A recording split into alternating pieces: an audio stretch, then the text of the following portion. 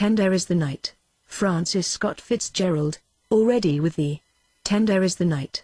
But here there is no light, save what from heaven is with the breezes blown through verdurous glooms and winding mossy ways. Ode to a Nightingale, Part 1, Chapter 1. On the pleasant shore of the French Riviera, about halfway between Marseille and the Italian border, stands a large, proud, rose-colored hotel. Deferential palms cool its flushed facade, and before it stretches a short dazzling beach. Lately it has become a summer resort of notable and fashionable people. A decade ago it was almost deserted after its English clientele went north in April. Now, many bungalows cluster near it, but when this story begins only the cupolas of a dozen older villas rotted like water lilies among the massed pines between Gauss's Hotel des Étrangers and Cannes, 5 miles away. The hotel and its bright tan prairie give a beat to a one. In the early morning the distant image of Cannes, the pink and cream of old fortifications, the purple Alp that bounded Italy, were cast across the water and lay quavering in the ripples and rings sent up by sea plants through the clear shallows.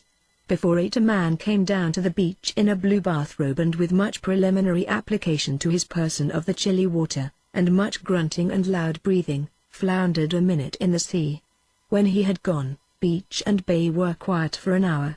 Merchantmen crawled westward on the horizon, busboys shouted in the hotel court. The dew dried upon the pines. In another hour the horns of motors began to blow down from the winding road along the low range of the moors, which separates the littoral from true Provençal France. A mile from the sea, where pines give way to dusty poplars, is an isolated railroad stop, whence one June morning in 1925 a Victoria brought a woman and her daughter down to Gauss's hotel. The mother's face was of a fading prettiness that would soon be patted with broken veins. Her expression was both tranquil and aware in a pleasant way. However, one's eye moved on quickly to her daughter, who had magic in her pink palms and her cheeks lit to a lovely flame, like the thrilling flush of children after their cold baths in the evening. Her fine forehead sloped gently up to where her hair, bordering it like an armorial shield, burst into love locks and waves and curlicues of ash blonde and gold. Her eyes were bright, big, clear, wet, and shining. The color of her cheeks was real, breaking close to the surface from the strong young pump of her heart. Her body hovered delicately on the last edge of childhood. She was almost 18, nearly complete, but the dew was still on her. As sea and sky appeared below them in a thin, hot line, the mother said, "Something tells me we're not going to like this place. I want to go home anyhow," the girl answered. They both spoke cheerfully but were obviously without direction and bored by the fact. Moreover, just any direction would not do. They wanted high excitement, not from the necessity of stimulating jaded nerves but with the avidity of prize-winning schoolchildren who deserved their vacations. "We'll stay 3 days and then go home. I'll wire right away for steamer tickets." At the hotel the girl made the reservation in idiomatic but rather flat French, like something remembered.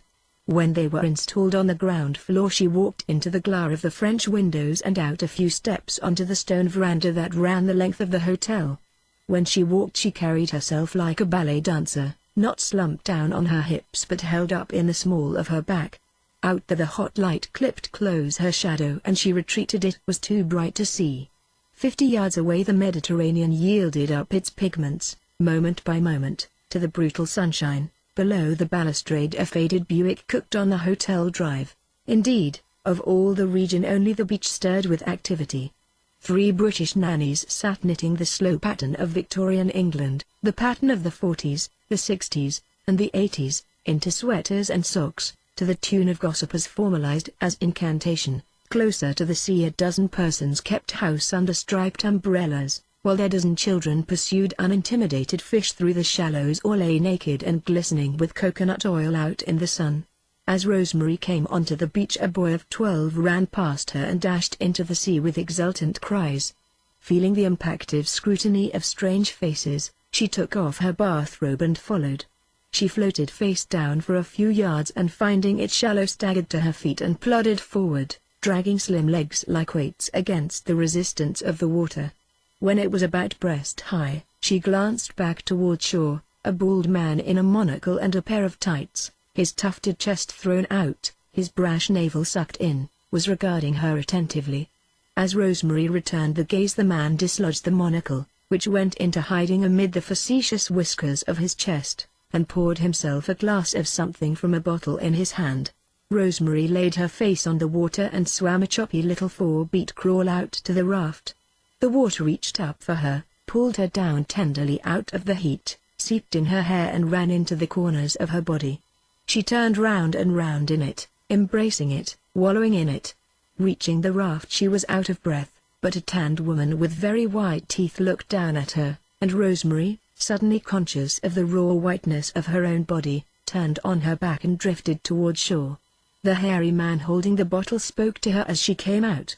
"I say they have sharks out behind the raft." He was of indeterminate nationality, but spoke English with a slow Oxford drawl. "Yesterday they devoured 2 British sailors from the float at Gulf One." "Heavens!" exclaimed Rosemary. "They come in for the refuse from the float." Glazing his eyes to indicate that he had only spoken in order to warn her, he minced off 2 steps and poured himself another drink. Not unpleasantly self-conscious, since there had been a slight sway of attention toward her during this conversation, Rosemary looked for a place to sit. Obviously each family possessed the strip of sand immediately in front of its umbrella. Besides, there was much visiting and talking back and forth, the atmosphere of a community upon which it would be presumptuous to intrude. Farther up, where the beach was strewn with pebbles and dead seaweed, sat a group with flesh as white as her own. They lay under small hand parasols instead of beach umbrellas and were obviously less indigenous to the place. Between the dark people and the light, Rosemary found room and spread out her pagnoia on the sand.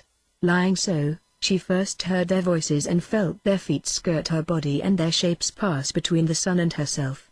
The breath of an inquisitive dog blew warm and nervous on her neck. She could feel her skin broiling a little in the heat and hear the small exhausted whir of the expiring waves.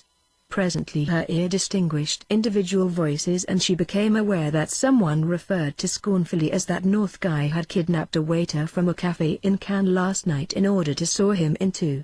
The sponsor of the story was a white-haired woman in full evening dress, obviously a relic of the previous evening, for a tiara still clung to her head and a discouraged orchid expired from her shoulder. Rosemary, forming a vague antipathy to her and her companions, turned away. Nearest her, on the other side, a young woman lay under a roof of umbrellas making out a list of things from a book open on the sand. Her bathing suit was pulled off her shoulders and her back, a ruddy, orange-brown, set off by a string of creamy pearls, shone in the sun. Her face was hard and lovely and pitiful. Her eyes met Rosemary's but did not see her. Beyond her was a fine man in a jockey cap and red striped tights, then the woman Rosemary had seen on the raft, and who looked back at her, seeing her, then a man with a long face and a golden, leonine head, with blue tights and no hat, talking very seriously to an unmistakably Latin young man in black tights, both of them picking at little pieces of seaweed in the sand. She thought they were mostly Americans, but something made them unlike the Americans she had known of late. After a while she realized that the man in the jockey cap was giving a quiet little performance for this group. He moved gravely about with a rake, ostensibly removing gravel and meanwhile developing some esoteric burlesque held in suspension by his grave face. Its faintest ramification had become hilarious, until whatever he said released a burst of laughter. Even those who, like herself, were too far away to hear, sent out antennae of attention until the only person on the beach not caught up in it was the young woman with the string of pearls. Perhaps from modesty or possession she responded to each salvo of amusement by bending closer over her list. The man of the monocle and bottle spoke suddenly out of the sky above Rosemary. "You are a ripping swimmer." She demurred. "Jolly good. My name is Campion. Here is a lady who says she saw you in Sorrento last week and knows who you are and would so like to meet you." Glancing around with concealed annoyance, Rosemary saw the untanned people were waiting. Reluctantly she got up and went over to them.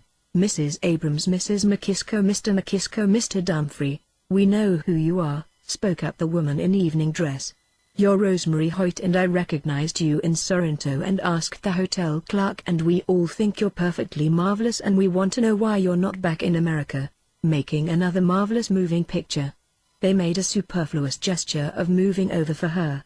The woman who had recognized her was not a Jewess, despite her name.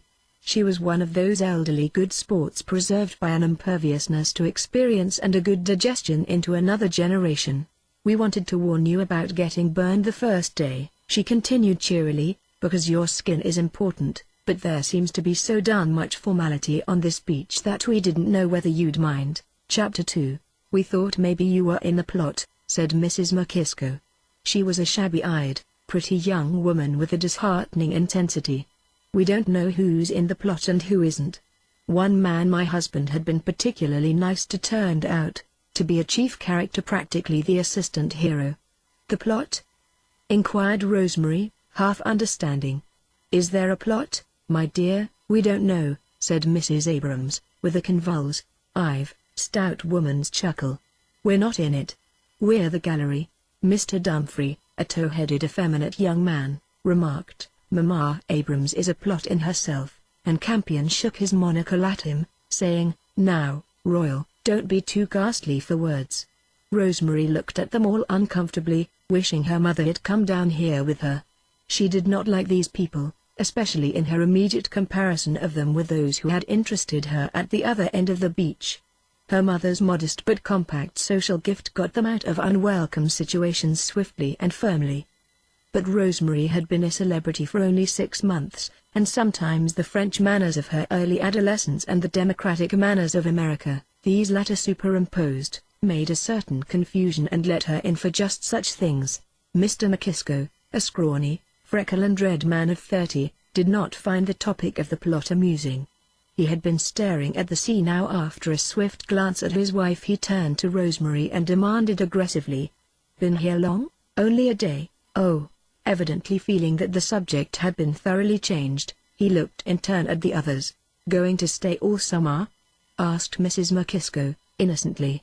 "If you do, you can watch the plot unfold. For God's sake, Violet, drop the subject," exploded her husband.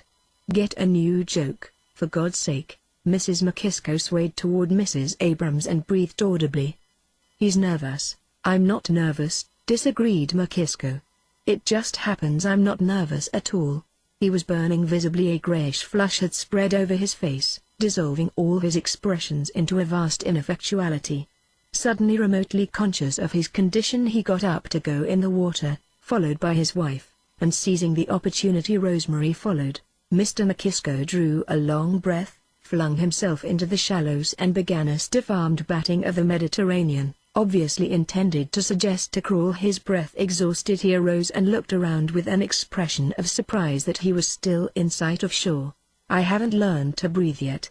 I never quite understood how they breathed." He looked at Rosemary inquiringly. "I think you breathe out underwater," she explained. "And every 4th beat you roll your head over for air. The breathing's the hardest part for me. Shall we go to the raft?" The man with the leonine head lay stretched out upon the raft, which tipped back and forth with the motion of the water. As Mrs. McKisko reached for it, a sudden tilt struck her arm up roughly, whereupon the man started up and pulled her on board. "I was afraid it hit you." His voice was slow and shy. He had one of the saddest faces Rosemary had ever seen, the high cheekbones of an Indian, a long upper lip, and enormous deep-set dark golden eyes. He had spoken out of the side of his mouth, as if he hoped his words would reach Mrs. McKisko by a circuitous and unobtrusive route. In a minute he had shoved off into the water and his long body lay motionless toward shore. Rosemary and Mrs. McKisko watched him. When he had exhausted his momentum, he abruptly bent double, his thin thighs rose above the surface, and he disappeared totally, leaving scarcely a fleck of foam behind. "He's a good swimmer," Rosemary said. Mrs. McKisko's answer came with surprising violence. "Well, he's a rotten musician." She turned to her husband, who after 2 unsuccessful attempts had managed to climb on the raft, and having attained his balance was trying to make some kind of compensatory flourish, achieving only an extra stagger. "I was just saying that Abe North may be a good swim, but he's a rotten musician." "Yes," agreed McKisko, grudgingly. Obviously he had created his wife's world, and allowed her few liberties in it. "Anthel's my man." Mrs. McKisko turned challengingly to Rosemary, "Anthel and Joyce. I don't suppose you ever hear much about those sort of people in Hollywood, but my husband wrote the first criticism of Ulysses that ever appeared in America. I wish I had a cigarette, said McKisko calmly. That's more important to me just now. He's got insides, don't you think so, Albert? Her voice faded off suddenly. The woman of the pearls had joined her 2 children in the water, and now Abe North came up under one of them like a volcanic island, raising him on his shoulders. The child yelled with fear and delight, and the woman watched with a lovely peace, without a smile. Is that his wife? Rosemary asked. No, that's Mrs. Diver. They're not at the hotel. Her eyes, photographic, did not move from the woman's face. After a moment she turned vehemently to Rosemary. Have you been abroad before? Yes, I went to school in Paris. Oh. Well then you probably know that if you want to enjoy yourself here the thing is to get to know some real French families. What do these people get out of it? She pointed her left shoulder toward shore. They just stick around with each other in little cliques. Of course, we had letters of introduction and met all the best French artists and writers in Paris. That made it very nice. I should think so. My husband is finishing his first novel, you see, Rosemary said. Oh, he is? She was not thinking anything special, except wondering whether her mother had got to sleep in this heat. It's on the idea of Ulysses, continued Mrs. McKisko. Only instead of taking 24 hours my husband takes 100 years.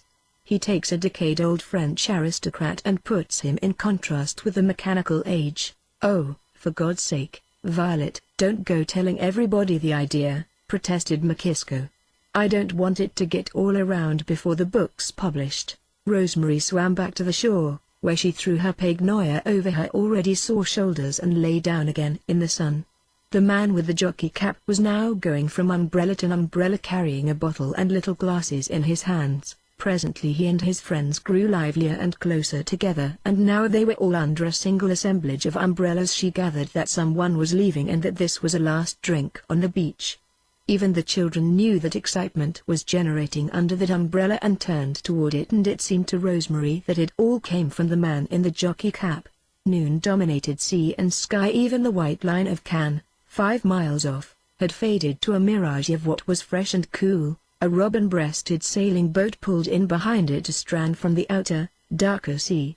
It seemed that there was no life anywhere in all this expanse of coast except under the filtered sunlight of those umbrellas, where something went on amid the color and the murmur. Campion walked near her, stood a few feet away, and Rosemary closed her eyes, pretending to be asleep. Then she half opened them and watched 2 dim, blurred pillars that were legs.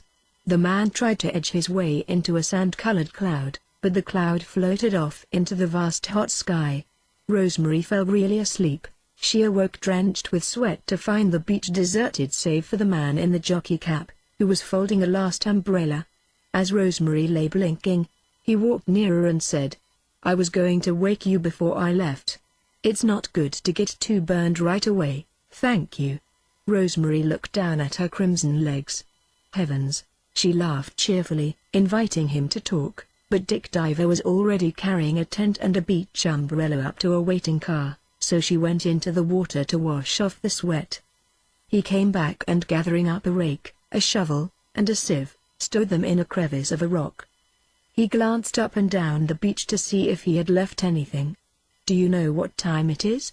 Rosemary asked. It's about 1:30. They faced the seascape together momentarily. It's not a bad time, said Dick Diver. It's not one of worst times of the day. He looked at her and for a moment she lived in the bright blue worlds of his eyes, eagerly and confidently. Then he shouldered his last piece of junk and went up to his car, and Rosemary came out of the water, shook out her pagnoia and walked up to the hotel. Chapter 3. It was almost 2 when they went into the dining room. Back and forth over the deserted tables a heavy pattern of beams and shadows swayed with the motion of the pines outside. 2 waiters, piling plates and talking loud Italian, fell silent when they came in and brought them a tired version of the tabled hot luncheon. I fell in love on the beach, said Rosemary, first with a whole lot of people who looked nice. Then with one man. Did you talk to him? Just a little. Very handsome. With reddish hair. She was eating, ravenously. He's married though it's usually the way. Her mother was her best friend and had put every last possibility into the guiding of her, not so rare a thing in the theatrical profession, but rather special in that Mrs. Elsie Spears was not recompensing herself for a defeat of her own. She had no personal bitterness or resentments about life. Twice satisfactorily married and twice widowed, her cheerful stoicism had each time deepened. One of her husbands has been a cavalry officer and one an army doctor, and they both left something to her that she tried to present intact to Rosemary. By not sparing Rosemary she had made her hard. By not sparing her own labor and devotion she had cultivated an idealism in Rosemary, which at present was directed toward herself and saw the world through her eyes. So that while Rosemary was a simple child she was protected by a double sheath of her mother's armor and her own. She had a mature distrust of the trivial, the facile and the vulgar. However, with Rosemary's sudden success in pictures Mrs. Spears felt that it was time she was spiritually weaned. It would please rather than pain her if this somewhat bouncing, breathless and exigent idealism would focus on something except herself. "Then you like it here?" she asked. "It might be fun if we knew those people." There were some other people, but they weren't nice.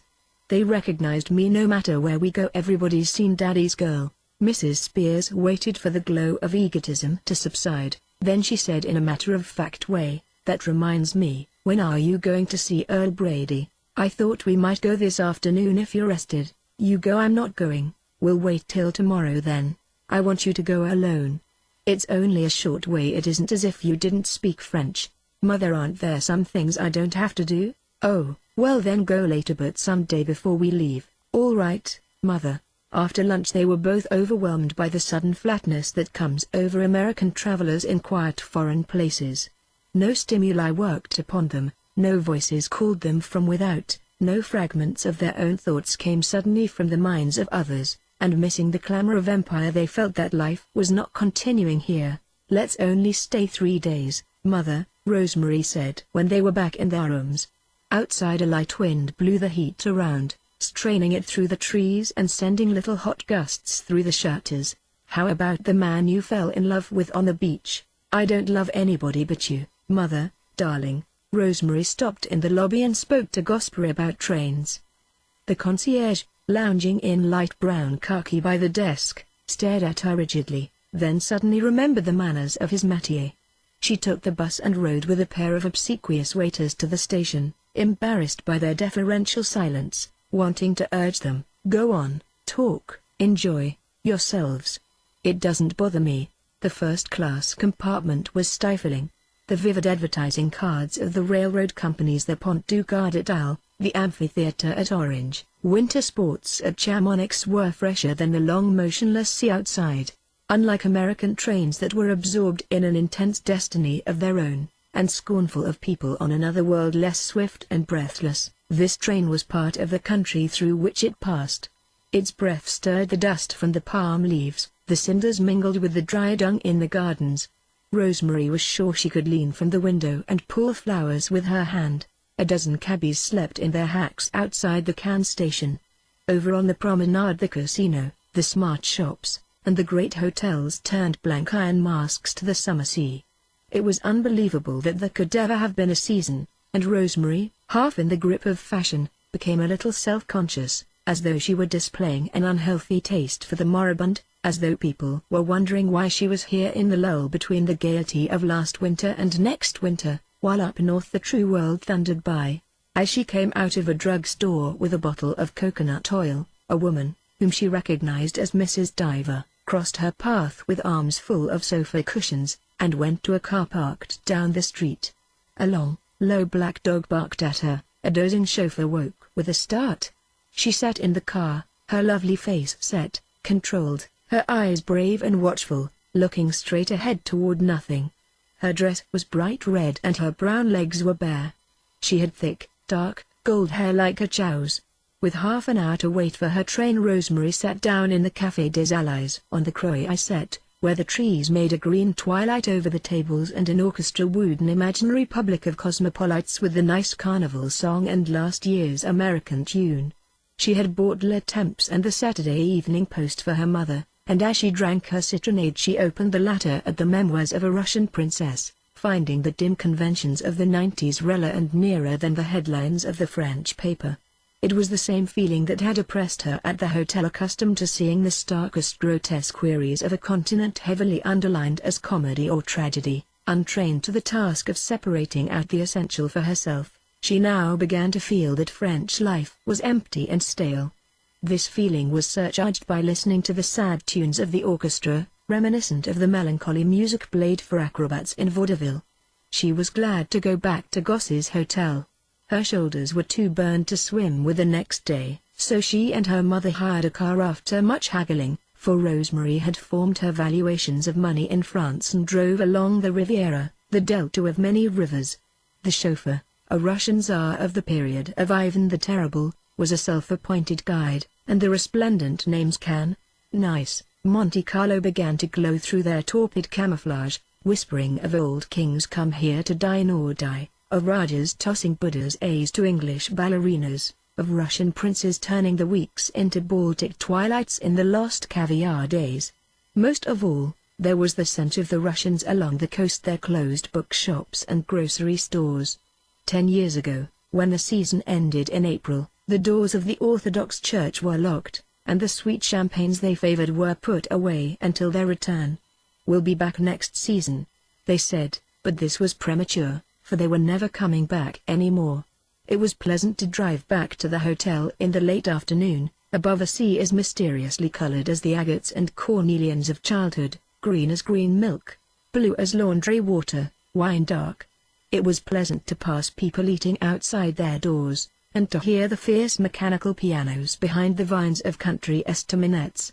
When they turned off the Corniche door and down to Goss's hotel through the darkening banks of trees, set one behind another in many greens, the moon already hovered over the ruins of the aqueducts. Somewhere in the hills behind the hotel there was a dance, and Rosemary listened to the music through the ghostly moonshine of her mosquito net, realizing that there was gaiety too somewhere about, and she thought of the nice people on the beach. She thought she might meet them in the morning, but they obviously formed a self-sufficient little group, and once their umbrellas, bamboo rugs, dogs, and children were set out in place, the part of the place was literally fenced in. She resolved in any case not to spend her last 2 mornings with the other ones. Chapter 4. The matter was solved for her. The Makiscos were not yet there, and she had scarcely spread her pagnoia when 2 men, the man with the jockey cap and the tall blond man, given to sawing waiters in 2, left the group and came down toward her. "Good morning," said Dick Diver. He broke down. "Look, sunburn or no sunburn, why did you stay away yesterday? We worried about you." She sat up and her happy little laugh welcomed their intrusion. "We wondered," Dick Diver said, "if you wouldn't come over this morning. We go in, we take food and drink, so it's a substantial invitation." He seemed kind and charming. His voice promised that he would take care of her, and that a little later he would open up whole new worlds for her, unroll an endless succession of magnificent possibilities. He managed the introduction so that her name wasn't mentioned, and then let her know easily that everyone knew who she was but were respecting the completeness of her private life, a courtesy that Rosemary had not met with save from professional people since her success. Nicole Diver, her brown back hanging from her pearls, was looking through a recipe book for Chicken Maryland. She was about 24. Rosemary guessed her face could have been described in terms of conventional prettiness, but the effect was that it had been made first on the heroic scale with strong structure and marking, as if the features and vividness of brow and coloring, everything we associate with temperament and character, had been molded with a Rodin-esque intention, and then chiseled away in the direction of prettiness to a point where a single slip would have irreparably diminished its force and quality. With the mouth the sculptor had taken desperate chances. It was the Cupid's bow of a magazine cover, yet it shared the distinction of the rest. "Are you here for a long time?" Nicole asked. Her voice was low, almost harsh. Suddenly Rosemary let the possibility enter her mind that they might stay another week. "Not very long," she answered vaguely. "We've been abroad a long time. We landed in Sicily in March and we've been slowly working our way north. I got pneumonia making a pick to last January and I've been recuperating." "Mercy. How did that happen?" "Well, it was from swimming." Rosemary was rather reluctant at embarking upon personal revelations. "One day I happened to have the grip and didn't know it, and they were taking a scene where I dove into a canal in Venice. It was a very expensive set, so I had to dive and dive and dive all morning. Mother had a doctor right there, but it was no use, I got pneumonia." She changed the subject determinedly before they could speak. "Do you like it here, this place?" "They have to like it," said Abe North slowly. "They invented it." He turned his noble head slowly so that his eyes rested with tenderness and affection on the two divers. "Oh, did you? This is only the second season that the hotel's been open in summer," Nicole explained. "We persuaded Gauss to keep on a cook and a garçon and a chasseur. It paid its way, and this year it's doing even better. But you're not in the hotel. We built a house up at Tarms. The theory is," said Dick, arranging an umbrella to clip a square of sunlight off Rosemary's shoulder, "that all the northern places, like Daville, were picked out by Russians and English who don't mind the cold, while half of us Americans come from tropical climates. That's why we're beginning to come here." The young man of Latin aspect had been turning the pages of the New York Herald. "Well, what nationality are these people?" he demanded, suddenly, and read with a slight French intonation, "Registered at the Hotel Palace at Vevey are Mr. Pandley Vlasco, Bonis, I don't exaggerate, Karina Midnka, Pashk, Seraphim Tullio, Maria Amalia Rotomais, Moises Tubal, Paragaris, Apostle Alexander, Yolanda Yosfioglu and Genevieve de Momus. She attracts me most to Genevieve de Momus. Almost worth running up to Vevey to take a look at Genevieve de Momus." He stood up with sudden restlessness, stretching himself with one sharp movement. He was a few years younger than Diver or North. He was tall and his body was hard but overspare save for the bunched force gathered in his shoulders and upper arms. At first glance he seemed conventionally handsome, but there was a faint disgust always in his face which marred the full fierce luster of his brown eyes. Yet one remembered them afterward, when one had forgotten the inability of the mouth to endure boredom and the young forehead with its furrows of fretful and unprofitable pain. "We found some fine ones in the News of Americans last week," said Nicole. "Mrs. Evelyn Oyster, and what were the others?" "There was Mr. S. Flesh," said Diver, getting up also. He took his rake and began to work seriously at getting small stones out of the sand. "Oh, yes, S. Flesh, doesn't he give you the creeps?" It was quiet alone with Nicole. Rosemary found it even quieter than with her mother. Abe North and Barban, the Frenchman, were talking about Morocco, and Nicole, having copied her recipe, picked up a piece of sewing. Rosemary examined their appurtenances: 4 large parasols that made a canopy of shade, a portable bathhouse for dressing, a pneumatic rubber horse, new things that Rosemary had never seen, from the first burst of luxury manufacturing after the war, and probably in the hands of the first of purchasers. She had gathered that they were fashionable people, but though her mother had brought her up to beware such people as drones, she did not feel that way here. Even in their absolute immobility, complete as that of the morning, she felt a purpose, a working over something, a direction, an act of creation different from any she had known. Her immature mind made no speculations upon the nature of their relation to each other. She was only concerned with their attitude toward herself, but she perceived the web of some pleasant interrelation, which she expressed with the thought that they seemed to have a very good time. She looked in turn at the 3 men, temporarily expropriating them. All 3 were personable in different ways, all were of a special gentleness that she felt was part of their lives, past and future, not circumstanced by events, not at all like the company manners of actors, and she detected also a far-reaching delicacy that was different from the rough and ready good fellowship of directors, who represented the intellectuals in her life. Actors and directors, those were the only men she had ever known, those and the heterogeneous, indistinguishable mass of college boys, interested only in love at first sight, whom she had met at the Yale prom last fall. These 3 were different. Barban was less civilized, more skeptical and scoffing. His manners were formal, even perfunctory. Abe North had, under his shyness, a desperate humor that amused but puzzled her. Her serious nature distrusted its ability to make a supreme impression on him. But Dick Diver, he was all complete there. Silently she admired him. His complexion was reddish and weather-burned, so was his short hair. A light growth of it rolled down his arms and hands. His eyes were of a bright, hard blue. His nose was somewhat pointed and there was never any doubt at whom he was looking or talking, and this is a flattering attention, for who looks at us? Glances fall upon us, curious or disinterested, nothing more. His voice, with some faint Irish melody running through it, wooed the world, yet she felt the layer of hardness in him, of self-control and of self-discipline, her own virtues. Oh, she chose him, and Nicole, lifting her head, saw her choose him, heard the little sigh at the fact that he was already possessed. Toward noon the McKiskos, Mrs. Abrams, Mr. Dumfries, and Signor Campion came on the beach. They had brought a new umbrella that they set up with side glances toward the divers, and crept under with satisfied expressions, all save Mr. McKisko, who remained derisively without. In his raking Dick had passed near them and now he returned to the umbrellas. "The two young men are reading the book of etiquette together," he said in a low voice. "Planning to mix wit to quality," said Abe. Mary North, the very tanned young woman whom Rosemary had encountered the first day on the raft, came in from swimming and said with a smile that was a rakish gleam, "So Mr. and Mrs. Neverquiver have arrived. They're this man's friends," Nicole reminded her, indicating Abe. "Why doesn't he go and speak to them?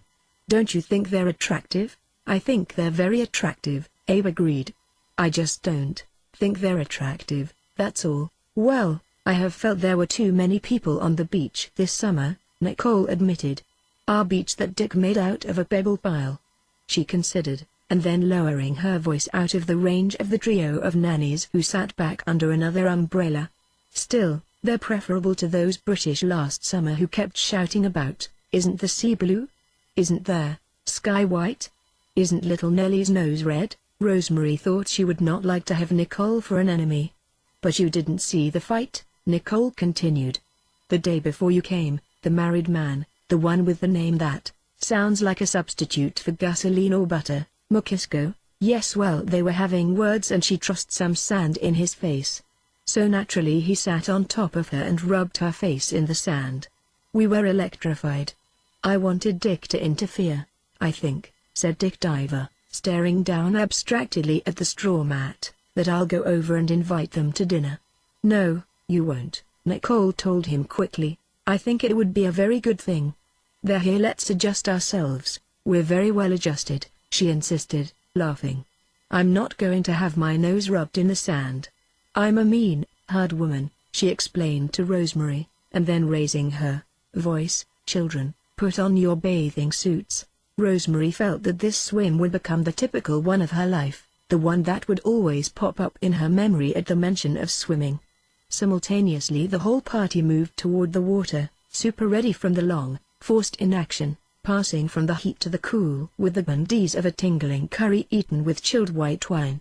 The diver's day was spaced like the day of the older civilizations to yield the utmost from the materials at hand, and to give all the transitions their full value, and she did not know that there would be another transition presently from the utter absorption of the swim to the garrulity of the provincial lunch hour. But again she had the sense that Dick was taking care of her, and she delighted in responding to the eventual movement as if it had been an order. Nicole handed her husband the curious garment on which she had been working. He went into the dressing tent and inspired a commotion by appearing in a moment clad in transparent black lace drawers. Close inspection revealed that actually they were lined with flesh-colored cloth. "Well, if that isn't a pansy's trick!" exclaimed Mr. McKisko contemptuously, then turning quickly to Mr. Dumfries and Mr. Campion. He added, "Oh, I beg your pardon." Rosemary bubbled with delight at the trunks. Her naivete responded wholeheartedly to the expensive simplicity of the divers, unaware of its complexity and its lack of innocence, unaware that it was all a selection of quality rather than quantity from the run of the world's bazaar, and that the simplicity of behavior also, the nursery-like peace and goodwill, the emphasis on the simpler virtues, was part of a desperate bargain with the gods and had been attained through struggles she could not have guessed at. At that moment the divers represented externally the exact furthermost evolution of a class, so that most people seemed awkward beside them. In reality a qualitative change had already set in that was not at all apparent to Rosemary. She stood with them as they took sherry and ate crackers. Dick Diver looked at her with cold blue eyes, his kind, strong mouth said thoughtfully and deliberately, You're the only girl I've seen for a long time that actually did look like something blooming." In her mother's lap afterward, Rosemary cried and cried, "I love him, Mother. I'm desperately in love with him. I never knew I could feel that way about anybody. And he's married, and I like her too. It's just hopeless. Oh, I love him so. I'm curious to meet him. She invited us to dinner Friday. If you're in love, it ought to make you happy." "You ought to laugh." Rosemary looked up and gave a beautiful little shiver of her face and laughed. Her mother always had a great influence on her. Chapter 5. Rosemary went to Monte Carlo nearly as sulkily as it was possible for her to be. She rode up the rugged hill to La Turbie, to an old Gaumont lot in process of reconstruction, and as she stood by the grilled entrance waiting for an answer to the message on her card, she might have been looking into Hollywood. The bizarre debris of some recent picture, a decayed street scene in India, a great cardboard whale, a monstrous tree bearing cherries large as basketballs, bloomed there by exotic dispensation, autochthonous as the pale amaranth, mimosa, cork or dwarfed pine. There were a quick lunch shack and 2 barn-like stages, and everywhere about the lot, groups of waiting, hopeful, painted faces. After 10 minutes a young man with hair the color of canary feathers hurried down to the gate. "Come in, Miss Hoyt. Mr. Brady's on the set, but he's very anxious to see you." "I'm sorry you were kept waiting, but you know some of these French dames are worse about pushing themselves in." The studio manager opened a small door in the blank wall of stage building, and with sudden glad familiarity Rosemary followed him into half-darkness. Here and there figures spotted the twilight, turning up ashen faces to her like souls in purgatory watching the passage of a mortal through. There were whispers and soft voices and, apparently from afar, the gentle tremolo of a small organ. Turning the corner made by some flats, they came upon the white crackling glow of a stage, where a French actor, his shirt front, collar, and cuffs tinted a brilliant pink, and an American actress stood motionless face to face. They stared at each other with dogged eyes, as though they had been in the same position for hours, and still for a long time nothing happened. No one moved. A bank of lights went off with a savage hiss, went on again. The plaintive tap of a hammer bade admission to nowhere in the distance. A blue face appeared among the blinding lights above, called something unintelligible into the upper blackness. Then the silence was broken by a voice in front of Rosemary. "Baby, you don't take off the stockings, you can spoil 10 more pairs. That dress is £15. Stepping backward, the speaker ran against Rosemary. Whereupon the studio manager said, "Hey, Miss Hoyt." They were meeting for the first time. Brady was quick and strenuous. As he took her hand she saw him look her over from head to foot, a gesture she recognized and that made her feel at home, but gave her always a faint feeling of superiority to whoever made it. If her person was property she could exercise whatever advantage was inherent in its ownership. "I thought you'd be along any day now," Brady said, in a voice that it was just a little too compelling for private life, and that trailed with it a faintly defiant Cockney accent. "Have a good trip?" "Yes, but we're glad to be going home." "No, oh," he protested. "Stay a while, I want to talk to you. Let me tell you, that was some picture of yours, that Daddy's girl. I saw it in Paris. I wired the coast right away to see if you were signed. I just had. I'm sorry. God, what a picture." Not wanting to smile in silly agreement, Rosemary frowned. "Nobody wants to be thought of forever for just one picture," she said. "Sure, that's right. What are your plans?" "Mother thought I needed a rest.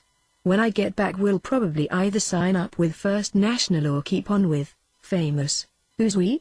"My mother. She decides business matters. I couldn't do without her." Again he looked her over completely, and, as he did, something in Rosemary went out to him. It was not liking, not at all the spontaneous admiration she had felt for the man on the beach this morning. It was a click. He desired her, and, so far as her virginal emotions went, she contemplated a surrender with equanimity. Yet she knew she would forget him half an hour after she left him, like an actor kissed in a picture. "Where are you staying?" Brady asked. "Oh, yes, at Gauss's.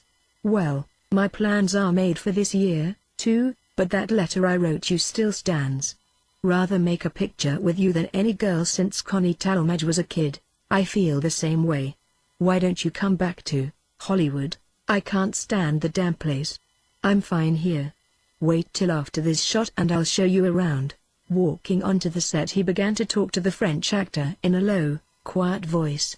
5 minutes passed. Brady talked on, while from time to time the Frenchman shifted his feet and nodded. Abruptly, Brady broke off, calling something to the lights that startled them into a humming glare. Los Angeles was loud about Rosemary now. Unappalled, she moved once more through the city of thin partitions, wanting to be back there. But she did not want to see Brady in the mood she sensed he would be in after he had finished, and she left the lot with a spell still upon her. The Mediterranean world was less silent now that she knew the studio was there. She liked the people on the streets and bought herself a pair of espadrilles on the way to the train. Her mother was pleased that she had done so accurately what she was told to do, but she still wanted to launch her out and away. Mrs. Spears was fresh in appearance, but she was tired. Deathbeds make people tired indeed, and she had watched beside a couple. Chapter 6. Feeling good from the rosy wine at lunch, Nicole Diver folded her arms high enough for the artificial chameleon on her shoulder to touch her cheek, and went out into her lovely grassless garden. The garden was bounded on one side by the house, from which it flowed and into which it ran, on 2 sides by the old village, and on the last by the cliff falling by ledges to the sea. Along the walls on the village side all was dusty, the wriggling vines, the lemon and eucalyptus trees, the casual wheelbarrow, left only a moment since, but already grown into the path, atrophied and faintly rotten. Nicole was invariably somewhat surprised that by turning in the other direction past a bed of peonies she walked into an area so green and cool that the leaves and petals were curled with tender damp. Knotted at her throat she wore a lilac scarf that even in the achromatic sunshine cast its color up to her face and down around her moving feet in a lilac shadow. Her face was hard, almost stern, save for the soft gleam of piteous doubt that looked from her green eyes. Her once fair hair had darkened, but she was lovelier now at 24 than she had been at 18, when her hair was brighter than she. Following a walk marked by an intangible mist of bloom that followed the white border stones, she came to a space overlooking the sea where there were lanterns asleep in the fig trees and a big table and wicker chairs and a great market umbrella from Siena, all gathered about an enormous pine, the biggest tree in the garden. She paused there a moment, looking absently at a growth of nasturtiums and iris tangled at its foot, as though sprung from a careless handful of seeds, listening to the plaints and accusations of some nursery squabble in the house. When this died away on the summer air, she walked on, between kaleidoscopic peonies massed in pink clouds, black and brown tulips and fragile mauve-stemmed roses, transparent like sugar flowers in a confectioner's window, until, as if the scherzo of color could reach no further intensity, it broke off suddenly in mid-air, and moist steps went down to a level 5 feet below. Here there was a well with the boarding around it dank and slippery even on the brightest days. She went up the stairs on the other side and into the vegetable garden. She walked rather quickly. She liked to be active, though at times she gave an impression of repose that was at once static and evocative. This was because she knew few words and believed in none, and in the world she was rather silent, contributing just her share of urbane humor with a precision that approached meagerness. But at the moment when strangers tended to grow uncomfortable in the presence of this economy, she would seize the topic and rush off with it, feverishly surprised with herself, then bring it back and relinquish it abruptly, almost timidly, like an obedient retriever, having been adequate and something more. As she stood in the fuzzy green light of the vegetable garden, Dick crossed the path ahead of her going to his workhouse. Nicole waited silently till he had passed. Then she went on through lines of prospective salads to a little menagerie where pigeons and rabbits and a parrot made a medley of insolent noises at her. Descending to another ledge, she reached a low, curved wall and looked down 700 feet to the Mediterranean Sea. She stood in the ancient hill village of Tarms. The villa and its grounds were made out of a row of peasant dwellings that abutted on the cliff. 5 small houses had been combined to make the house and 4 destroyed to make the garden.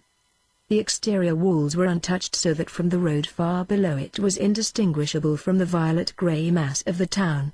For a moment Nicole stood looking down at the Mediterranean, but there was nothing to do with it, even with her tireless hands. Presently Dick came out of his one-room house carrying a telescope and looked east toward Cannes. In a moment Nicole swam into his field of vision, whereupon he disappeared into his house and came out with a megaphone. He had many light mechanical devices. "Nicole," he shouted, "I forgot to tell you that as a final apostolic gesture I invited Mrs. Abrams, the woman with the white hair. I suspected it. It's an outrage."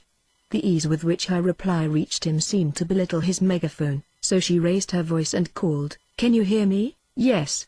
He lowered the megaphone and then raised it stubbornly. "I'm going to invite some more people too.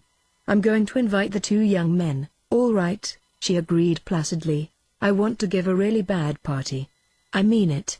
I want to give a party where there's a brawl and seductions and people going home with their feelings hurt and women passed out in their cabinet de toilette.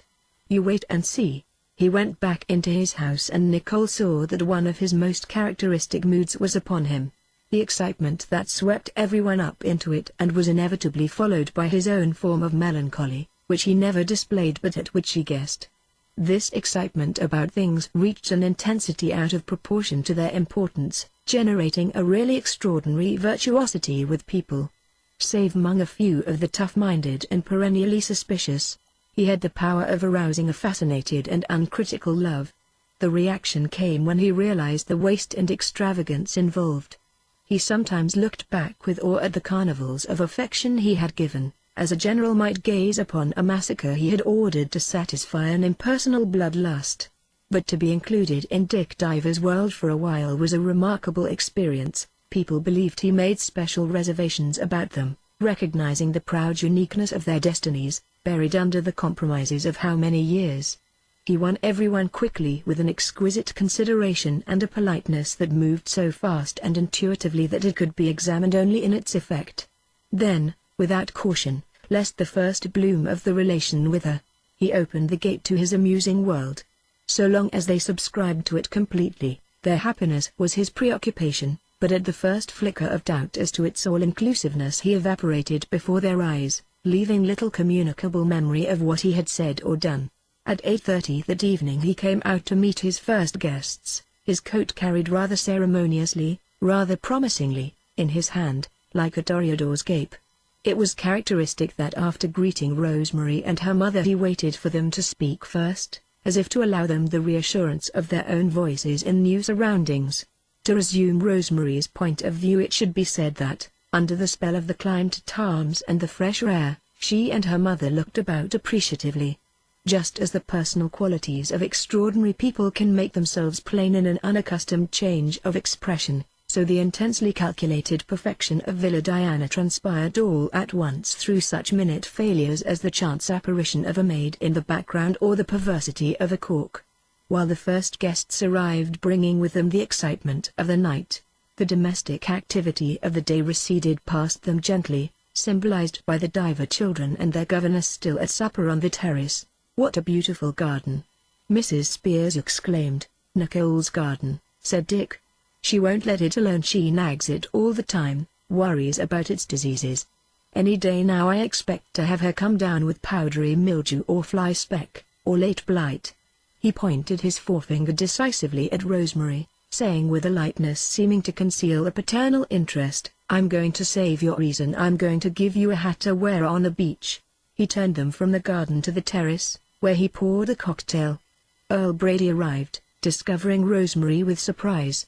His manner was softer than at the studio, as if his differentness had been put on at the gate, and Rosemary, comparing him instantly with Dick Diver, swung sharply toward the latter. In comparison, Earl Brady seemed faintly gross, faintly ill-bred. Once more, though, she felt an electric response to his person. He spoke familiarly to the children who were getting up from their outdoor supper. "Hello, Lanier, how about a song? Will you and Topsy sing me a song?" "What shall we sing?" agreed the little boy, with the odd chanting accent of American children brought up in France. "That song about mon ami Pierrot." Brother and sister stood side by side without self-consciousness and their voices soared sweet and shrill upon the evening air. "Au clair de la lune mon ami Pierrot, prête-moi ta plume, pour écrire un mot, marchand de l'Est morti, je n'ai plus de fait, ouvre-moi ta porte, pour l'âme de Dieu." The singing ceased and the children, their faces aglow with the late sunshine, stood smiling calmly at their success. Rosemary was thinking that the Villa Diana was the center of the world. On such a stage some memorable thing was sure to happen. She lighted up higher as the gate tinkled open and the rest of the guests arrived in a body. The McKiscos, Mrs. Abrams, Mr. Dumfrey, and Mr. Campion came up to the terrace. Rosemary had a sharp feeling of disappointment. She looked quickly at Dick, as though to ask an explanation of this incongruous mingling. But there was nothing unusual in his expression. He greeted his new guests with a proud bearing and an obvious deference to their infinite and unknown possibilities. She believed in him so much that presently she accepted the rightness of the McKiscos' presence as if she had expected to meet them all along. "I've met you in Paris," McKisco said to Abe North, who with his wife had arrived on their heels. "In fact, I've met you twice." "Yes, I remember," Abe said. "Then where was it?" demanded McKisco, not content to let well enough alone. "Why, I think Abe got tired of the game. I can't remember." The interchange filled a pause and Rosemary's instinct was that something tactful should be said by somebody. But Dick made no attempt to break up the grouping formed by these late arrivals, not even to disarm Mrs. McKisco of her air of supercilious amusement. He did not solve this social problem because he knew it was not of importance at the moment and would solve itself. He was saving his newness for a larger effort, waiting a more significant moment for his guests to be conscious of a good time. Rosemary stood beside Tommy Barban. He was in a particularly scornful mood and there seemed to be some special stimulus working upon him. He was leaving in the morning. "Going home? Home? I have no home. I am going to a war." "What war? What war?" "Any war. I haven't seen a paper lately but I suppose there's a war. There always is. Don't you care what you fight for?" "Not at all so long as I'm well treated. When I'm in a rut I come to see the divers, because then I know that in a few weeks I'll want to go to war." Rosemary stiffened. "You like the divers," she reminded him. "Of course, especially her, but they make me want to go to war." She considered this, to no avail.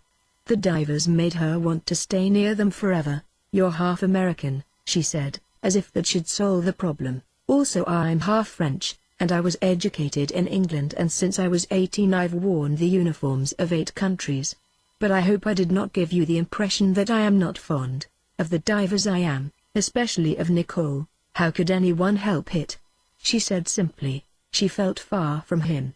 The undertone of his words repelled her and she withdrew her adoration for the divers from the profanity of his bitterness. She was glad he was not next to her at dinner and she was still thinking of his words, especially her, as they moved toward the table in the garden. For a moment now she was beside Dick Diver on the path. Alongside his hard, neat brightness everything faded into the surety that he knew everything.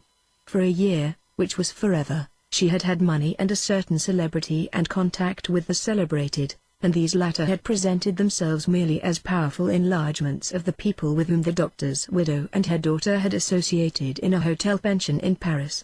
Rosemary was a romantic and her career had not provided many satisfactory opportunities on that score. Her mother, with the idea of a career for Rosemary, would not tolerate any such spurious substitutes as the excitations available on all sides, and indeed Rosemary was already beyond that. She was in the movies but not at all at them. So when she had seen approval of Dick Diver in her mother's face it meant that he was the real thing. It meant permission to go as far as she could. "I was watching you," he said, and she knew he meant it. "We've grown very fond of you. I fell in love with you the first time I saw you," she said quietly.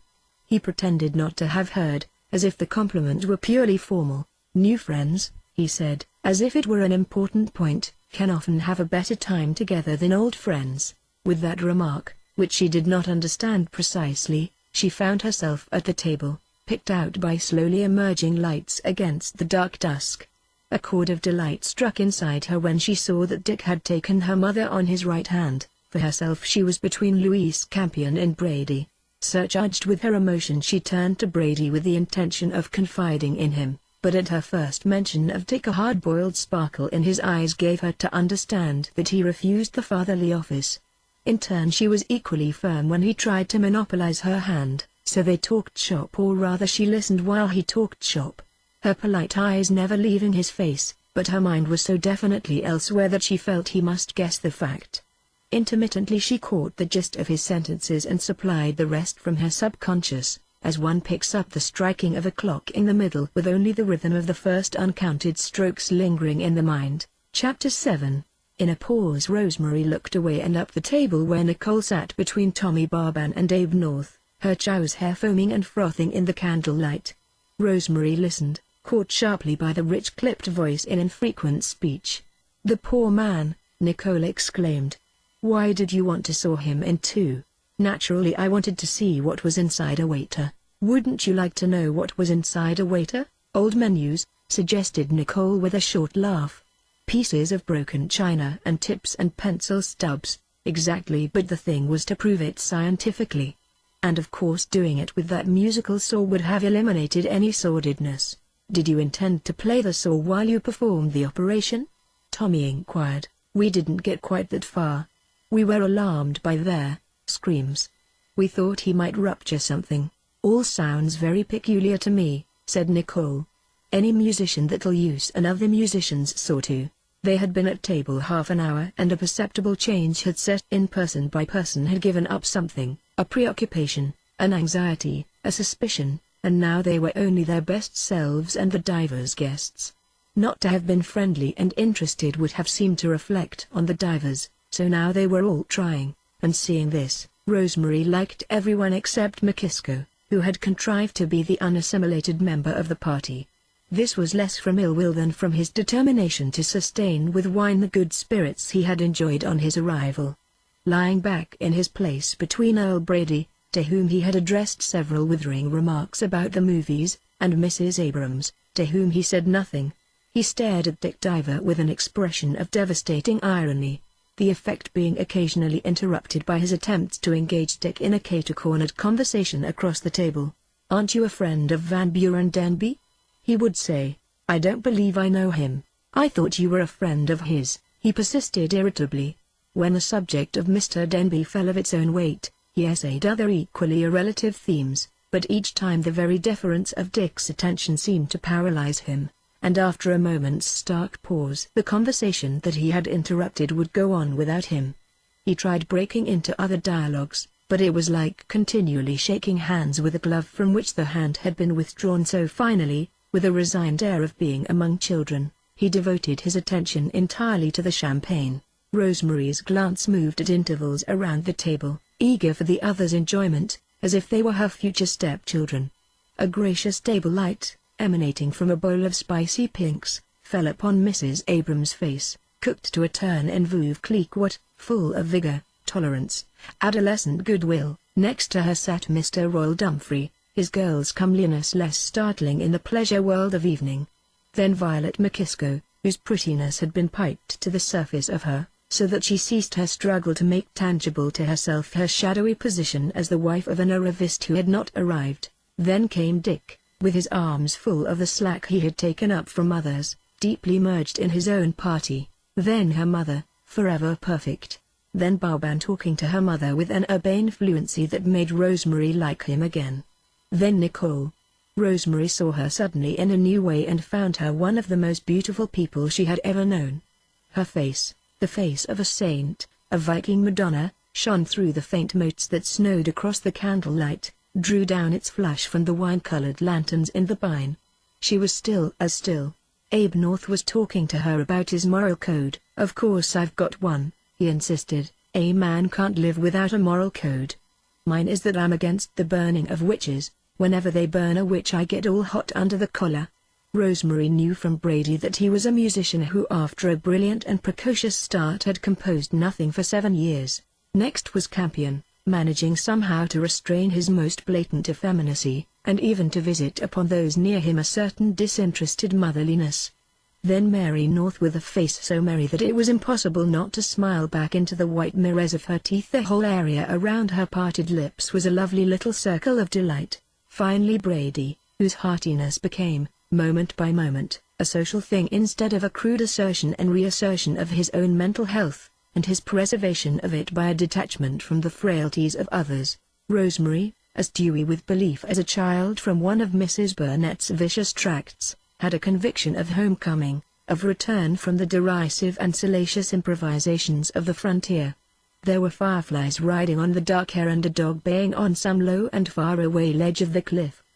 The table seemed to have risen a little toward the sky like a mechanical dancing platform, giving the people around it a sense of being alone with each other in the dark universe, nourished by its only food, warmed by its only lights. And, as if a curious hushed laugh from Mrs. McKisko were a signal that such a detachment from the world had been attained, the two divers began suddenly to warm and glow and expand, as if to make up to their guests, already so subtly assured of their importance, so flattered with politeness, for anything they might still miss from that country well left behind. Just for a moment they seemed to speak to everyone at the table, singly and together, assuring them of their friendliness, their affection. And for a moment the faces turned up toward them were like the faces of poor children at a Christmas tree. Then abruptly the table broke up. The moment when the guests had been daringly lifted above conviviality into the rarer atmosphere of sentiment, was over before it could be irreverently breathed, before they had half realized it was there.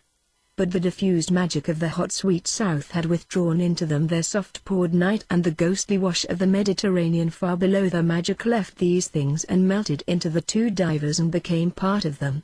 Rosemary watched Nicole pressing upon her mother a yellow evening bag she had admired, saying, "I think things ought to belong to the people that like them," and then sweeping into it all the yellow articles she could find, a pencil, a lipstick, a little notebook, because they all go together.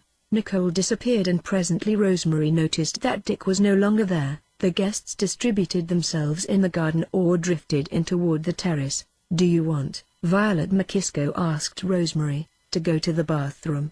"Not at that precise moment. I want," insisted Mrs. McKisko, "to go to the bathroom."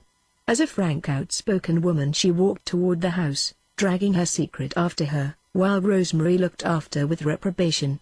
Earl Brady proposed that they walk down to the sea wall, but she felt that this was her time to have a share of Dick Diver when he reappeared, so she stalled, listening to McKisko quarrel with Barban. "Why do you want to fight the Soviets?" McKisko said. "The greatest experiment ever made by humanity. And the RIF? It seems to me it would be more heroic to fight on the just side." "How do you find out which it is?" asked Barban dryly. "Why, usually everybody intelligent knows." "Are you a communist?" "I'm a socialist," said McKisko. "I sympathize with Russia." "Well, I'm a soldier," Barban answered pleasantly. "My business is to kill people. I fought against the RIF because I am a European, and I have fought the communists because they want to take my property from me." Of all the narrow-minded excuses, McKisko looked around to establish a derisive liaison with someone else, but without success. He had no idea what he was up against in Barban, neither of the simplicity of the other man's bag of ideas nor of the complexity of his training. McKisko knew what ideas were, and as his mind grew he was able to recognize and sort an increasing number of them, but faced by a man whom he considered dumb, one in whom he found no ideas he could recognize as such, and yet to whom he could not feel personally superior, he jumped at the conclusion that Barban was the end product of an archaic world, and as such, worthless. McKisko's contacts with the princely classes in America had impressed upon him their uncertain and fumbling snobbery, their delight in ignorance and their deliberate rudeness, all lifted from the English with no regard paid to factors that make English philistinism and rudeness purposeful, and applied in a land where a little knowledge and civility buy more than they do anywhere else, an attitude which reached its apogee in the Harvard manner of about 1900. He thought that this Barban was of that type, and being drunk rashly forgot that he was in awe of him. This led up to the trouble in which he presently found himself. Feeling vaguely ashamed for McKisko, Rosemary waited, placid but inwardly on fire, for Dick Diver's return. From her chair at the deserted table with Barban, McKisko, and Abe she looked up along the path edged with shadowy myrtle and fern to the stone terrace, and falling in love with her mother's profile against a lighted door, was about to go there when Mrs. McKisko came hurrying down from the house. She exuded excitement. In the very silence with which she pulled out a chair and sat down, her eyes staring, her mouth working a little, they all recognized a person crop full of news, and her husband's "What's the matter, Vi?" came naturally, as all eyes turned toward her. "My dear," she said at large, and then addressed Rosemary. "My dear, it's nothing. I really can't say a word. You're among friends, said Abe. "Well, upstairs I came upon a scene, my dears." Shaking her head cryptically, she broke off just in time, for Tommy arose and addressed her politely but sharply. "It's inadvisable to comment on what goes on in this house." Chapter 8. Violet breathed loud and hard once and with an effort brought another expression into her face. Dick came finally, and with a sure instinct he separated Barban and the Makiscos and became excessively ignorant and inquisitive about literature, with Makisco thus giving the latter the moment of superiority which he required. The others helped him carry lamps up. Who would not be pleased at carrying lamps helpfully through the darkness? Rosemary helped, meanwhile responding patiently to Royal Dumfries' inexhaustible curiosity about Hollywood. Now she was thinking, "I've earned a time alone with him. He must know that because his laws are like the laws Mother taught me." Rosemary was right. Presently he detached her from the company on the terrace, and they were alone together, borne away from the house toward the seaside wall with what were less steps than irregularly spaced intervals, through some of which she was pulled, through others blown. They looked out over the Mediterranean. Far below, the last excursion boat from the Isles des Lérins floated across the bay like a 4th of July balloon footloose in the heavens. Between the Black Isles it floated, softly parting the dark tide. "I understand why you speak as you do of your mother," he said. "Her attitude toward you is very fine, I think. She has a sort of wisdom that's rare in America. Mother is perfect," she prayed. "I was talking to her about a plan I have. She told me that how long you both stayed in France depended on you." "On you," Rosemary all but said aloud. "So since things are over down here—" "Over?" she inquired. "Well, this is over. This part of the summer is over. Last week Nicole's sister left, tomorrow Tommy Barban leaves, Monday Abe and Mary North are leaving. Maybe we'll have more fun this summer, but this particular fun is over. I wanted to die violently instead of fading out sentimentally. That's why I gave this party. What I'm coming to is Nicole and I are going up to Paris to see Abe North off for America. I wonder if you'd like to go with us." "What did Mother say?" "She seemed to think it would be fine. She doesn't want to go herself. She wants you to go alone." "I haven't seen Paris since I've been grown," said Rosemary. "I'd love to see it with you." "That's nice of you." Did she imagine that his voice was suddenly metallic? "Of course we've been excited about you from the moment you came on the beach." That vitality, we were sure it was professional, especially Nicole was. It'd never use itself up on any one person or group.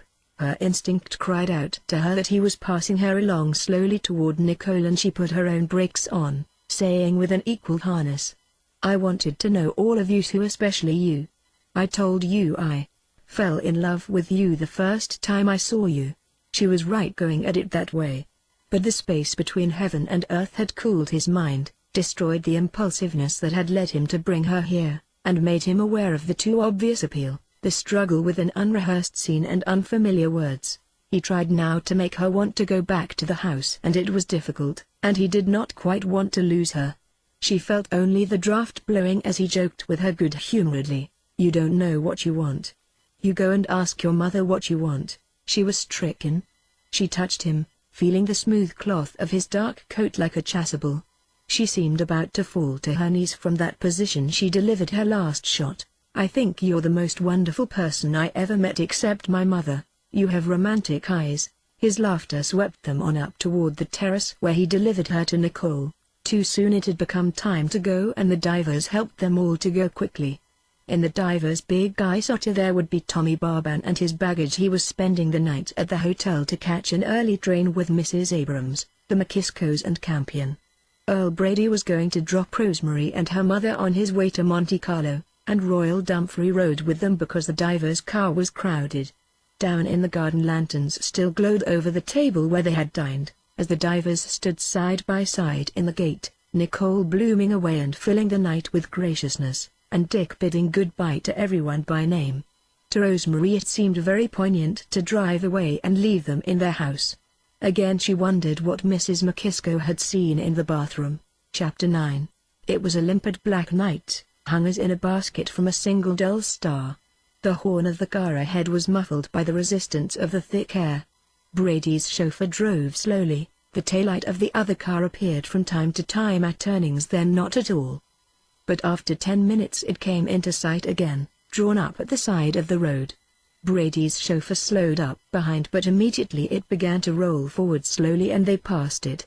In the instant they passed it, they heard a blur of voices from behind the reticence of the limousine and saw that the diver's chauffeur was grinning.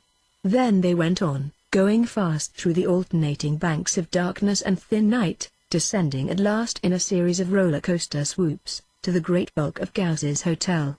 Rosemary dozed for 3 hours and then lay awake, suspended in the moonshine. Cloaked by the erotic darkness, she exhausted the future quickly, with all the eventualities that might lead up to a kiss, but with the kiss itself as blurred as a kiss in pictures. She changed position in bed deliberately, the first sign of insomnia she had ever had, and tried to think with her mother's mind about the question. In this process she was often acute beyond her experience, with remembered things from old conversations that had gone into her half-heard. Rosemary had been brought up with the idea of work. Mrs. Spears had spent the slim leavings of the men who had widowed her on her daughter's education, and when she blossomed out at 16 with that extraordinary hair, rushed her to Aix-les-Bains and marched her unannounced into the suite of an American producer who was recuperating there. When the producer went to New York, they went too. Thus Rosemary had passed her entrance examinations. With the ensuing success and the promise of comparative stability that followed, Mrs. Spears had felt free to tacitly imply tonight, "You were brought up to work, not especially to marry. Now you've found your first nut to crack and it's a good nut. Go ahead and put whatever happens down to experience. Wound yourself or him, whatever happens it can't spoil you because, economically you're a boy, not a girl." Rosemary had never done much thinking, save about the illimitability of her mother's perfections, so this final severance of the umbilical cord disturbed her sleep. A false dawn sent the sky pressing through the tall French windows, and getting up she walked out on the terrace, warm to her bare feet. There were secret noises in the air. An insistent bird achieved an ill-natured triumph with regularity in the trees above the tennis court. Footfalls followed a round drive in the rear of the hotel, taking their turn in turn from the dust road, the crushed stone walk, the cement steps, and then reversing the process and going away. Beyond the inky sea and far up that high, black shadow of a hill lived the divers. She thought of them both together, heard them still singing faintly a song like rising smoke, like a hymn, very remote in time and far away. Their children slept, their gate was shut for the night. She went inside and, dressing in a light gown and espadrilles, went out her window again and along the continuous terrace toward the front door, going fast since she found that other private rooms, exuding sleep, gave upon it. She stopped at the sight of a figure seated on the wide white stairway of the formal entrance. Then she saw that it was Louis Campion and that he was weeping. He was weeping hard and quietly and shaking in the same parts as a weeping woman. A scene in a role she had played last year swept over her irresistibly, and advancing she touched him on the shoulder. He gave a little yelp before he recognized her. "What is it?" Her eyes were level and kind and not slanted into him with hard curiosity. "Can I help you?" "Nobody can help me." "I knew it. I have only myself to blame. It's always the same. What is it? Do you want to tell me?" He looked at her to see. "No," he decided. "When you're older you'll know what people who love suffer. The agony. It's better to be cold and young than to love. It's happened to me before, but never like this, so accidental, just when everything was going well." His face was repulsive and the quickening light.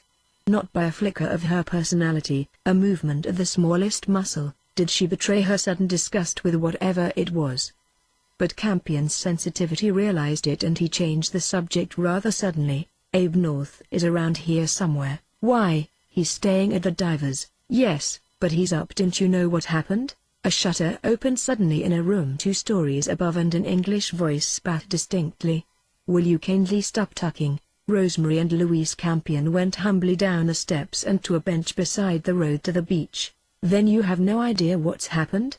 "My dear, the most extraordinary thing." He was warming up now, hanging on to his revelation. "I've never seen a thing come so suddenly. I have always avoided violent people. They upset me so I sometimes have to go to bed for days." He looked at her triumphantly. She had no idea what he was talking about. "My dear," he burst forth, leaning toward her with his whole body as he touched her on the upper leg, To show it was no mere irresponsible venture of his hand, he was so sure of himself. "There's going to be a duel, chat? A duel with we don't know what yet. Who's going to duel? I'll tell you from the beginning." He drew a long breath and then said, as if it were rather to her discredit but he wouldn't hold it against her, "Of course, you were in the other automobile.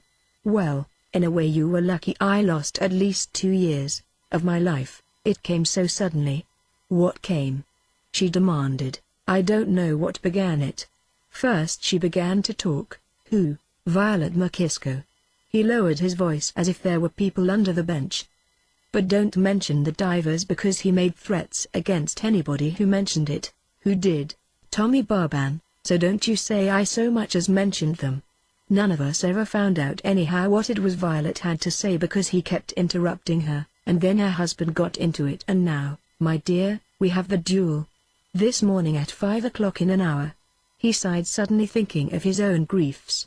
"I almost wish it were I. I might as well be killed now. I have nothing to live for."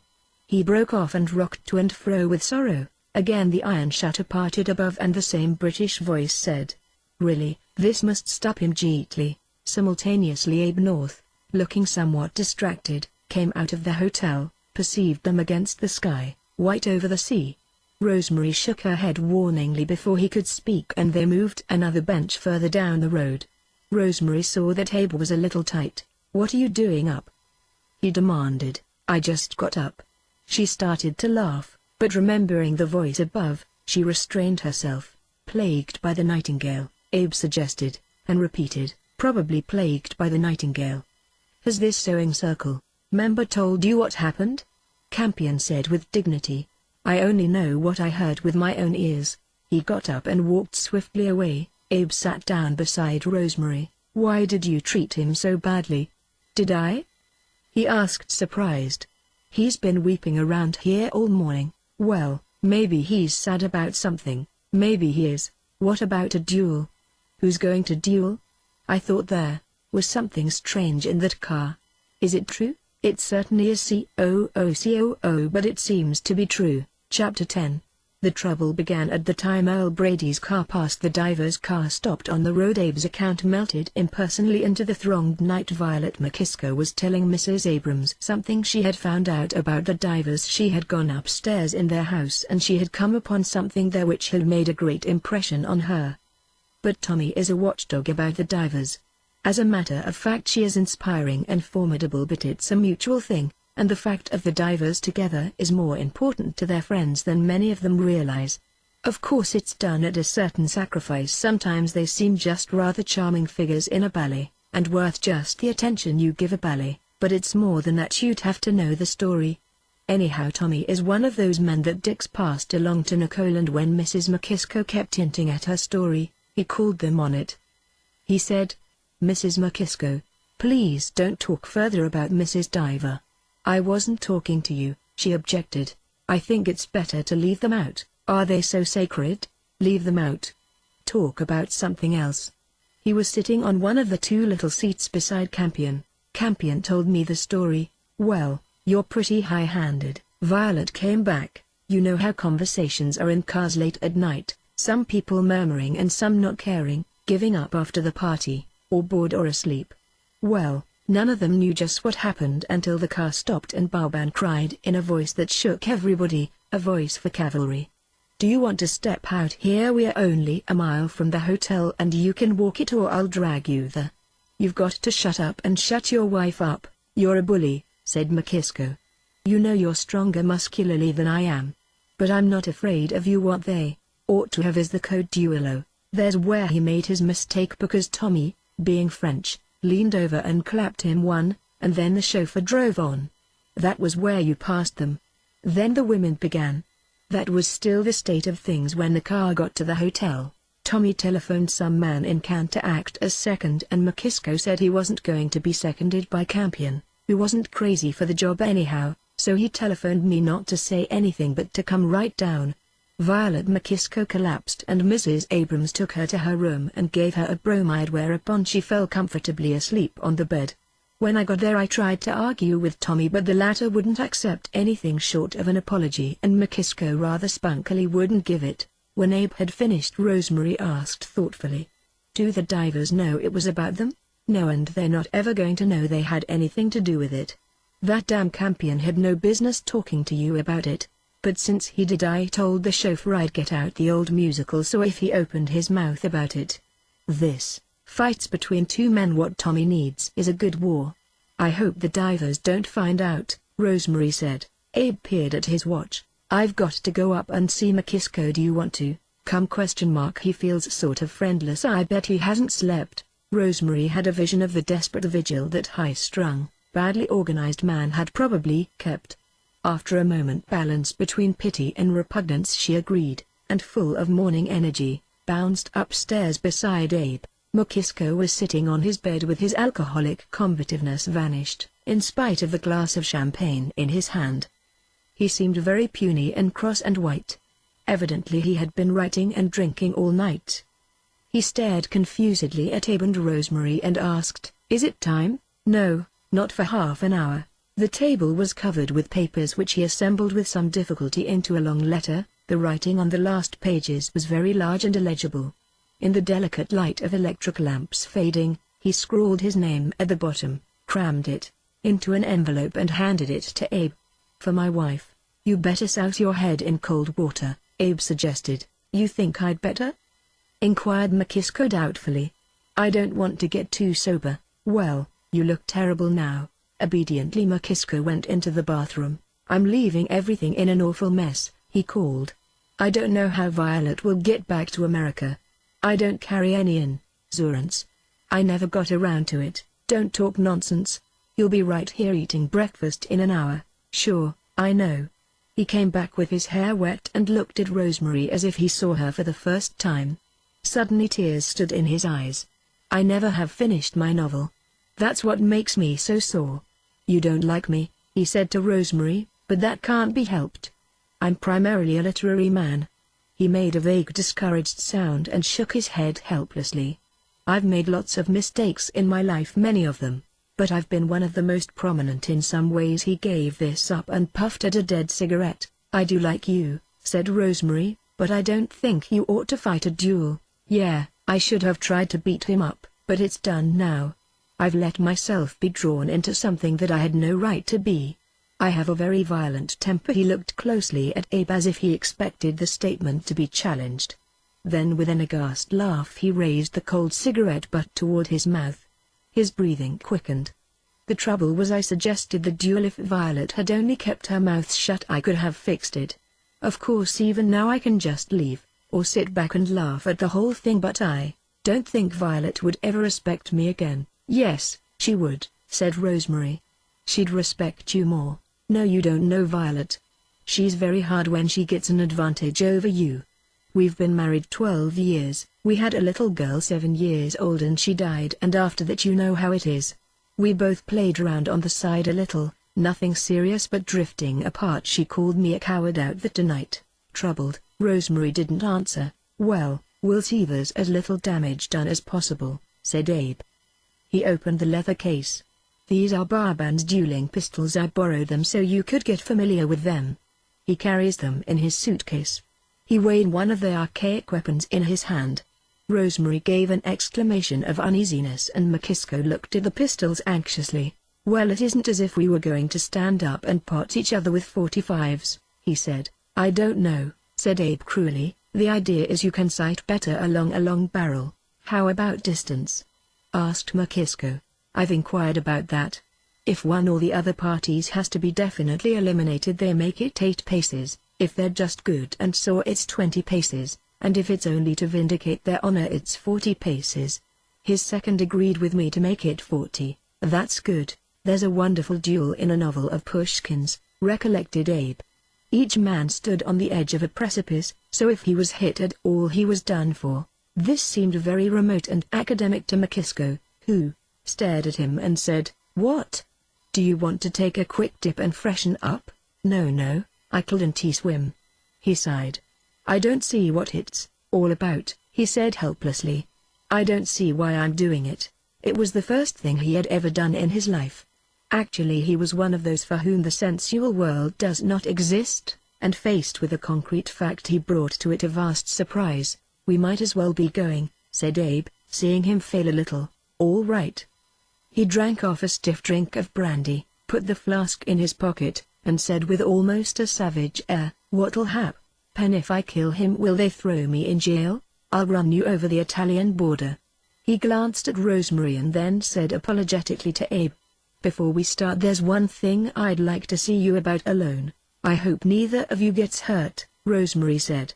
"I think it's very foolish and you ought to try to stop it." Chapter 11. She found Campion downstairs in the deserted lobby. "I saw you go upstairs," he said excitedly. "Is he all right?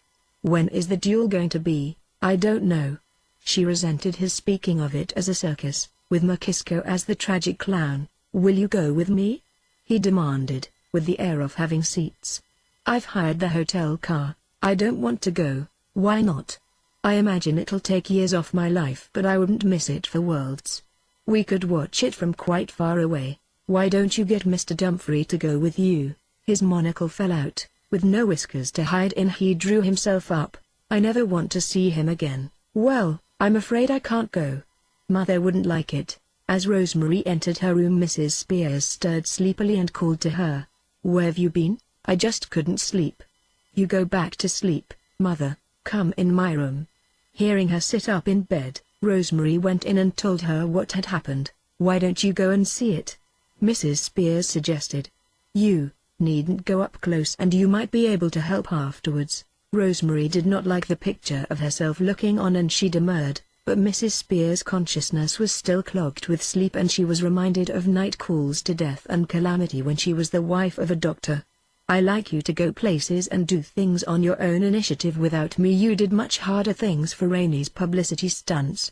Still, Rosemary did not see why she should go, but she obeyed the sure, clear voice that had sent her into the stage entrance of the Odeon in Paris when she was 12 and greeted her when she came out again.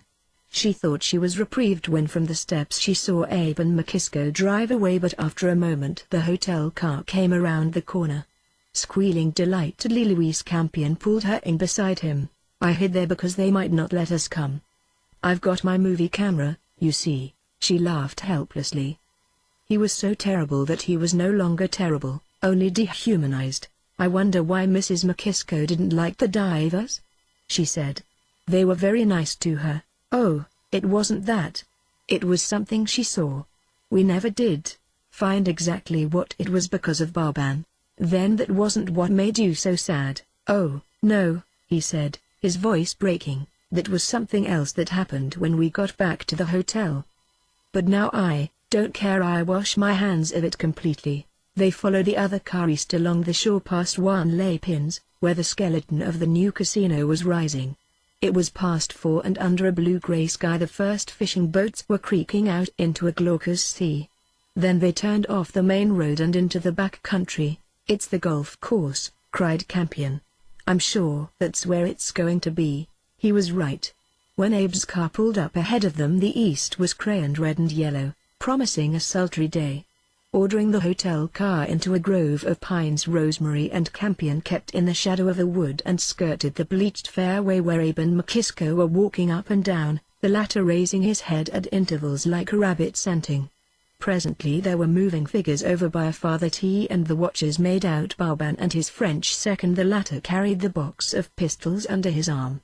Somewhat appalled, Makisco slipped behind Abe and took a long swallow of brandy. He walked on choking and would have marched directly up into the other party, but Abe stopped him and went forward to talk to the Frenchman. The sun was over the horizon. Campion grabbed Rosemary's arm. "I can't stand it," he squeaked, almost voiceless. "It's too much. This will cost me." "Let go," Rosemary said peremptorily. She breathed a frantic prayer in French. The principals faced each other, Barban with the sleeve rolled up from his arm. His eyes gleamed restlessly in the sun, but his motion was deliberate as he wiped his palm on the seam of his trousers. Makisco, reckless with brandy, pursed his lips in a whistle and pointed his long nose about nonchalantly, until Abe stepped forward with a handkerchief in his hand. The French second stood with his face turned away. Rosemary caught her breath in terrible pity and gritted her teeth with hatred for Barban. Then, 1, 2, 3. Abe counted in a strained voice. They fired at the same moment. McKisko swayed but recovered himself. Both shots had missed. "Now, that's enough!" cried Abe. The duelists walked in, and everyone looked at Barban inquiringly. "I declare myself unsatisfied." "What?" "Sure you're satisfied," said Abe impatiently. "You just don't know it. Your man refuses another shot." "You're damn right, Tommy. You insisted on this and my client went through with it." Tommy laughed scornfully. "The distance was ridiculous," he said. "I'm not accustomed to such farces. Your man must remember he's not now in America." "No use cracking at America," said Abe rather sharply. And then, in a more conciliatory tone, "This has gone far enough, Tommy." They parleyed briskly for a moment, then Barban nodded and bowed coldly to his late antagonist. "No shake hand," suggested the French doctor. "They already know each other," said Abe. He turned to McKisko. "Come on, let's get out." As they strode off, McKisko, in exultation, gripped his arm. "Wait a minute," Abe said. "Tommy wants his pistol back. He might need it again." McKisko handed it over. "To hell with him," he said in a tough voice. "Tell him he can." "Shall I tell him you want another shot?" "Well, I did it," cried McKisko, as they went along. "And I did it pretty well, didn't I?" "I wasn't yellow." "You were pretty drunk," said Abe bluntly. "No, I wasn't." "All right, then, you weren't. Why would it make any difference if I had a drink or so?" As his confidence mounted, he looked resentfully at Abe. "What difference does that make?" he repeated. "If you can't see it, there's no use going into it. Don't you know everybody was drunk all the time during the war? Well, let's forget it." But the episode was not quite over. There were urgent footsteps in the heather behind them and the doctor drew up alongside. "Pardon, messieurs," he panted. "Voulez vous réglements en horaires? Naturellement que est pour soins médicaux seulement. Barban n'a qu'un billet de malette ni pas parler, Claret l'autre les son porte monnaie chez lui." "Trust a Frenchman to think of that," said Abe, and then to the doctor. "Combien? Let me pay this," said McKisko. "No, I've got it. We were all in about the same danger." Abe paid the doctor while McKisko suddenly turned into the bushes and was sick there. Then paler than before he strutted on with Abe toward the car through the now rosy morning. Campion lay gasping on his back in the shrubbery, the only casualty of the duel, while Rosemary, suddenly hysterical with laughter, kept kicking at him with her espadrille. She did this persistently until she roused him. The only matter of importance to her now was that in a few hours she would see the person whom she still referred to in her mind as the divers on the beach. Chapter 12. They were at Voisin's waiting for Nicole, 6 of them, Rosemary, the Norths, Dick Diver and 2 young French musicians. They were looking over the other patrons of the restaurant to see if they had repose. Dick said no American men had any repose, except himself, and they were seeking an example to confront him with. Things looked black for them. Not a man had come into the restaurant for 10 minutes without raising his hand to his face. "We ought never to have given up wax mustaches," said Abe. "Nevertheless, Dick isn't the only man with repose." "Oh, yes, I am, but he may be the only sober man with repose." A well-dressed American had come in with 2 women who swooped and fluttered down self-consciously around a table. Suddenly, he perceived that he was being watched, whereupon his hand rose spasmodically and arranged a phantom bulge in his necktie. In another unseated party a man endlessly patted his shaven cheek with his palm, and his companion mechanically raised and lowered the stub of a cold cigar. The luckier ones fingered eyeglasses and facial hair. The unequipped stroked blank mouths, or even pulled desperately at the lobes of their ears. A well-known general came in, and Abe, counting on the man's first year at West Point, that year during which no cadet can resign and from which none ever recovers, made a bet with Dick of $5, his hands hanging naturally at his sides. The general waited to be seated. Once his arms swung suddenly backward like a jumper's and Dick said, "Ah." Supposing he had lost control, but the general recovered and they breathed again. The agony was nearly over. The garçon was pulling out his chair. With a touch of fury the conqueror shot up his hand and scratched his gray immaculate head. "You see," said Dick smugly, "I'm the only one Rosemary was quite sure of it, and Dick, realizing that he never had a better audience, made the group into so bright a unit that Rosemary felt an impatient disregard for all who were not at their table. They had been 2 days in Paris, but actually they were still under the beach umbrella. When, as at the ball of the Cordes Pages the night before, the surroundings seemed formidable to Rosemary, who had yet to attend a Mayfair party in Hollywood, Dick would bring the scene within range by greeting a few people, a sort of selection. The divers seemed to have a large acquaintance, but it was always as if the person had not seen them for a long, long time, and was utterly bowled over. "Why, where do you keep yourselves?" And then recreate the unity of his own party by destroying the outsiders softly but permanently with an ironic coup de grace. Presently Rosemary seemed to have known those people herself in some deplorable past, and then got onto them, rejected them, discarded them. Their own party was overwhelmingly American and sometimes scarcely American at all. It was themselves he gave back to them, blurred by the compromises of how many years. Into the dark, smoky restaurant, smelling of the rich raw foods on the buffet, slid Nicole's sky blue suit like a stray segment of the weather outside. Seeing from their eyes how beautiful she was, she thanked them with a smile of radiant appreciation. They were all very nice people for a while, very courteous and all that. Then they grew tired of it and they were funny and bitter, and finally they made a lot of plans. They laughed at things that they would not remember clearly afterward, laughed a lot, and the men drank 3 bottles of wine. The trio of women at the table were representative of the enormous flux of American life. Nicole was the granddaughter of a self-made American capitalist and the granddaughter of a count of the House of Lippe-Weissenfeld. Mary North was the daughter of a journeyman paper-hanger and a descendant of President Tyler. Rosemary was from the middle class, catapulted by her mother onto the uncharted heights of Hollywood. Their point of resemblance to each other and their difference from so many American women lay in the fact that they were all happy to exist in a man's world. They preserved their individuality through men and not by opposition to them. They would all 3 have made alternatively good courtesans or good wives, not by the accident of birth but through the greater accident of finding their man or not finding him. So Rosemary found it a pleasant party, that luncheon, nicer in that there were only 7 people, about the limit of a good party. Perhaps, too, the fact that she was new to their world acted as a sort of catalytic agent to precipitate out all their old reservations about one another. After the table broke up, a waiter directed Rosemary back into the dark hinterland of all French restaurants, where she looked up a phone number by a dim orange bulb, and called Franco-American Films. Sure, they had a print of Daddy's Girl. It was out for the moment, but they would run it off later in the week for her at 341 Rue des Saints Anges. Ask for Mr. Crowder.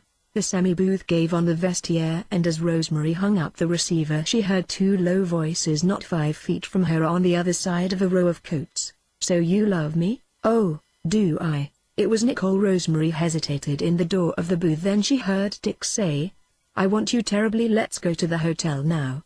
Nicole gave a little gasping sigh.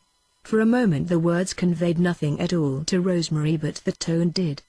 The vast secretiveness of it vibrated to herself. "I want you. I'll be at the hotel at 4. Rosemary stood breathless as the voices moved away. She was at first even astonished she had seen them in their relation to each other as people without personal exigencies, as something cooler. Now a strong current of emotion flowed through her, profound and unidentified. She did not know whether she was attracted or repelled, but only that she was deeply moved. It made her feel very alone as she went back into the restaurant, but it was touching to look in upon, and the passionate gratitude of Nicole's "Oh, do I?" echoed in her mind. The particular mood of the passage she had witnessed lay ahead of her, but however far she was from it her stomach told her it was all right. She had none of the aversion she had felt in the playing of certain love scenes in pictures. Being far away from it she nevertheless irrevocably participated in it now, and shopping with Nicole she was much more conscious of the assignation than Nicole herself. She looked at Nicole in a new way, estimating her attractions. Certainly she was the most attractive woman Rosemary had ever met, with her hardness, her devotions and loyalties, and a certain elusiveness, which Rosemary, thinking now through her mother's middle-class mind, associated with her attitude about money. Rosemary spent money she had earned. She was here in Europe due to the fact that she had gone in the pool 6 times that January day, with her temperature roving from 99 degrees in the early morning to 103 degrees, when her mother stopped it. With Nicole's help, Rosemary bought 2 dresses and 2 hats and 4 pairs of shoes with her money. Nicole bought from a great list that ran 2 pages, and bought the things in the windows besides. Everything she liked that she couldn't possibly use herself, she bought as a present for a friend. She bought colored beads, folding beach cushions, artificial flowers, honey, a guest bed, bags, scarves, lovebirds, miniatures for a doll's house, and 3 yards of some new cloth the color of prawns. She bought a dozen bathing suits, a rubber alligator, a traveling chess set of gold and ivory, big linen handkerchiefs for Abe, 2 chamois leather jackets of kingfisher blue and burning bush from Hermes. Bought all these things not a bit like a high-class courtesan buying underwear and jewels, which were after all professional equipment and insurance, but with an entirely different point of view. Nicole was the product of much ingenuity and toil.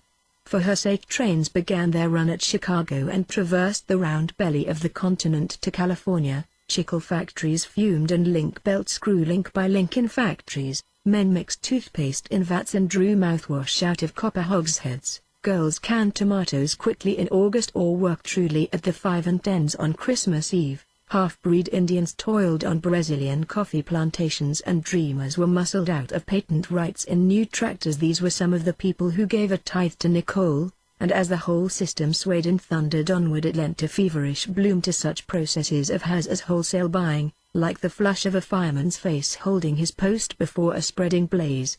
She illustrated very simple principles, containing in herself her own doom, but illustrated them so accurately that there was grace in the procedure, and presently Rosemary would try to imitate it. It was almost 4. Nicole stood in a shop with a lovebird on her shoulder, and had one of her infrequent outbursts of speech. "Well, what if you hadn't gone in that pool that day? I sometimes wonder about such things.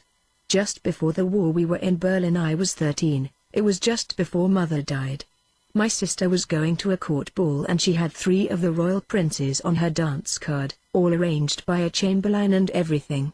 Half an hour before she was going to start she had a side ache and a high fever. The doctor said it was appendicitis and she ought to be operated on. But Mother had her plans made, so baby went to the ball and danced till 2 with an ice pack strapped on under her evening dress. She was operated on at 7 o'clock next morning. It was good to be hard, then. All nice people were hard on themselves. But it was 4 o'clock and Rosemary kept thinking of Dick waiting for Nicole now at the hotel. She must go there, she must not make him wait for her. She kept thinking, why don't you go? And then suddenly, or let me go if you don't want to. But Nicole went to one more place to buy corsages for them both and sent one to Mary North. Only then she seemed to remember, and with sudden abstraction she signaled for a taxi. "Goodbye," said Nicole. "We had fun, didn't we?" "Loads of fun," said Rosemary. It was more difficult than she thought, and her whole self protested as Nicole drove away. Chapter 13. Dick turned the corner of the traverse and continued along the trench, walking on the duckboard. He came to a periscope, looked through it a moment, then he got up on the step and peered over the parapet. In front of him beneath the dingy sky was Beaumont Hamel, to his left the tragic hill of Thpeville. Dick stared at them through his field glasses, his throat straining with sadness. He went on along the trench, and found the others waiting for him in the next traverse. He was full of excitement and he wanted to communicate it to them, to make them understand about this, though actually Abe North had seen battle service and he had not. "This land here cost 20 lives a foot that summer," he said to Rosemary. She looked out obediently at the rather bare green plain with its low trees of 6 years' growth. If Dick had added that they were now being shelled she would have believed him that afternoon. Her love had reached a point when now at last she was beginning to be unhappy, to be desperate. She didn't know what to do. She wanted to talk to her mother. "There are lots of people dead since, and we'll all be dead soon," said Abe consolingly. Rosemary waited tensely for Dick to continue. "See that little stream? We could walk to it in 2 minutes. It took the British a month to walk to it, a whole empire walking very slowly, dying in front and pushing forward behind. And another empire walked very slowly backward a few inches a day. leaving the dead like a million bloody rugs. No Europeans will ever do that again in this generation. Why, they've only just quit over in Turkey, said Abe. And in Morocco. That's different. This Western Front business couldn't be done again, not for a long time. The young men think they could do it, but they couldn't. They could fight the First Man again, but not this. This took religion and years of plenty and tremendous sureties and the exact relation that existed between the classes. The Russians and Italians weren't any good on this front. You had to have a wholesale sentimental equipment going back further than you could remember. You had to remember Christmas, and postcards of the Crown Prince and his fiancée, and little cafes in Valence and beer gardens in Unter den Linden and weddings at the Mary, and going to the Derby, and your grandfather's whiskers. General Grant invented this kind of battle at Petersburg in '65. No, he didn't, he just invented mass butchery. This kind of battle was invented by Lewis Carroll and Jules Verne and whoever wrote Undine, and country deacons bowling and marines in Marseille and girls seduced in the back lanes of Württemberg and Westphalia. Why, this was a love battle. There was a century of middle-class love spent here. This was the last love battle. You want to hand over this battle to D.H. Lawrence, said Abe. All my beautiful lovely safe world blew itself up here with a great gust of high explosive love, Dick mourned persistently. Isn't that true, Rosemary? I don't know, she answered with a grave face. You know everything. They dropped behind the others. Suddenly a shower of earth gobs and pebbles came down on them and Abe yelled from the next traverse. The war spirit's getting into me again. I have 100 years of Ohio love behind me and I'm going to bomb out this trench. His head popped up over the embankment. You're dead, don't you know the rules? That was a grenade. Rosemary laughed and Dick picked up a retaliatory handful of stones and then put them down. I couldn't kid here, he said rather apologetically. The silver cord is cut and the golden bowl is broken and all that, but an old romantic like me can't do anything about it. I'm romantic too. They came out of the neat restored trench, and faced a memorial to the Newfoundland dead.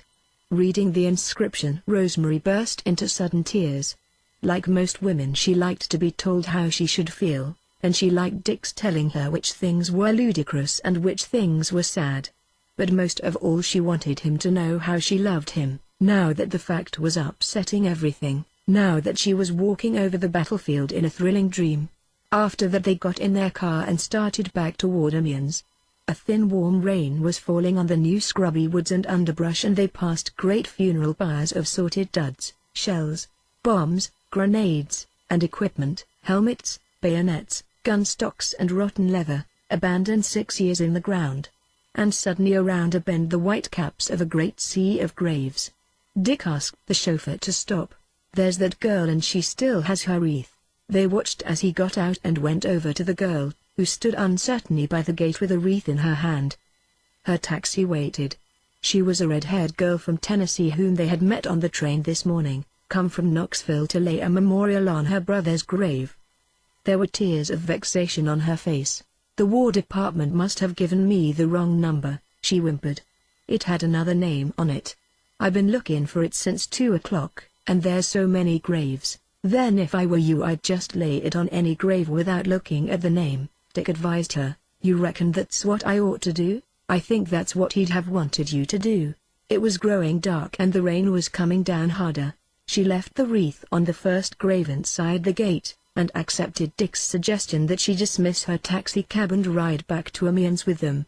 Rosemary shed tears again when she heard of the mishap altogether. It had been a watery day, but she felt that she had learned something, though exactly what it was she did not know. Later she remembered all the hours of the afternoon as happy, one of those uneventful times that seem at the moment only a link between past and future pleasure but turn out to have been the pleasure itself. Amiens was an echoing purple town, still sad with the war, as some railroad stations were the Gare du Nord and Waterloo Station in London. In the daytime one is deflated by such towns, with their little trolley cars of 20 years ago crossing the great grey cobblestoned squares in front of the cathedral, and the very weather seems to have a quality of the past, faded weather like that of old photographs. But after dark all that is most satisfactory in French life swims back into the picture: the sprightly tarts, the men arguing with 100 voiles in the cafes, the couples drifting, head-to-head, toward the satisfactory inexpensiveness of nowhere. Waiting for the train they sat in a big arcade, tall enough to release the smoke and chatter and music upward, and obligingly the orchestra launched into "Yes, We Have No Bananas." They clapped, because the leader looked so pleased with himself. The Tennessee girl forgot her sorrow and enjoyed herself, even began flirtations of tropical eye-rollings and pawings with Dick and Abe.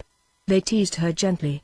Then, leaving infinitesimal sections of Württembergers, Prussian Guards, Chasseurs Alpins, Manchester Millhands and Old Etonians to pursue their eternal dissolution under the warm rain, they took the train for Paris.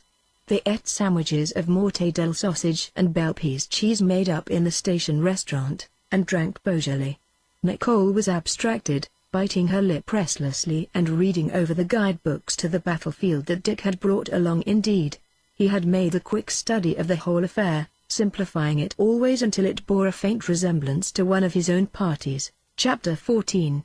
When they reached Paris, Nicole was too tired to go on to the grand illumination at the decorative art exposition as they had planned. They left her at the Hotel Roi George, and as she disappeared between the intersecting planes made by lobby lights of the glass doors, Rosemary's oppression lifted. Nicole was a force, not necessarily well-disposed or predictable like her mother, an incalculable force. Rosemary was somewhat afraid of her. At 11 she sat with Dick and the Norths at a houseboat cafe just opened on the Seine. The river shimmered with lights from the bridges and cradled many cold moons. On Sundays, sometimes when Rosemary and her mother had lived in Paris, they had taken the little steamer up to Choressons and talked about plans for the future. They had little money, but Mrs. Spears was so sure of Rosemary's beauty and had implanted in her so much ambition, that she was willing to gamble the money on advantages. Rosemary in turn was to repay her mother when she got her start. Since reaching Paris, Abe North had had a thin vinous fur over him, his eyes were bloodshot from sun and wine.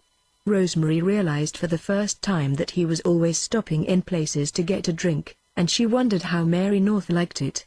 Mary was quiet, so quiet save for her frequent laughter that Rosemary had learned little about her. She liked the straight dark hair brushed back until it met some sort of natural cascade that took care of it. From time to time it eased with a jaunty slant over the corner of her temple, until it was almost in her eye when she tossed her head and caused it to fall sleek into place once more. "We'll turn in early tonight, Abe, after this drink." Mary's voice was light, but it held a little flicker of anxiety. "You don't want to be poured on the boat. It's pretty late now," Dick said. "We'd all better go."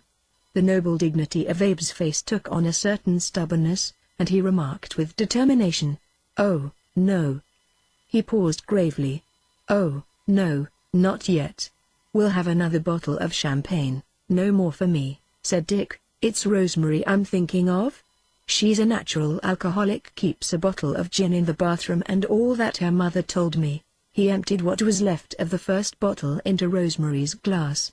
She had made herself quite sick the first day in Paris with quarts of lemonade. After that she had taken nothing with them, but now she raised the champagne and drank at it. "But what's this?" exclaimed Dick. "You told me you didn't drink." "I didn't say I was never going to." "What about your mother?"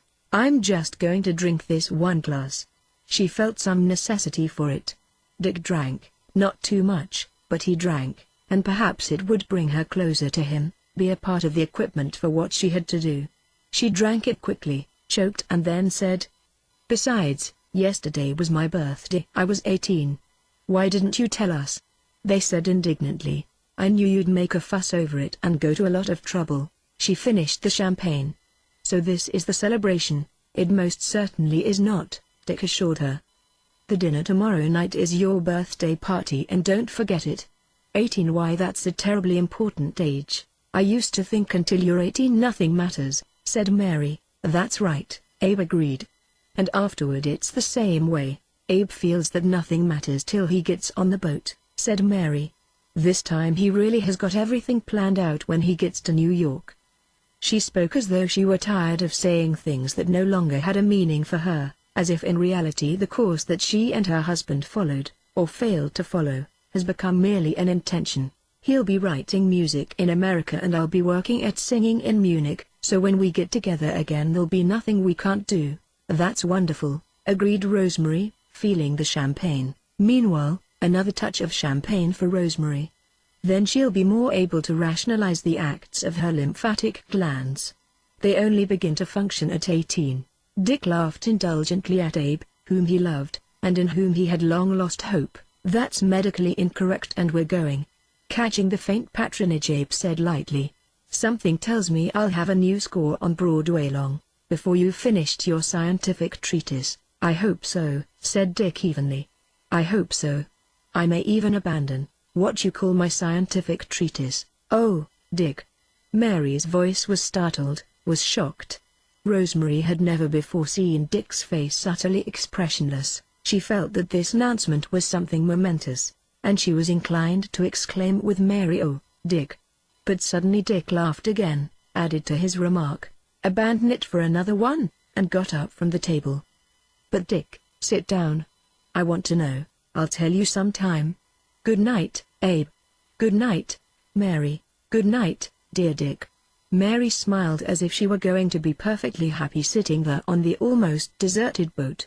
She was a brave, hopeful woman, and she was following her husband somewhere, changing herself to this kind of person or that, without being able to lead him a step out of his path, and sometimes realizing with discouragement how deep in him the guarded secret of her direction lay. And yet an air of luck clung about her, as if she were a sort of token. Chapter 15. "What is it you're giving up?" demanded Rosemary, facing Dick earnestly in the taxi. "Nothing of importance. Are you a scientist?" "I'm a doctor of medicine, O.H." She smiled delightedly. "My father was a doctor too." "Then why don't you?" She stopped. "There's no mystery. I didn't disgrace myself at the height of my career, and hide away on the Riviera. I'm just not practicing. You can't tell. I'll probably practice again someday." Rosemary put up her face quietly to be kissed. He looked at her for a moment as if he didn't understand. Then holding her in the hollow of his arm he rubbed his cheek against her cheek's softness, and then looked down at her for another long moment. "Such a lovely child," he said gravely. She smiled up at him, her hands playing conventionally with the lapels of his coat. "I'm in love with you and Nicole. Actually, that's my secret. I can't even talk about you to anybody because I don't want any more people to know how wonderful you are. Honestly, I love you and Nicole, I do." So many times he had heard this, even the formula was the same. Suddenly she came toward him, her youth vanishing as she passed inside the focus of his eyes, and he had kissed her breathlessly as if she were any age at all. Then she lay back against his arm and sighed. "I've decided to give you up," she said. Dick started. Had he said anything to imply that she possessed any part of him? "But that's very mean," he managed to say lightly. "Just when I was getting interested, I've loved you so," as if it had been for years. She was weeping a little now. "I've loved you so, oh." Then he should have laughed, but he heard himself saying, "Not only are you beautiful, but you are somehow on the grand scale. Everything you do, like pretending to be in love or pretending to be shy, gets across." In the dark cave of the taxi, fragrant with the perfume Rosemary had bought with Nicole, she came close again, clinging to him. He kissed her without enjoying it. He knew that there was passion there, but there was no shadow of it in her eyes or on her mouth. There was a faint spray of champagne on her breath. She clung nearer desperately, and once more he kissed her and was chilled by the innocence of her kiss, by the glance that at the moment of contact looked beyond him out into the darkness of the night, the darkness of the world. She did not know yet that splendor is something in the heart. At the moment when she realized that and melted into the passion of the universe, he could take her without question or regret. Her room in the hotel was diagonally across from theirs and nearer the elevator. When they reached the door, she said suddenly, "I know you don't love me. I don't expect it. But you said I should have told you about my birthday." "Well, I did, and now for my birthday present I want you to come into my room a minute while I tell you something." "Just 1 minute." They went in and he closed the door, and Rosemary stood close to him, not touching him. The night had drawn the color from her face. She was pale as pale now. She was a white carnation left after a dance. When you smile, he had recovered his paternal attitude, perhaps because of Nicole's silent proximity. "I always think I'll see a gap where you've lost some baby teeth." But he was too late. She came close up against him with a forlorn whisper. "Take me." "Take you where?" Astonishment froze him rigid. "Go on," she whispered. "Oh, please go on, whatever they do. I don't care if I don't like it. I never expected to. I've always hated to think about it, but now I don't. I want you to." She was astonished at herself. She had never imagined she could talk like that. She was calling on things she had read, seen, dreamed through a decade of convent hours. Suddenly she knew too that it was one of her greatest roles, and she flung herself into it more passionately. "This is not as it should be," Dick deliberated. "Isn't it just the champagne? Let's more or less forget it." "Oh, no, now. I want you to do it now. Take me, show me. I'm absolutely yours, and I want to be. For one thing, have you thought how much it would hurt, Nicole? She won't know. This won't have anything to do with her." He continued kindly. "Then there's the fact that I love Nicole. But you can love more than just one person, can't you? Like I love Mother, and I love you more. I love you more now. The fourth place, you're not in love with me, but you might be afterwards, and that would begin your life with a terrible mess. No, I promise I'll never see you again. I'll get Mother and go to America right away." He dismissed this. He was remembering too vividly the youth and freshness of her lips. He took another tone. "You're just in that mood. Oh, please, I don't care even if I had a baby.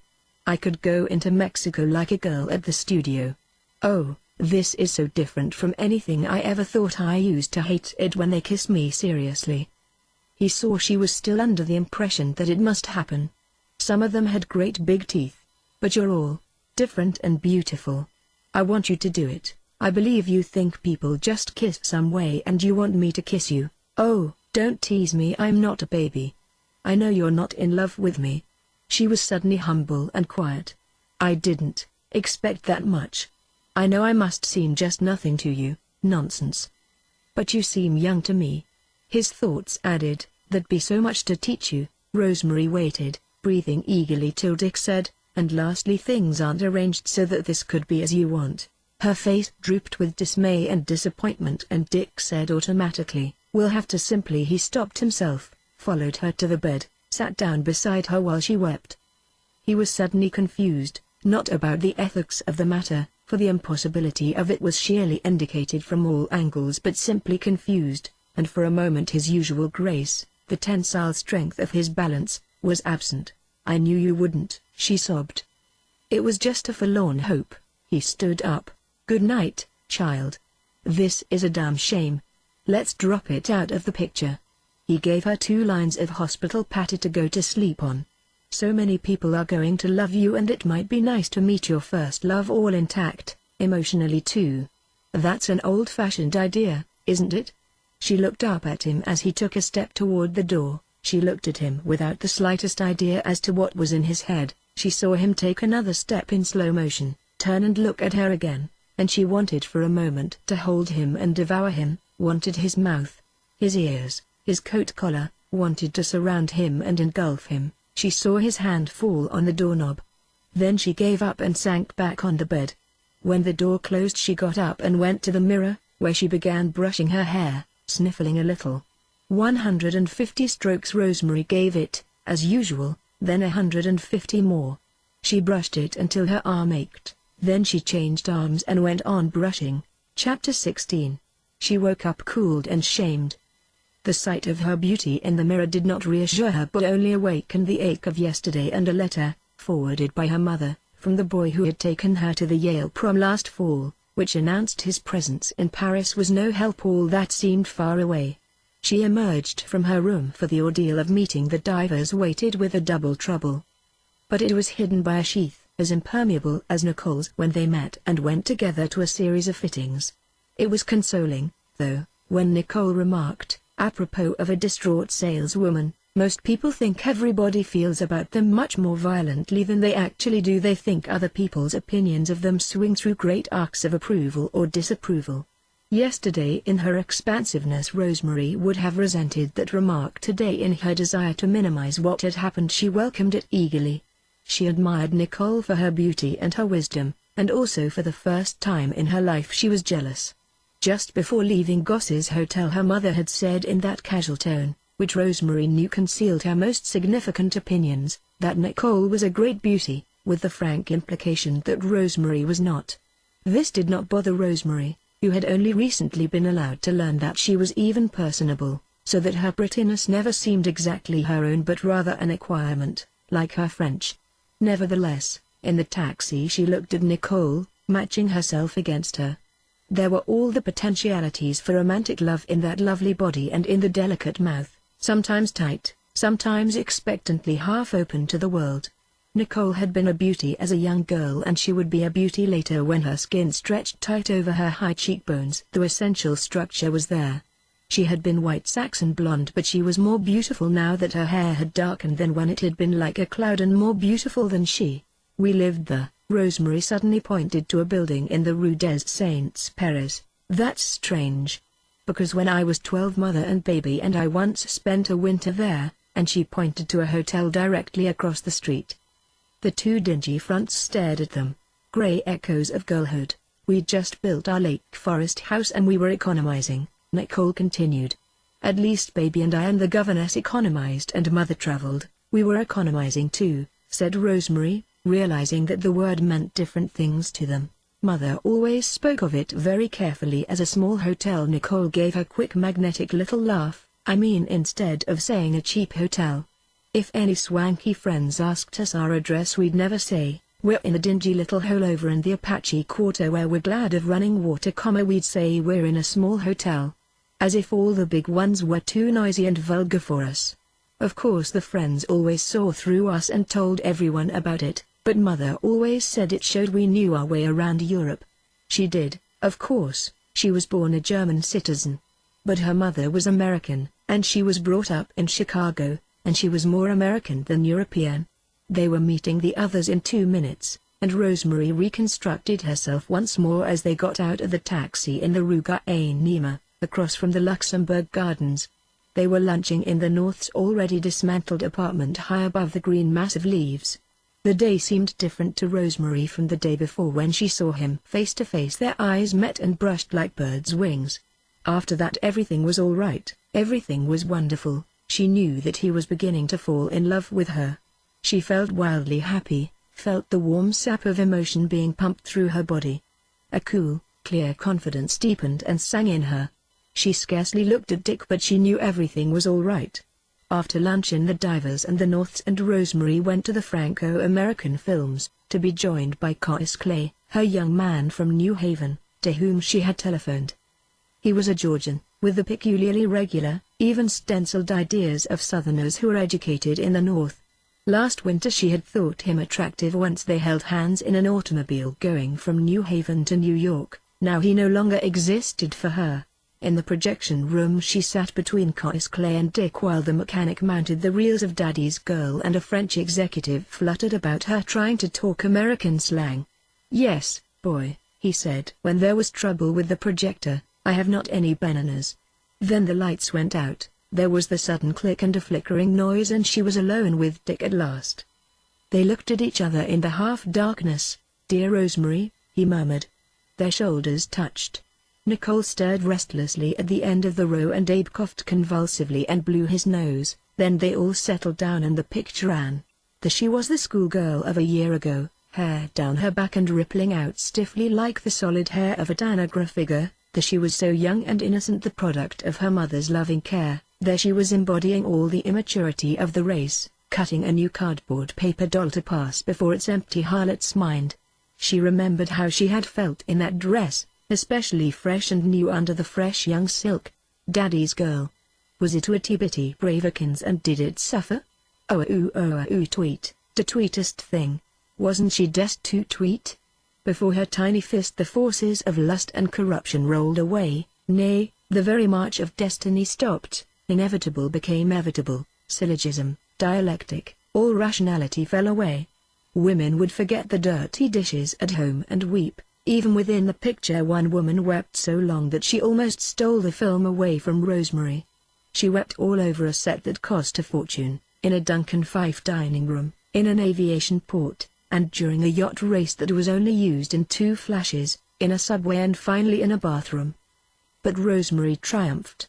Her fineness of character, her courage and steadfastness intruded upon by the vulgarity of the world, and Rosemary showing what it took with a face that had not yet become mask-like, yet it was actually so moving that the emotions of the whole row of people went out to her at intervals during the picture.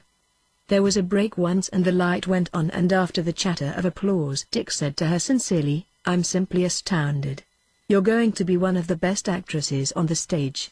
Then back to Daddy's Girl, happier days now, and a lovely shot of Rosemary and her parent united at the last in a father complex so apparent that Dick winced, for all psychologists, at the vicious sentimentality.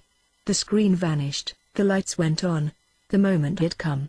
"I've arranged one other thing," announced Rosemary to the company at large. "I've arranged a test for Dick." "A what?" "A screen test. They'll take one now." There was an awful silence, then an irrepressible chortle from the Norths.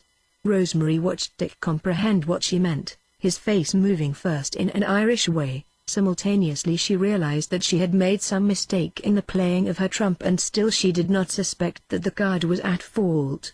"I don't want a test," said Dick firmly. Then, seeing the situation as a whole, he continued lightly, "Rosemary, I'm disappointed.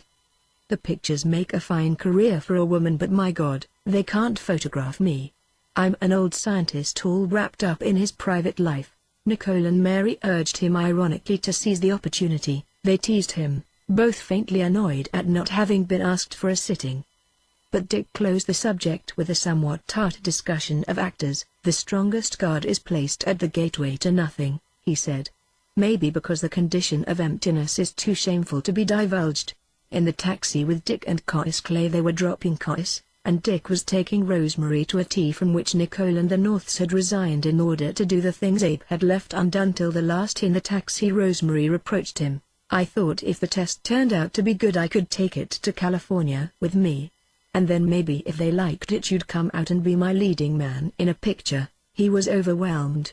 "It was a darn sweet thought, but I'd rather look at you. You were about the nicest sight I ever looked at." "That's a great picture," said Cois. "I've seen it 4 times.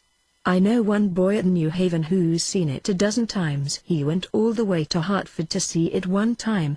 And when I brought Rosemary up to New Haven he was so shy he wouldn't meet her. Can you beat that?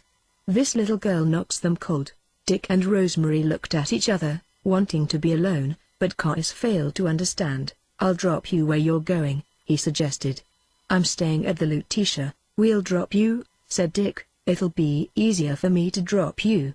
"No trouble at all. I think it will be better if we drop you." But began Cois. He grasped the situation at last and began discussing with Rosemary when he would see her again. Finally, he was gone, with the shadowy unimportance but the offensive bulk of the third party. The car stopped unexpectedly, unsatisfactorily, at the address Dick had given. He drew a long breath. "Shall we go in?" "I don't care," Rosemary said. "I'll do anything you want." He considered. "I almost have to go in. She wants to buy some pictures from a friend of mine who needs the money." Rosemary smoothed the brief expressive disarray of her hair. "We'll stay just 5 minutes," he decided. "You're not going to like these people." She assumed that they were dull and stereotyped people, or gross and drunken people, or tiresome, insistent people, or any of the sorts of people that the divers avoided. She was entirely unprepared for the impression that the scene made on her. Chapter 17. It was a house hewn from the frame of Cardinal d'Aretz's palace in the Rue Monsieur, but once inside the door there was nothing of the past, nor of any present that Rosemary knew. The outer shell, the masonry, seemed rather to enclose the future, so that it was an electric-like shock, a definite nervous experience, perverted as a breakfast of oatmeal and hashish, to cross the threshold, if it could be so called, into the long hall of blue steel, silver gilt, and the myriad facets of many oddly beveled mirrors. The effect was unlike that of any part of the decorative arts exhibition, for there were people in it, not in front of it. Rosemary had the detached, false and exalted feeling of being on a set, and she guessed that everyone else present had that feeling too. There were about 30 people, mostly women, and all fashioned by Louisa M. Walcott or Madame de Segur, and they functioned on this set as cautiously, as precisely, as does a human hand picking up jagged broken glass. Neither individually nor as a crowd could they be said to dominate the environment, as one comes to dominate a work of art he may possess, no matter how esoteric, No one knew what this room meant because it was evolving into something else, becoming everything a room was not. To exist in it was as difficult as walking on a highly polished moving stairway, and no one could succeed at all save with the aforementioned qualities of a hand moving among broken glass, which qualities limited and defined the majority of those present. These were of two sorts. There were the Americans and English who had been dissipating all spring and summer, so that now everything they did had a purely nervous inspiration. They were very quiet and lethargic at certain hours, and then they exploded into sudden quarrels and breakdowns and seductions. The other class, who might be called the exploiters, was formed by the sponges, who were sober, serious people by comparison, with a purpose in life and no time for fooling. These kept their balance best in that environment, and what tone there was, beyond the apartment's novel organization of light values, came from them. The Frankenstein took down Dick and Rosemary at a gulp. It separated them immediately, and Rosemary suddenly discovered herself to be an insincere little person, living all in the upper registers of her throat and wishing the director would come. There was, however, such a wild beating of wings in the room that she did not feel her position was more incongruous than anyone else's. In addition, her training told, and after a series of semi-military turns, shifts, and marches, she found herself presumably talking to a neat, slick girl with a lovely boy's face, but actually absorbed by a conversation taking place on a sort of gunmetal ladder diagonally opposite her and 4 feet away. There was a trio of young women sitting on the bench. They were all tall and slender with small heads groomed like mannequins' heads, and as they talked the heads waved gracefully about above their dark-tailored suits, rather like long-stemmed flowers and rather like cobras' hoods. "Oh, they give a good show," said one of them, in a deep rich voice. "Practically the best show in Paris. I'd be the last one to deny that." But after all, she sighed. Those phrases he uses over and over, oldest inhabitant gnawed by rodents. "You laugh once. I prefer people whose lives have more corrugated surfaces," said the second, "and I don't like her. I've never really been able to get very excited about them, or their entourage either. Why, for example, the entirely liquid Mr. North, he's out," said the first girl. "But you must admit that the party in question can be one of the most charming human beings you have ever met." It was the first hint Rosemary had had that they were talking about the divers, and her body grew tense with indignation. But the girl talking to her, in the starched blue shirt with the bright blue eyes and the red cheeks and the very grey suit, a poster of a girl, had begun to play up. Desperately she kept sweeping things from between them, afraid that Rosemary couldn't see her, sweeping them away until presently there was not so much as a veil of brittle humor hiding the girl, and with distaste Rosemary saw her plain. "Couldn't you have lunch, or maybe dinner, or lunch the day after?" begged the girl. Rosemary looked about for Dick, finding him with the hostess, to whom he had been talking since they came in. Their eyes met and he nodded slightly, and simultaneously the 3 Cobra women noticed her. Their long necks darted toward her and they fixed finely critical glances upon her. She looked back at them defiantly, acknowledging that she had heard what they said. Then she threw off her exigent vis-à-vis with a polite but clipped parting that she had just learned from Dick, and went over to join him. The hostess, she was another tall rich American girl, promenading insouciantly upon the national prosperity, was asking Dick innumerable questions about Gauss's hotel, whither she evidently wanted to come, and battering persistently against his reluctance. Rosemary's presence reminded her that she had been recalcitrant as a hostess, and glancing about she said, "Have you met anyone amusing? Have you met Mr.?" Her eyes groped for a male who might interest Rosemary, but Dick said they must go. They left immediately, moving over the brief threshold of the future to the sudden past of the stone facade without. "Wasn't it terrible?" he said. "Terrible," she echoed obediently. "Rosemary," she murmured. "What?" in an awed voice. "I feel terribly about this." She was shaken with audibly painful sobs.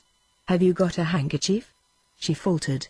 But there was little time to cry, and lovers now they fell ravenously on the quick seconds while outside the taxi windows the green and cream twilight faded, and the fire-red, gas-blue, ghost green signs began to shine smokily through the tranquil rain. It was nearly 6, the streets were in movement, the bistros gleamed, the Place de la Concorde moved by in pink majesty as the cab turned north. They looked at each other at last, murmuring names that were a spell. Softly the two names lingered on the air, died away more slowly than other words, other names, slower than music in the mind. "I don't know what came over me last night," Rosemary said. "That glass of champagne? I've never done anything like that before. You simply said you loved me. I do love you. I can't change that." It was time for Rosemary to cry, so she cried a little in her handkerchief. "I'm afraid I'm in love with you," said Dick, "and that's not the best thing that could happen." Again the names, then they lurched together as if the taxi had swung them. Her breasts crushed flat against him, her mouth was all new and warm, owned in common. They stopped thinking with an almost painful relief, stopped seeing, they only breathed and sought each other. They were both in the grey gentle world of a mild hangover of fatigue when the nerves relax in bunches like piano strings, and crackle suddenly like wicker chairs. Nerves so raw and tender must surely join other nerves, lips to lips, breast to breast. They were still in the happier stage of love. They were full of brave illusions about each other, tremendous illusions, so that the communion of self with self seemed to be on a plane where no other human relations mattered. They both seemed to have arrived there with an extraordinary innocence, as though a series of pure accidents had driven them together, so many accidents that at last they were forced to conclude that they were for each other. They had arrived with clean hands, or so it seemed, after no traffic with the merely curious and clandestine. But for Dick that portion of the road was short. The turning came before they reached the hotel. "There's nothing to do about it," he said, with a feeling of panic. "I'm in love with you, but it doesn't change what I said last night. That doesn't matter now. I just wanted to make you love me. If you love me, everything's all right. Unfortunately I do. But Nicole mustn't know. She mustn't suspect even faintly. Nicole and I have got to go on together. In a way that's more important than just wanting to go on. Kiss me once more." He kissed her, but momentarily he had left her. "Nicole mustn't suffer. She loves me and I love her. You understand that?" She did understand. It was the sort of thing she understood well, not hurting people. She knew the divers loved each other because it had been her primary assumption. She had thought, however, that it was a rather cooled relation, and actually rather like the love of herself and her mother. When people have so much for outsiders, didn't it indicate a lack of inner intensity? "And I mean love," he said, guessing her thoughts. "Active love. It's more complicated than I can tell you. It was responsible for that crazy duel." "How did you know about the duel?" "I thought we were to keep it from you." "Do you think Cabe can keep a secret?" He spoke with incisive irony.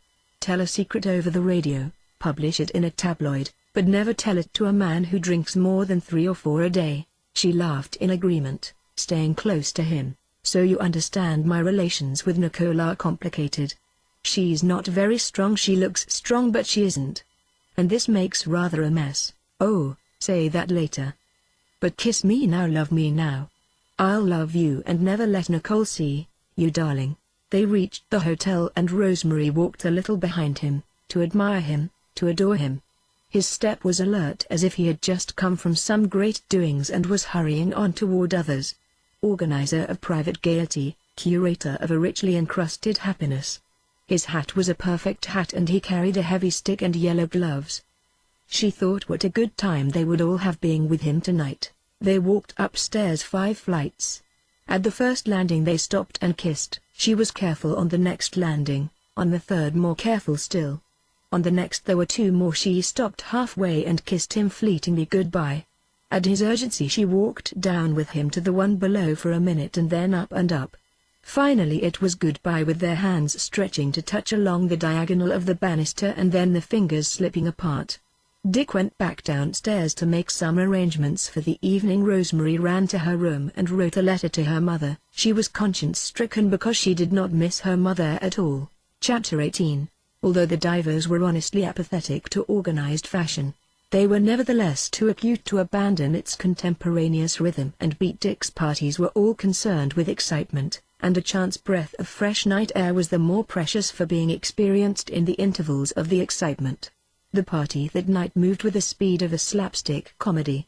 They were 12, they were 16, they were quartets in separate motors bound on a quick odyssey over Paris. Everything had been foreseen. People joined them as if by magic, accompanied them as specialists, almost guides, through a phase of the evening, dropped out and were succeeded by other people, so that it appeared as if the freshness of each one had been husbanded for them all day. Rosemary appreciated how different it was from any party in Hollywood, no matter how splendid in scale. There was, among many diversions, the car of the Shah of Persia. Where Dick had commandeered this vehicle, what bribery was employed, these were facts of irrelevance. Rosemary accepted it as merely a new facet of the fabulous, which for 2 years had filled her life. The car had been built on a special chassis in America. Its wheels were of silver, so was the radiator. The inside of the body was inlaid with innumerable brilliants which would be replaced with true gems by the court jeweler when the car arrived in Tehran the following week. There was only one real seat in back, because the Shah must ride alone, so they took turns riding in it and sitting on the marten fur that covered the floor. But always there was Dick. Rosemary assured the image of her mother, ever carried with her, that never had she known anyone so nice, so thoroughly nice as Dick was that night. She compared him with the 2 Englishmen, who may be dressed conscientiously as Major Hengist and Mr. Horser, and with the heir to a Scandinavian throne and the novelist just back from Russia, and with Abe, who was desperate and witty, and with Cois Clay, who joined them somewhere and stayed along and felt there was no comparison. The enthusiasm, the selflessness behind the whole performance ravished her. The technique of moving many varied types, each as immobile, as dependent on supplies of attention, as an infantry battalion is dependent on rations, appeared so effortless that he still had pieces of his own most personal self for everyone. Afterward she remembered the times when she had felt the happiest. The first time was when she and Dick danced together and she felt her beauty sparkling bright against his tall, strong form as they floated, hovering like people in an amusing dream. He turned her here and there with such a delicacy of suggestion that she was like a bright bouquet, a piece of precious cloth being displayed before 50 eyes. There was a moment when they were not dancing at all, simply clinging together. Sometime in the early morning they were alone, and her damp powdery young body came up close to him in a crush of tired cloth, and stayed there, crushed against a background of other people's hats and wraps.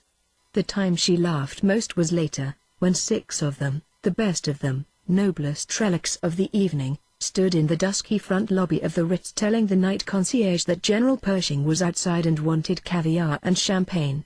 He brooks no delay. Every man, every gun is at his service. Frantic waiters emerged from nowhere, a table was set in the lobby, and Abe came in representing General Pershing while they stood up and mumbled remembered fragments of war songs at him. In the waiters' injured reaction to this anticlimax they found themselves neglected, so they built a waiter trap, a huge and fantastic device constructed of all the furniture in the lobby and functioning like one of the bizarre machines of a Goldberg cartoon. Abe shook his head doubtfully at it. Perhaps it would be better to steal a musical saw and— "That's enough," Mary interrupted. "When Abe begins bringing up that it's time to go home." Anxiously she confided to Rosemary, "I've got to get Abe home. His boat train leaves at 11. It's so important I feel the whole future depends on his catching it, but whenever I argue with him he does the exact opposite." "I'll try and persuade him," offered Rosemary. "Would you?" Mary said doubtfully. "Maybe you could." Then Dick came up to Rosemary. "Nicole and I are going home and we thought you'd want to go with us." Her face was pale with fatigue in the false dawn. 2 dark spots in her cheek marked where the color was by day. "I can't," she said. "I promised Mary North to stay along with them or Abe'll never go to bed." "Maybe you could do something. Don't you know you can't do anything about people?" he advised her. "If Abe was my roommate in college, tight for their first time, it'd be different. Now there's nothing to do. Well, I've got to stay. He says he'll go to bed if we only come to the house with him," she said, almost defiantly. He kissed the inside of her elbow quickly. "Don't let Rosemary go home alone," Nicole called to Mary as they left. "We feel responsible to her mother."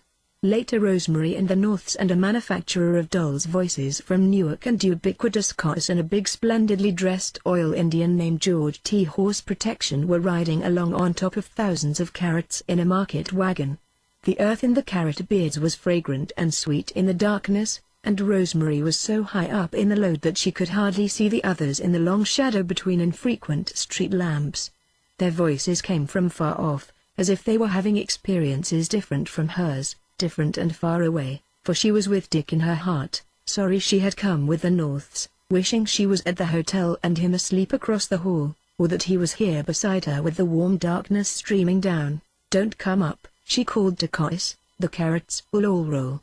She threw one at Abe, who was sitting beside the driver, stiffly like an old man. Later she was homeward bound at last in broad daylight, with the pigeons already breaking over St. Sulpice. All of them began to laugh spontaneously because they knew it was still last night, while the people in the streets had the delusion that it was bright hot morning. "At last I've been on a wild party," thought Rosemary, "but it's no fun when Dick isn't there." She felt a little betrayed and sad, but presently a moving object came into sight. It was a huge horse-chestnut tree in full bloom bound for the Champs-Élysées, strapped now into a long truck and simply shaking with laughter like a lovely person in an undignified position yet confident nonetheless of being lovely. Looking at it with fascination, Rosemary identified herself with it, and laughed cheerfully with it, and everything all at once seemed gorgeous. Chapter 19. Abe left from the Gare Saint-Lazare at 11. He stood alone under the fouled glass dome, relic of the 70s era of the Crystal Palace. His hands, of that vague grey color that only 24 hours can produce, were in his coat pockets to conceal the trembling fingers. With his hat removed, it was plain that only the top layer of his hair was brushed back. The lower levels were pointed resolutely sidewise. He was scarcely recognizable as the man who had swum upon Gauss's beach a fortnight ago. He was early. He looked from left to right with his eyes only. It would have taken nervous forces out of his control to use any other part of his body. New-looking baggage went past him. Presently prospective passengers, with dark little bodies, were calling, "Jewels!" in dark piercing voices. At the minute when he wondered whether or not he had time for a drink at the buffet, and began clutching at the soggy wad of 1,000-franc notes in his pocket, one end of his pendulous glance came to rest upon the apparition of Nicole at the stairhead. He watched her. She was self-revelatory in her little expressions, as people seem to someone waiting for them, who as yet is himself unobserved. She was frowning, thinking of her children, less gloating over them than merely animally counting them, a cat checking her cubs with a paw. When she saw Abe, the mood passed out of her face. The glow of the morning skylight was sad, and Abe made a gloomy figure with dark circles that showed through the crimson tan under his eyes. They sat down on a bench. "I came because you asked me," said Nicole defensively. Abe seemed to have forgotten why he asked her, and Nicole was quite content to look at the travelers passing by. "That's going to be the belle of your boat, that one with all the men to say goodbye. You see why she bought that dress?" Nicole talked faster and faster. "You see why nobody else would buy it except the belle of the world cruise? See? No? Wake up. That's a story dress. That extra material tells a story, and somebody on world cruise would be lonesome enough to want to hear it." She bit close her last words. She had talked too much for her, and Abe found it difficult to gather from her serious set face that she had spoken at all. With an effort he drew himself up to a posture that looked as if he was standing up while he was sitting down. "The afternoon you took me to that funny ball, Street Genevieve's," he began. "I remember. It was fun, wasn't it?" "No fun for me. I haven't had fun seeing you this time. I'm tired of you both, but it doesn't show because you're even more tired of me. You know what I mean. If I had any enthusiasm, I'd go on to new people." There was a rough nap on Nicole's velvet gloves as she slapped him back. "Seems rather foolish to be unpleasant, Abe. Anyhow, you don't mean that. I can't see why you've given up about everything." Abe considered, trying hard not to cough or blow his nose. "I suppose I got bored, and then it was such a long way to go back in order to get anywhere. Often a man can play the helpless child in front of a woman, but he can almost never bring it off when he feels most like a helpless child." "No excuse for it," Nicole said crisply. Abe was feeling worse every minute. He could think of nothing but disagreeable and sheerly nervous remarks. Nicole thought that the correct attitude for her was to sit staring straight ahead, hands in her lap. For a while there was no communication between them. Each was racing away from the other, breathing only insofar as there was blue space ahead, a sky not seen by the other. Unlike lovers, they possessed no past. Unlike man and wife, they possessed no future. Yet up to this morning Nicole had liked Abe better than anyone except Dick, and he had been heavy, belly frightened, with love for her for years, tired of women's worlds. He spoke up suddenly. Then why don't you make a world of your own? Tired of friends? The thing is to have sycophants. Nicole tried to force the minute hand around on the station clock. But, you agree? He demanded. I am a woman and my business is to hold things together. My business is to tear them apart. When you get drunk you don't tear anything apart except yourself, she said, cold now, and frightened and unconfident. The station was filling but no one she knew came. After a moment her eyes fell gratefully on a tall girl with straw hair like a helmet, who was dropping letters in the mail slot. A girl I have to speak to, Abe. Abe, wake up. You fool. Patiently Abe followed her with his eyes. The woman turned in a startled way to greet Nicole, and Abe recognized her as someone he had seen around Paris. He took advantage of Nicole's absence to cough hard and ragingly into his handkerchief, and to blow his nose loud. The morning was warmer and his underwear was soaked with sweat. His fingers trembled so violently that it took 4 matches to light a cigarette. It seemed absolutely necessary to make his way into the buffet for a drink, but immediately Nicole returned. That was a mistake, she said with frosty humor. After begging me to come and see her, she gave me a good snubbing. She looked at me as if I were rotted. Excited, she did a little laugh, as with 2 fingers high in the scales. Let people come to you. Abe recovered from a cigarette cough and remarked. Trouble is when you're sober you don't want to see anybody, and when you're tight nobody wants to see you. Who, me? Nicole laughed again. For some reason the late encounter had cheered her. No, me, speak for yourself. I like people, a lot of people I like. Rosemary and Mary North came in sight, walking slowly and searching for Abe, and Nicole burst forth grossly with hey. Hi. Hey. And laughed and waved the package of handkerchiefs she had bought for Abe. They stood in an uncomfortable little group weighted down by Abe's gigantic presence. He lay athwart them like the wreck of a galleon, dominating with his presence his own weakness and self-indulgence, his narrowness and bitterness. All of them were conscious of the solemn dignity that flowed from him, of his achievement, fragmentary, suggestive and surpassed. But they were frightened at his survivant will, once a will to live, now become a will to die. Dick Diver came and brought with him a fine glowing surface on which the 3 women sprang like monkeys with cries of relief, perching on his shoulders, on the beautiful crown of his hat or the gold head of his cane. Now, for a moment, they could disregard the spectacle of Abe's gigantic obscenity. Dick saw the situation quickly and grasped it quietly. He pulled them out of themselves into the station, making plain its wonders. Nearby, some Americans were saying goodbye in voices that mimicked the cadence of water running into a large old bathtub.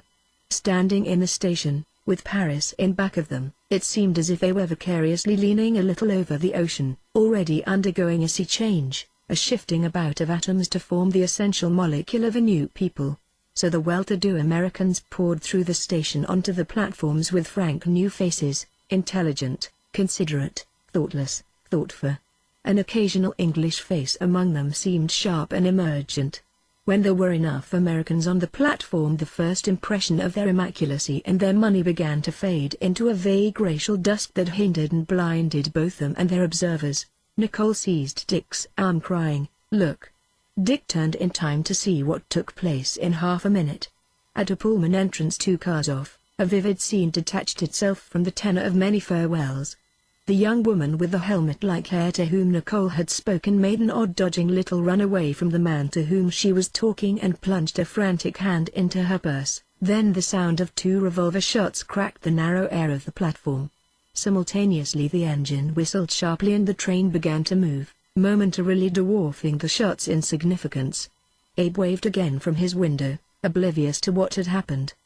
But before the crowd closed in, the others had seen the shots take effect, seen the target sit down upon the platform. Only after 100 years did the train stop. Nicole, Mary, and Rosemary waited on the outskirts while Dick fought his way through. It was 5 minutes before he found them again. By this time the crowd had split into 2 sections, following, respectively, the man on a stretcher and the girl walking pale and firm between distraught gendarmes. It was Maria Wallace, Dick said hurriedly. The man she shot was an Englishman. They had an awful time finding out who, because she shot him through his identification card. They were walking quickly from the train, swayed along with the crowd. I found out what poste de police they're taking her to, so I'll go there. But her sister lives in Paris, Nicole objected. Why not phone her? Seems very peculiar. Nobody thought of that. She's married to a Frenchman, and he can do more than we can. Dick hesitated, shook his head and started off. Wait. Nicole cried after him. That's foolish. How can you do any good with your French? At least I'll see they don't do anything outrageous to her. They're certainly going to hold on to her, Nicole assured him briskly. She did shoot the man. The best thing is to phone right away to Laura. She can do more than he can.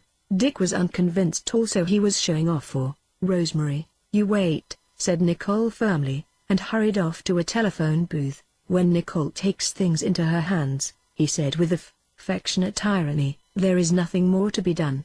He saw Rosemary for the first time that morning. They exchanged glances, trying to recognize the emotions of the day before. For a moment each seemed unreal to the other, then a slow warm hum of love began again. You like to help everybody, don't you? Rosemary said. I only pretend to. Mother likes to help everybody. Of course she can't help as many people as you do. She sighed. Sometimes I think I'm the most selfish person in the world. For the first time the mention of her mother annoyed rather than amused Dick. He wanted to sweep away her mother, remove the whole affair from the nursery footing upon which Rosemary persistently established it. But he realized that this impulse was a loss of control. What would become of Rosemary's urge toward him if, for even a moment, he relaxed?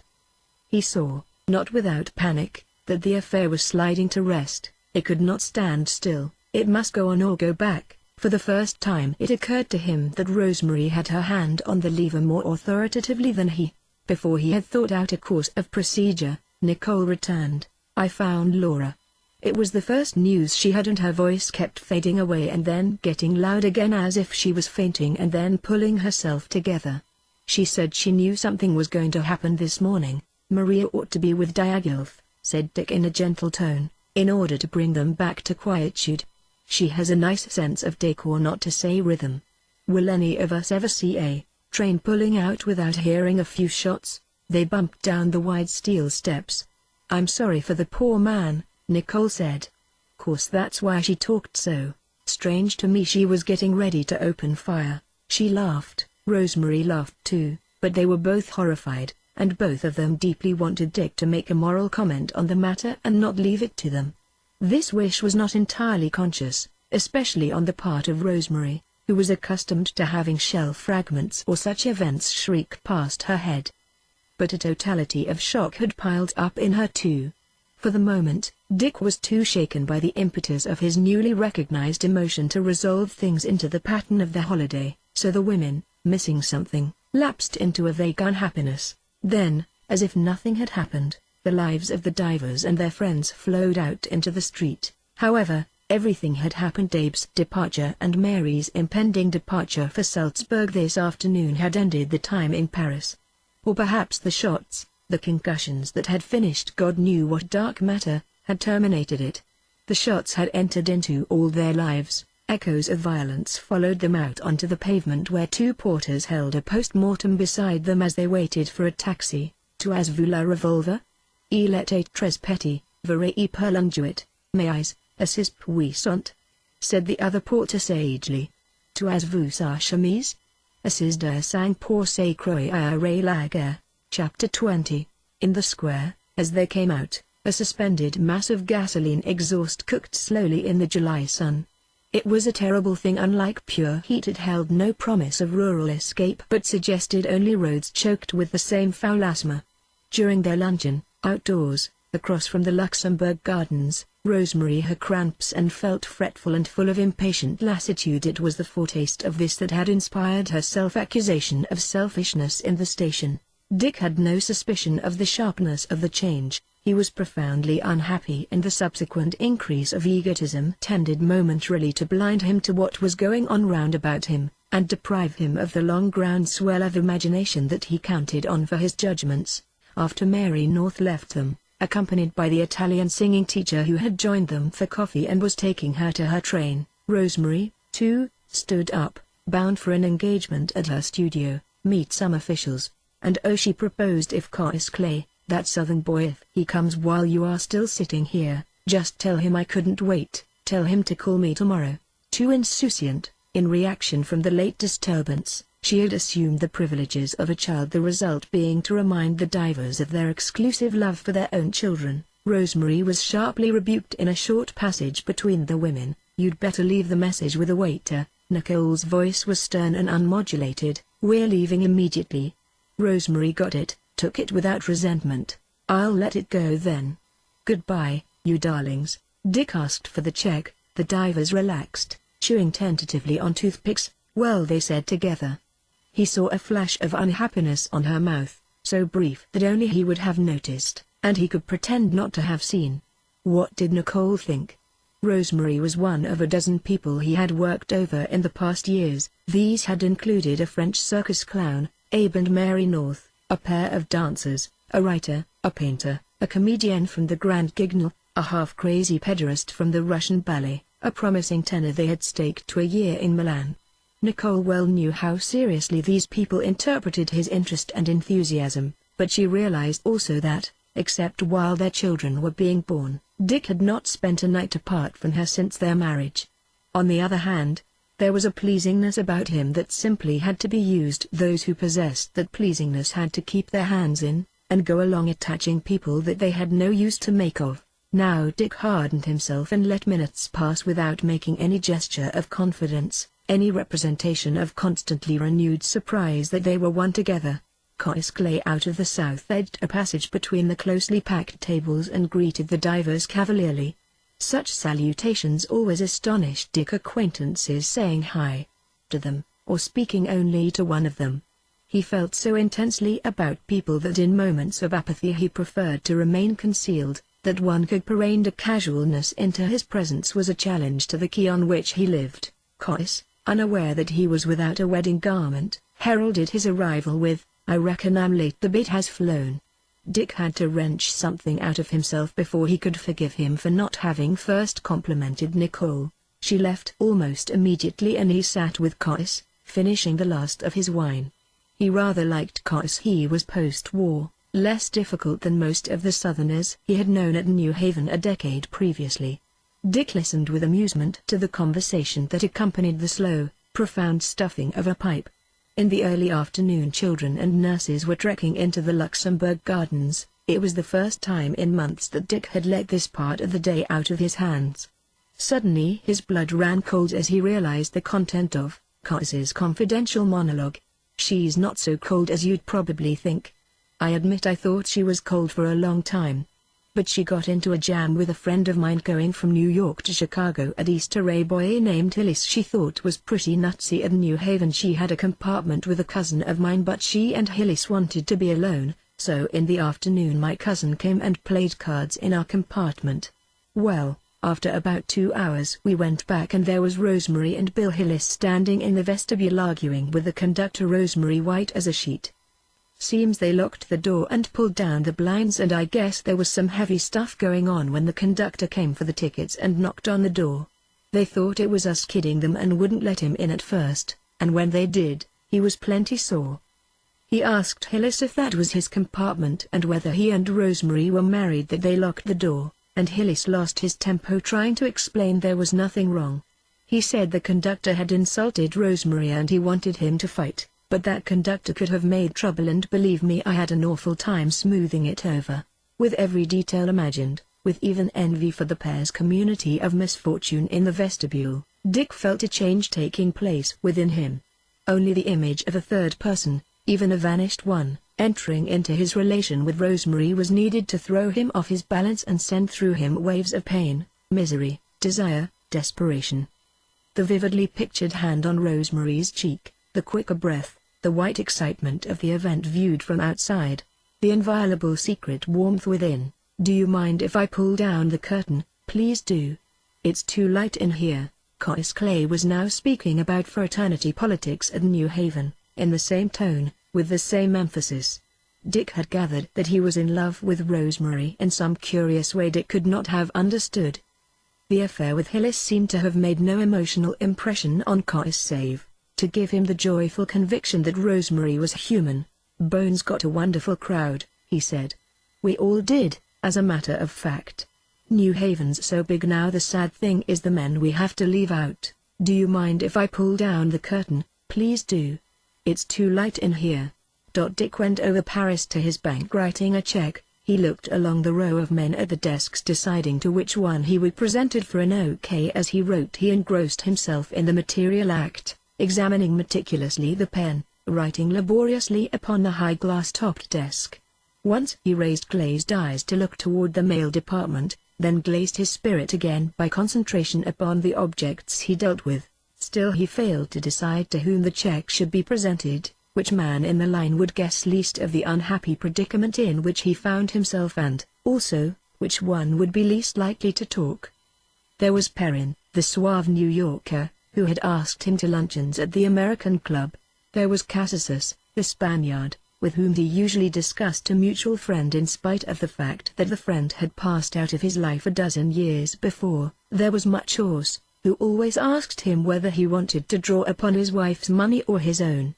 As he entered the amount on the stub, and drew 2 lines under it, he decided to go to Pierce, who was young and for whom he would have to put on only a small show. It was often easier to give a show than to watch one. He went to the mail desk first as the woman who served him pushed up with her bosom a piece of paper that had nearly escaped the desk. He thought how differently women use their bodies from men. He took his letters aside to open. There was a bill for 17 psychiatric books from a German concern, a bill from Brentanos, a letter from Buffalo from his father, in a handwriting that year by year became more indecipherable. There was a card from Tommy Barban postmarked Fez and bearing a facetious communication. There were letters from doctors in Zurich, both in German, a disputed bill from a plasterer in Cannes, a bill from a furniture maker, a letter from the publisher of a medical journal in Baltimore, miscellaneous announcements and an invitation to a showing of pictures by an incipient artist. Also there were 3 letters for Nicole, and a letter for Rosemary sent in his care. "Do you mind if I pull down the curtain?" He went toward Pierce, but he was engaged with a woman, and Dick saw with his heels that he would have to present his check to Cassus at the next desk, who was free. "How are you, Diva?" Cassus was genial. He stood up, his mustache spreading with his smile. "We were talking about Featherstone the other day and I thought of you. He's out in California now." Dick widened his eyes and bent forward a little. "In California? That's what I heard." Dick held the check poised, to focus the attention of Cassus upon it. He looked toward Pierce's desk, holding the latter for a moment in a friendly eye play conditioned by an old joke of 3 years before when Pierce had been involved with a Lithuanian countess.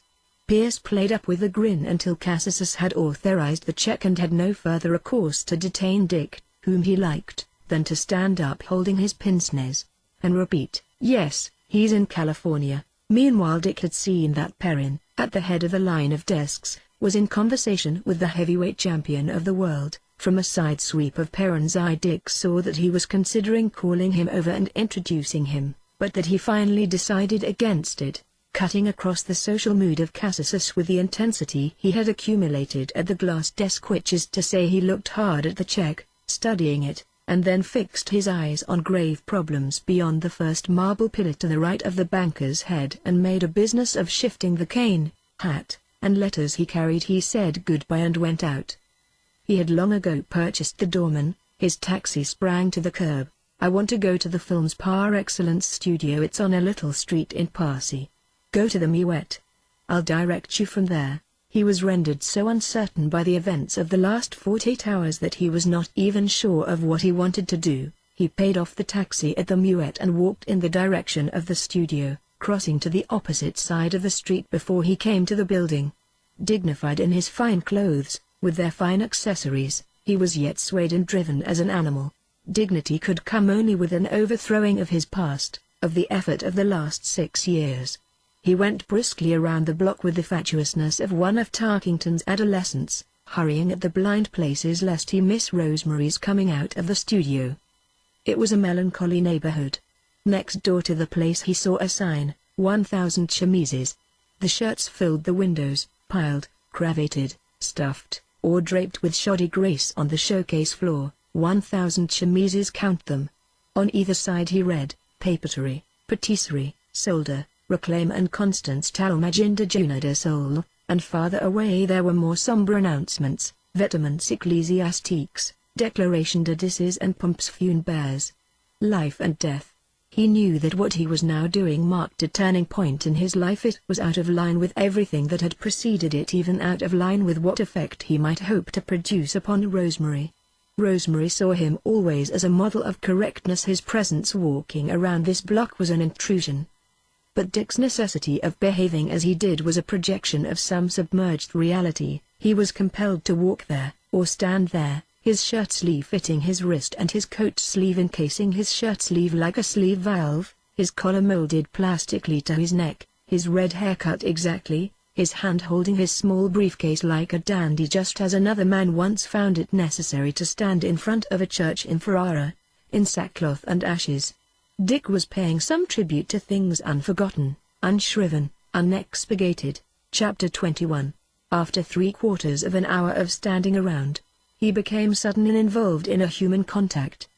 It was just the sort of thing that was likely to happen to him when he was in the mood of not wanting to see anyone.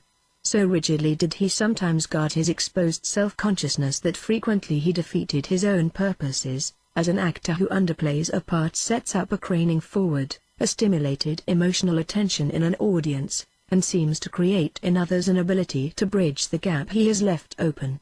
Similarly, we are seldom sorry for those who need and crave our pity. We reserve this for those who, by other means, make us exercise the abstract function of pity.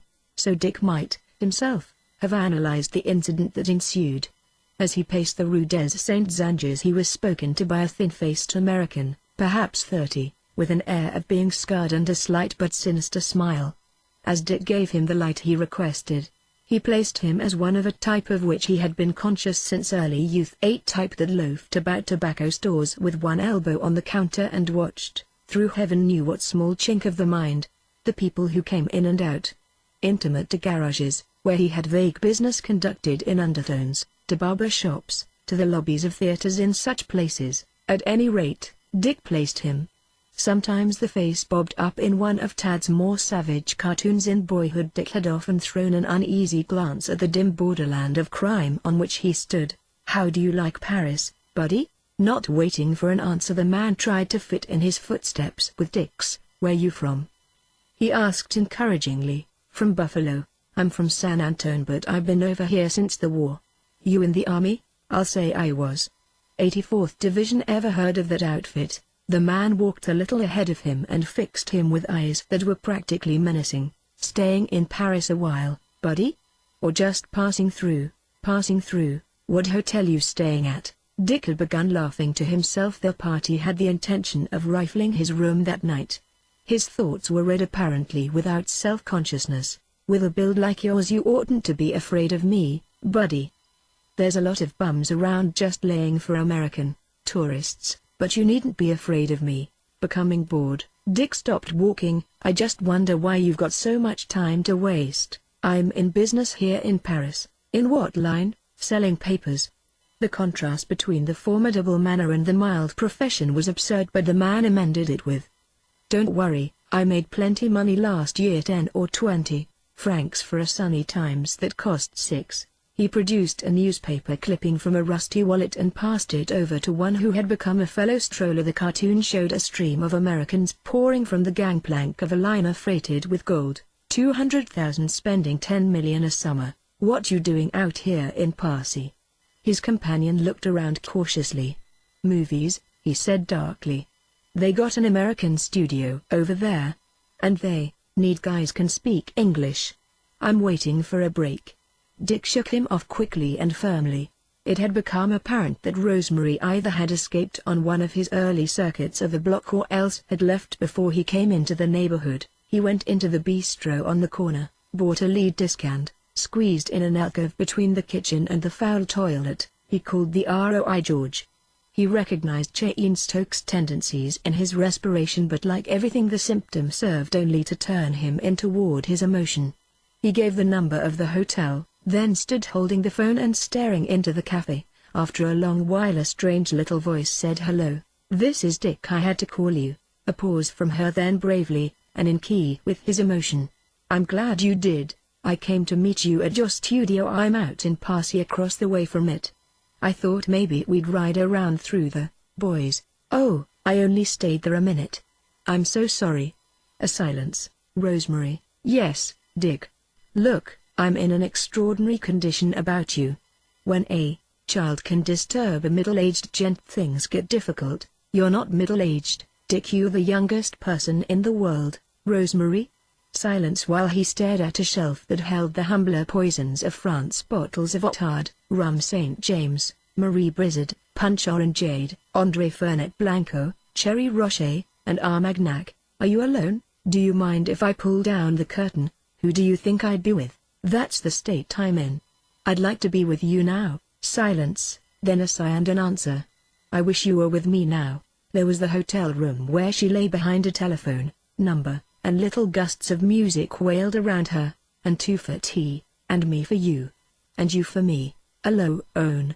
There was the remember dust of powder over her tan when he kissed her face. It was damp around the corners of her hair. There was the flash of a white face under his own, the arc of a shoulder. "It's impossible," he said to himself. In a minute he was out in the street, marching along toward the Muette, or away from it, his small briefcase still in his hand, his gold-headed stick held at a sword-like angle. Rosemary returned to her desk and finished a letter to her mother. "I only saw him for a little while, but I thought he was wonderful looking. I fell in love with him. Of course I do love Dick best, but you know what I mean. He really is going to direct the picture and is leaving immediately for Hollywood, and I think we ought to leave, too. Cois Clay has been here. I like him all right, but I've not seen much of him because of the divers, who really are divine, about the nicest people I ever knew. I am feeling not very well today and am taking the medicine, though see no need for it. I'm not even going to try to tell you all that's happened until I see you. So when you get this letter, wire. Are you coming north or shall I come south with the divers?" At 6 Dick called Nicole. "Have you any special plans?" he asked. "Would you like to do something quiet, dinner at the hotel and then a play, would you?" "I'll do whatever you want. I phoned Rosemary a while ago and she's having dinner in her room. I think this upset all of us, don't you?" "It didn't upset me," he objected. "Darling, unless you're physically tired, let's do something. Otherwise we'll get south and spend a week wondering why we didn't see Boucher. It's better than brooding." This was a blunder and Nicole took him up sharply. "Brooding about what?" "About Maria Wallace." She agreed to go to a play. It was a tradition between them that they should never be too tired for anything, and they found it made the days better on the whole and put the evenings more in order. When, inevitably, their spirits flagged, they shifted the blame to the weariness and fatigue of others. Before they went out, as fine-looking a couple as could be found in Paris, they knocked softly at Rosemary's door. There was no answer. Judging that she was asleep, they walked into a warm, strident Paris night, snatching a vermouth and bitters in the shadow by Fouquet's bar. Chapter 22. Nicole pulled her dressing gown closer around her and dismissed him briskly. Mystified, she took a bath and dressed. By this time it was after 10 and she called Rosemary but got no answer. Then she phoned the hotel office and found that Abe had indeed registered, at 6:30 this morning. His room, however, was still unoccupied. Hoping for a word from Dick, she waited in the parlor of the suite, just as she had given up and decided to go out. The office called and announced, "Mr. Crawshaw, un nigre." "On what business?" she demanded. "He says he knows you and the doctor. He says there is a Mr. Freeman in prison that is a friend of all the world. He says there is injustice and he wishes to see Mr. North before he himself is arrested. We know nothing about it." Nicole disclaimed the whole business with a vehement clap of the receiver. Abe's bizarre reappearance made it plain to her how fatigued she was with his dissipation. Dismissing him from her mind, she went out, ran into Rosemary at the dressmaker's, and shopped with her for artificial flowers and all-colored strings of colored beads on the Rue de Rivoli. She helped Rosemary choose a diamond for her mother, and some scarves and novel cigarette cases to take home to business associates in California. For her son she bought Greek and Roman soldiers, a whole army of them, costing over 1,000 francs. Once again they spent their money in different ways, and again Rosemary admired Nicole's method of spending. Nicole was sure that the money she spent was hers. Rosemary still thought her money was miraculously lent to her, and she must consequently be very careful of it. It was fun spending money in the sunlight of the foreign city with healthy bodies under them that sent streams of color up to their faces, with arms and hands, legs and ankles that they stretched out confidently, reaching or stepping with the confidence of women lovely to men. When they got back to the hotel and found Dick, all bright and new in the morning, both of them had a moment of complete childish joy. He had just received a garbled telephone call from Abe, who, so it appeared, had spent the forenoon in hiding. It was one of the most extraordinary telephone conversations I've ever held. Dick had talked not only to Abe but to a dozen others. On the phone these supernumeraries had been typically introduced as, "Man wants to talk to you, is in the Teapot Dome. Well, he says he was in it. What is it? Hey, somebody, shut up anyhow. He was in some shandals candle and he can't possibly go home. My own personal is that my personal is he's had a gulps sounded, and thereafter what the party had rested with the unknown." The phone yielded up a supplementary offer. "I thought it would appeal to you anyhow as a psychologist." The vague personality who corresponded to this statement was eventually hung on to the phone. In the sequence he failed to appeal to Dick as a psychologist, or indeed as anything else. Abe's conversation flowed on as follows. "Hello, well, hello, who are you, well?" There were interpolated snorts of laughter. "Well, I'll put somebody else on the line." Sometimes Dick could hear Abe's voice, accompanied by scufflings, droppings of the receiver, faraway fragments such as, "No, I don't, Mr. North." Then a pert decided voice had said, "If you are a friend of Mr. North you will come down and take him away." Abe cut in, solemn and ponderous, beating it all down with an overtone of earthbound determination. "Dick, I've launched a race riot in Montmartre. I'm going over and get Freeman out of jail. If a negro from Copenhagen that makes shoe polish, hello, can you hear me well? Look, if anybody comes." Once again the receiver was a chorus of innumerable melodies. "Why you back in Paris?" Dick demanded. "I got as far as Everworks, and I decided to take a plane back so I could compare it with Street Sulpice. I mean, I don't intend to bring Street Sulpice back to Paris. I don't even mean Baroque. I meant Street Germain. For God's sake, wait a minute and I'll put the chasseur on the wire. For God's sake, don't." "Listen, did Mary get off all right?" "Yes, Dick, I want you to talk with the man I met here this morning, the son of a naval officer that's been to every doctor in Europe. Let me tell you about him." Dick had rung off at this point. Perhaps that was a piece of ingratitude, for he needed grist for the grinding activity of his mind. "Abe used to be so nice," Nicole told Rosemary. "So nice. Long ago when Dick and I were first married. If you had known him then. He'd come to stay with us for weeks and weeks and we scarcely knew he was in the house. Sometimes he'd play, sometimes he'd be in the library with a muted piano, making love to it by the hour. Dick, do you remember that maid? She thought he was a ghost, and sometimes Abe used to meet her in the hall and moo at her, and it cost us a whole tea service once, but we didn't care. So much fun so long ago." Rosemary envied them their fun, imagining a life of leisure unlike her own. She knew little of leisure, but she had the respect for it of those who have never had it. She thought of it as arresting, without realizing that the divers were as far from relaxing as she was herself. "What did this to him?" she asked. "Why does he have to drink?" Nicole shook her head right and left, disclaiming responsibility for the matter. "So many smart men go to pieces nowadays, and when haven't they?" Dick asked. "Smart men play close to the line because they have to. Some of them can't stand it, so they quit. It must lie deeper than that." Nicole clung to her conversation. Also, she was irritated that Dick should contradict her before Rosemary. Artists like Finan don't seem to have to wallow in alcohol. Why is it just Americans who dissipate? There were so many answers to this question that Dick decided to leave it in the air, to buzz victoriously in Nicole's ears. He had become intensely critical of her. Though he thought she was the most attractive human creature he had ever seen, though he got from her everything he needed, he scented battle from afar, and subconsciously he had been hardening and arming himself, hour by hour. He was not given to self-indulgence, and he felt comparatively graceless at this moment of indulging himself, blinding his eyes with the hope that Nicole guessed it only an emotional excitement about Rosemary. He was not sure last night at the theater she had referred pointedly to Rosemary as a child. The trio lunched downstairs in an atmosphere of carpets and padded waiters, who did not march at the stomping quick step of those men who brought good food to the tables whereon they had recently dined. Here there were families of Americans staring around at families of Americans, and trying to make conversation with one another. There was a party at the next table that they could not account for.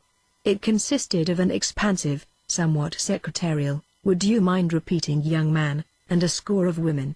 The women were neither young nor old nor of any particular social class, yet the party gave the impression of a unit, held more closely together for example than a group of wives stalling through a professional congress of their husbands. Certainly it was more of a unit than any conceivable tourist party. An instinct made Dick suck back the grave derision that formed on his tongue. He asked the waiter to find out who they were. "Those are the Gold Star Muzzers," explained the waiter. Aloud and in low voices they exclaimed. Rosemary's eyes filled with tears. "Probably the young ones are the wives," said Nicole. Over his wine Dick looked at them again, in their happy faces, the dignity that surrounded and pervaded the party. He perceived all the maturity of an older America. For a while the sobered women who had come to mourn for their dead, for something they could not repair, made the room beautiful. Momentarily, he sat again on his father's knee, riding with Mosby while the old loyalties and devotions fought on around him. Almost with an effort he turned back to his two women at the table and faced the whole new world in which he believed. "Do you mind if I pull down the curtain?" Chapter 23.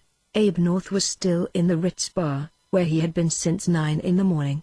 When he arrived seeking sanctuary the windows were open and great beams were busy at pulling up the dust from smoky carpets and cushions. Chasseurs tore through the corridors, liberated and disembodied, moving for the moment in pure space.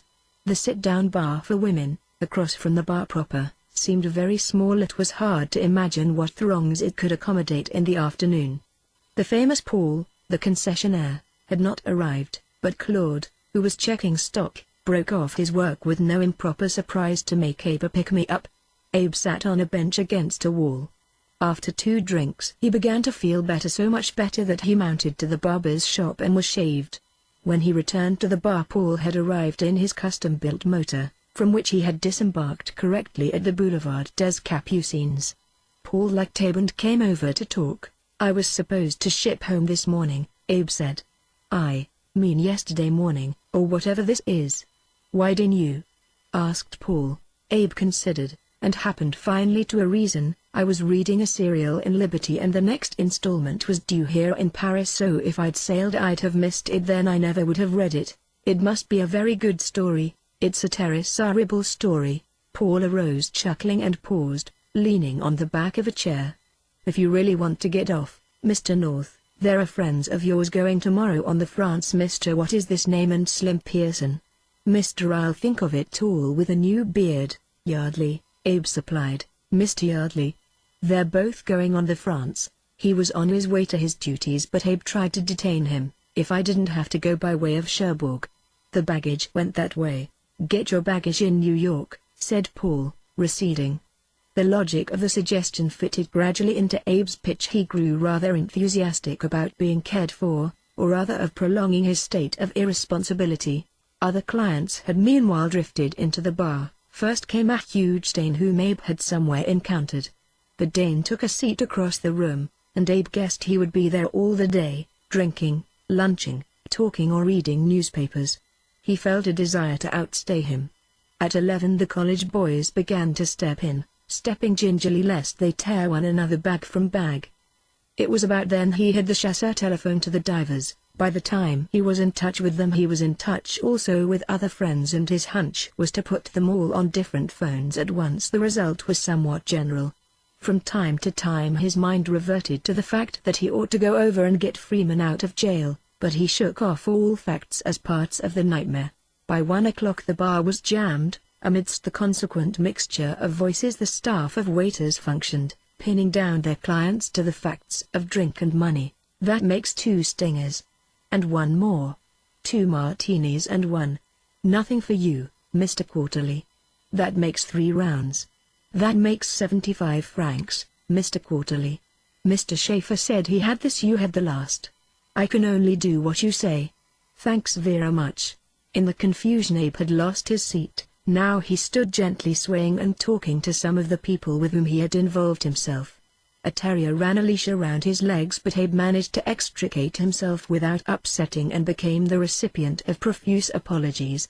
Presently he was invited to lunch, but declined. It was almost Briglith, he explained, and there was something he had to do at Briglith. A little later, with the exquisite manners of the alcoholic that are like the manners of a prisoner or a family servant, he said goodbye to an acquaintance, and turning around discovered that the bar's great moment was over as precipitately as it had begun. Across from him the Dane and his companions had ordered luncheon. Abe did likewise but scarcely touched it. Afterwards, he just sat, happy to live in the past. The drink made past happy things contemporary with the present, as if they were still going on, contemporary even with the future as if they were about to happen again. At 4 the chasseur approached him. You wish to see a colored fellow of the name Jules Peterson? God! How did he find me? I didn't tell him you were present. Who did? Abe fell over his glasses but recovered himself. Says he's already been around to all the American bars and hotels. Tell him I'm not here. As the chasseur turned away, Abe asked, can he come in here? I'll find out. Receiving the question, Paul glanced over his shoulder. He shook his head, then seeing Abe he came over. I'm sorry, I can't allow it. Abe got himself up with an effort and went out to the Rue Cambon. Chapter 24.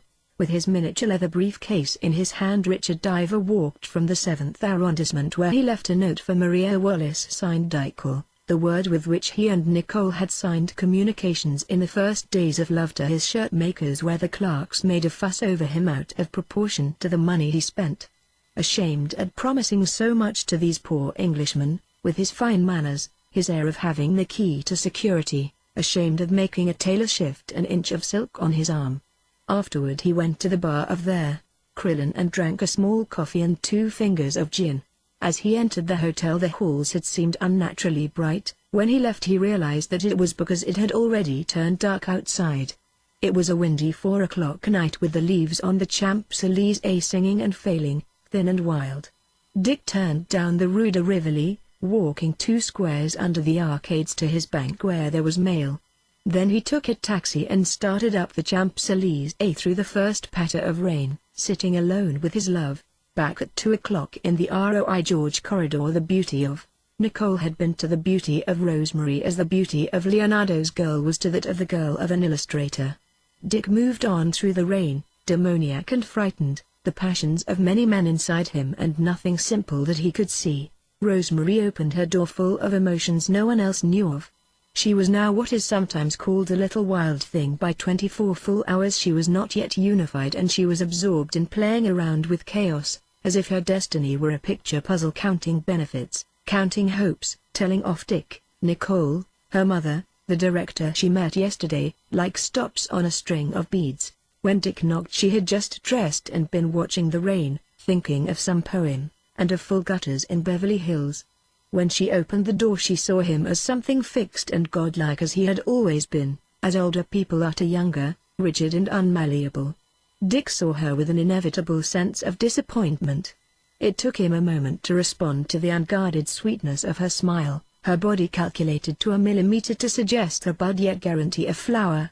He was conscious of the print of her wet foot on a rug through the bathroom door. Miss Television, he said with a lightness he did not feel.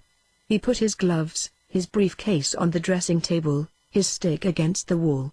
His chin dominated the lines of pain around his mouth, forcing them up into his forehead and the corner of his eyes, like fear that cannot be shown in public. Come and sit on my lap close to me, he said softly, and let me see about your lovely mouth. She came over and sat there, and while the dripping slowed down outside drip drip, she laid her lips to the beautiful cold image she had created. Presently she kissed him several times in the mouth, her face getting big as it came up to him. He had never seen anything so dazzling as the quality of her skin, and since sometimes beauty gives back the images of one's best thoughts, he thought of his responsibility about Nicole, and of the responsibility of her being 2 doors down across the corridor. "The rain's over," he said. "Do you see the sun on the slate?" Rosemary stood up and leaned down and said her most sincere thing to him. "Oh, we're such actors, you and I." She went to her dresser, and the moment that she laid her comb flat against her hair there was a slow persistent knocking at the door. They were shocked motionless. The knock was repeated insistently, and in the sudden realization that the door was not locked Rosemary finished her hair with one stroke, nodded at Dick, who had quickly jerked the wrinkles out of the bed where they had been sitting, and started for the door. Dick said in quite a natural voice, not too loud, "So if you don't feel up to going out, I'll tell Nicole and we'll have a very quiet last evening." The precautions were needless, for the situation of the parties outside the door was so harassed as to preclude any but the most fleeting judgments on matters not pertinent to themselves. Standing there was Abe, aged by several months in the last 24 hours, and a very frightened, concerned colored man whom Abe introduced as Mr. Peterson of Stockholm. "He's in a terrible situation and it's my fault," said Abe. "We need some good advice." "Come in our rooms," said Dick. Abe insisted that Rosemary come too, and they crossed the hall to the diver's suite. Jules Peterson, a small, respectable Negro, on the suave model that heals the Republican Party in the border states, followed. It appeared that the latter had been a legal witness to the early morning dispute in Montparnasse. He had accompanied Abe to the police station and supported his assertion that a 1,000-franc note had been seized out of his hand by a Negro, whose identification was one of the points of the case. Abe and Jules Peterson, accompanied by an agent of police, returned to the bistro and too hastily identified as the criminal a Negro, who, so it was established after an hour, had only entered the place after Abe left. The police had further complicated the situation by arresting the prominent Negro restaurateur, Freeman, who had only drifted through the alcoholic fog at a very early stage and then vanished. The true culprit, whose case, as reported by his friends, was that he had merely commandeered a 50-franc note to pay for drinks that Abe had ordered, had only recently and in a somewhat sinister role, reappeared upon the scene. In brief, Abe had succeeded in the space of an hour in entangling himself with the personal lives, consciences, and emotions of 1 Afro-European and 3 Afro-Americans inhabiting the French Latin Quarter. The disentanglement was not even faintly in sight, and the day had passed in an atmosphere of unfamiliar Negro faces bobbing up in unexpected places and around unexpected corners, and insistent Negro voices on the phone. In person, Abe had succeeded in evading all of them, save Jules Peterson. Peterson was rather in the position of the friendly Indian who had helped a white. The Negroes who suffered from the betrayal were not so much after Abe as after Peterson, and Peterson was very much after what protection he might get from Abe. Up in Stockholm, Peterson had failed as a small manufacturer of shoe polish and now possessed only his formula and sufficient trade tools to fill a small box. However, his new protector had promised in the early hours to set him up in business in Versailles. Abe's former chauffeur was a shoemaker there, and Abe had handed Peterson 200 francs on account. Rosemary listened with distaste to this rigmarole. To appreciate its grotesque query required a more robust sense of humor than hers. The little man with his portable manufactory, his insincere eyes that, from time to time, rolled white semicircles of panic into view, the figure of Abe, his face as blurred as the gaunt fine lines of it would permit, all this was as remote from her as sickness.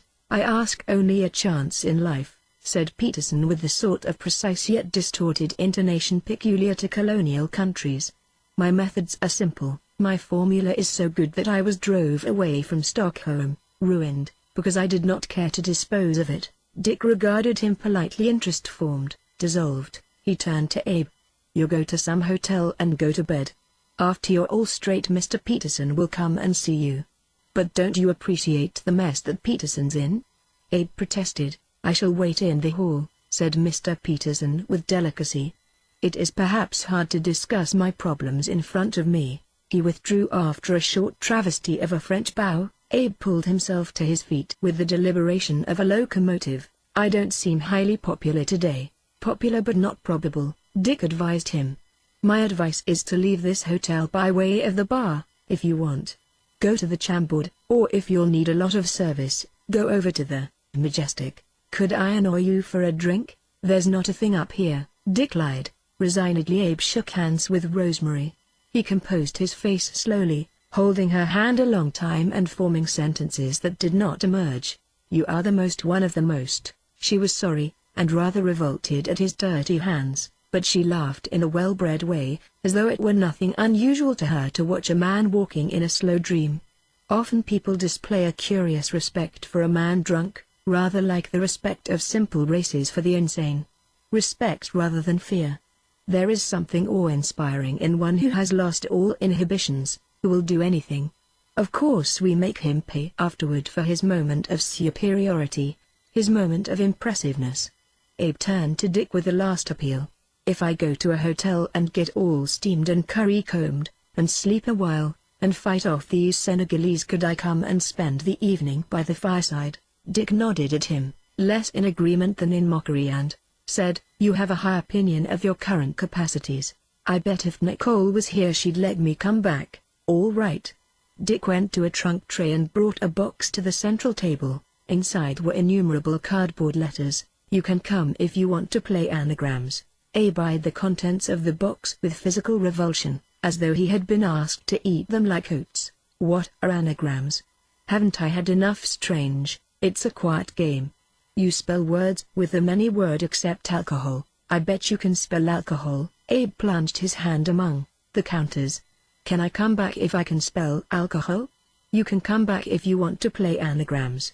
Abe shook his head resignedly. "If you're in that frame of mind there's no use, I'd just be in the way." He waved his finger reproachfully at Dick. "But remember what George III said, that if Grant was drunk he wished he would bite the other generals." With a last desperate glance at Rosemary from the golden corners of his eyes, he went out. To his relief, Peterson was no longer in the corridor. Feeling lost and homeless, he went back to ask Paul the name of that boat. Chapter 25. When he had tottered out, Dick and Rosemary embraced fleetingly. There was a dust of Paris over both of them through which they scented each other, the rubber guard on Dick's fountain pen, the faintest odor of warmth from Rosemary's neck and shoulders. For another half-minute Dick clung to the situation. Rosemary was first to return to reality. "I must go, youngster," she said. They blinked at each other across a widening space, and Rosemary made an exit that she had learned young, and on which no director had ever tried to improve. She opened the door of her room and went directly to her desk, where she had suddenly remembered leaving her wristwatch. It was there. Slipping it on, she glanced down at the daily letter to her mother, finishing the last sentence in her mind. Then, rather gradually, she realized without turning about that she was not alone in the room. In an inhabited room there are refracting objects only half noticed: varnished wood, more or less polished brass, silver and ivory, and beyond these 1,000 conveyors of light and shadow so mild that one scarcely thinks of them as that: the tops of picture frames, the edges of pencils or ashtrays, of crystal or china ornaments, the totality of this refraction appealing to equally subtle reflexes of the vision as well as to those associational fragments in the subconscious that we seem to hang on to, as a glass fitter keeps the irregularly shaped pieces that may do sometime. This fact might account for what Rosemary afterward mystically described as realizing that there was someone in the room, before she could determine it. But when she did realize it, she turned swift in a sort of ballet step and saw that a dead Negro was stretched upon her bed. As she cried "ooh!" and her still unfastened wristwatch banged against the desk, she had the preposterous idea that it was Abe North. Then she dashed for the door and across the hall. Dick was straightening up. He had examined the gloves worn that day and thrown them into a pile of soiled gloves in a corner of a trunk. He had hung up coat and vest and spread his shirt on another hanger, a trick of his own. "You'll wear a shirt that's a little dirty where you won't wear a must shirt."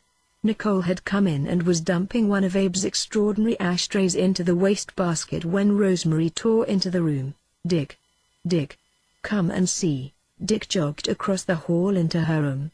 He knelt to Peterson's heart, and felt the pulse. The body was warm, the face, harassed and indirect in life, was gross and bitter in death. The box of materials was held under one arm, but the shoe that dangled over the bedside was bare of polish and its sole was worn through. By French law Dick had no right to touch the body, but he moved the arm a little to see something. There was a stain on the green coverlet. There would be faint blood on the blanket beneath. Dick closed the door and stood thinking. He He heard cautious steps in the corridor and then Nicole calling him by name. Opening the door he whispered, "Bring the couverture and top blanket from one of our beds. Don't let anyone see you." Then, noticing the strained look on her face, he added quickly, "Look here, you mustn't get upset over this. It's only some nigger scrap. I want it to be over." The body, as Dick lifted it, was light and ill-nourished. He held it so that further hemorrhages from the wound would flow into the man's clothes.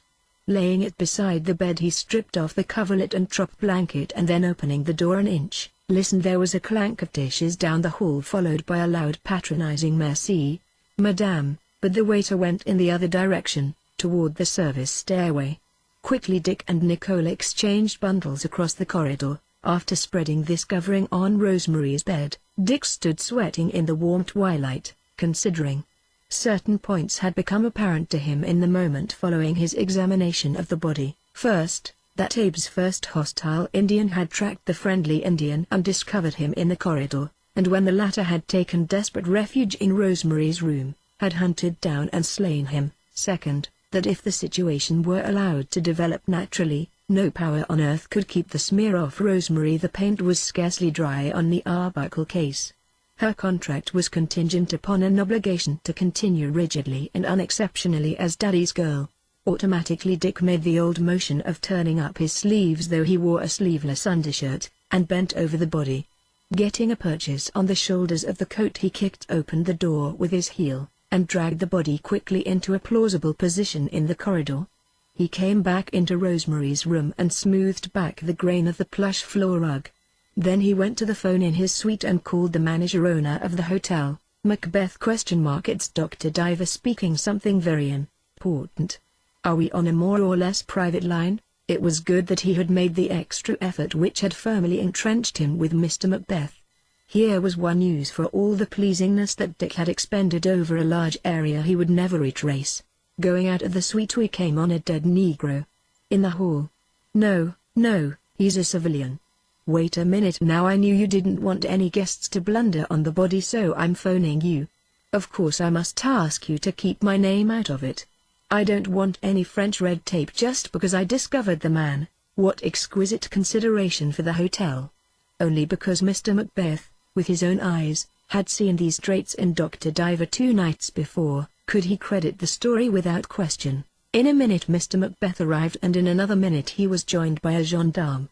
In the interval he found time to whisper to Dick, "You can be sure the name of any guest will be protected.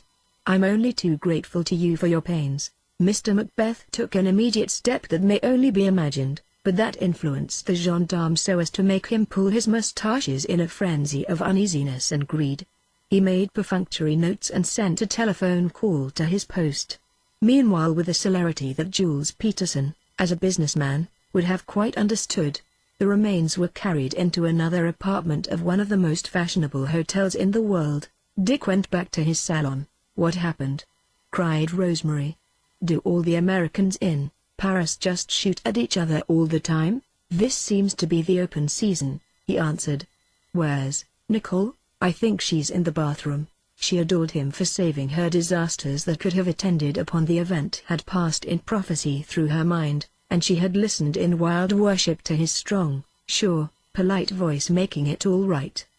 But before she reached him in a sway of soul and body, his attention focused on something else. He went into the bedroom and toward the bathroom. And now Rosemary, too, could hear, louder and louder, a verbal inhumanity that penetrated the keyholes and the cracks in the doors, swept into the suite and in the shape of horror took form again. With the idea that Nicole had fallen in the bathroom and hurt herself, Rosemary followed Dick. That was not the condition of affairs at which she stared before Dick shouldered her back and brusquely blocked her view. Nicole knelt beside the tub swaying sidewise and sidewise. "It's you!" she cried. "It's you come to intrude on the only privacy I have in the world with your spread with red blood on it. I'll wear it for you. I'm not ashamed, though it was such a pity.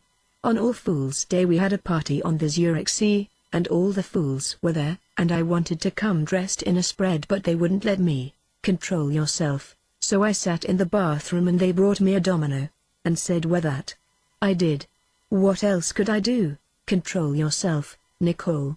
I never expected you to love me. It was too late. Only don't come in the bathroom, the only place I can go for privacy, dragging spreads with red blood on them and asking me to fix them. Control yourself.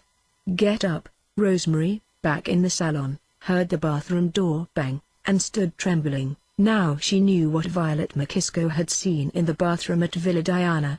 She answered the ringing phone and almost cried with relief when she found it was Caius Clay, who had traced her to the diver's apartment. She asked him to come up while she got her hat, because she was afraid to go into her room alone. Part 2, Chapter 1. In the spring of 1917, when Dr. Richard Diver first arrived in Zurich, he was 26 years old, a fine age for a man. Indeed, the very acme of bachelorhood. Even in wartime days, it was a fine age for Dick, who was already too valuable, too much of a capital investment to be shot off in a gun. Years later it seemed to him that even in this sanctuary he did not escape lightly, but about that he never fully made up his mind. In 1917 he laughed at the idea, saying apologetically that the war didn't touch him at all. Instructions from his local board were that he was to complete his studies in Zurich and take a degree as he had planned. Switzerland was an island, washed on one side by the waves of thunder around Gorizia and on another by the cataracts along the Somme and the Ain. For once there seemed more intriguing strangers than sick ones in the cantons, but that had to be guessed at. The men who whispered in the little cafes of Bern and Geneva were as likely to be diamond salesmen or commercial travelers. However, no one had missed the long trains of blinded or one-legged men, or dying drunks, that crossed each other between the bright lakes of Constance and Neuchâtel. In the beer halls and shop windows were bright posters presenting the Swiss defending their frontiers in 1914 with inspiring ferocity. Young men and old men glared down from the mountains at phantom French and Germans. The purpose was to assure Swiss heart that it had shared the contagious glory of those days. As the massacre continued, the posters withered away, and no country was more surprised than its sister republic when the United States bungled its way into the war. Dr. Diver had seen around the edges of the war by that time. He was an Oxford Rhodes Scholar from Connecticut in 1914. He returned home for a final year at Johns Hopkins, and took his degree. In 1916 he managed to get to Vienna under the impression that, if he did not make haste, the great Freud would eventually succumb to an aeroplane bomb. Even then Vienna was old with death, but Dick managed to get enough coal and oil to sit in his room in the Damen-Stiftstrasse and write the pamphlets that he later destroyed, but that, rewritten, were the backbone of the book he published in Zurich in 1920. Most of us have a favorite, a heroic period, in our lives, and that was Dick Diver's. For one thing, he had no idea that he was charming, that the affection he gave and inspired was anything unusual among healthy people. In his last year at New Haven, someone referred to him as Lucky Dick. The name lingered in his head. "Lucky Dick, you big stiff," he would whisper to himself, walking around the last sticks of flame in his room. "You hit it, my boy. Nobody knew it was there before you came along." At the beginning of 1917, when it was becoming difficult to find coal, Dick burned for fuel almost 100 textbooks that he had accumulated, but only, as he laid each one on the fire, with an assurance chuckling inside him that he was himself a digest of what was within the book, that he could brief it 5 years from now, if it deserved to be briefed. This went on at any odd hour, if necessary, with a floor rug over his shoulders, with the fine quiet of the scholar which is nearest of all things to heavenly peace, but which, as will presently be told, had to end. For its temporary continuance he thanked his body that had done the flying rings at New Haven, and now swam in the winter Danube. With Elkins, second secretary at the embassy, he shared an apartment, and there were 2 nice girl visitors, which was that and not too much of it, nor too much of the embassy either. His contact with Ed Elkins aroused in him a first faint doubt as to the quality of his mental processes. He could not feel that they were profoundly different from the thinking of Elkins, who would name you all the quarterbacks in New Haven for 30 years. And Lucky Dick can't be one of these clever men. He must be less intact, even faintly destroyed. If life won't do it for him, it's not a substitute to get a disease, or a broken heart, or an inferiority complex, though it'd be nice to build out some broken side till it was better than the original structure. He mocked at his reasoning, calling it specious and American. His criteria of uncerebral phrase-making was that it was American. He knew, though, that the price of his intactness was incompleteness. "The best I can wish you, my child," so said the fairy Blackstick in Thackeray's The Rose and the Ring, "is a little misfortune." In some moods he griped at his own reasoning. Could I help it that Pete Livingston sat in the locker room tap day when everybody looked all over hell for him? And I got an election when otherwise I wouldn't have got a lahu, knowing so few men. He was good and right and I ought to have sat in the locker room instead. Maybe I would, if I'd thought I had a chance at an election. But Mercer kept coming to my room all those weeks. I guess I knew I had a chance all right. But it would have served me right if I'd swallowed my pin in the shower and set up a conflict. After the lectures at the university he used to argue this point with a young Romanian intellectual who reassured him, "There's no evidence that Goethe ever had a conflict in the modern sense, or a man like Jung, for instance. You're not a romantic philosopher, you're a scientist. Memory, force, character, especially good sense. That's going to be your trouble judgment about yourself." Once I knew a man who worked 2 years on the brain of an armadillo, with the idea that he would sooner or later know more about the brain of an armadillo than anyone. I kept arguing with him that he was not really pushing out the extension of the human range, it was too arbitrary. And sure enough, when he sent his work to the medical journal they refused it. They had just accepted a thesis by another man on the same subject. Dick got up to Zurich on less Achilles' heels than would be required to equip a centipede, but with plenty of illusions of eternal strength and health, and of the essential goodness of people, illusions of a nation, the lies of generations of frontier mothers who had to croon falsely, that there were no wolves outside the cabin door. After he took his degree, he received his orders to join a neurological unit forming in Bar-sur-Aube, in France. To his disgust, the work was executive rather than practical.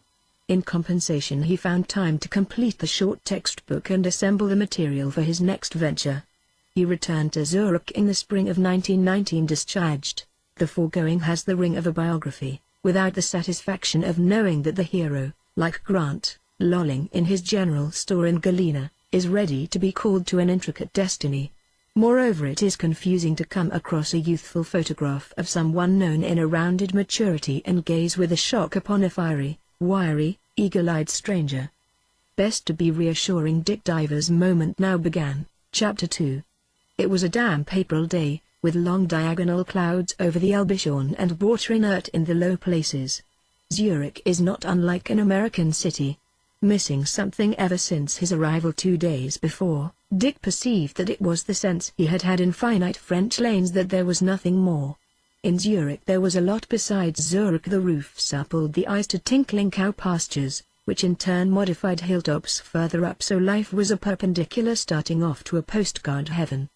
The Alpine lands, home of the toy and the funicular, the merry-go-round and the thin chime, were not a being here, as in France, with French vines growing over one's feet on the ground. In Salzburg once Dick had felt the superimposed quality of a bought and borrowed century of music. Once in the laboratories of the university in Zurich, delicately poking at the cervical of a brain, he had felt like a toy maker rather than like the tornado who had hurried through the old red buildings of Hopkins, 2 years before, unstayed by the irony of the gigantic Christ in the entrance hall. Yet he had decided to remain another 2 years in Zurich, for he did not underestimate the value of toy making, in infinite precision, of infinite patience. Today he went out to see Franz Gregorovius at Dommler's clinic on the Zurich Sea. Franz, resident pathologist at the clinic, a Vaudois by birth, a few years older than Dick, met him at the tram stop. He had a dark and magnificent aspect of Cagliostro about him, contrasted with holy eyes. He was the third of the Gregoroviuses. His grandfather had instructed Kraplin when psychiatry was just emerging from the darkness of all time. In personality he was proud, fiery, and sheep-like. He fancied himself as a hypnotist. If the original genius of the family had grown a little tired, Franz would without doubt become a fine clinician. On the way to the clinic he said, "Tell me of your experiences in the war. Are you changed like the rest? You have the same stupid and unaging American face, except I know you're not stupid, Dick. I didn't see any of the war. You must have gathered that from my letters, Franz. That doesn't matter. We have some shell shocks who merely heard an air raid from a distance. We have a few who merely read newspapers. It sounds like nonsense to me." "Maybe it is, Dick. But, we're a rich person's clinic, we don't use the word nonsense. Frankly, did you come down to see me or to see that girl? They looked sideways at each other. Franz smiled enigmatically. Naturally I saw all the first letters, he said in his official basso. When the change began, delicacy prevented me from opening any more. Really, it had become your case. Then she's well? Dick demanded. Perfectly well. I have charge of her. In fact, I have charge of the majority of the English and American patients. They call me Dr. Gregory. Let me explain about that girl, Dick said. I only saw her one time, that's a fact. When I came out to say goodbye to you just before I went over to France. It was the first time I put on my uniform and I felt very bogus in it, went around saluting private soldiers and all that. Why didn't you wear it today? Hey. I've been discharged 3 weeks. Here's the way I happened to see that girl. When I left you I walked down toward that building of yours on the lake to get my bicycle, toward the cedars. A wonderful night, moon over that mountain, the Krensk. I caught up with a nurse and a young girl. I didn't think the girl was a patient. I asked the nurse about tram times and we walked along. The girl was about the prettiest thing I ever saw, she still is. She'd never seen an American uniform and we talked, and I didn't think anything about it. He broke off, recognizing a familiar perspective, and then resumed, except, Franz, I'm not as hard-boiled as you are yet. When I see a beautiful shell like that I can't help feeling a regret about what's inside it. That was absolutely all till the letters began to come. It was the best thing that could have happened to her, said Franz dramatically, a transference of the most fortuitous kind. That's why I came down to meet you on a very busy day. I want you to come into my office and talk a long time before you see her. In fact, I sent her into Zurich to do errands. His voice was tense with enthusiasm. In fact, I sent her without a nurse, with a less stable patient. I'm intensely proud of this case, which I handled, with your accidental assistance. The car had followed the shore of the Zurich Sea into a fertile region of pasture farms and low hills, steepled with chalets. The sun swam out into a blue sea of sky and suddenly it was a Swiss valley at its best, pleasant sounds and murmurs and a good fresh smell of health and cheer. Professor Dochner's plant consisted of 3 old buildings and a pair of new ones, between a slight eminence and the shore of the lake. At its founding, 10 years before, it had been the first modern clinic for mental illness. At a casual glance no layman would recognize it as a refuge for the broken, the incomplete, the menacing, of this world, though 2 buildings were surrounded with vine-softened walls of a deceptive height. Some men raked straw in the sunshine, here and there. As they rode into the grounds, the car passed the white flag of a nurse waving beside a patient on a path. After conducting Dick to his office, Franz excused himself for half an hour. Left alone, Dick wandered about the room and tried to reconstruct Franz from the litter of his desk, from his books and the books of and by his father and grandfather, from the Swiss piety of a huge claret-colored photo of the former on the wall. There was smoke in the room. Pushing open a French window, Dick let in a cone of sunshine. Suddenly his thoughts swung to the patient, the girl. He had received about 50 letters from her written over a period of 8 months. The first one was apologetic, explaining that she had heard from America how girls wrote to soldiers whom they did not know. She had obtained the name and address from Dr. Gregory and she hoped he would not mind if she sometimes sent word to wish him well, etc., etc. So far it was easy to recognize the tone from Daddy Longlegs and Molly Make-Believe, sprightly and sentimental epistolary collections enjoying a vogue in the States. But there the resemblance ended. The letters were divided into 2 classes, of which the first class, up to about the time of the armistice, was of marked pathological turn, and of which the second class, running from thence up to the present, was entirely normal, and displayed a richly maturing nature. For these letters Dick had come to wait eagerly in the last dull months at Basel, albeit even from the first letters he had pieced together more than Franz would have guessed of the story. Mon Capitaine. I thought when I saw you in your uniform you were so handsome. Then I thought je me fiche French too and German. You thought I was pretty too, but I've had that before and a long time I've stood it. If you come here again with that attitude, base and criminal and not even faintly what I had been taught to associate with the role of gentleman, then heaven help you. However, you seem quieter than the others. 2. All soft like a big cat. I have only gotten to like boys who are, rather sissies. Are you a sissy? There was some somewhere. Excuse all this, it is the third letter I have written you and will send immediately or will never send. I've thought a lot about Moonlight too, and there are many witnesses I could find if I could only be out of here. 3. They said you were a doctor, but so long as you are a cat it is different. My head aches so excuse this. Walking the like an ordinary with a white cat will explain, I think. I can speak 3 languages, 4 with English, and I'm sure I could be useful interpreting if you arrange such thing in France. I'm sure I could control everything with the belts all bound around everybody like it was Wednesday. It is now Saturday and, 4, you are far away, perhaps skilled. Come back to me someday, for I will be here always on this green hill. Unless they will let me write my father, whom I loved dearly.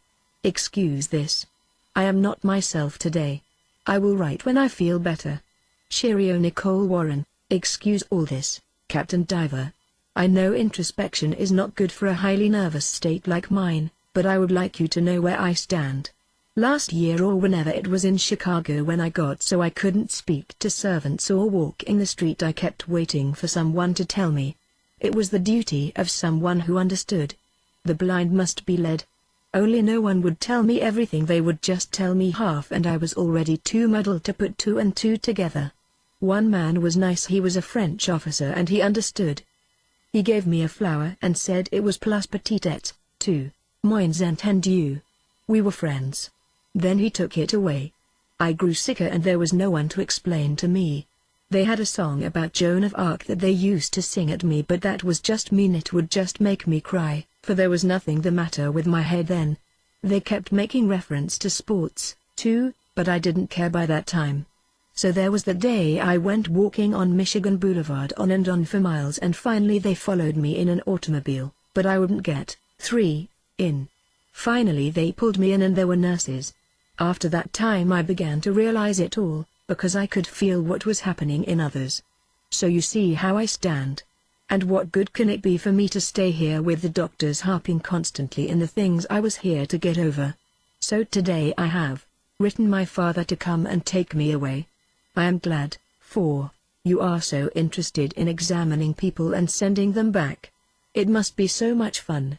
And again, from another letter, you might pass up your next examination and write me a letter.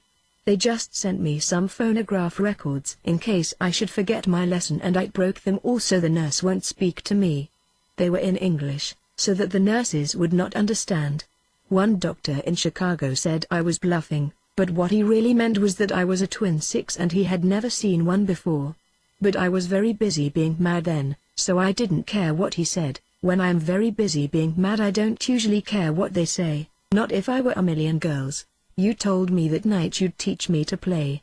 Well, I think love is all, too. There is or should be. Anyhow, I am glad your interest in examinations keeps you busy. Tout et vouse, Nicole Warren.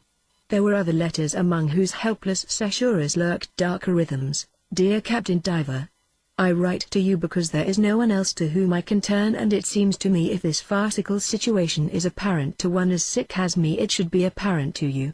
The mental trouble is all over, and besides that I am completely broken and humiliated, if that was what they wanted. My family have shamefully neglected me, there's no use asking them for help or pity. I have had enough, and it is simply ruining my health and wasting my time pretending that what is the matter with my head is curable. Here I am in what appears to be a semi-insane asylum, all because nobody saw fit to tell me the truth about anything. If I had only known what was going on like I know now, I could have stood it, I guess, for I am pretty strong, but those who should have, did not see fit to enlighten me. 3. And now, when I know and have paid such a price for knowing, they sit there with their dogs' lives and say I should believe what I did believe. Especially one does, but I know now. I am lonesome all the time, far away from friends and family across the Atlantic. I roam all over the place in a half days. If you could get me a position as interpreter, I know French and German like a native, fair, 4, Italian and a little Spanish, or in the Red Cross ambulance or as a trained nurse, though I would have to train you would prove a great blessing. And again, since you will not accept my explanation of what is the matter, you could at least explain to me what you think, because you have a kind cat's face, and not that funny look that seems to be so fashionable here. Dr. Gregory gave me a snapshot of you, not as handsome as you are in your uniform, but younger looking, mon capitaine. It was fine to have your postcard. I am so glad you take such interest in disqualifying nurses. Oh, I understood your note very well indeed. Only I thought from the moment I met you that you were different, dear Captain. I think one thing today and another tomorrow. That is really all that's the matter with me, except a crazy defiance and a lack of proportion. I would gladly welcome any alien nest you might suggest. Here they lie in their bathtubs and sing play in your own backyard as if I had my, too, backyard to play in or any hope which I can find by looking either backward or forward. They tried it again in the candy store again and I almost hit the man with the weight, but they held me. I am not going to write you anymore. I am too unstable. And then a month with no letters. And then suddenly the change. I am slowly coming back to life. Today the flowers and the clouds. The war is over and I scarcely knew there was a war. How kind you have been. You must be very wise behind your face like a white cat, except you don't look like that in the picture Dr. Gregory gave me. Today I went to Zurich. How strange a feeling to see a city again. Today we went to Bern. It was so nice with the clocks. Today we climbed high enough to find Das Fidel and Edelweiss. After that the letters were fewer, but he answered them all. There was one. I wish someone were in love with me like boys were ages ago before I was sick. I suppose it will be years, though, before I could think of anything like that, but when Dick's answer was delayed for any reason, there was a fluttering burst of worry like a worry of a lover. Perhaps I have bored you, and, afraid I have presumed, and, I keep thinking at night you have been sick. In actuality Dick was sick with the flu. When he recovered, all except the formal part of his correspondence was sacrificed to the consequent fatigue, and shortly afterward the memory of her became overlaid by the vivid presence of a Wisconsin telephone girl at headquarters in Basurorb. She was red-lipped like a poster, and known obscenely in the messes as their switchboard. Franz came back into his office feeling self-important. Dick thought he would probably be a fine clinician, for the sonorous or staccato cadences by which he disciplined nurse or patient came not from his nervous system but from a tremendous and harmless vanity. His true emotions were more ordered and kept to himself. Now about the girl, Dick, he said. Of course, I want to find out about you and tell you about myself. But first about the girl, because I have been waiting to tell you about it so long. He searched for and found a sheaf of papers in a filing cabinet, but after shuffling through them he found they were in his way and put them on his desk. Instead he told Dick the story. Chapter 3. About a year and a half before, Dr. Daimler had some vague correspondence with an American gentleman living in Lausanne, a Mr. D. Verrex Warren, of the Warren family of Chicago. A meeting was arranged and one day Mr. Warren arrived at the clinic with his daughter Nicole, a girl of 16. She was obviously not well and the nurse who was with her took her to walk about the grounds while Mr. Warren had his consultation. Warren was a strikingly handsome man looking less than 40. He was a fine American type in every way, tall, broad, well-made, unhomme très chic, as Dr. Daimler described him to Franz. His large grey eyes were sun-veined from rowing on Lake Geneva, and he had that special air about him of having known the best of this world. The conversation was in German, for it developed that he had been educated at Göttingen. He was nervous and obviously very moved by his errand. Dr. Daimler, my daughter isn't right in the head. I've had lots of specialists and nurses for her and she's taken a couple of rest cures, but the thing has grown too big for me and I've been strongly recommended to come to you. Very well, said Dr. Daimler. Suppose you start at the beginning and tell me everything. There isn't any beginning, at least there isn't any insanity in the family that I know of, on either side. Nicole's mother died when she was 11 and I've sort of been father and mother both to her, with the help of governess's father and mother both to her. He was very moved as he said this. Dr. Daimler saw that there were tears in the corners of his eyes and noticed for the first time that there was whiskey on his breath. As a child she was a darling thing. Everybody was crazy about her, everybody that came in contact with her. She was smart as a whip and happy as the day is long. She liked to read or draw or dance or play the piano, anything. I used to hear my wife say she was the only one of our children who never cried at night. I've got an older girl, too, and there was a boy that died, but Nicole was Nicole. He broke off and Dr. Dohmler helped him. She was a perfectly normal, bright, happy child, perfectly. Dr. Dohmler waited. Mr. Warren shook his head, blew a long sigh, glanced quickly at Dr. Dohmler and then at the floor again. About 8 months ago, or maybe it was 6 months ago, or maybe 10. I try to figure, but I can't remember exactly where we were when she began to do funny things, crazy things. Her sister was the first one to say anything to me about it because Nicole was always the same to me, he added rather hastily, as if someone had accused him of being to blame. The same, loving little girl.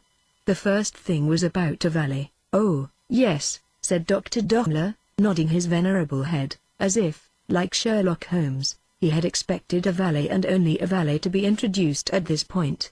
I had a valet been with me for years, Swiss, by the way. He looked up for Dr. Dohmler's patriotic approval. And she got some crazy idea about him. She thought he was making up to her, of course. At the time I believed her and I let him go. But I know now it was all nonsense. What did she claim he had done? That was the first thing. The doctors couldn't pin her down. She just looked at them as if they ought to know what he'd done. But she certainly meant he'd made some kind of indecent advances to her. She didn't leave us in any doubt of that. I see. Of course, I've read about women getting lonesome and thinking there's a man under the bed and all that. But why should Nicole get such an idea? She could have all the young men she wanted. We were in Lake Forest, that's a summer place near Chicago where we have a place, and she was out all day playing golf or tennis with boys.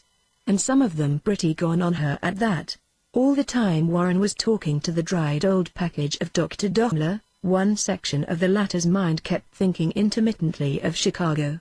Once in his youth he could have gone to Chicago as fellow and docent at the university, and perhaps become rich there and owned his own clinic instead of being only a minor shareholder in a clinic. But when he had thought of what he considered his own thin knowledge spread over that whole area, over all those wheat fields, those endless prairies, he had decided against it. But he had read about Chicago in those days, about the great feudal families of Armour, Palmer, Field, Crane, Warren, Swift, and McCormick and many others, and since that time not a few patients had come to him from that stratum of Chicago and New York. She got worse, continued Warren. She had a fit or something. The things she said got crazier and crazier. Her sister wrote some of them down. He handed a much folded piece of paper to the doctor. Almost always about men going to attack her, men she knew or men on the street, anybody. He told of their alarm and distress, of the horrors families go through under such circumstances, of the ineffectual efforts they had made in America, finally of the faith in a change of scene that had made him run the submarine blockade and bring his daughter to Switzerland, on a United States cruiser. He specified with a touch of hauteur. It was possible for me to arrange that, by a stroke of luck. And, may I add, he smiled apologetically, that as they say, money is no object. Certainly not, agreed Dohmler dryly. He was wondering why and about what the man was lying to him. Or, if he was wrong about that, what was the falsity that pervaded the whole room, the handsome figure in tweed sprawling in his chair with a sportsman's ease. That was a tragedy out there, in the February day, the young bird with wings crushed somehow, and inside here it was all too thin and wrong. I would like to talk to her a few minutes now, said Dr. Dohmler, going into English as if it would bring him closer to Warren. Afterward, when Warren had left his daughter and returned to Lausanne, and several days had passed, the doctor and France entered upon Nicole's card. Diagnostic, schizophrenia. Phase igen decroissance. La prothèse homsist un symptôme de la maladie, et nest point, constitutional. Le pronostic Deutsch Reste Reserve. Diagnosis, divided personality. Acute and downhill phase of the illness. The fear of men is a symptom of the illness and is not at all constitutional. The prognosis must be reserved. And then they waited with increasing interest as the days passed for Mr. Warren's promised second visit. It was slow in coming. After a fortnight, Dr. Dohmler wrote. Confronted with further silence, he committed what was for those days unfolly, and telephoned to the Grand Hotel at Vevey.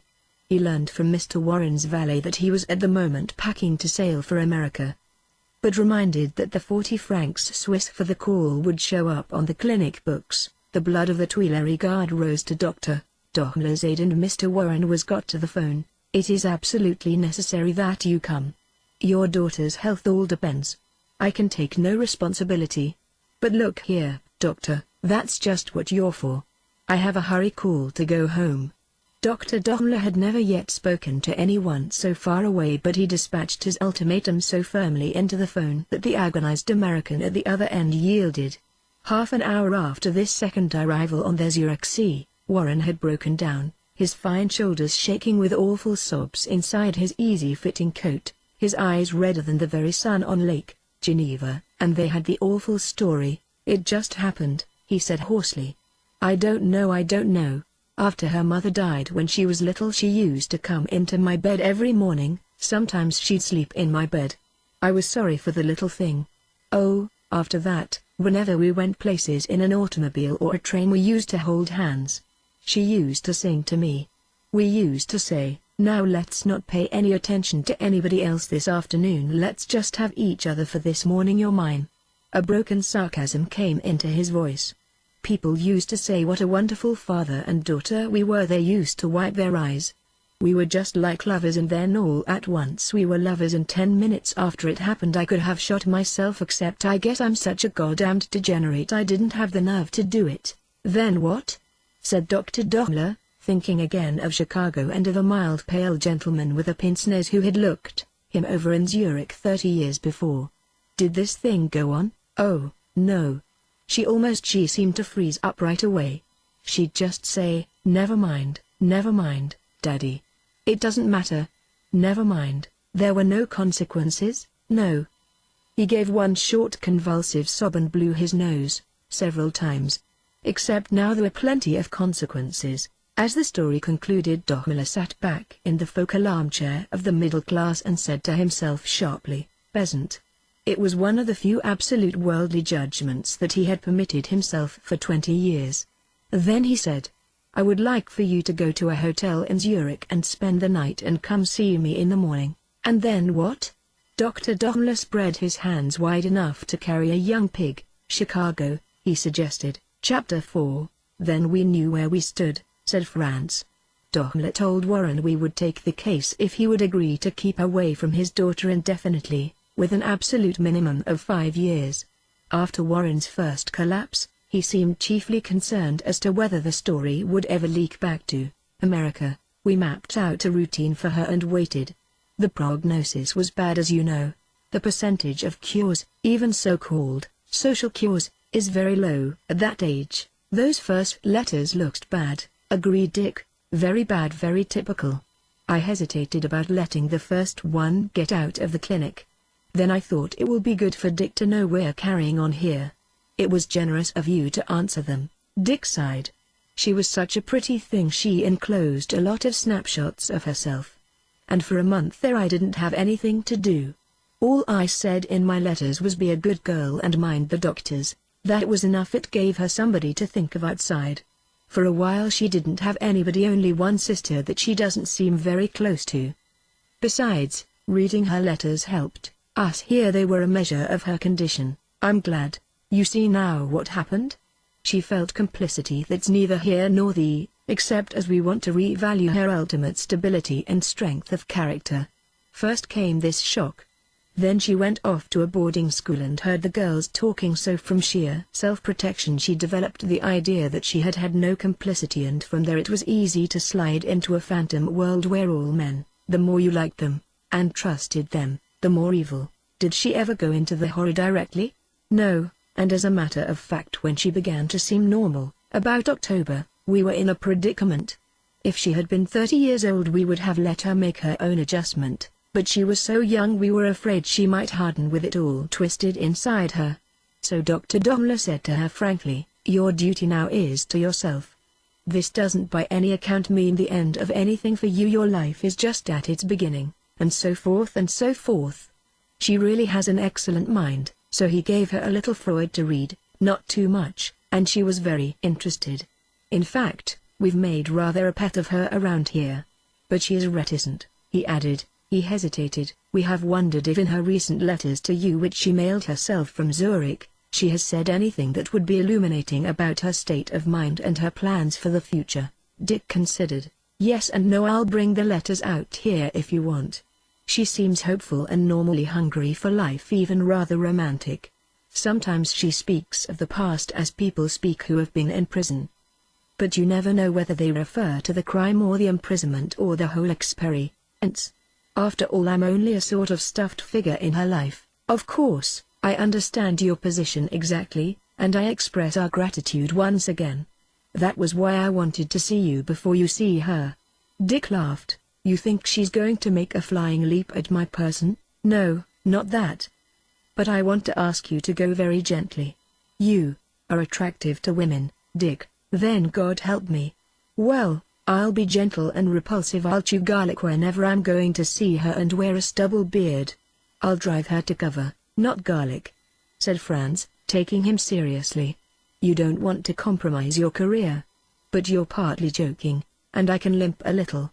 And there's no real bathtub where I'm living, anyhow." "You're entirely joking." Franz relaxed, or rather assumed the posture of one relaxed. "Now tell me about yourself and your plans." "I've only got one, Franz, and that's to be a good psychologist, maybe to be the greatest one that ever lived." Franz laughed pleasantly, but he saw that this time Dick wasn't joking. "That's very good and very American," he said. "It's more difficult for us." He got up and went to the French window. "I stand here and I see Zurich. There is the steeple of the Grossmünster. In its vault my grandfather is buried. Across the bridge from it lies my ancestor Lavater, who would not be buried in any church. Nearby is the statue of another ancestor, Heinrich Pestalozzi, and one of Dr. Alfred Escher. And over everything there is always Zwingli. I am continually confronted with a pantheon of heroes." "Yes, I see." Dick got up. "I was only talking big. Everything's just starting over. Most of the Americans in France are frantic to get home. But not me. I draw military pay all the rest of the year if I only attend lectures at the university. How's that for a government on the grand scale that knows its future great men? Then I'm going home for a month and see my father, then I'm coming back. I've been offered a job." "Where?" "Your rival's Gisela's clinic on Interlaken." "Don't touch it," Franz advised him. "They've had a dozen young men there in a year. Gisela's a manic depressive himself.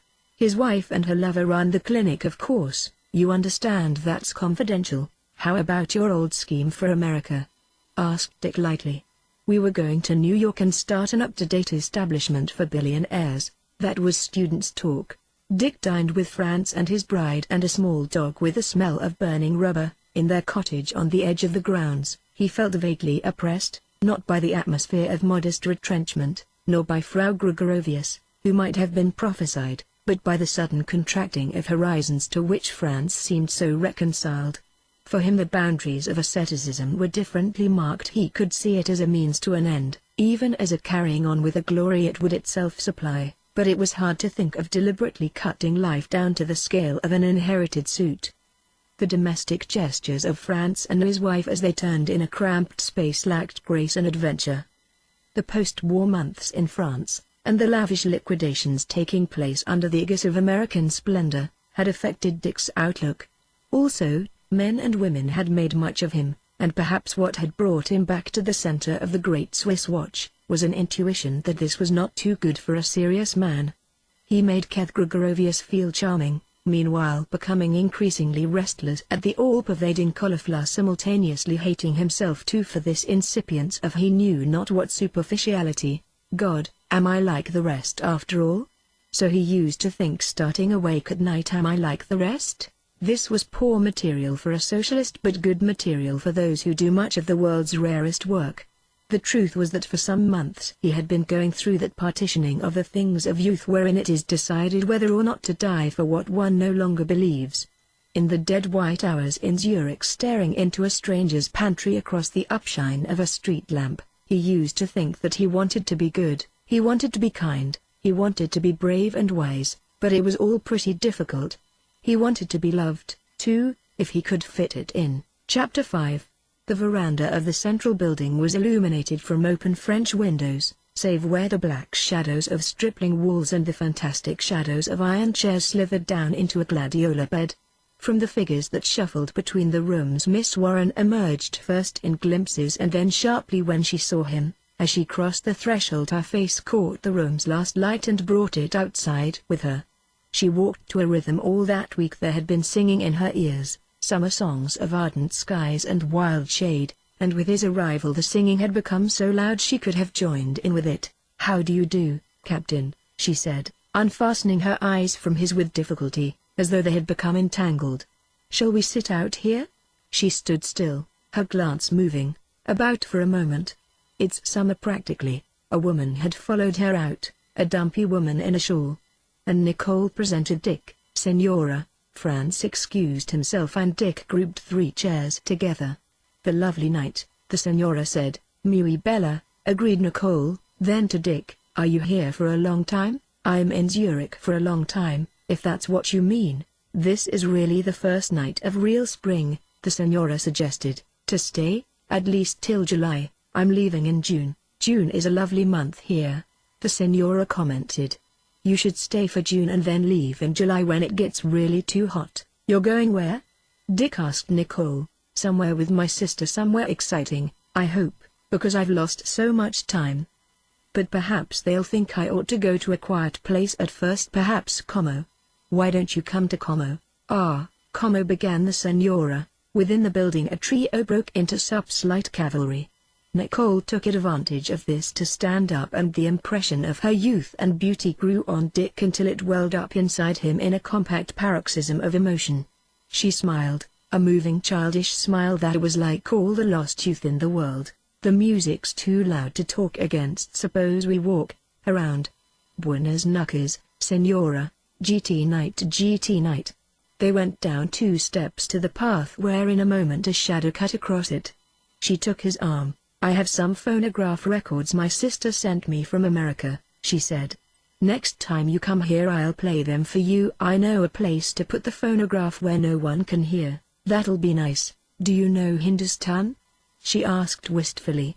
"I'd never heard it before, but I like it. And I've got Why Do They Call Them Babies? And I'm glad I can make you cry. I suppose you've danced to all those tunes in Paris?" "I haven't been to Paris." Her cream-colored dress, alternately blue or gray as they walked, and her very blonde hair, dazzled Dick whenever he turned toward her. She was smiling a little, her face lighting up like an angel's when they came into the range of the roadside arc. She thanked him for everything, rather as if he had taken her to some party, and as Dick became less and less certain of his relation to her, her confidence increased. There was that excitement about her that seemed to reflect all the excitement of the world. "I'm not under any restraint at all," she said. "I'll play you 2 good tunes called Wait Till the Cows Come Home and Goodbye, Alexander." He was late the next time, a week later, and Nicole was waiting for him at a point in the path which he would pass walking from Franz's house. Her hair drawn back of her ears brushed her shoulders in such a way that the face seemed to have just emerged from it, as if this were the exact moment when she was coming from a wood into clear moonlight. The unknown yielded her up. Dick wished she had no background, that she was just a girl lost with no address save the night from which she had come. They went to the cache where she had left the phonograph, turned a corner by the workshop, climbed a rock, and sat down behind a low wall, facing miles and the miles of rolling night.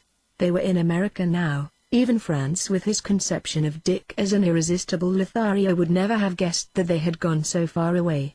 "They were so sorry, dear." They went down to meet each other in a taxi. "Honey." They had preferences in smiles and had met in Hindustan, and shortly afterward they must have quarreled, for nobody knew and nobody seemed to care. Yet finally one of them had gone and left the other crying, only to feel blue, to feel sad. The thin tunes, holding lost times and future hopes in liaison, twisted upon the valise night. In the lulls of the phonograph a cricket held the scene together with a single note. By and by Nicole stopped playing the machine and sang to him, "Lay a silver dollar on the ground, and watch it roll, because it's round." On the pure parting of her lips no breath hovered. Dick stood up suddenly. "What's the matter? You don't like it?" "Of course I do. Our cook at home taught it to me." "A woman never knows What a good man she's got, till after she turns him down. You like it? She smiled at him, making sure that the smile gathered up everything inside her and directed it toward him, making him a profound promise of herself for so little, for the beat of a response, the assurance of a complimentary vibration in him. Minute by minute the sweetness drained down into her out of the willow trees, out of the dark world. She stood up too, and stumbling over the phonograph, was momentarily against him, leaning into the hollow of his rounded shoulder. "I've got one more record," she said. "Have you heard so long, Letty?" "I suppose you have. Honestly, you don't understand. I haven't heard a thing, nor known, nor smelt, nor tasted," he might have added, "only hot-cheeked girls in hot secret rooms." The young maidens he had known at New Haven in 1914 kissed men, saying their hands at the man's chest to push him away. Now there was this scarcely saved waif of disaster bringing him the essence of a continent. Chapter 6. It was May when he next found her.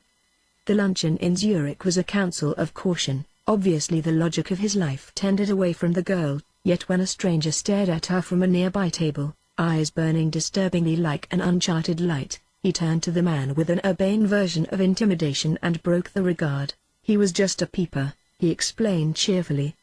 "He was just looking at your clothes." "Why do you have so many different clothes?" "Sister says we're very rich," she offered humbly. "Since grandmother is dead, I forgive you." He was enough older than Nicole to take pleasure in her youthful vanities and delights. The way she paused fractionally in front of the hall mirror on leaving the restaurant, so that the incorruptible Quicksilver could give her back to herself. He delighted in her stretching out her hands to new octaves now that she found herself beautiful and rich. He tried honestly to divorce her from any obsession that he had stitched her together, glad to see her build up happiness and confidence apart from him. The difficulty was that, eventually, Nicole brought everything to his feet, gifts of sacrificial ambrosia, of worshipping myrtle. The first week of summer found Dick re-established in Zurich. He had arranged his pamphlets and what work he had done in the service into a pattern from which he intended to make his revise of a psychology for psychiatrists. He thought he had a publisher. He had established contact with a poor student who would iron out his errors in German. Franz considered it a rash business, but Dick pointed out the disarming modesty of the theme. "This is stuff I'll never know so well again," he insisted. "I have a hunch it's a thing that only fails to be basic because it's never had material recognition. The weakness of this profession is its attraction for the man a little crippled and broken. Within the walls of the profession he compensates by tending toward the clinical, the practical. He has won his battle without a struggle. On the contrary, you are a good man, Franz, because fate selected you for your profession before you were born. You better thank God you had no bent. I got to be a psychiatrist because there was a girl at Street Hilda's in Oxford that went to the same lectures. Maybe I'm getting trite, but I don't want to let my current ideas slide away with a few dozen glasses of beer." "All right," Franz answered. "You are an American. You can do this without professional harm. I do not like these generalities. Soon you will be writing little books called Deep Thoughts for the Layman, so simplified that they are positively guaranteed not to cause thinking. If my father were alive he would look at you and grunt, Dick. He would take his napkin and fold it so, and hold his napkin ring, this very one." He held it up. A boar's head was carved in the brown wood, and he would say, "Well, my impression is," then he would look at you and think suddenly, "What is the use?" Then he would stop and grunt again. Then we would be at the end of dinner. "I am alone today," said Dick testily. "But I may not be alone tomorrow. After that I'll fold up my napkin like your father and grunt." Franz waited a moment. "How about our patient?" he asked. "I don't know." "Well, you should know about her by now. I like her. She's attractive." "What do you want me to do, take her up in the Edelweiss?" "No, I thought since you go in for scientific books you might have an idea." "Devote my life to her?" Franz called his wife in the kitchen. "Du lieber Gott. Bit. Bringe Dick noch ein Glas Bier. I don't want any more if I've got to see Dochmüller. We think it's best to have a program. 4 weeks have passed away. Apparently the girl is in love with you. That's not our business if we were in the world, but here in the clinic we have a stake in the matter. I'll do whatever Dr. Dochmüller says." Dick agreed, but he had little faith that Dochmüller would throw much light on the matter. He himself was the incalculable element involved. By no conscious volition of his own, the thing had drifted into his hands. It reminded him of a scene in his childhood when everyone in the house was looking for the lost key to the silver closet, Dick knowing he had hid it under the handkerchiefs in his mother's top drawer. At that time he had experienced a philosophical detachment, and this was repeated now when he and Franz went together to Professor Dochmler's office. The professor, his face beautiful under straight whiskers, like a vine-overgrown veranda of some fine old house, disarmed him. Dick knew some individuals with more talent, but no person of a class qualitatively superior to Dochmler. 6 months later he thought the same way when he saw Dochmler dead, the light out on the veranda, the vines of his whiskers tickling his stiff white collar, the many battles that had swayed before the chink-like eyes stilled forever under the frail delicate lids. Good morning, sir. He stood formally, thrown back to the army. Professor Dochmler interlaced his tranquil fingers. Franz spoke in terms half of liaison officer, half of secretary, till his senior cut through him in mid-sentence. "We have gone a certain way," he said mildly. "It's you, Dr. Diver, who can best help us now." Routed out, Dick confessed, "I'm not so straight on it myself. I have nothing to do with your personal reactions," said Dochmler. "But I have much to do with the fact that this so-called transference," he darted a short ironic look at Franz which the latter returned in kind, "must be terminated. Miss Nicole does well indeed, but she is in no condition to survive what she might interpret as a tragedy." Again Franz began to speak, but Dr. Dochmler motioned him silent. "I realize that your position has been difficult." "Yes, it has." Now the professor sat back and laughed, saying on the last syllable of his laughter, with his sharp little gray eyes shining through, "Perhaps you have got sentimentally involved yourself." Aware that he was being drawn on, Dick, too, laughed. "She's a pretty girl, anybody responds to that to a certain extent." "I have no intention." Again Franz tried to speak again. Dochmler stopped him with a question directed pointedly at Dick. "Have you thought of going away?" "I can't go away." Dr. Dochmler turned to Franz. "Then we can send Miss Warren away, as you think best." "Professor Dochmler," Dick conceded. "It's certainly a situation." Professor Dochmler raised himself like a legless man mounting a pair of crutches. "But it is a professional situation," he cried quietly. He sighed himself back into his chair, waiting for the reverberating thunder to die out about the room. Dick saw that Dochmler had reached his climax, and he was not sure that he himself had survived it. When the thunder had diminished, Franz managed to get his word in. "Dr. Diver is a man of fine character," he said. "I feel he only has to appreciate the situation in order to deal correctly with it. In my opinion, Dick can cooperate right here, without anyone going away. How do you feel about that?" Professor Dochmler asked Dick. Dick felt churlish in the face of the situation. At the same time he realized in the silence after Dochmler's pronouncement that the state of inanimation could not be indefinitely prolonged. Suddenly he spilled everything. "I'm half in love with her. The question of marrying her has passed through my mind." "TCH. TCH," uttered Franz. "Wait." Dochmler warned him. Franz refused to wait. "What? And devote half your life to being doctor and nurse and all? Never. I know what these cases are. One time in 20 it's finished in the first push. Better never see her again." "What do you think?" Dochmler asked Dick. Of course Franz is right. Chapter 7. It was late afternoon when they wound up the discussion as to what Dick should do. He must be most kind and yet eliminate himself. When the doctors stood up at last, Dick's eyes fell outside the window to where a light train was falling. Nicole was waiting, expectant, somewhere in that train. When, presently, he went out buttoning his oilskin at the throat, pulling down the brim of his hat, he came upon her immediately under the roof of the main entrance. "I know a new place we can go," she said. "When I was ill I didn't mind sitting inside with the others in the evening. What they said seemed like everything else. Naturally now I see them as ill, and it's you'll be leaving soon." "Oh, soon." "My sister, Beth, but she's always been called Baby. She's coming in a few weeks to take me somewhere. After that I'll be back here for a last month." "The older sister?" "Oh, quite a bit older. She's 24. She's very English. She lives in London with my father's sister." She was engaged to an Englishman, but he was killed. I never saw him. Her face, ivory gold against the blurred sunset that strove through the rain, had a promise Dick had never seen before. The high cheekbones, the faintly wan quality, cool rather than feverish, was reminiscent of the frame of a promising colt, a creature whose life did not promise to be only a projection of youth upon a grayer screen, but instead, a true growing. The face would be handsome in middle life, it would be handsome in old age, the essential structure and the economy were there. What are you looking at? I was just thinking that you're going to be rather happy. Nicole was frightened. Am I? All right, things couldn't be worse than they have been.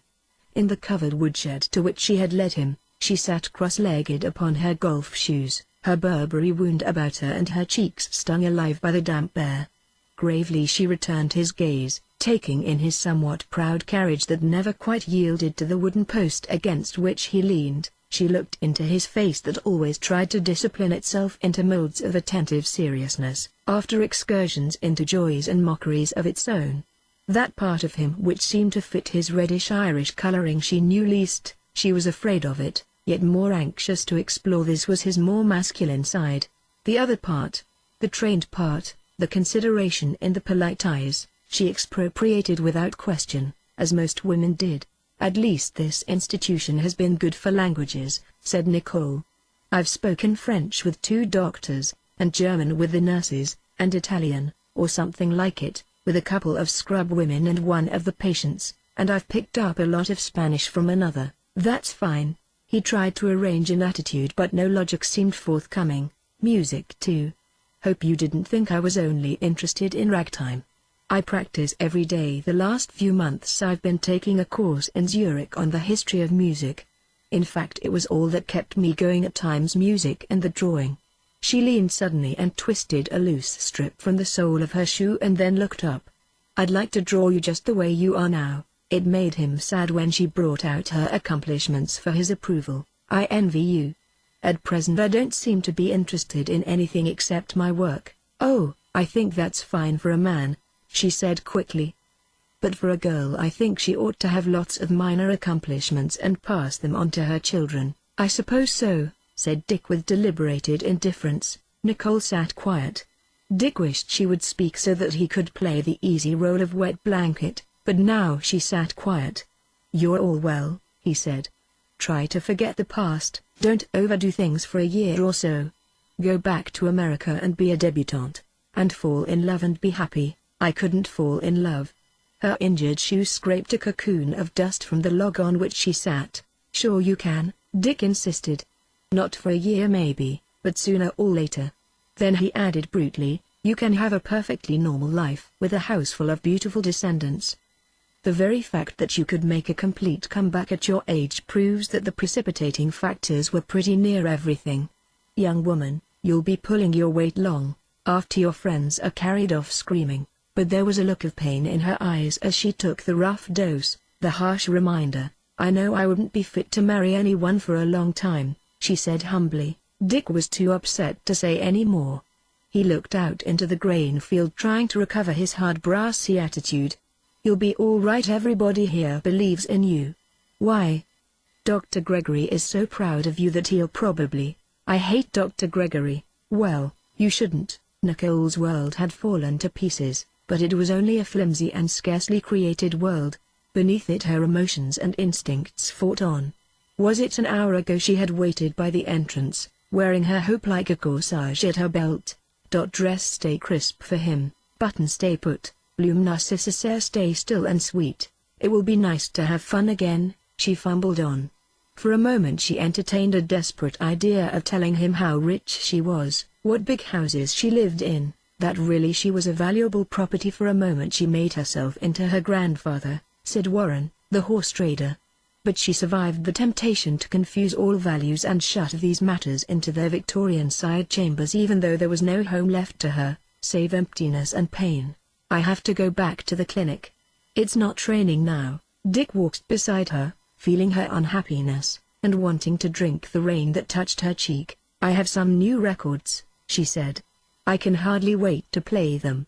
Do you know?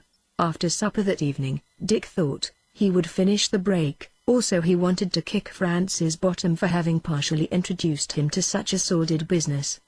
He waited in the hall.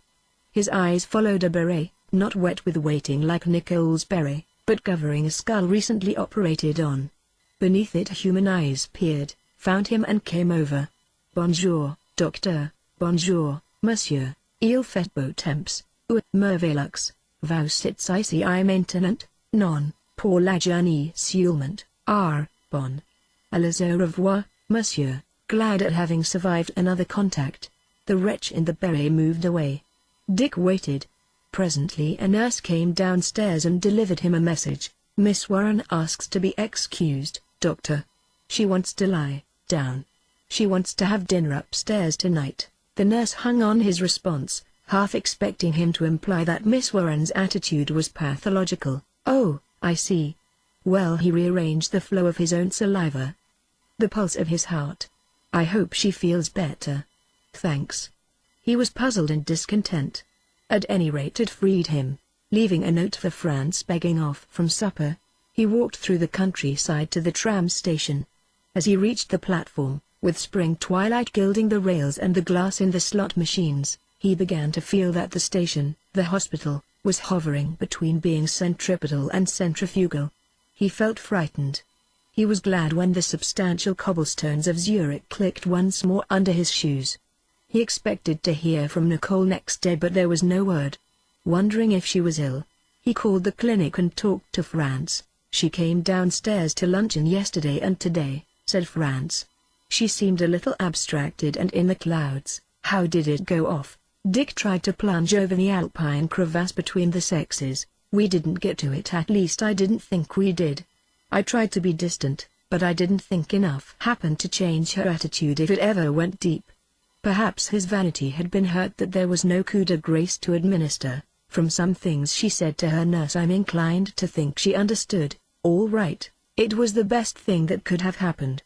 She doesn't seem over-agitated, only a little in the clouds. All right, then, Dick, come soon and see me. Chapter 8. During the next weeks Dick experienced a vast dissatisfaction. The pathological origin and mechanistic defeat of the affair left a flat and metallic taste. Nicole's emotions had been used unfairly. What if they turned out to have been his own? Necessarily he must absent himself from Felicity a while. In dreams he saw her walking on the clinic path swinging her wide straw hat. One time he saw her in person, as he walked past the Palace Hotel, a magnificent Rolls curved into the half-moon entrance. Small within its gigantic proportions, and buoyed up by the power of 100 superfluous horses, sat Nicole and a young woman whom he assumed was her sister. Nicole saw him and momentarily her lips parted in an expression of fright. Dick shifted his hat and passed, yet for a moment the air around him was loud with the circlings of all the goblins on the Grossmünster. He tried to write the matter out of his mind in a memorandum that went into detail as to the solemn regime before her, the possibilities of another push of the malady under the stresses which the world would inevitably supply, in all a memorandum that would have been convincing to anyone save to him who had written it. The total value of this effort was to make him realize once more how far his emotions were involved. Henceforth he resolutely provided antidotes.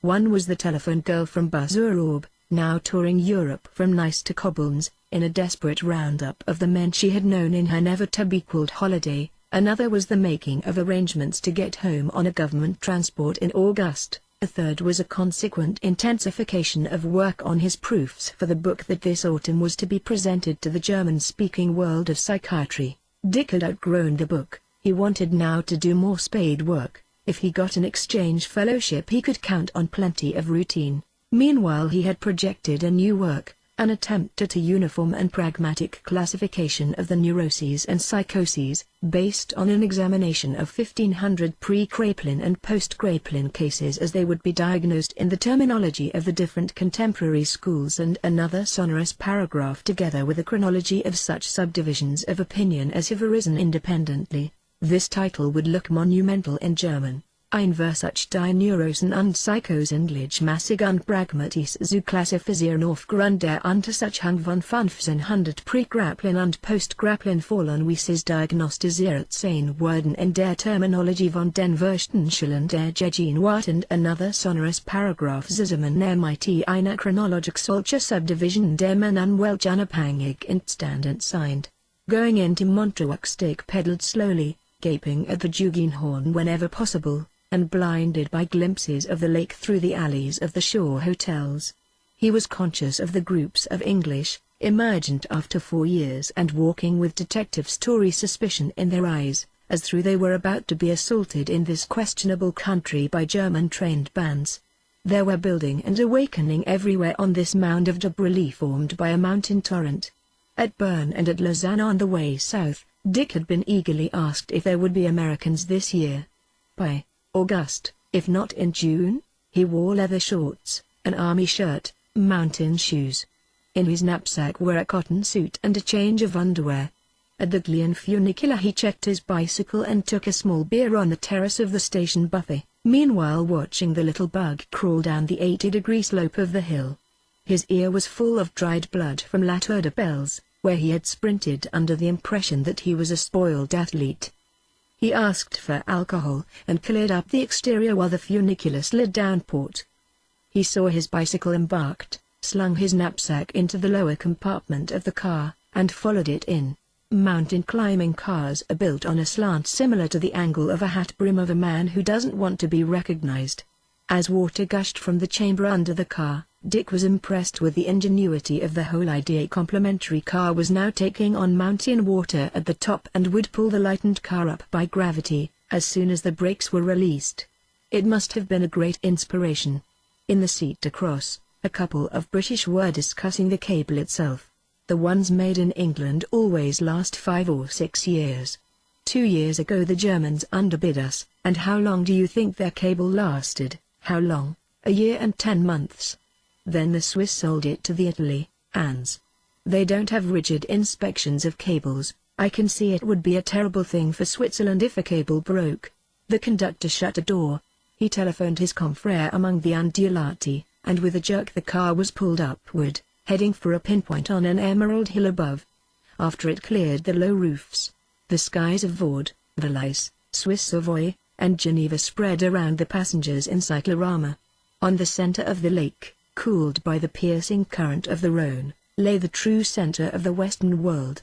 Upon it floated swans like boats and boats like swans, both lost in the nothingness of the heartless beauty. It was a bright day, with sun glittering on the grass beach below and the white courts of the castle. The figures on the courts threw no shadows.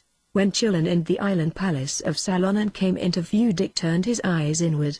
The funicular was above the highest houses of the shore. On both sides a tangle of foliage and flowers culminated at intervals in masses of color. It was a railside garden, and in the car was a sign, Defense to Kuehlerlefels.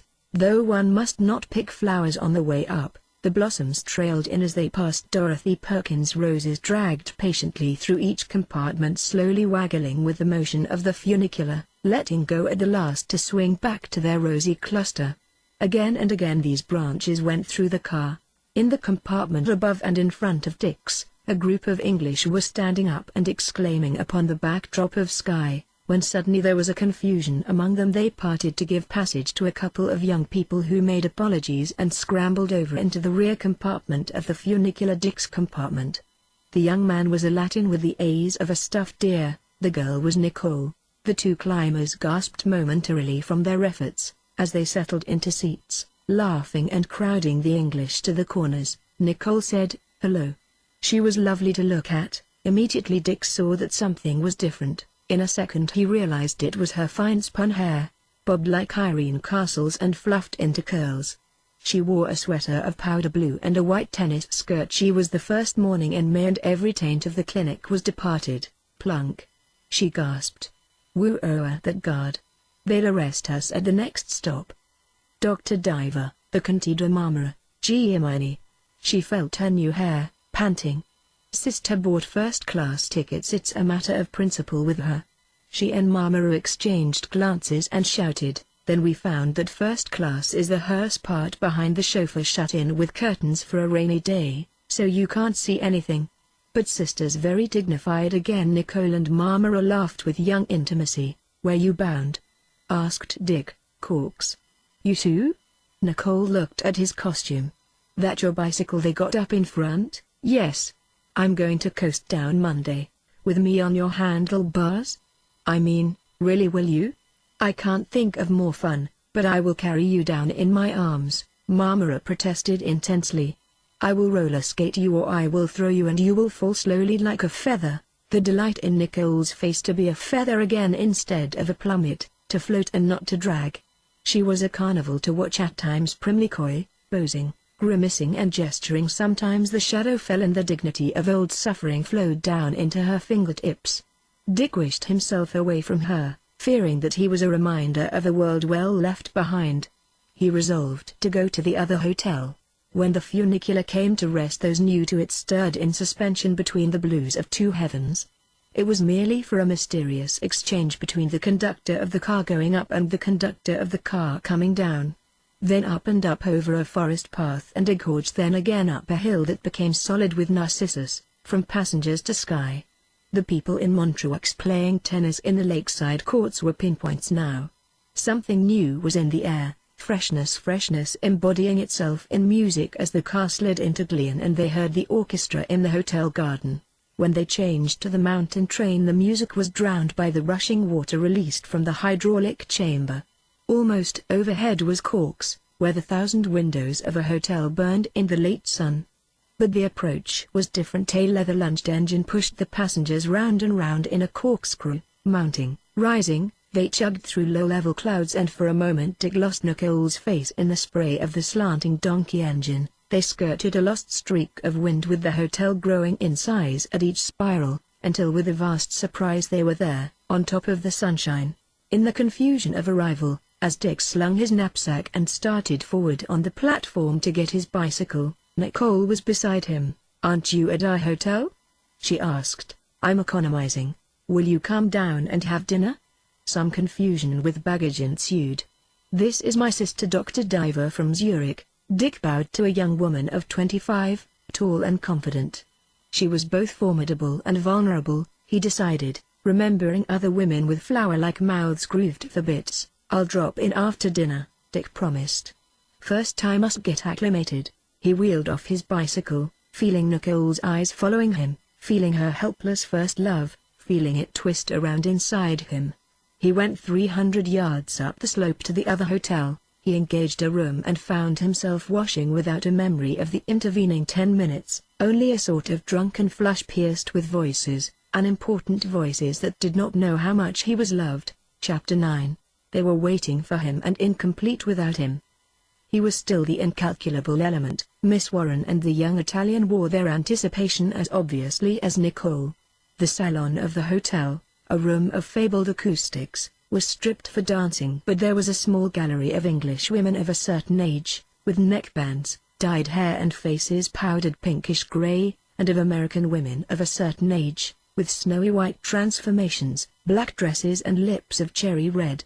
Miss Warren and the Marmara were at a corner table. Nicole was diagonally across from them 40 yards away, and as Dick arrived he heard her voice. Can you hear me? I'm speaking naturally, perfectly. Hello, Dr. Diver. What's this? You realize the people in the center of the floor can't hear what I say. But you can? A waiter told us about it, said Miss Warren. Corner to corner it's like wireless. It was exciting up on the mountain, like a ship at sea. Presently Marmara's parents joined them. They treated the Warrens with respect. Dick gathered that their fortunes had something to do with the bank in Milan that had something to do with the Warren fortunes. But baby Warren wanted to talk to Dick, wanted to talk to him with the impetus that sent her out vagrantly toward all new men, as though she were on an inelastic tether, and considered that she might as well get to the end of it as soon as possible. She crossed and recrossed her knees frequently in the manner of tall restless virgins. Nicole told me that you took part care of her, and had a lot to do with her getting well. What I can't understand is what we're supposed to do. They were so indefinite at the sanitarium. They only told me she ought to be natural and gay. I knew the Marmaras were up here, so I asked Tino to meet us at the funicular. And you see what happens the very first thing Nicole has him crawling over the sides of the car as if they were both insane. That was absolutely normal, Dick laughed. I'd call it a good sign. They were showing off for each other. But how can I tell? Before I knew it, almost in front of my eyes, she had her hair cut off, in Zurich, because of a picture in Vanity Fair. That's all right. She's a schizoid, a permanent eccentric. You can't change that. What is it? Just what I said, an eccentric. Well, how can anyone tell what's eccentric and what's crazy? Nothing is going to be crazy. Nicole is all fresh and happy. You needn't be afraid. Baby shifted her knees about. She was a compendium of all the discontented women who had loved Byron 100 years before. Yet, in spite of the tragic affair with the guards officer, there was something wooden and onanistic about her. I don't mind the responsibility, she declared. But I'm in the air. We've never had anything like this in the family before. We know Nicole had some shock, and my opinion is it was about a boy, but we don't really know. Father says he would have shot him if he could have found out. The orchestra was playing Poor Butterfly. Young Marmara was dancing with his mother. It was a tune new enough to them all. Listening, and watching Nicole's shoulders as she chatted to the elder Marmara, whose hair was dashed with white like a piano keyboard, Dick thought of the shoulders of a violin, and then he thought of the dishonor, the secret. Oh, Butterfly, the moments pass into hours. Actually, I have a plan, Baby continued with apologetic hardness. It may seem absolutely impractical to you, but they say Nicole will need to be looked after for a few years. I don't know whether you know Chicago or not. I don't. Well, there's a north side and a south side, and they're very much separated. The north side is chic and all that, and we've always lived over there, at least for many years. But lots of old families, old Chicago families, if you know what I mean, still live on the south side. The university is there. I mean, it's stuffy to some people, but anyhow it's different from the north side. I don't know whether you understand. He nodded. With some concentration he had been able to follow her. Now of course we have lots of connections. The father controls certain chairs and fellowships and so forth at the university, and I thought if we took Nicole home and threw her with that crowd. You see, she's quite musical and speaks all these languages. What could be better in her condition than if she fell in love with some good doctor? A burst of hilarity surged up in Dick. The Warrens were going to buy Nicole a doctor. You got a nice doctor you can let us use? There was no use worrying about Nicole when they were in a position of being able to buy her a nice young doctor. The paint scarcely dry on him. But how about the doctor? He said automatically. There must be May who'd jump at the chance. The dancers were back, but Baby whispered quickly. This is the sort of thing I mean. Now where is Nicole? She's gone off somewhere. Is she upstairs in her room? What am I supposed to do? I never know whether it's something innocent, or whether I ought to go find her. Perhaps she just wants to be by herself. People living alone get used to loneliness. Seeing that Miss Warren was not listening, he stopped. I'll take a look around. For a moment all the outdoors shut in with mist was like spring with the curtains drawn. Life was gathered near the hotel. Dick passed some cellar windows where busboys sat on bunks and played cards over a liter of Spanish wine.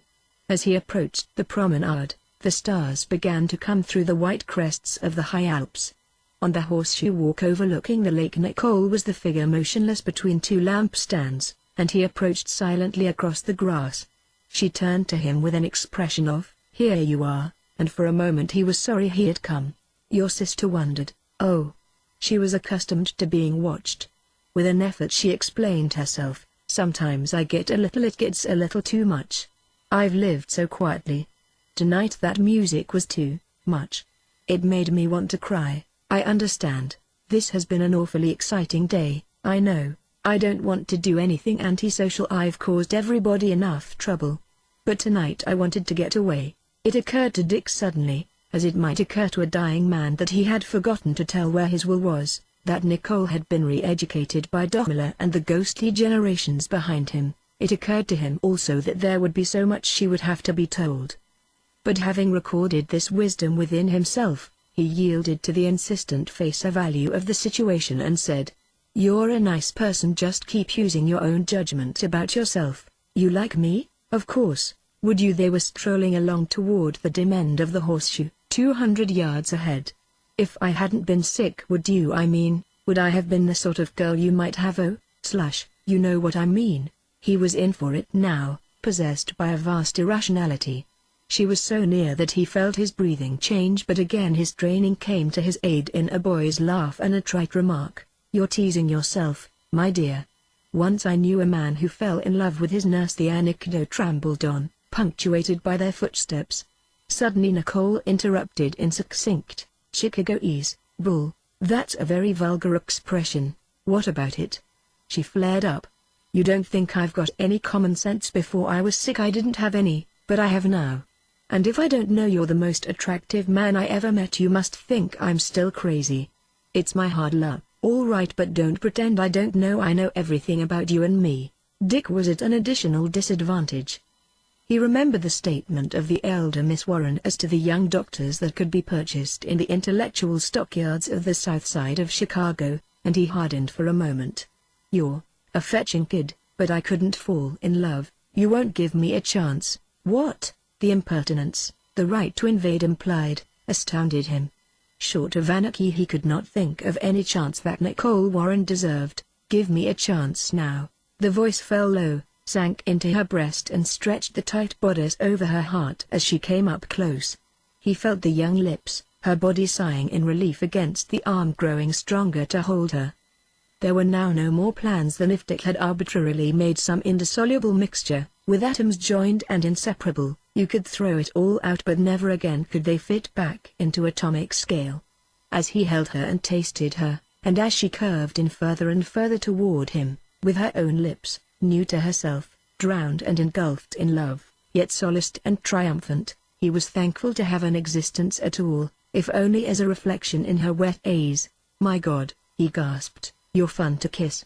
That was talk, but Nicole had a better hold on him now and she held it. She turned coquette and walked away, leaving him as suspended as in the funicular of the afternoon.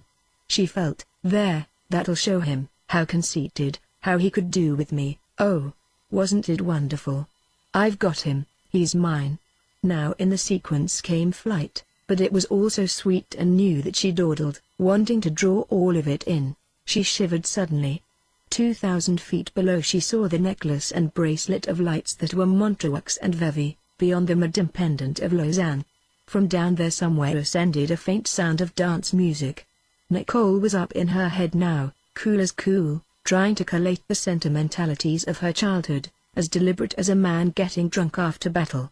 But she was still afraid of Dick, who stood near her, leaning, characteristically, against the iron fence that trimmed the horseshoe, and this prompted her to say, I can remember how I stood waiting for you in the garden, holding all myself in my arms like a basket of flowers. It was that to me anyhow. I thought I was sweet waiting to hand that basket to you. He breathed over her shoulder and turned her insistently about. She kissed him several times, her face getting big every time she came close, her hands holding him by the shoulders. It's raining hard. Suddenly there was a booming from the wine slopes across the lake. Cannons were shooting at hail-bearing clouds in order to break them. The lights of the promenade went off, went on again.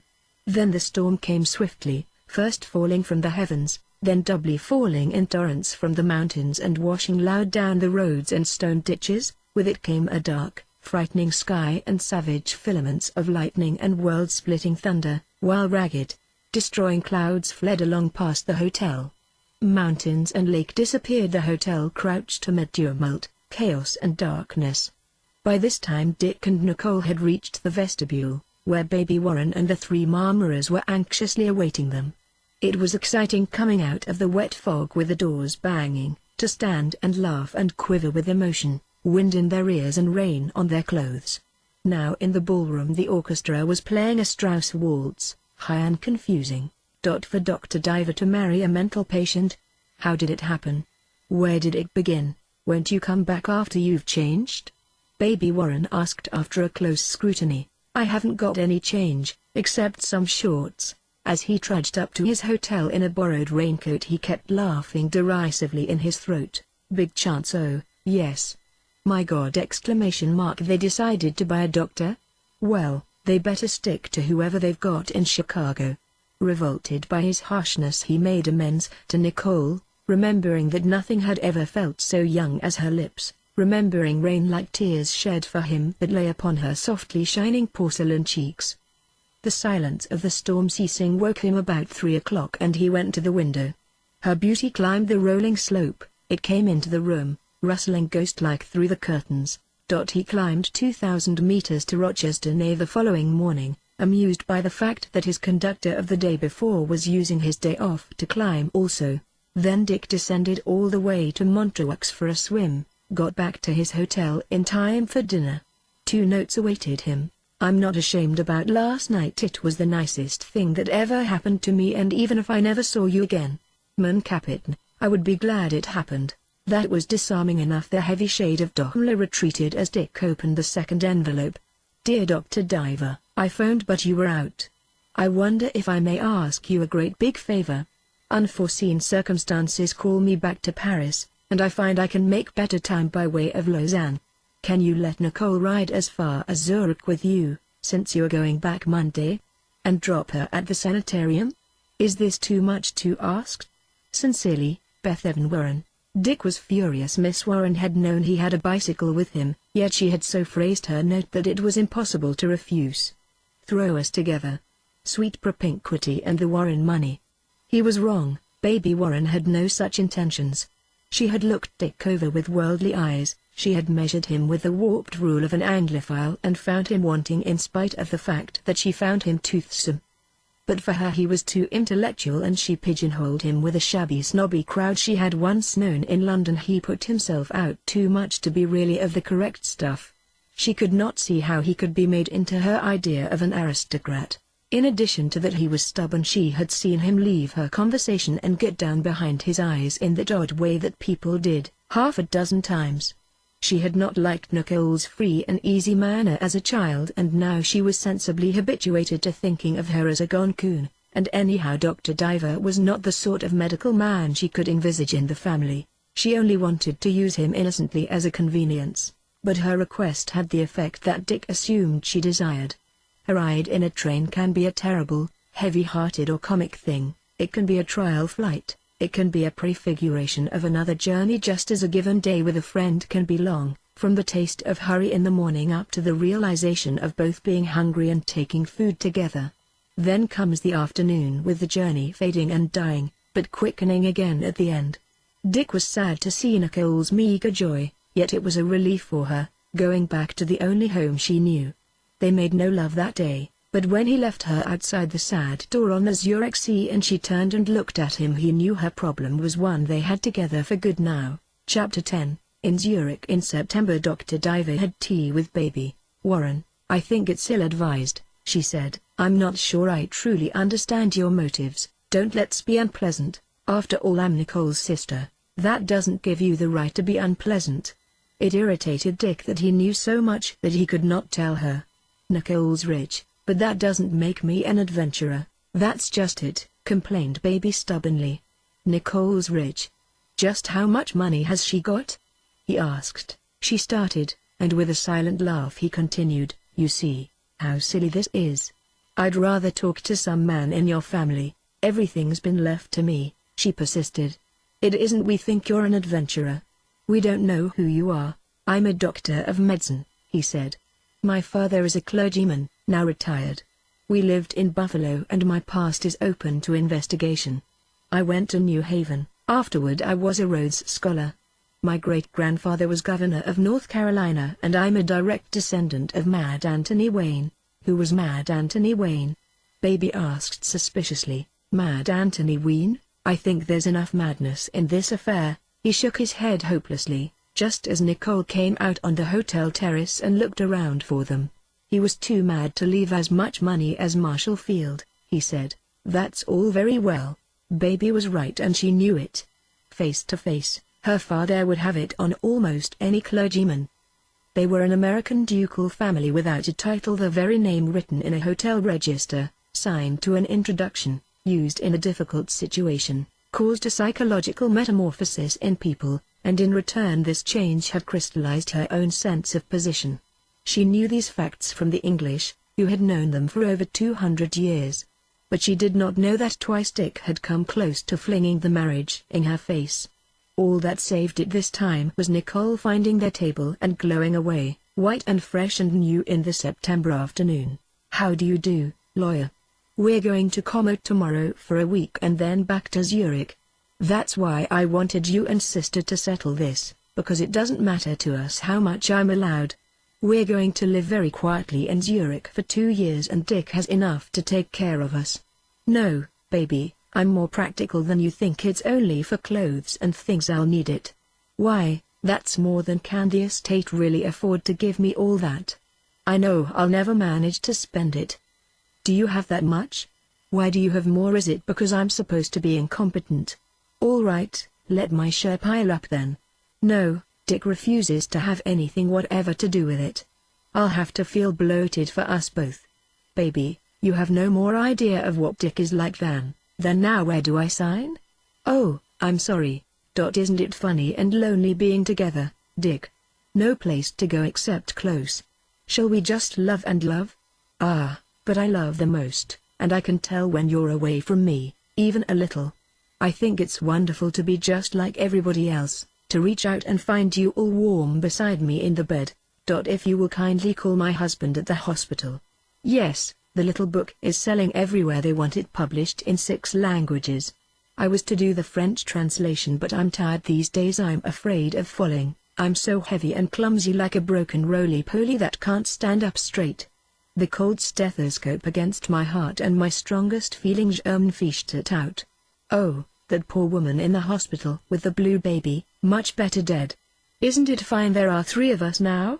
That seems unreasonable, Dick. We have every reason for taking the bigger apartment. Why should we penalize ourselves just because there's more Warren money than Diver money? "Oh, thank you, Camry ear, but we've changed our minds. This English clergyman tells us that your wine here in Orvieto is excellent. It doesn't travel? That must be why we have never heard of it, because we love wine.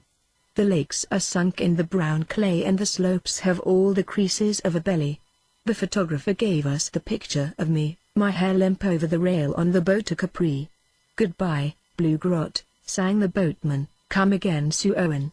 And afterward, tracing down the hot sinister shin of the Italian boot with the wind soughing around those eerie castles, the dead watching from up on those hills. This ship is nice, with our heels hitting the deck together. This is the blowy corner, and each time we turn it I slant forward against the wind and pull my coat together without losing step with Dick. We are chanting nonsense. "Oh, oh, oh, oh, other flamingos than me. Oh, oh, oh, other flamingos than me. Life is fun with Dick." The people in deck chairs look at us, and a woman is trying to hear what we are singing. Dick is tired of singing it, so go on alone, Dick. You will walk differently alone, dear, through a thicker atmosphere, forcing your way through the shadows of chairs, through the dripping smoke of the funnels. You will feel your own reflection sliding along the eyes of those who look at you. You are no longer insulated, but I suppose you must touch life in order to spring from it. Sitting on the stanchion of this lifeboat I look seaward and let my hair blow and shine. I am motionless against the sky, and the boat is made to carry my form onward into the blue obscurity of the future. I'm Pallas Athene carved reverently on the front of a galley. The waters are lapping in the public toilets and the agate green foliage of spray changes and complains about the stern. We traveled a lot that year from Woolloomooloo Bay to Biskra. On the edge of the Sahara we ran into a plague of locusts, and the chauffeur explained kindly that they were bumblebees. The sky was low at night, full of the presence of a strange and watchful god. Oh, the poor little naked old nail. The night was noisy with drums from Senegal and flutes and whining camels, and the natives pattering about in shoes made of old automobile tires. But I was gone again by that time. Trains and beaches, they were all one. That was why he took me traveling. But after my second child, my little girl, Topsy, was born, everything got dark again. If I could get word to my husband, who has seen fit to desert me here, to leave me in the hands of incompetence. You tell me my baby is black, that's farcical, that's very cheap. We went to Africa merely to see Tingad, since my principal interest in life is archaeology. I am tired of knowing nothing and being reminded of it all the time. When I get well I want to be a fine person like you, Dick, I would study medicine except it's too late. We must spend my money and have a house. I'm tired of apartments and waiting for you. You're bored with Zurich and you can't find time for writing here, and you say that it's a confession of weakness for a scientist not to write. And I'll look over the whole field of knowledge and pick out something and really know about it, so I'll have it to hang on to if I go to pieces again. You'll help me, Dick, so I won't feel so guilty. We'll live near a warm beach where we can be brown and young together. This is going to be Dick's workhouse. Oh. The idea came to us both at the same moment. We had passed Tom's a dozen times and we rode up here and found the houses empty, except 2 stables. When we bought we acted through a Frenchman, but the Navy sent spies up here in no time when they found that Americans had bought part of a hill village. They looked for cannons all through the building material, and finally Baby had to twitch wires for us at the Affaires étrangères in Paris. No one comes to the Riviera in summer, so we expect to have a few guests and to work.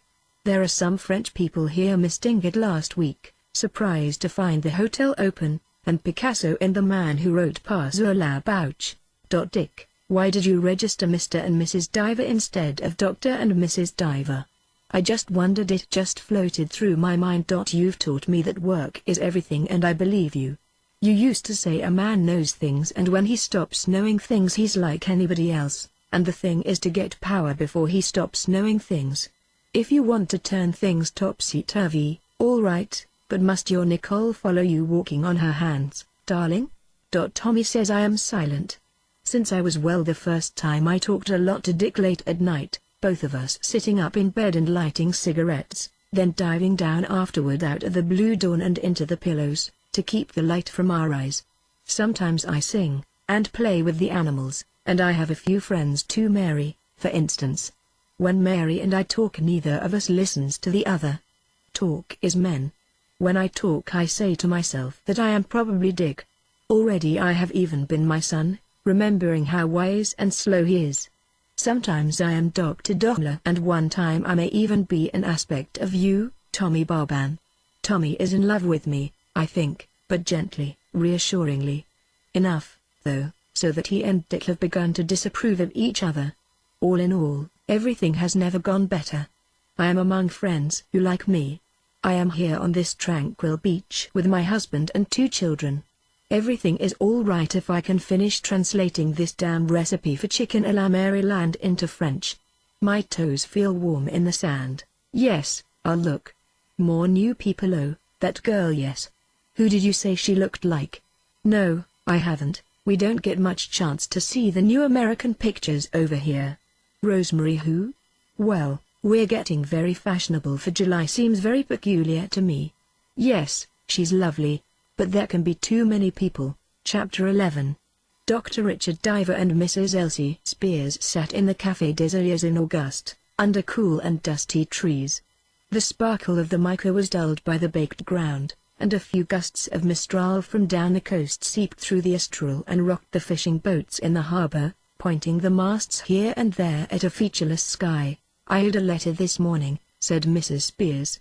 What a terrible time you all must have had with those Negroes.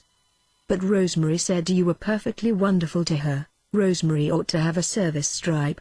It was pretty harrowing. The only person it didn't disturb was Abe North. He flew off to Ava. He probably doesn't know about it yet. I'm sorry Mrs. Diver was upset, she said carefully. Rosemary had written. Nicole seemed out of her mind. I didn't want to come south with them because I felt Dick had enough on his hands. She's all right now. He spoke almost impatiently. So, you're leaving tomorrow? When will you sail? Right away. My God, it's awful to have you go. We're glad we came here. We've had a good time, thanks to you. You're the first man Rosemary ever cared for. Another gust of wind strained around the porphyry hills of La Naples. There was a hint in the air that the earth was hurrying on toward other weather. The lush midsummer moment outside of time was already over. Rosemary's had crushes, but sooner or later she always turned the man over to me. Mrs. Spears laughed, for dissection, so I was spared. There was nothing I could have done. She was in love with you before I ever saw you. I told her to go ahead. He saw that no provision had been made for him, or for Nicole, in Mrs. Spear's plans, and he saw that her immorality sprang from the conditions of her own withdrawal. It was her right, the pension on which her own emotions had retired. Women are necessarily capable of almost anything in their struggle for survival and can scarcely be convicted of such man-made crimes as cruelty. So long as the shuffle of love and pain went on within proper walls, Mrs. Spears could view it with as much detachment and humor as a eunuch. She had not even allowed for the possibility of Rosemary's being damaged, or was she certain that she couldn't be? If what you say is true, I don't think it did her any harm. He was keeping up to the end the pretense that he could still think objectively about Rosemary. She's over it already. Still, so many of the important times in life begin by seeming incidental. This wasn't incidental, Mrs. Spears insisted. You were the first man, you are an ideal to her. In every letter she says that. She's so polite. You and Rosemary are the politest people I've ever known, but she means this: my politeness is a trick of the heart. This was partly true. From his father, Dick had learned the somewhat conscious good manners of the young Southerner coming north after the Civil War. Often he used them, and just as often he despised them because they were not a protest against how unpleasant selfishness was, but against how unpleasant it looked. I'm in love with Rosemary, he told her suddenly. It's a kind of self-indulgence saying that to you. It seemed very strange and official to him, as if the very tables and chairs in the Café des Alliés would remember it forever. Already he felt her absence from these skies. On the beach he could only remember the sun-torn flesh of her shoulder. At times he crushed out her footprints as he crossed the garden, and now the orchestra launching into the nice carnival song, an echo of last year's vanished gaieties, started the little dance that went on all about her. In 100 hours she had come to possess all the world's dark magic, the blinding belladonna, the caffeine converting physical into nervous energy, the mandragora that imposes harmony. With an effort he once more accepted the fiction that he shared Mrs. Spear's detachment. You and Rosemary aren't really alike, he said. The wisdom she got from you is all molded up into her persona, into the mask she faces the world with. She doesn't think. Her real depths are Irish and romantic and illogical. Mrs. Spears knew too that Rosemary, for all her delicate surface, was a young mustang, perceptibly by Captain Dr. Hoyt, USA cross-sectioned. Rosemary would have displayed an enormous heart, liver and soul, all crammed close together under the lovely shell. Saying goodbye, Dick was aware of Elsie Spear's full charm, aware that she meant rather more to him than merely a last unwillingly relinquished fragment of Rosemary. He could possibly have made up Rosemary, he could never have made up her mother. If the cloak, spurs and brilliance in which Rosemary had walked off were things with which he had endowed her, it was nice in contrast to watch her mother's grace, knowing it was surely something he had not evoked. She had an air of seeming to wait, as if for a man to get through with something more important than herself, a battle or an operation, during which he must not be hurried or interfered with. When the man had finished she would be waiting, without fret or impatience, somewhere on a high stool, turning the pages of a newspaper. Goodbye, and I want you both to remember always how fond of you Nicole and I have grown. Back at the Villa Diana, he went to his workroom, and opened the shutters, closed against the midday glare. On his two long tables, in ordered confusion, lay the materials of his book. Volume I, concerned with classification, had achieved some success in a small subsidized edition. He was negotiating for its reissue.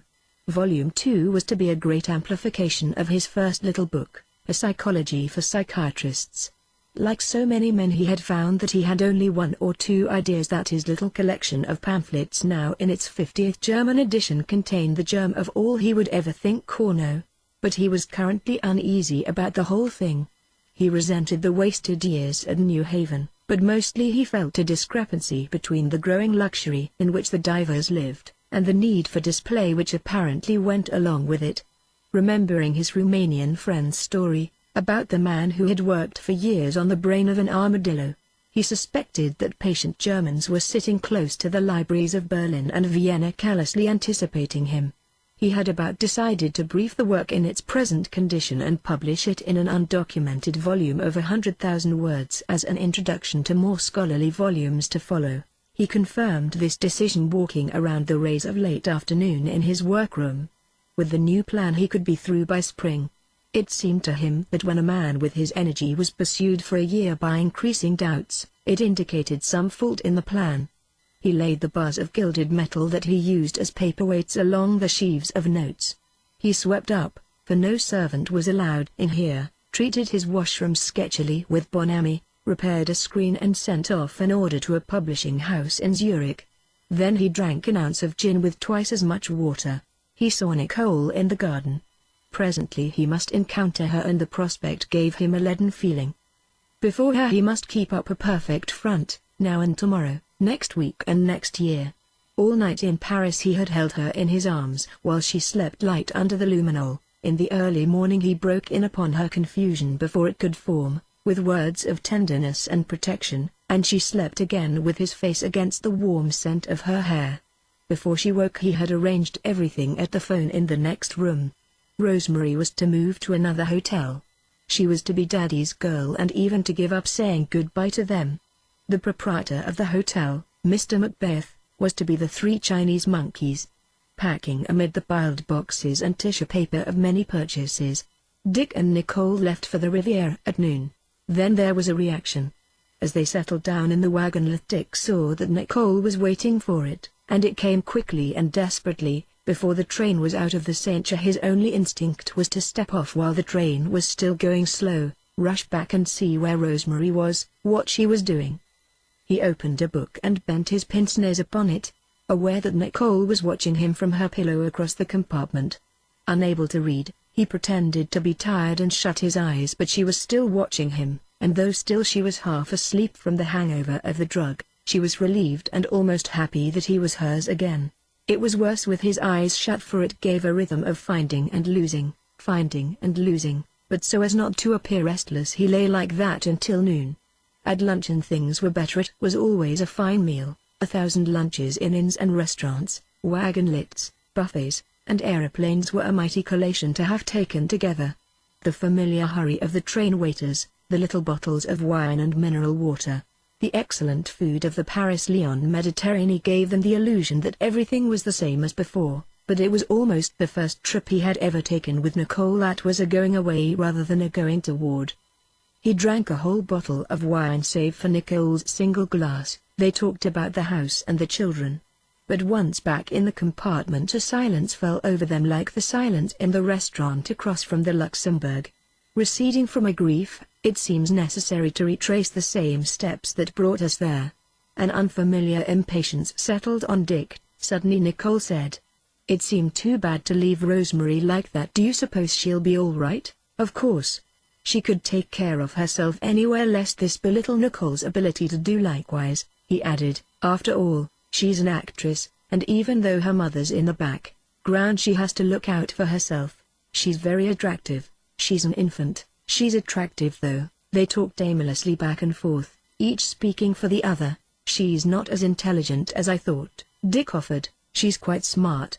Not very, though there's a persistent aroma of the nursery. She's very, very pretty," Nicole said in a detached, emphatic way, "and I thought she was very good in the picture. She was well directed." Thinking it over, "It wasn't very individual." "I thought it was. I can see how she'd be very attractive to men." His heart twisted. "To what men? How many men? Do you mind if I pull down the curtain?" "Please do. It's too light in here." "Where now? And with whom?" "In a few years she'll look 10 years older than you." "On the contrary. I sketched her one night on a theater program. I think she'll last." They were both restless in the night. In a day or two Dick would try to banish the ghost of Rosemary before it became walled up with them, but for the moment he had no force to do it. Sometimes it is harder to deprive oneself of a pain than of a pleasure, and the memory so possessed him that for the moment there was nothing to do but to pretend. This was more difficult because he was currently annoyed with Nicole, who, after all these years, should recognize symptoms of strain in herself and guard against them. Twice within a fortnight she had broken up. There had been the night of the dinner at Tom's when he had found her in her bedroom dissolved in crazy laughter, telling Mrs. McKisco she could not go in the bathroom because the key was thrown down the well. Mrs. McKisco was astonished and resentful, baffled and yet in a way comprehending. Dick had not been particularly alarmed then, for afterward Nicole was repentant. She called at Gauss's hotel, but the Makiscos were gone. The collapse in Paris was another matter, adding significance to the first one. It prophesied possibly a new cycle, a new pause of the malady. Having gone through unprofessional agonies during her long relapse following Topsy's birth, he had, perforce, hardened himself about her, making a cleavage between Nicole sick and Nicole well. This made it difficult now to distinguish between his self-protective professional detachment and some new coldness in his heart. As an indifference cherished, or left to atrophy, becomes an emptiness, to this extent he had learned to become empty of Nicole, serving her against his will with negations and emotional neglect. One writes of scars healed, a loose parallel to the pathology of the skin, but there is no such thing in the life of an individual. There are open wounds, shrunk sometimes to the size of a pinprick but wounds still. The marks of suffering are more comparable to the loss of a finger, or of the sight of an eye. We may not miss them, either, for 1 minute in a year, but if we should there is nothing to be done about it. Chapter 12. He found Nicole in the garden with her arms folded high on her shoulders.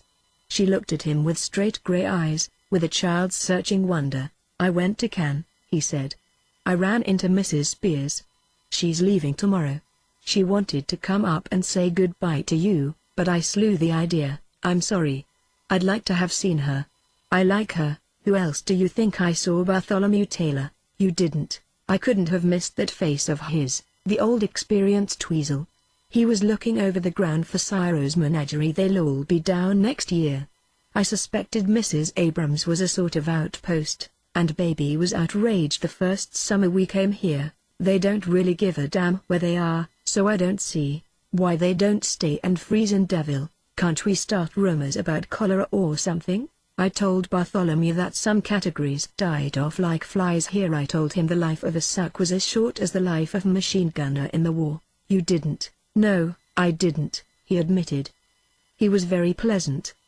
It was a beautiful sight, he and I shaking hands there on the boulevard. The meeting of Sigmund Freud and Ward McAllister. Dick didn't want to talk. He wanted to be alone so that his thoughts about work and the future would overpower his thoughts of love and today. Nicole knew about it, but only darkly and tragically, hating him a little in an animal way, yet wanting to rub against his shoulder. "But darling," Dick said lightly. He went into the house, forgetting something he wanted to do there, and then remembering it was the piano. He sat down whistling and played by ear. "Just picture you upon my knee, with tea for two and two for tea, and me for you and you for me." Through the melody flowed a sudden realization that Nicole, hearing it, would guess quickly at a nostalgia for the past fortnight. He broke off with a casual chord and left the piano. It was hard to know where to go. He glanced about the house that Nicole had made, that Nicole's grandfather had paid for. He owned only his workhouse and the ground on which it stood. Out of $3,000 a year and what trickled in from his publications, he paid for his clothes and personal expenses, for cellar charges, and for Lanier's education, so far confined to a nurse's wage. Never had a move been contemplated without Dick's figuring his share. Living rather ascetically, traveling third class when he was alone, with the cheapest wine, and good care of his clothes, and penalizing himself for any extravagances, he maintained a qualified financial independence. After a certain point, though, it was difficult again and again. It was necessary to decide together as to the uses to which Nicole's money should be put. Naturally Nicole, wanting to own him, wanting him to stand still forever, encouraged any slackness on his part, and in multiplying ways he was constantly inundated by a trickling of goods and money. The inception of the idea of the Cliff Villa, which they had elaborated as a fantasy one day, was a typical example of the forces divorcing them from the first simple arrangements in Zurich. Wouldn't it be fun if it had been, and then, won't it be fun when it was not so much fun? His work became confused with Nicole's problems. In addition, her income had increased so fast of late that it seemed to belittle his work. Also, for the purpose of her cure, he had for many years pretended to a rigid domesticity from which he was drifting away, and this pretense became more arduous in this effortless immobility, in which he was inevitably subjected to microscopic examination. When Dick could no longer play what he wanted to play on the piano, it was an indication that life was being refined down to a point. He stayed in the big room a long time, listening to the buzz of the electric clock, listening to time. In November the waves grew black and dashed over the seawall onto the shore. Owed such summer life as had survived disappeared, and the beaches were melancholy and desolate under the mistral and rain. Gauss's hotel was closed for repairs and enlargement, and the scaffolding of the summer casino at Wan Lake Pins grew larger and more formidable. Going into Cannes on ice, Dick and Nicole met new people, members of orchestras, restaurateurs, horticultural enthusiasts, shipbuilders, for Dick had bought an old dinghy, and members of the Syndicate Initiative. They knew their servants well and gave thought to the children's education. In December, Nicole seemed well knit again, when a month had passed without tension, without the tight mouth, the unmotivated smile, the unfathomable remark. They went to the Swiss Alps for the Christmas holidays. Chapter 13. With his cap, Dick slapped the snow from his dark blue ski suit before going inside. The great hall, its floor pockmarked by 2 decades of hobnails, was cleared for the tea dance, and fourscore young Americans, domiciled in schools near Gstaad, bounced about to the frolic of Don't Bring Lulu, or exploded violently with the first percussions of the Charleston. It was a colony of the young, simple, and expensive. The Sturmtruppen of the rich were at Street Maritz. Baby Warren felt that she had made a gesture of renunciation in joining the divers here. Dick picked out the 2 sisters easily across the delicately haunted, soft swaying room. They were poster-like, formidable in their snow costumes, Nicole's of cerulean blue, Baby's of brick red. The young Englishman was talking to them, but they were paying no attention, lulled to the staring point by the adolescent dance. Nicole's snow-warm face lighted up further as she saw Dick. "Where is he? He missed the train. I'm meeting him later." Dick sat down, swinging a heavy boot over his knee. "You two look very striking together. Every once in a while I forget we're in the same party and get a big shock at seeing you." Baby was a tall, fine-looking woman, deeply engaged in being almost 30. Symptomatically she had pulled 2 men with her from London, one scarcely down from Cambridge, one old and hard with Victorian lecheries. Baby had certain spinster's characteristics. She was alien from touch. She started if she was touched suddenly, and such lingering touches as kisses and embraces slipped directly through the flesh into the forefront of her consciousness. She made few gestures with her trunk, her body proper. Instead, she stamped her foot and tossed her head in almost an old-fashioned way. She relished the foretaste of death, prefigured by the catastrophes of friends. Persistently she clung to the idea of Nicole's tragic destiny. Baby's younger Englishman had been chaperoning the women down appropriate inclines and harrowing them on the bob run. Dick, having turned an ankle in a too ambitious telemark, loafed gratefully about the nursery slope with the children or drank kvass with a Russian doctor at the hotel. "Please be happy, Dick," Nicole urged him. "Why don't you meet some of these cool girls and dance with them in the afternoon?" "What would I say to them?" Her low, almost harsh voice rose a few notes, simulating a plaintive coquetry. "Say, ickle girl, oa is de prettiest sing. What do you think you say? I don't like ickle girls. They smell of Castile soap and peppermint. When I dance with them, I feel as if I'm pushing a baby carriage." It was a dangerous subject. He was careful, to the point of self-consciousness, to stare far over the heads of young maidens. "There's a lot of business," said Baby. "First place, there's news from home. The property we used to call the station property. The railroads only bought the center of it at first. Now they've bought the rest, and it belonged to Mother. It's a question of investing the money." Pretending to be repelled by this gross turn in the conversation, the Englishman made for a girl on the floor. Following him for an instant with the uncertain eyes of an American girl in the grip of a lifelong Anglophilia, Baby continued defiantly. "It's a lot of money. It's 300,000 apiece. I keep an eye on my own investments, but Nicole doesn't know anything about securities, and I don't suppose you do either." "I've got to meet the train," Dick said evasively. Outside he inhaled damp snowflakes that he could no longer see against the darkening sky. 3 children sledding past shouted a warning in some strange language. He heard them yell at the next bend, and a little farther on he heard sleigh bells coming up the hill in the dark. The holiday station glittered with expectancy, boys and girls waiting for new boys and girls, and by the time the train arrived, Dick had caught the rhythm. and pretended to Franz Gregorovius that he was clipping off a half hour from an endless roll of pleasures. But Franz had some intensity of purpose at the moment that fought through any superimposition of mood on Dick's part. "I may get up to Zurich for a day," Dick had written, "or you can manage to come to Lausanne." Franz had managed to come all the way to Gstaad. He was 40.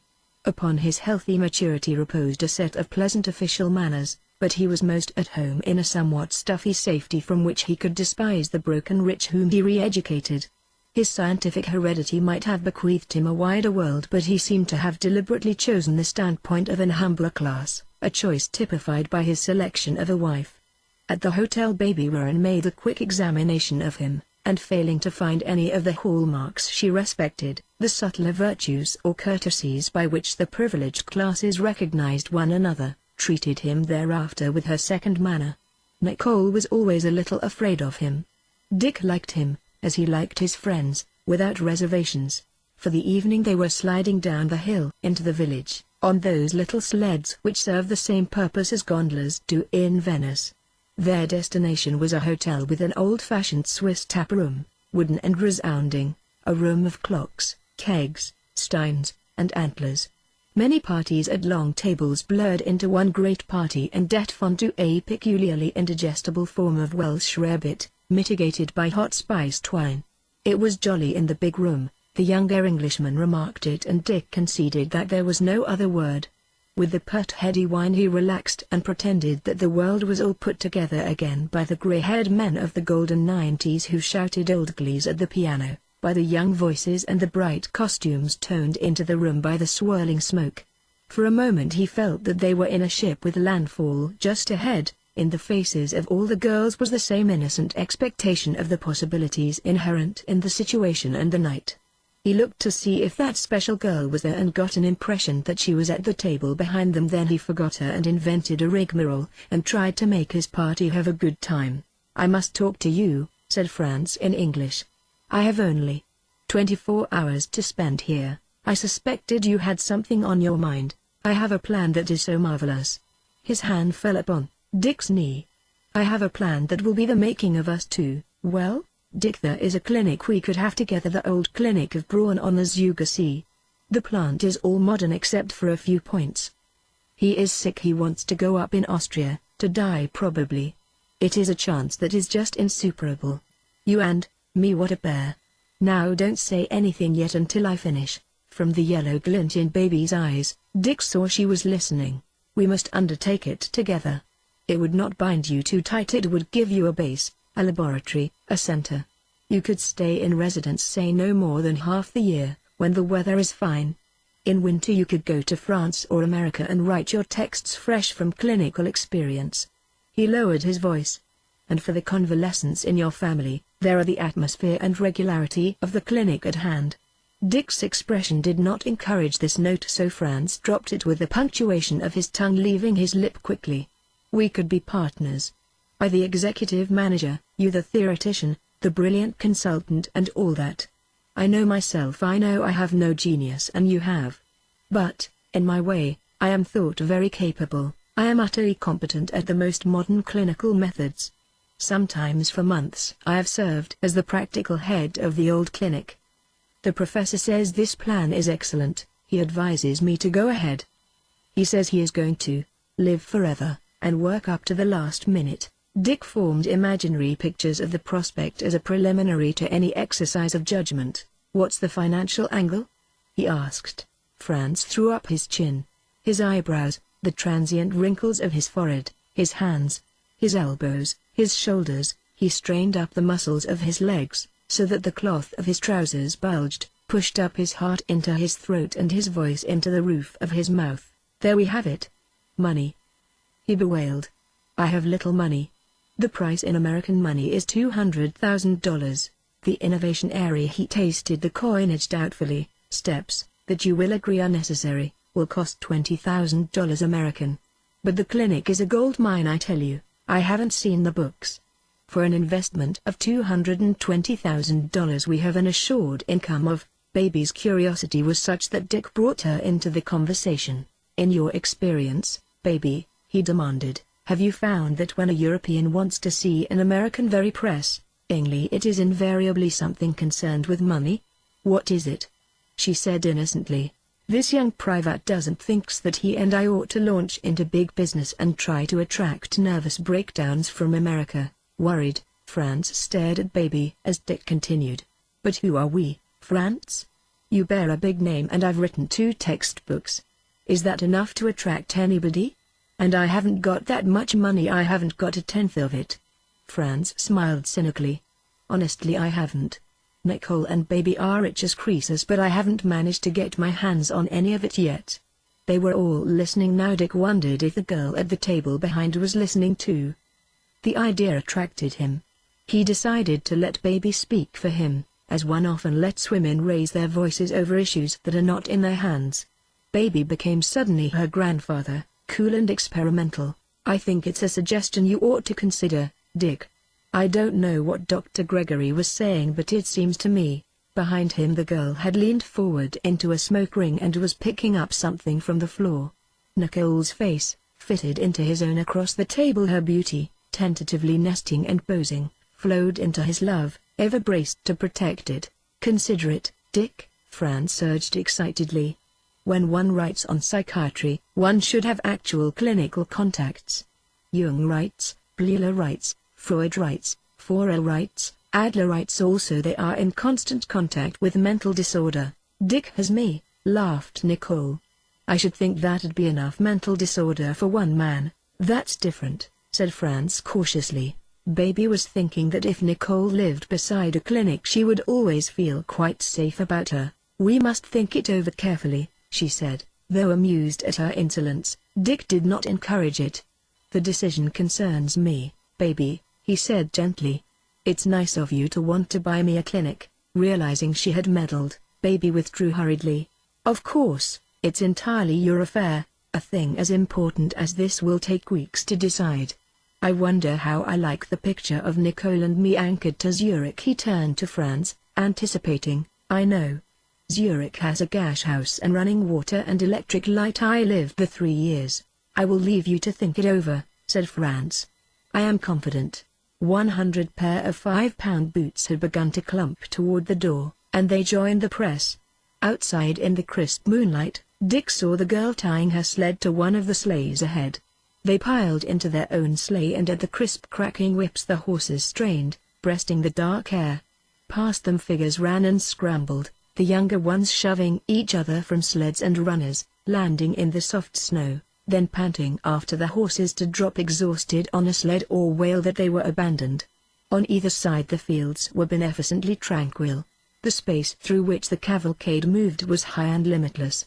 In the country there was less noise, as though they were all listening atavistically for wolves in the wide snow. Insane, they poured into the municipal dance, crowded with cowherders, hotel servants, shopkeepers, ski teachers, guides, tourists, peasants. To come into the warm enclosed place after the pantheistic animal feeling without, was to reassume some absurd and impressive knightly name, as thunderous as spurred boots in war, as football cleats on the cement of a locker room floor. There was conventional yodeling, and the familiar rhythm of it separated Dick from what he had first found romantic in the scene. At first he thought it was because he had hounded the girl out of his consciousness. Then it came to him under the form of what baby had said, we must think it over carefully, and the unsaid lines back of that, we own you, and you'll admit it sooner or later. It is absurd to keep up the pretense of independence. It had been years since Dick had bottled up malice against a creature, since freshman year at New Haven when he had come upon a popular essay about mental hygiene.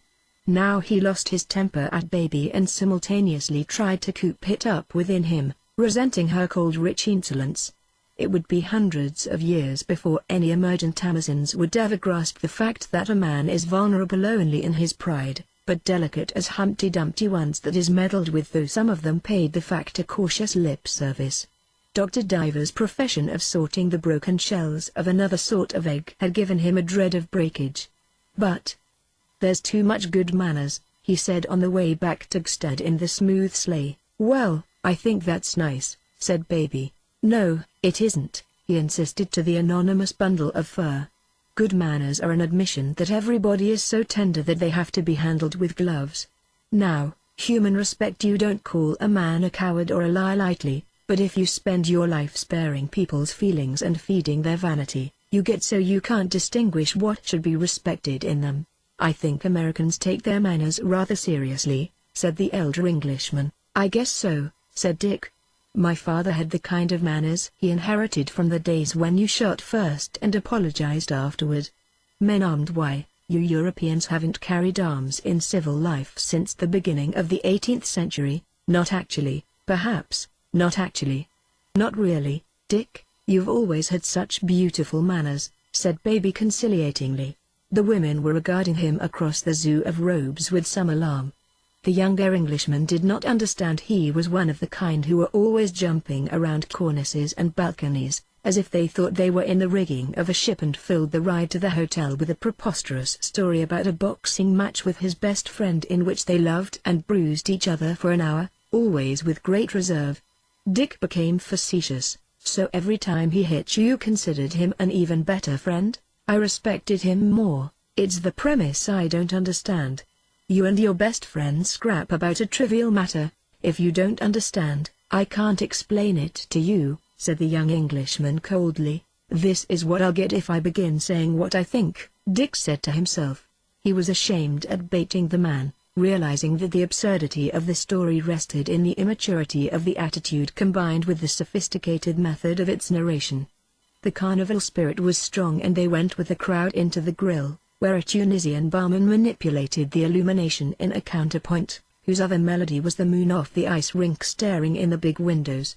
In that light, Dick found the girl devitalized, and uninteresting. He turned from her to enjoy the darkness, the cigarette points going green and silver when the lights shone red, the band of white that fell across the dancers as the door to the bar was opened and closed. Now tell me, Franz, he demanded, do you think after sitting up all night drinking beer, you can go back and convince your patients that you have any character? Don't you think they'll see you're a gastropath? I'm going to bed, Nicole announced. Dick accompanied her to the door of the elevator. I'd come with you, but I must show Franz that I'm not intended for a clinician. Nicole walked into the elevator. Baby has lots of common sense, she said meditatively. Baby is one of... The door slashed shut facing a mechanical hum. Dick finished the sentence in his mind. Baby is a trivial, selfish woman. But 2 days later, sleighing to the station with Franz, Dick admitted that he thought favorably upon the matter. We're beginning to turn in a circle, he admitted.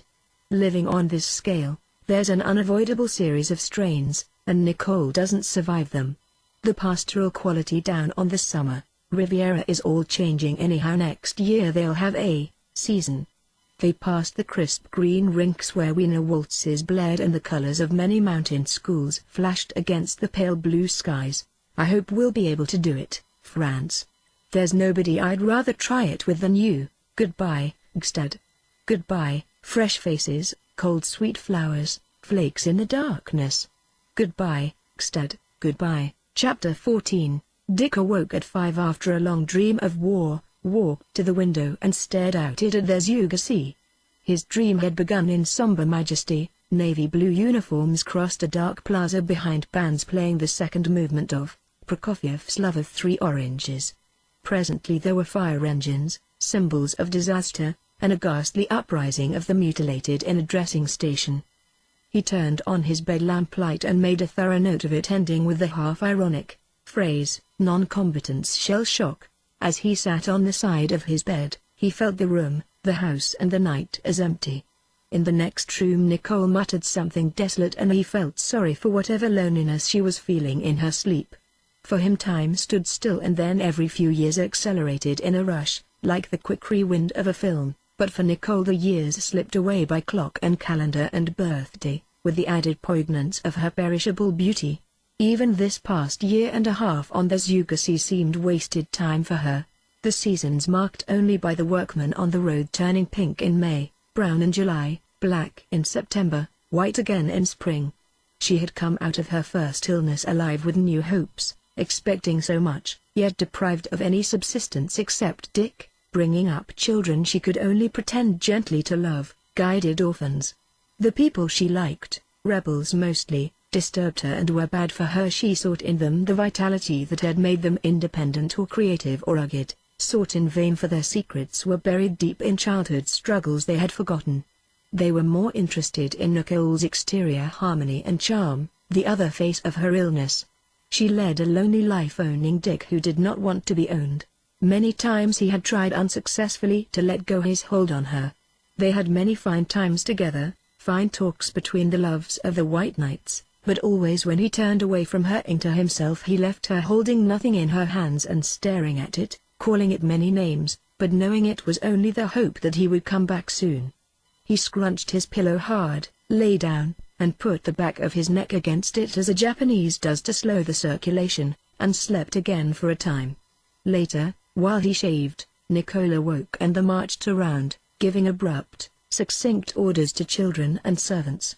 Lanier came in to watch his father shave. Living beside a psychiatric clinic, he had developed an extraordinary confidence in and admiration for his father, together with an exaggerated indifference toward most other adults. The patients appeared to him either in their odd aspects, or else as devitalized, overcorrect creatures without personality. He was a handsome, promising boy, and Dick devoted much time to him, in the relationship of a sympathetic but exacting officer and respectful enlisted man. "Why," Lanier asked, "do you always leave a little lather on the top of your hair when you shave?" Cautiously Dick parted soapy lips. "I have never been able to find out. I've often wondered. I think it's because I get the first finger soapy when I make the line of my sideburn, but how it gets up on top of my head I don't know. I'm going to watch it all tomorrow." "That's your only question before breakfast?" "I don't really call it a question. That's one on you." Half an hour later Dick started up to the administration building. He was 38, still declining a beard. He yet had a more medical aura about him than he had worn upon the Riviera. For 18 months now he had lived at the clinic, certainly one of the best appointed in Europe. Like Daimler's, it was of the modern type, no longer a single dark and sinister building but a small, scattered, yet deceitfully integrated village. Dick and Nicole had added much in the domain of taste, so that the plant was a thing of beauty, visited by every psychologist passing through Zurich. With the addition of a caddy house it might very well have been a country club. The Eglantine and the beaches, houses for those sunk into eternal darkness, were screened by little copses from the main building, camouflaged strong points. Behind was a large drug farm, worked partly by the patients. The workshops for ergotherapy were 3, placed under a single roof, and the Dr. Diver began his morning's inspection. The carpentry shop, full of sunlight, exuded the sweetness of sawdust, of a lost age of wood. Always half a dozen men were there, hammering, planing, buzzing, silent men, who lifted solemn eyes from their work as he passed through.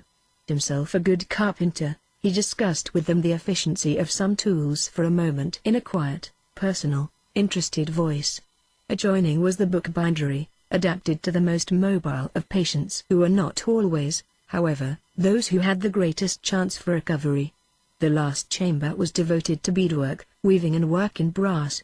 The faces of the patients here wore the expression of one who had just sighed profoundly, dismissing something insoluble, but their sighs only marked the beginning of another ceaseless round of ratiocination, not in a line as with normal people but in the same circle. Round, round, and round. Around forever. But the bright colors of the stuffs they worked with gave strangers a momentary illusion that all was well, as in a kindergarten. These patients brightened as Dr. Diver came in. Most of them liked him better than they liked Dr. Gregorius. Those who had once lived in the great world invariably liked him better. There were a few who thought he neglected them, or that he was not simple, or that he posed. Their responses were not dissimilar to those that Dick evoked in non-professional life, but here they were warped and distorted. One Englishwoman spoke to him always about a subject which she considered her own. "Have we got music tonight?" "I don't know," he answered. "I haven't seen Dr. Ladislau." "How did you enjoy the music that Mrs. Sachs and Mr. Longstreet gave us last night?" "It was so-so. I thought it was fine, especially the Chopin. I thought it was so-so. When are you going to play for us yourself?" She shrugged her shoulders, as pleased at this question as she had been for several years. "Sometime. But I only play so-so." They knew that she did not play at all. She had 2 sisters who were brilliant musicians, but she had never been able to learn the notes when they had been young together. From the workshop Dick went to visit the Eglantine and the beaches. Exteriorly these houses were as cheerful as the others. Nicole had designed the decoration and the furniture on a necessary base of concealed grilles and bars and immovable furniture. She had worked with so much imagination and inventive quality, which she lacked, being supplied by the problem itself, that no instructed visitor would have dreamed that the light, graceful filigree work at a window was a strong, unyielding end of a tether, that the pieces reflecting modern tubular tendencies were stancher than the massive creations of the Edwardians. Even the flowers lay in iron fingers, and every casual ornament and fixture was as necessary as a girder in a skyscraper. Her tireless eyes has made each room yield up its greatest usefulness. Complimented, she referred to herself brusquely as a master plumber. For those whose compasses were not depolarized, there seemed many odd things in these houses. Dr. Diver was often amused in the Eglantine, the men's building. Here there was a strange little exhibitionist who thought that if he could walk unclothed and unmolested from the Etoile to the Place de la Concorde, he would solve many things, and, perhaps, Dick thought, he was quite right. His most interesting case was in the main building. The patient was a woman of 30 who had been in the clinic 6 months. She was an American painter who had lived long in Paris. They had no very satisfactory history of her.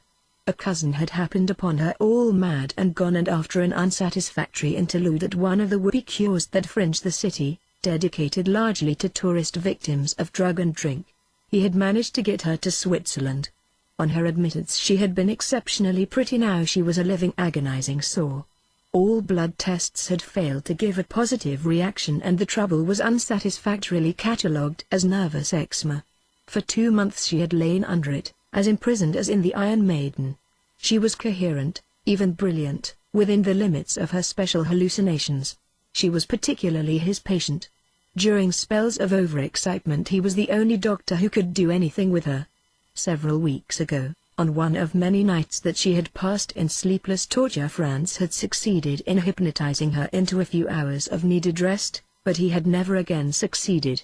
Hypnosis was a tool that Dick had distrusted and seldom used, for he knew that he could not always summon up the mood in himself. He had once tried it on Nicole, and she had scornfully laughed at him. The woman in room 20 could not see him when he came in. The area about her eyes was too tightly swollen. She spoke in a strong, rich, deep, thrilling voice. "How long will this last? Is it going to be forever?" "It's not going to be very long now. Dr. Ladislau tells me there are whole areas cleared up. If I knew what I had done to deserve this, I could accept it with equanimity. It isn't wise to be mystical about it. We recognize it as a nervous phenomenon. It's related to the blush when you were a girl. Did you blush easily?" She lay with her face turned to the ceiling. "I have found nothing to blush for since I cut my wisdom teeth." "Haven't you committed your share of petty sins and mistakes?" "I have nothing to reproach myself with." "You're very fortunate." The woman thought a moment. Her voice came up through her bandaged face afflicted with subterranean maladies. "I'm sharing the fate of the women of my time who challenged men to battle." "To your vast surprise it was just like all battles," he answered, adopting her formal diction. "Just like all battles." She thought this over.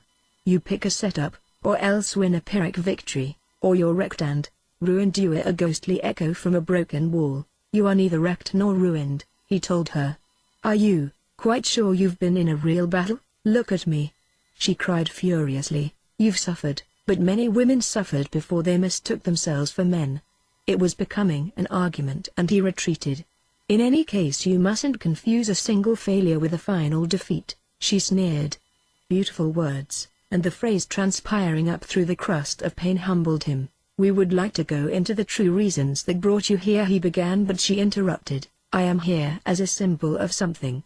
I thought perhaps you would know what it was." "You are sick," he said mechanically. "Then what was it I had almost found? A greater sickness. That's all?" "That's all." With disgust he heard himself lying, but here and now the vastness of the subject could only be compressed into a lie. Outside of that there's only confusion and chaos. "I won't lecture to you. We have too acute a realization of your physical suffering. But it's only by meeting the problems of every day, no matter how trifling and boring they seem, that you can make things drop back into place again. After that perhaps you'll be able again to examine He had slowed up to avoid the inevitable end of his thought, the frontiers of consciousness. The frontiers that artists must explore were not for her, ever. She was fine spun, inbred. Eventually she might find rest in some quiet mysticism. Exploration was for those with a measure of peasant blood, those with big thighs and thick ankles who could take punishment as they took bread and salt, on every inch of flesh and spirit. Not for you, he almost said. It's too tough a game for you. Yet in the awful majesty of her pain he went out to her unreservedly, almost sexually. He wanted to gather her up in his arms, as he so often had Nicole, and cherish even her mistakes, so deeply were they part of her. The orange light through the drawn blind, the sarcophagus of her figure on the bed, the spot of face, the voice searching the vacuity of her illness and finding only remote abstractions. As he arose the tears fled lava-like into her bandages. That is for something, she whispered. Something must come out of it. He stooped and kissed her forehead. We must all try to be good, he said. Leaving her room he sent the nurse into her. There were other patients to see. An American girl of 15 who had been brought up on the basis that childhood was intended to be all fun. His visit was provoked by the fact that she had just hacked off all her hair with the nail scissors. There was nothing much to be done for her, a family history of neurosis and nothing stable in her past to build on. The father, normal and conscientious himself, had tried to protect a nervous brood from life's troubles and had succeeded merely in preventing them from developing powers of adjustment to life's inevitable surprises. There was little that Dick could say. Helen, when you're in doubt you must ask a nurse, you must learn to take advice. Promise me you will. What was a promise with the head sick? He looked in upon a frail exile from the Caucasus buckled securely in a sort of hammock which in turn was submerged in a warm medical bath, and upon the 3 daughters of a Portuguese general who slid almost imperceptibly toward Paces. He went into the room next to them and told a collapsed psychiatrist that he was better, always better, and the man tried to read his face for conviction, since he hung on the real world only through such reassurance as he could find in the resonance, or lack of it, in Dr. Diver's voice. After that Dick discharged a shiftless orderly and by then it was the lunch hour. Chapter 15. Meals with the patients were a chore he approached with apathy. The gathering, which of course did not include residents at the Eglantine or the beaches, was conventional enough at first sight, but over it brooded always a heavy melancholy. Such doctors as were present kept up a conversation, but most of the patients, as if exhausted by their morning's endeavor, or depressed by the company, spoke little, and ate looking into their plates. Luncheon over, Dick returned to his villa. Nicole was in the salon wearing a strange expression. Read that, she said. He opened the letter.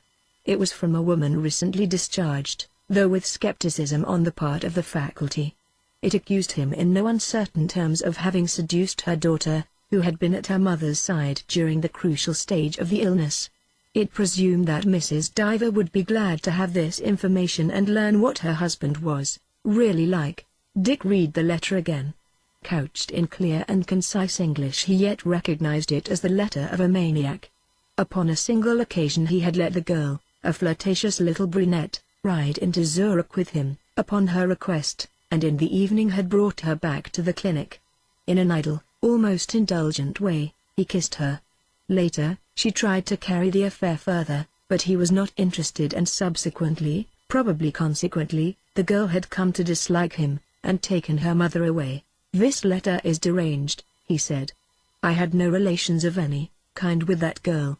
I didn't even like her. Yes, I've tried thinking that, said Nicole. Surely you don't believe it? I've been sitting here. He sank his voice to a reproachful note and sat beside her. This is absurd. This is a letter from a mental patient. I was a mental patient. He stood up and spoke more authoritatively. Suppose we don't have any nonsense, Nicole. Go and round up the children and we'll start. In the car, with Dick driving, they followed the little promontories of the lake, catching the burner light and water in the windshield, tunneling through cascades of evergreen. It was Dick's car, a Renault so dwarfish that they all stuck out of it except the children, between whom Mademoiselle towered mast-like in the rear seat. They knew every kilometer of the road where they would smell the pine needles and the black stove smoke. A high sun with a face traced on it beat fierce on the straw hats of the children. Nicole was silent. Dick was uneasy at her straight hard gaze. Often he felt lonely with her, and frequently she tired him with the short floods of personal revelations that she reserved exclusively for him. "I'm like this, I'm more like that." But this afternoon he would have been glad had she rattled on in staccato for a while and given him glimpses of her thoughts.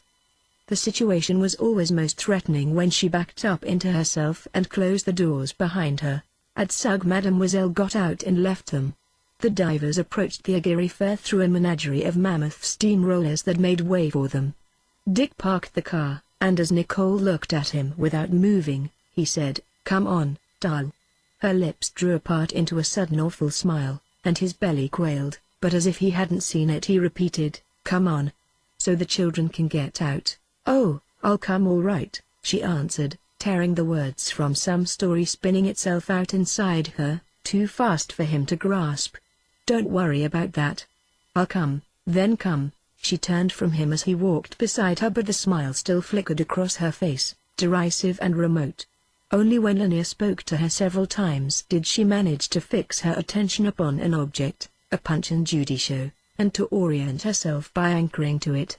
Dick tried to think what to do. The dualism in his views of her, that of the husband, that of the psychiatrist, was increasingly paralyzing his faculties. In these 6 years she had several times carried him over the line with her, disarming him by exciting emotional pity or by a flow of wit, fantastic and disassociated, so that only after the episode did he realize with the consciousness of his own relaxation from tension, that she had succeeded in getting a point against his better judgment. A discussion with Topsy about the gig as to whether the punch was the same punch they had seen last year in Cannes having been settled, the family walked along again between the booths under the open sky. The women's bonnets, perching over velvet vests, the bright, spreading skirts of many cantons, seemed demure against the blue and orange paint of the wagons and displays. There was the sound of a whining, tinkling hoochie-coochie show. Nicole began to run very suddenly, so suddenly that for a moment Dick did not miss her. Far ahead he saw her yellow dress twisting through the crowd, an ochre stitch along the edge of reality and unreality, and started after her. Secretly she ran and secretly he followed. As the hot afternoon went shrill and terrible with her flight he had forgotten the children, then he wheeled and ran back to them, drawing them this way and that by their arms, his eyes jumping from booth to booth. "Madame," he cried to a young woman behind a white lottery wheel. "Est-ce que je peux les saisir petit avec vos minutes? Que est très urgent, je vous donnerai 10 francs, mais I." He headed the children into the booth. "Allez restez avec cette gentille dame, ou Dick." He darted off again, but he had lost her. He circled the merry-go-round, keeping up with it till he realized he was running beside it, staring always at the same horse. He elbowed through the crowd in the buvette, then remembering a predilection of Nicole's he snatched up an edge of a fortune teller's tent and peered within. A droning voice greeted him, "La septemfille d'un septemfille n'est sur les rives du Nilontres, monsieur." Dropping the flap he ran along toward where the plaisance terminated at the lake and a small Ferris wheel revolved slowly against the sky. There he found her. She was alone in what was momentarily the top boat of the wheel, and as it descended he saw that she was laughing hilariously. He slunk back in the crowd, a crowd which, at the wheel's next revolution, spotted the intensity of Nicole's hysteria. "Regards moi ça, regarde donc cette Anglaise." Down she dropped again. This time the wheel and its music were slowing and a dozen people were around her car, all of them impelled by the quality of her laughter to smile in sympathetic idiocy. But when Nicole saw Dick her laughter died. She made a gesture of slipping by and away from him, but he caught her arm and held it as they walked away. "Why did you lose control of yourself like that? You know very well why." "No, I don't. That's just preposterous. Let me loose. That's an insult to my intelligence." "Don't you think I saw that girl look at you, that little dark girl?" "Oh, this is farcical. A child, not more than 15. Don't you think I saw?" "Stop here a minute and quiet down." They sat at a table, her eyes in a profundity of suspicion, her hand moving across her line of sight as if it were obstructed. "I want a drink. I want a brandy." "You can't have brandy. You can have a bock if you want it." "Why can't I have a brandy?" "We won't go into that. Listen to me. This business about hey, girl is a delusion. Do you understand that word? It's always a delusion when I see what you don't want me to see. He had a sense of guilt, as in one of those nightmares where we are accused of a crime which we recognize as something undeniably experienced, but which upon waking we realize we have not committed. His eyes wavered from hers. I left the children with a gypsy woman in a booth. We ought to get them. Who do you think you are? She demanded. Svengali? 15 minutes ago they had been a family. Now, as she was crushed into a corner by his unwilling shoulder, he saw them all, child and man, as a perilous accident. We're going home, home. She roared in a voice so abandoned that its louder tones wavered and cracked. And sit and think that we're all rotting and the children's ashes are rotting in every box I open? That filth. Almost with relief he saw that her words sterilized her, and Nicole, sensitized down to the cream of the skin, saw the withdrawal in his face. Her own face softened and she begged. Help me, Dick. A wave of agony went over him. It was awful that such a fine tower should not be erected, only suspended from him. Up to a point that was right, men were for that, beam and idea, girder and logarithm, but somehow Dick and Nicole had become one and equal, not opposite and complementary. She was Dick too. The drought in the marrow of his bones. He could not watch her disintegrations without participating in them. His intuition reeled out of him as tenderness and compassion. He could only take the characteristically modern course, to interpose. He would get a nurse from Zurich, to take her over tonight. You can help me.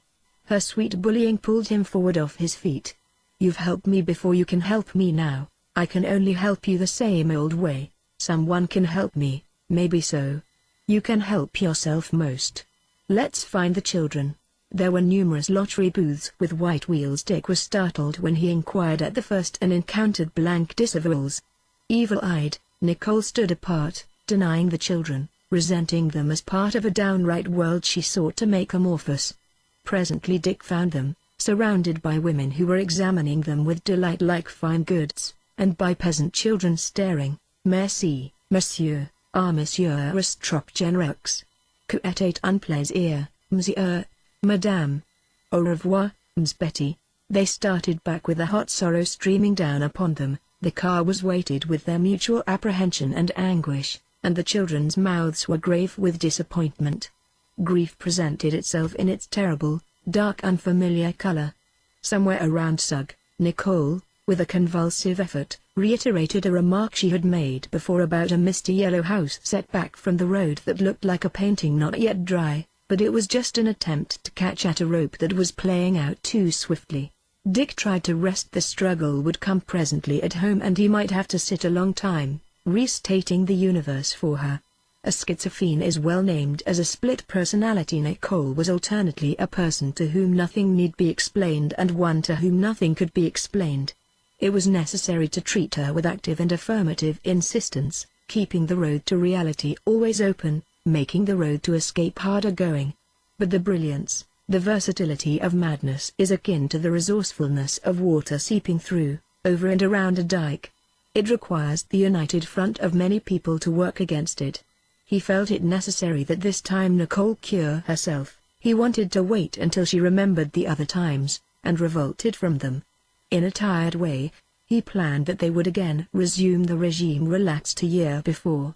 He had turned up a hill that made a short cut to the clinic, and now as he stepped on the accelerator for a short straightaway run parallel to the hillside, the car swerved violently left, swerved right, tipped on two wheels and, as Dick, with Nicole's voice screaming in his ear, crushed down the mad hand clutching the steering wheel, righted itself, swerved once more and shot off the road. It tore through low underbrush, tipped again and settled slowly at an angle of 90 degrees against a tree.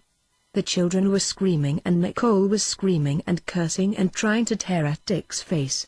Thinking first of the list of the car and unable to estimate it, Dick bent away Nicole's arm, climbed over the topside and lifted out the children. Then he saw the car was in a stable position.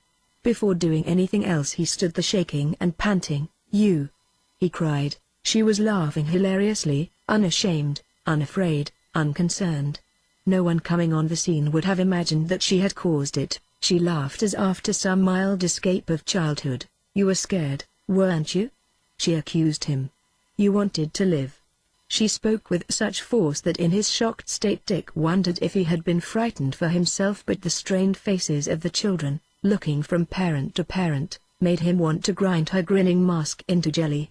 Directly above them, half a kilometer by the winding road but only 100 yards climbing, was an inn. One of its wings showed through the wooded hill. "Take Topsy's hand," he said to Lanier, "like that, tight, and climb up that hill. See the little path? When you get to the inn tell them la voix de verist Cassie. Someone must come right down." Lanier, not sure what had happened, but suspecting the dark and unprecedented, asked, "What will you do, Dick?" "We'll stay here with the car." Neither of them looked at their mother as they started off. "Be careful crossing the road up there. Look both ways," Dick shouted after them. He and Nicole looked at each other directly, their eyes like blazing windows across a court of the same house. Then she took out a compact, looked in its mirror, and smoothed back the temple hair. Dick watched the children climbing for a moment until they disappeared among the pines halfway up. Then he walked around the car to see the damage and plan how to get it back on the road. In the dirt he could trace the rocking course they had pursued for over 100 feet. He was filled with a violent disgust that was not like anger. In a few minutes the proprietor of the inn came running down. "My God!" he exclaimed. "How did it happen? Were you going fast? What luck! Except for that tree you'd have rolled down a hill." Taking advantage of Emil's reality, the wide black apron, the sweat upon the rolls of his face, Dick signaled to Nicole in a matter-of-fact way to let him help her from the car, whereupon she jumped over the lower side, lost her balance on the slope, fell to her knees and got up again. As she watched the men trying to move the car her expression became defiant, welcoming even that mood. Dick said, "Go and wait with the children, Nicole." Only after she had gone did he remember that she had wanted cognac, and that there was cognac available up there. He told Emil never mind about the car, they would wait for the chauffeur and the big car to pull it up onto the road. Together they hurried up to the inn. Chapter 16. "I want to go away," he told Franz. "For a month or so, for as long as I can." "Why not, Dick? That was our original arrangement." "It was. You who insisted on staying. If you and Nicole." "I don't want to go away with Nicole. I want to go away alone. This last thing knocked me sideways. If I get 2 hours sleep in 24, it's one of Zwingli's miracles." "You wish a real leave of abstinence." "The word is absence. Look here, if I go to Berlin to the psychiatric congress, could you manage to keep the peace? For 3 months she's been all right and she likes her nurse. My God, you're the only human being in this world I can ask this of." Franz grunted, considering whether or not he could be trusted to think always of his partner's interest. In Zurich the next week Dick drove to the airport and took the big plane for Munich. Soaring and roaring into the blue he felt numb, realizing how tired he was. A vast persuasive quiet stole over him, and he abandoned sickness to the sick, sound to the motors, direction to the pilot. He had no intention of attending so much as a single session of the Congress. He could imagine it well enough, new pamphlets by Bleuler and the elder Forer that he could much better digest at home, the paper by the American who cured dementia precox by pulling out his patients' teeth or cauterizing their tonsils, the half-derisive respect with which this idea would be greeted, for no more reason than that America was such a rich and powerful country. The other delegates from America red-headed Schwartz with his saint's face and his infinite patience in straddling 2 worlds, as well as dozens of commercial alienists with hangdog faces, who would be present partly to increase their standing, and hence their reach for the big plums of the criminal practice, partly to master novel sophistries that they could weave into their stock in trade, to the infinite confusion of all values. There would be cynical Latins, and some man of Freud's from Vienna. Articulate among them would be the great Jung, bland, super-vigorous, on his rounds between the forests of anthropology and the neuroses of schoolboys. At first there would be an American cast to the Congress, almost Rotarian in its forms and ceremonies, then the close-knit European vitality would fight through, and finally the Americans would play their trump card. The announcement of colossal gifts and endowments, of great new plants and training schools, and in the presence of the figures the Europeans would blanch and walk timidly. But he would not be there to see. They skirted the Vorarlberg Alps, and Dick felt a pastoral delight in watching the villages. There were always 4 or 5 in sight, each one gathered around a church. It was simple looking at the earth from far off, simple as playing grim games with dolls and soldiers. This was the way statesmen and commanders and all retired people looked at things. Anyhow, it was a good draught of relief. An Englishman spoke to him from across the aisle, but he found something antipathetic in the English lately. England was like a rich man after a disastrous orgy who makes up to the household by chatting with them individually, when it is obvious to them that he is only trying to get back his self-respect in order to usurp his former power. Dick had with him what magazines were available on the station keys: the Century, the Motion Picture, Illustration, and the Fliegende, but it was more fun to descend in his imagination into the villages and shake hands with the rural characters. He sat in the churches as he sat in his father's church in Buffalo, amid the starchy must of Sunday clothes. He listened to the wisdom of the Near East, was crucified, died, and was buried in the cheerful church, and once more worried between 5 or 10 cents for the collection plate, because of the girl who sat in the pew behind. The Englishman suddenly borrowed his magazines with a little small change of conversation, and Dick, glad to see them go, thought of the voyage ahead of him. Wolf-like under his sheep's clothing of long staple Australian wool, he considered the world of pleasure the incorruptible Mediterranean with sweet old dirt caked in the olive trees. The peasant girl near Savona with a face as green and rose as the color of an illuminated missile. He would take her in his hands and snatch her across the border. But there he deserted her. He must press on toward the Isles of Greece, the cloudy waters of unfamiliar ports, the lost girl on shore, the moon of popular songs. A part of Dick's mind was made up of the tawdry souvenirs of his boyhood. Yet in that somewhat littered 5 and 10, he had managed to keep alive the low painful fire of intelligence. Chapter 17. Tommy Barban was a ruler. Tommy was a hero. Dick happened upon him in the Marienplatz in Munich, in one of those cafes, where small gamblers diced on tapestry mats. The air was full of politics, and the slap of cards. Tommy was at a table laughing his martial laugh, bihaha. Bihaha. As a rule, he drank little. Courage was his game and his companions were always a little afraid of him. Recently 1/8 of the area of his skull had been removed by a Warsaw surgeon and was knitting under his hair, and the weakest person in the cafe could have killed him with a flip of a knotted napkin. This is Prince Chilich for battered, powder-gray Russian of 50, and Mr. McKibben and Mr. Hannon. The latter was a lively ball of black eyes and hair, a clown, and he said immediately to Dick, "The first thing before we shake hands, what do you mean by fooling around with my aunt?" "Why, you heard me. What are you doing here in Munich anyhow?" Bahaha. Laughed Tommy. "Haven't you got aunts of your own? Why don't you fool with them?" Dick laughed, whereupon the man shifted his attack. "Now let's not have any more talk about aunts. How do I know you didn't make up the whole thing? Here you are, a complete stranger with an acquaintance of less than half an hour, and you come up to me with a cock and bull story about your aunts. How do I know what you have concealed about you?" Tommy laughed again, then he said good-naturedly, but firmly, "That's enough, Carly. Sit down, Dick. How are you? How's Nicole?" He did not like any man very much nor feel their presence with much intensity. He was all relaxed for combat, as a fine athlete playing secondary defense in any sport is really resting much of the time, while a lesser man only pretends to rest and is at a continual and self-destroying nervous tension. Hannon, not entirely suppressed, moved to an adjoining piano, and with recurring resentment on his face whenever he looked at Dick, played chords, from time to time muttering, "Your aunts," and, in a dying cadence, "I didn't say aunts anyhow. I said pants." "Well, how are you?" repeated Tommy.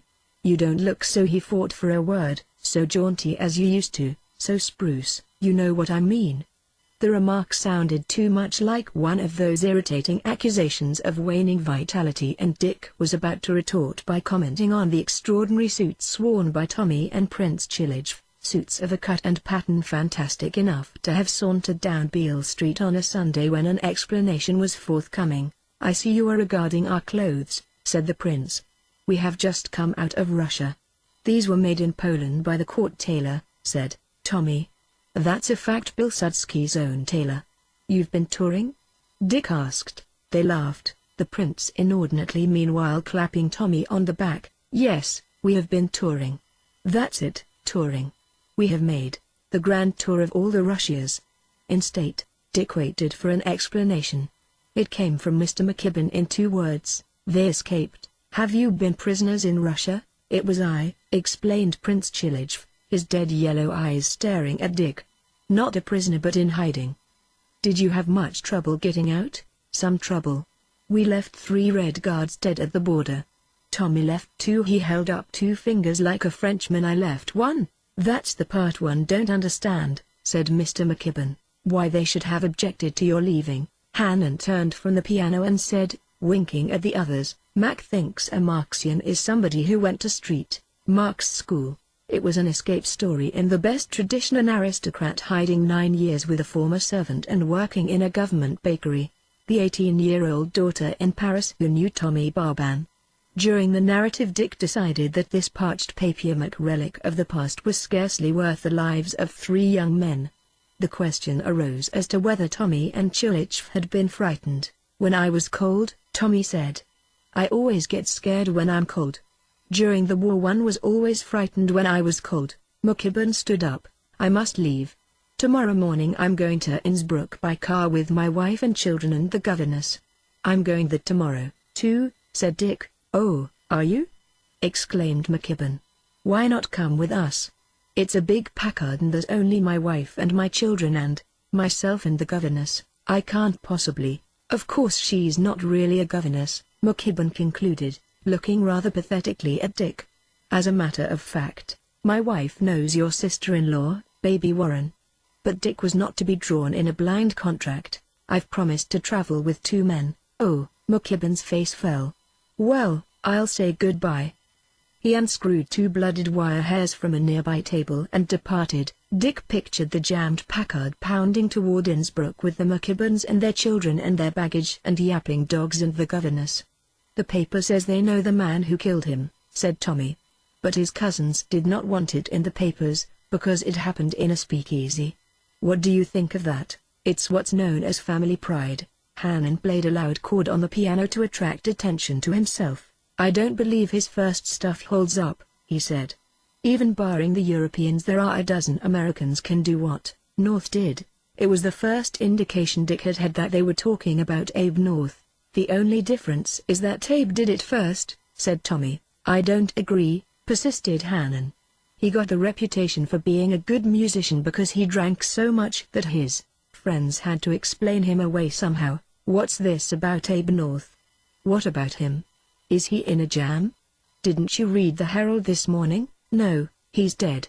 He was beaten to death in a speakeasy in New York.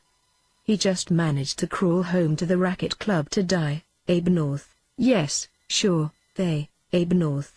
Dick stood up. Are you sure he's dead? Hannon turned around to McKibben. It wasn't the racket club he crawled to, it was the Harvard Club. I'm sure he didn't belong to the racket. The paper said so, McKibben insisted. It must have been a mistake. I'm quite sure, beaten to death in a speakeasy, but I happen to know most of the members of the racket club, said Hannon. It must have been the Harvard Club. Dick got up. Tommy too. Prince Chilij started out of a one study of nothing, perhaps of his chances of ever getting out of Russia, a study that had occupied him so long that it was doubtful if he could give it up immediately, and joined them in leaving Abe North beaten to death. On the way to the hotel, a journey of which Dick was scarcely aware, Tommy said, We're waiting for a tailor to finish some suits so we can get to Paris. I'm going into stockbroking and they wouldn't take me if I showed up like this. Everybody in your country is making millions. Are you really leaving tomorrow? We can't even have dinner with you. It seems the prince had an old girl in Munich. He called her up but she'd been dead 5 years and we're having dinner with the 2 daughters. The prince nodded. Perhaps I could have arranged for Dr. Diver. No, said Dick hastily. He slept deep and awoke to a slow mournful march passing his window. It was a long column of men in uniform, wearing the familiar helmet of 1914, thick men in frock coats and silk hats, burghers, aristocrats, plain men. It was a society of veterans going to lay wreaths on the tombs of the dead. The column marched slowly with a sort of swagger for a lost magnificence, a past effort, a forgotten sorrow. The faces were only formally sad, but Dick's lungs burst for a moment with regret for Abe's death, and his own youth of 10 years ago. Chapter 18. He reached Innsbruck at dusk, sent his bags up to a hotel and walked into town. In the sunset the Emperor Maximilian knelt in prayer above his bronze mourners. A quartet of Jesuit novices paced and read in the university garden. The marble souvenirs of old sieges, marriages, anniversaries, faded quickly when the sun was down, and he had absinthe up with Wurstchen cut up in it, drank 4 hells of Pilsner and refused a formidable dessert known as Kaiserschmarren. Despite the overhanging mountains, Switzerland was far away, Nicole was far away. Walking in the garden later when it was quite dark, he thought about her with detachment, loving her for her best self. He remembered once when the grass was damp and she came to him on hurried feet, her thin slippers drenched with dew. She stood upon his shoes, nestling close, and held up her face, showing it as a book open at a page. "Think how you love me," she whispered. "I don't ask you to love me always like this, but I ask you to remember. Somewhere inside me there'll always be the person I am tonight." But Dick had come away for his soul's sake, and he began thinking about that. He had lost himself. He could not tell the hour when, or the day or the week, the month or the year. Once he had cut through things, solving the most complicated equations as the simplest problems of his simplest patients. Between the time he found Nicole flowering under a stone on the Zurich Sea and the moment of his meeting with Rosemary, the spear had been blunted. Watching his father's struggles in poor parishes had wedded a desire for money to an essentially unacquisitive nature. It was not a healthy necessity for security. He had never felt more sure of himself, more thoroughly his own man, than at the time of his marriage to Nicole. Yet he had been swallowed up like a gigolo, and somehow permitted his arsenal to be locked up in the warrant safety deposit vaults. There should have been a settlement in the continental style, but it isn't over yet. I've wasted 8 years teaching the rich the ABCs of human decency. But I'm not done. I've got too many unplayed trumps in my hand.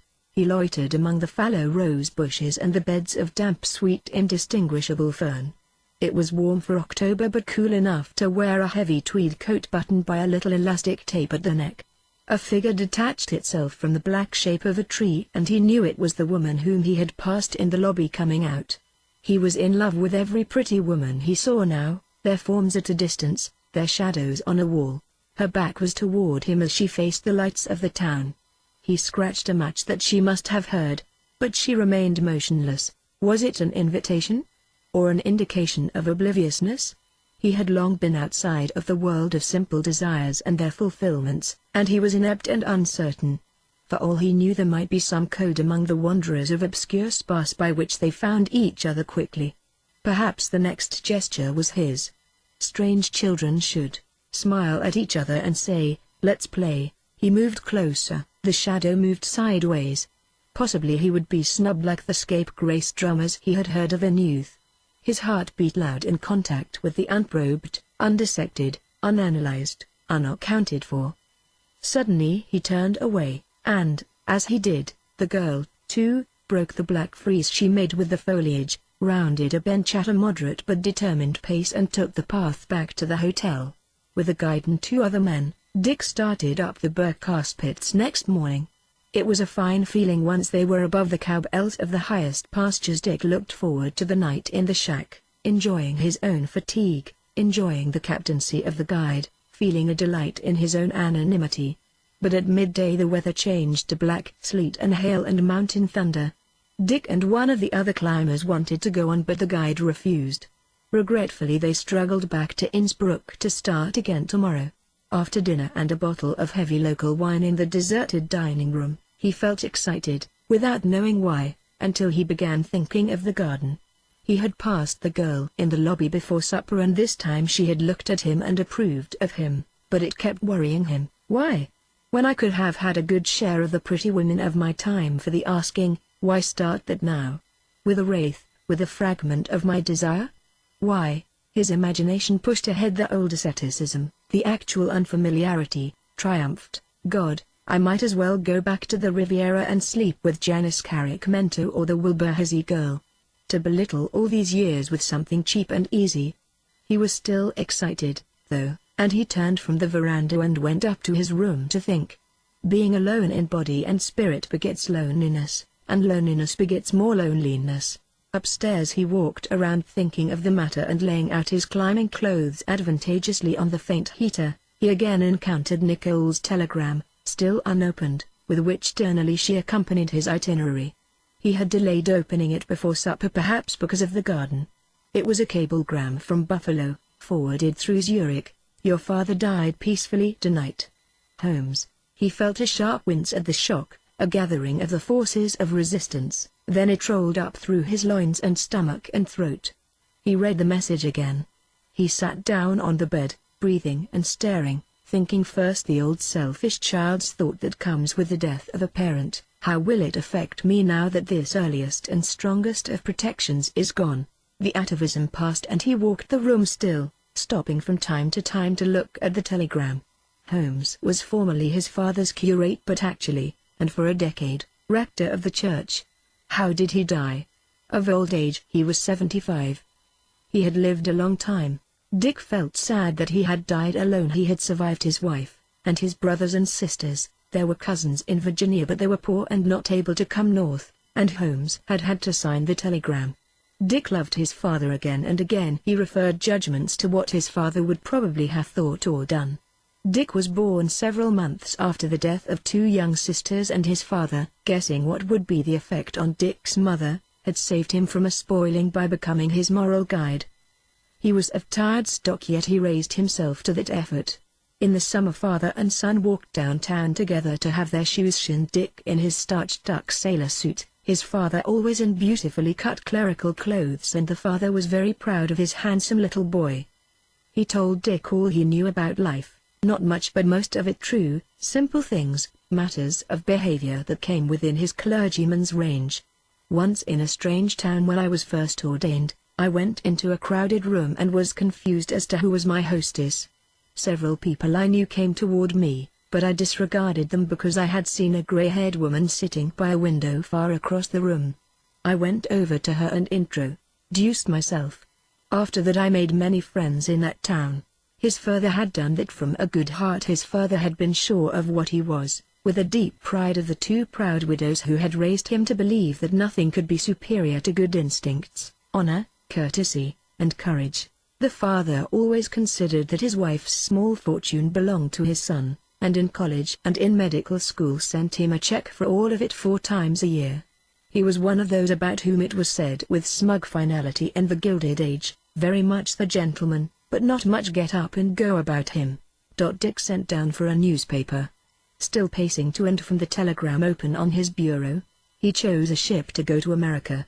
Then he put in a call for Nicole in Zurich, remembering so many things as he waited, and wishing he had always been as good as he had intended to be. Chapter 19. For an hour, tied up with his profound reaction to his father's death, the magnificent facade of the homeland, the harbor of New York, seemed all sad and glorious to Dick, but once ashore the feeling vanished, nor did he find it again in the streets or the hotels or the trains that bore him first to Buffalo, and then south to Virginia with his father's body. Only as the local train shambled into the low forested clay land of Westmoreland County, did he feel once more identified with his surroundings. At the station he saw a star he knew, and a cold moon bright over Chesapeake Bay. He heard the rasping wheels of buckboards turning, the lovely fatuous voices, the sound of sluggish primeval rivers flowing softly under soft Indian names. Next day at the churchyard his father was laid among 100 divers, Dorseys, and hunters. It was very friendly leaving him there with all his relations around him. Flowers were scattered on the brown unsettled earth. Dick had no more ties here now and did not believe he would come back. He knelt on the hard soil. These dead, he knew them all, their weather-beaten faces with blue flashing eyes, the spare violent bodies, the souls made of new earth in the forest-heavy darkness of the 17th century. Goodbye, my father, goodbye, all my fathers. On the long-roofed steamship piers one is in a country that is no longer here and not yet there. The hazy yellow vault is full of echoing shouts. There are the rumble of trucks and the clump of trunks, the strident chatter of cranes, the first salt smell of the sea, One hurries through, even though there's time. The past, the continent, is behind, the future is the glowing mouth in the side of the ship, the dim, turbulent alley is too confusedly the present. Up the gangplank and the vision of the world adjusts itself, narrows. One is a citizen of a commonwealth smaller than Andorra, no longer sure of anything. The men at the purser's desk are as oddly shaped as the cabins, disdainful are the eyes of voyagers and their friends. Next the loud mournful whistles, the portentous vibration and the boat. The human idea is in motion. The pier and its faces slide by, and for a moment the boat is a piece accidentally split off from them. The faces become remote, voiceless, the pier is one of many blurs along the waterfront. The harbor flows swiftly toward the sea. With it flowed Albert Mukisco, labeled by the newspapers as its most precious cargo. Mukisco was having a vogue. His novels were pastiches of the work of the best people of his time, a feat not to be disparaged, and in addition he possessed a gift for softening and debasing what he borrowed, so that many readers were charmed by the ease with which they could follow him. Success had improved him and humbled him. He was no fool about his capacities. He realized that he possessed more vitality than many men of superior talent, and he was resolved to enjoy the success he had earned. "I've done nothing yet," he would say. "I don't think I've got any real genius. But if I keep trying I may write a good book." Fine dives have been made from flimsier springboards. The innumerable snubs of the past were forgotten. Indeed, his success was founded psychologically upon his duel with Tommy Barban, upon the basis of which, as it withered in his memory, he had created, afresh, a new self-respect. Spotting Dick Diver the second day out, he eyed him tentatively, then introduced himself in a friendly way and sat down. Dick laid aside his reading and, after the few minutes that it took to realize the change in Mukisco, the disappearance of the man's annoying sense of inferiority, found himself pleased to talk to him. Mukisco was well informed on a range of subjects wider than Goethe's. It was interesting to listen to the innumerable facile combinations that he referred to as his opinions. They struck up an acquaintance, and Dick had several meals with them. The Mukiscos had been invited to sit at the captain's table, but with nascent snobbery they told Dick that they couldn't stand that bunch. Violet was very grand now, decked out by the grand couturiers, charmed about the little discoveries that well-bred girls make in their teens. She could, indeed, have learned them from her mother in Boise, but her soul was born dismally in the small movie houses of Idaho, and she had had no time for her mother. Now she belonged together with several million other people and she was happy, though her husband still shushed her when she grew violently naive. The Mukiscos got off at Gibraltar. Next evening in Naples Dick picked up a lost and miserable family of 2 girls and their mother in the bus from the hotel to the station. He had seen them on the ship. An overwhelming desire to help, or to be admired, came over him. He showed them fragments of gaiety, tentatively he bought them wine, with pleasure saw them begin to regain their proper egotism. He pretended they were this and that, and falling in with his own plot, and drinking too much to sustain the illusion, and all this time the women thought only that this was a windfall from heaven. He withdrew from them as the night waned and the train rocked and snorted at Cassino and Frosinone. After weird American partings in the station at Rome, Dick went to the Hotel Quirinal, somewhat exhausted. At the desk he suddenly stared and upped his head. As if a drink were acting on him, warming the lining of his stomach, throwing a flush up into his brain, he saw the person he had come to see, the person for whom he had made the Mediterranean crossing. Simultaneously Rosemary saw him, acknowledging him before placing him. She looked back startled, and, leaving the girl she was with, she hurried over. Holding himself erect, holding his breath, Dick turned to her. As she came across the lobby, her beauty all groomed, like a young horse dosed with black seed oil, and hoops varnished, shocked him awake, but it all came too quick for him to do anything except conceal his fatigue as best he could. To meet her starry-eyed confidence he mustered an insincere pantomime implying, "You would turn up here of all the people in the world."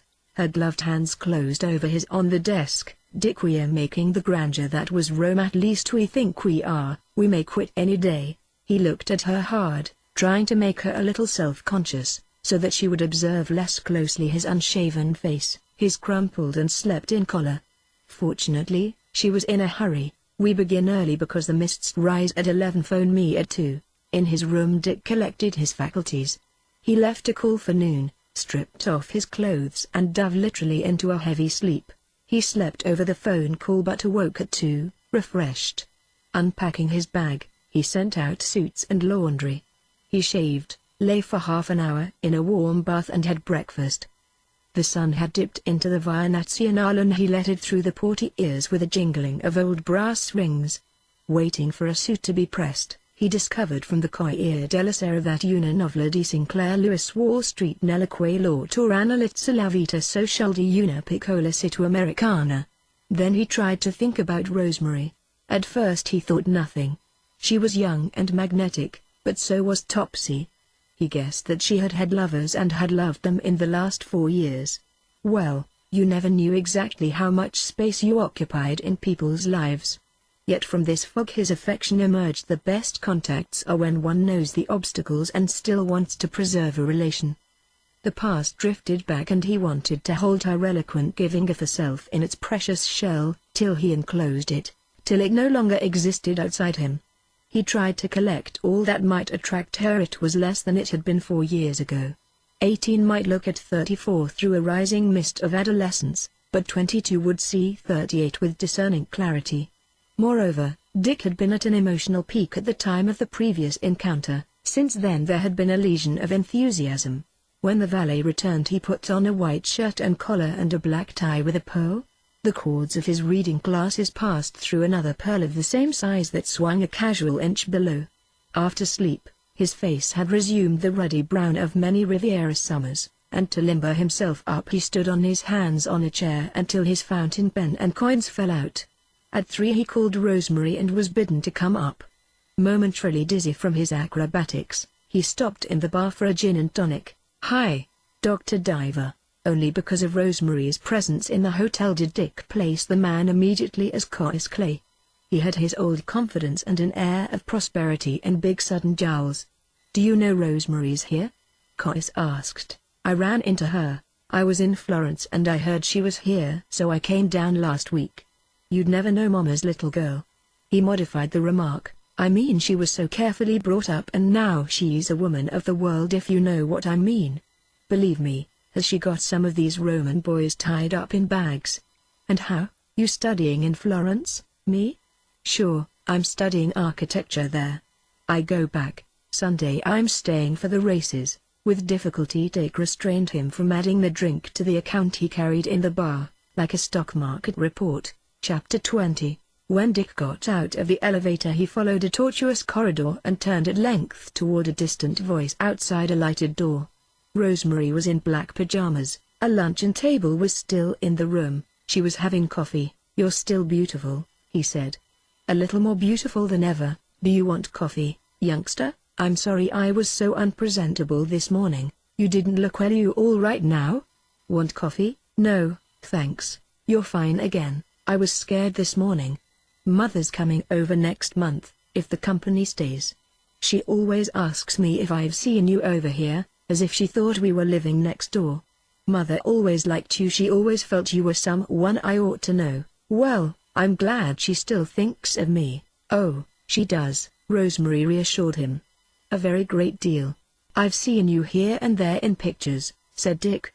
"Once I had Daddy's girl run off just for myself. I have a good part in this one if it isn't cut." She crossed behind him, touching his shoulder as she passed. She phoned for the table to be taken away and settled in a big chair. "I was just a little girl when I met you, Dick. Now I'm a woman. I want to hear everything about you. How is Nicole and Lanier and Topsy?" "They're fine. They often speak of you." The phone rang. While she answered it Dick examined 2 novels, one by Edna Ferber, one by Albert Makisco. The waiter came for the table. Bereft of its presence Rosemary seemed more alone in her black pajamas. "I have a caller." "No, not very well. I've got to go to their costumers for a long fitting." "No, not now." As though with the disappearance of the table she felt released, Rosemary smiled at Dick, that smile as if they two together had managed to get rid of all the trouble in the world and were now at peace in their own heaven. "That's done," she said. "Do you realize I've spent the last hour getting ready for you?" But again the phone called her. Dick got up to change his hat from the bed to the luggage stand, and in alarm Rosemary put her hand over the mouthpiece of the phone. "You're not going?" "No." When the communication was over he tried to drag the afternoon together saying, "I expect some nourishment from people now." "Me too," Rosemary agreed. "The man that just phoned me once knew a second cousin of mine. Imagine calling anybody up for a reason like that." Now she lowered the lights for love. Why else should she want to shut off his view of her? He sent his words to her like letters, as though they left him some time before they reached her. "Hard to sit here and be close to you, and not kiss you." Then they kissed passionately in the center of the floor. She pressed against him, and went back to her chair. It could not go on being merely pleasant in the room. Forward or backward, when the phone rang once more he strolled into the bedchamber and lay down on her bed, opening Albert McKisco's novel. Presently Rosemary came in and sat beside him. "You have the longest eyelashes," she remarked. "We are now back at the junior prom." Among those present, a Miss Rosemary Hoyt, the eyelash fancier. She kissed him and he pulled her down so that they lay side by side, and then they kissed till they were both breathless. Her breathing was young and eager and exciting. Her lips were faintly chapped but soft in the corners. When they were still limbs and feet and clothes, struggles of his arms and back, and her throat and breasts, she whispered, "No, not now." Those things are rhythmic, disciplined. He crushed his passion into a corner of his mind, but bearing up her fragility on his arms until she was poised half a foot above him. He said lightly, "Darling, that doesn't matter." Her face had changed with his looking up at it. There was the eternal moonlight in it. "That would be poetic justice if it should be you," she said. She twisted away from him, walked to the mirror, and boxed her disarranged hair with her hands. Presently she drew a chair close to the bed and stroked his cheek. "Tell me the truth about you," he demanded. "I always have, in a way, but nothing hangs together."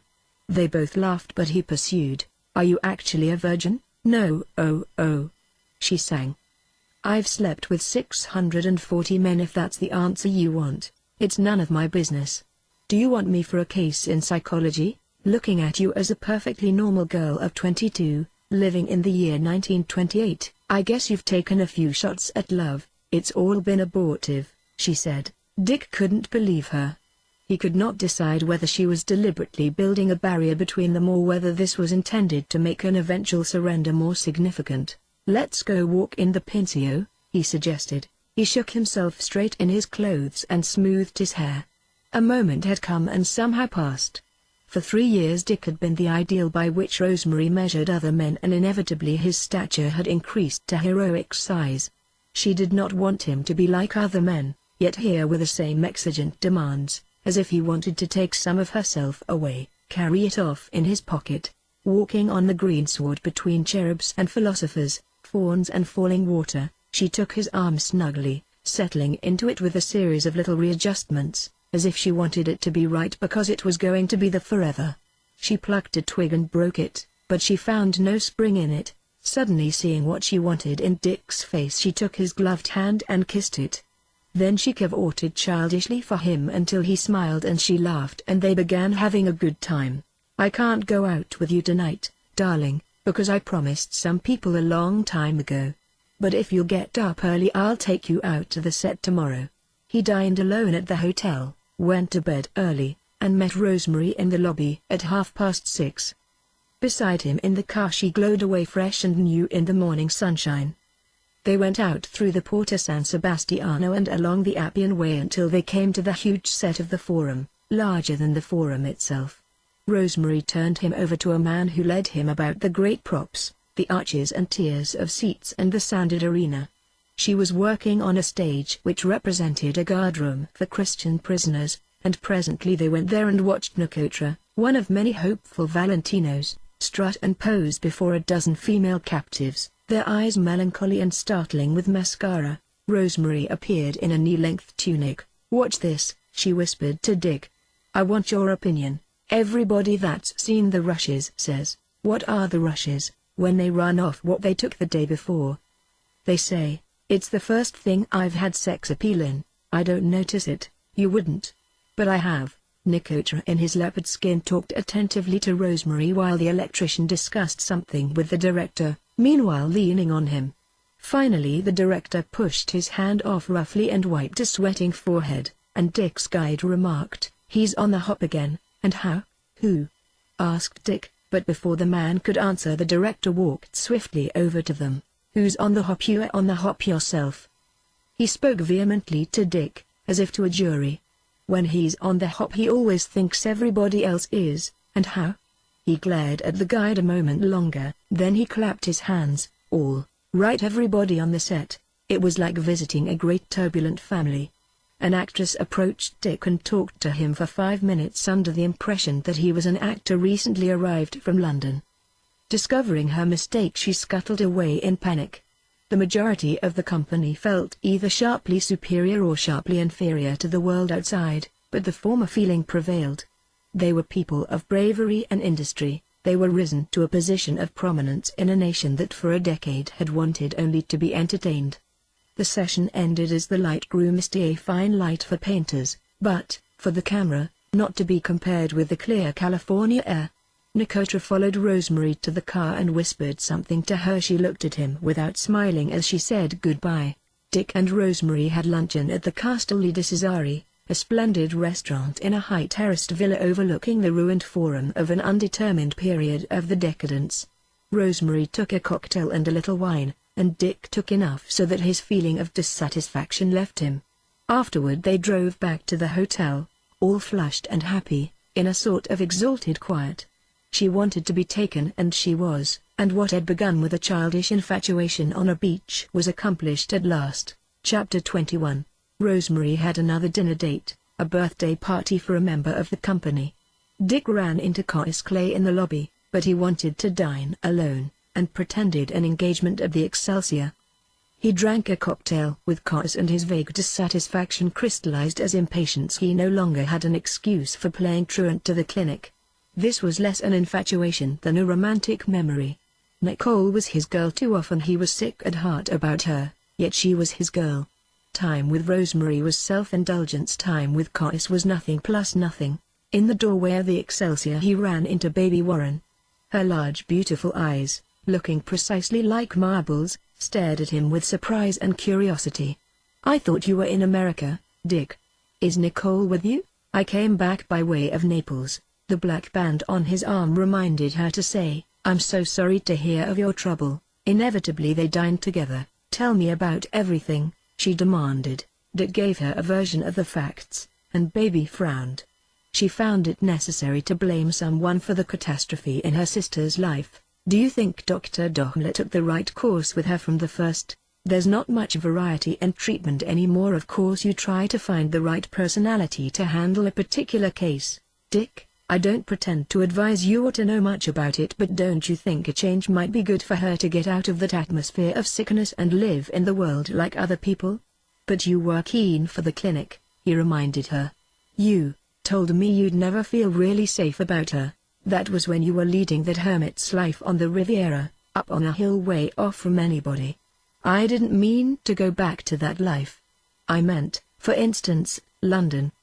The English are the best balanced race in the world." "They are not," he disagreed. "They are.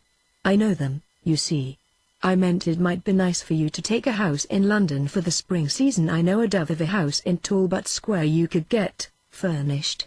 I mean, living with sane, well-balanced English people." She would have gone on to tell him all the old propaganda stories of 1914 if he had not laughed and said, "I've been reading a book by Michael Arlen, and if that's..." She ruined the Michael Arlen with a wave of her salad spoon. "He only writes about degenerates. I mean the worthwhile English." As she thus dismissed her friends, they were replaced in Dick's mind only by a picture of the alien, unresponsive faces that peopled the small hotels of Europe. "Of course it's none of my business," Baby repeated, as a preliminary to a further plunge, "but to leave her alone in an atmosphere like that. I went to America because my father died. I understand that. I told you how sorry I was." She fiddled with the glass grapes on her necklace. "But there's so much money now. Plenty for everything, and it ought to be used to get Nicole well. For one thing, I can't see myself in London." "Why not? I should think you could work there as well as anywhere else." He sat back and looked at her. If she had ever suspected the rotted old truth, The real reason for Nicole's illness, she had certainly determined to deny it to herself, shoving it back in a dusty closet like one of the paintings she bought by mistake. They continued the conversation in the Ulpia, where Caius Clay came over to their table and sat down, and a gifted guitar player thrummed and rumbled Suona fanfara mia in the cellar piled with wine casks. "It's possible that I was the wrong person for Nicole," Dick said. "Still, she would probably have married someone of my type, someone she thought she could rely on indefinitely." "You think she'd be happier with somebody else?" Baby thought aloud suddenly. Of course it could be arranged. Only as she saw Dick bend forward with helpless laughter did she realize the preposterousness of her remark. "Oh, you understand," she assured him. "Don't think for a moment that we're not grateful for all you've done. And we know you've had a hard time, for God's sake," he protested. "If I didn't love Nicole it might be different." "But you do love Nicole?" she demanded in alarm. Caius was catching up with the conversation now and Dick switched it quickly. "Suppose we talk about something else about you, for instance. Why don't you get married? We heard you were engaged to Lord Paley, the cousin of the no." She became coy and elusive. "That was last year. Why don't you marry?" Dick insisted stubbornly. "I don't know. One of the men I loved was killed in the war, and the other one threw me over. Tell me about it. Tell me about your private life, baby, and your opinions." "You never do. We always talk about Nicole." Both of them were Englishmen. "I don't think there's any higher type in the world than a first-rate Englishman, do you? If there is I haven't met him. This man, oh, it's a long story." "I hate long stories, don't you?" "And how?" said Caius. "Why, no, I like them if they're good. That's something you do so well, Dick. You can keep a party moving by just a little sentence or a saying here and there. I think that's a wonderful talent." "It's a trick," he said gently. That made three of her opinions he disagreed with. "Of course I like formality. I like things to be just so, and on the grand scale. I know you probably don't, but you must admit it's a sign of solidity in me." Dick did not even bother to dissent from this. "Of course I know people say, Baby Warren is racing around over Europe, chasing one novelty after another, and missing the best things in life, but I think on the contrary that I'm one of the few people who really go after the best things. I've known the most interesting people of my time."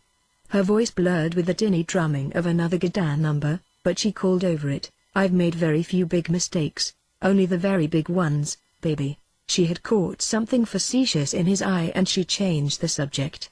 It seemed impossible for them to hold anything in common. But he admired something in her, and he deposited her at the Excelsior with a series of compliments that left her shimmering. Rosemary insisted on treating Dick to lunch next day. They went to a little trattoria kept by an Italian who had worked in America, and ate ham and eggs and waffles. Afterward, they went to the hotel. Dick's discovery that he was not in love with her, nor she with him, had added to rather than diminished his passion for her. Now that he knew he would not enter further into her life, she became the strange woman for him. He supposed many men meant no more than that when they said they were in love, not a wild submergence of soul, a dipping of all colors into an obscuring dye, such as his love for Nicole had been. Certain thoughts about Nicole, that she should die, sink into mental darkness, love another man, made him physically sick. Nicole was in Rosemary's sitting room, chattering about a professional matter. When Rosemary gave him his cue to go, he left with humorous protests and a rather insolent wink at Dick. As usual, the phone clamored and Rosemary was engaged at it for 10 minutes, to Dick's increasing impatience. "Let's go up to my room," he suggested, and she agreed. She lay across his knees on a big sofa. He ran his fingers through the lovely forelocks of her hair. "Let me be curious about you again?" he asked. "What do you want to know? About men?" "I'm curious, not to say prurient." "You mean how long after I met you, or before?" "Oh, no." She was shocked. "There was nothing before. You were the first man I cared about." "You're still the only man I really care about." She considered. "It was about a year, I think." "Who was it?" "Oh, a man." He closed in on her evasion. "I'll bet I can tell you about it. The first affair was unsatisfactory and after that there was a long gap. The second was better, but you hadn't been in love with the man in the first place. The third was all right. torturing himself. He ran on. Then you had one real affair that fell of its own weight, and by that time you were getting afraid that you wouldn't have anything to give to the man you finally loved. He felt increasingly Victorian. Afterwards there were half a dozen just episodic affairs, right up to the present. Is that close? She laughed between amusement and tears. It's about as wrong as it could be, she said, to Dick's relief. But someday I'm going to find somebody and love him and never let him go. Now his phone rang and Dick recognized Nicotra's voice, asking for Rosemary. He put his palm over the transmitter. Do you want to talk to him? She went to the phone and jabbered in a rapid Italian Dick could not understand. This telephoning takes time, he said. It's after 4 and I have an engagement at 5. You better go play with Signor Nicotra. Don't be silly. Then I think that while I'm here you ought to count him out. It's difficult. She was suddenly crying. Dick, I do love you, never anybody like you. But what have you got for me? What has Nicotra got for anybody? That's different, because youth called to youth. He's a spig, he said. He was frantic with jealousy. He didn't want to be hurt again. He's only a baby, she said, sniffling. You know I'm yours first. In reaction he put his arms about her but she relaxed wearily backward.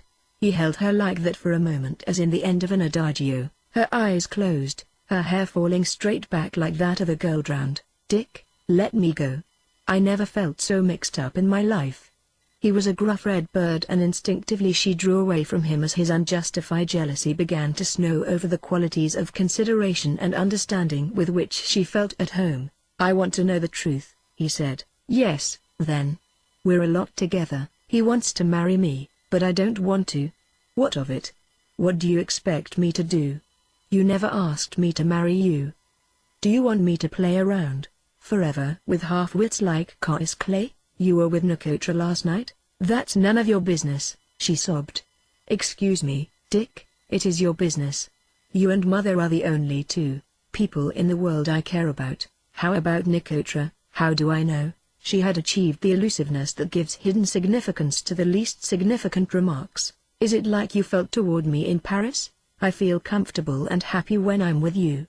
In Paris it was different. But you never know how you once felt. Do you?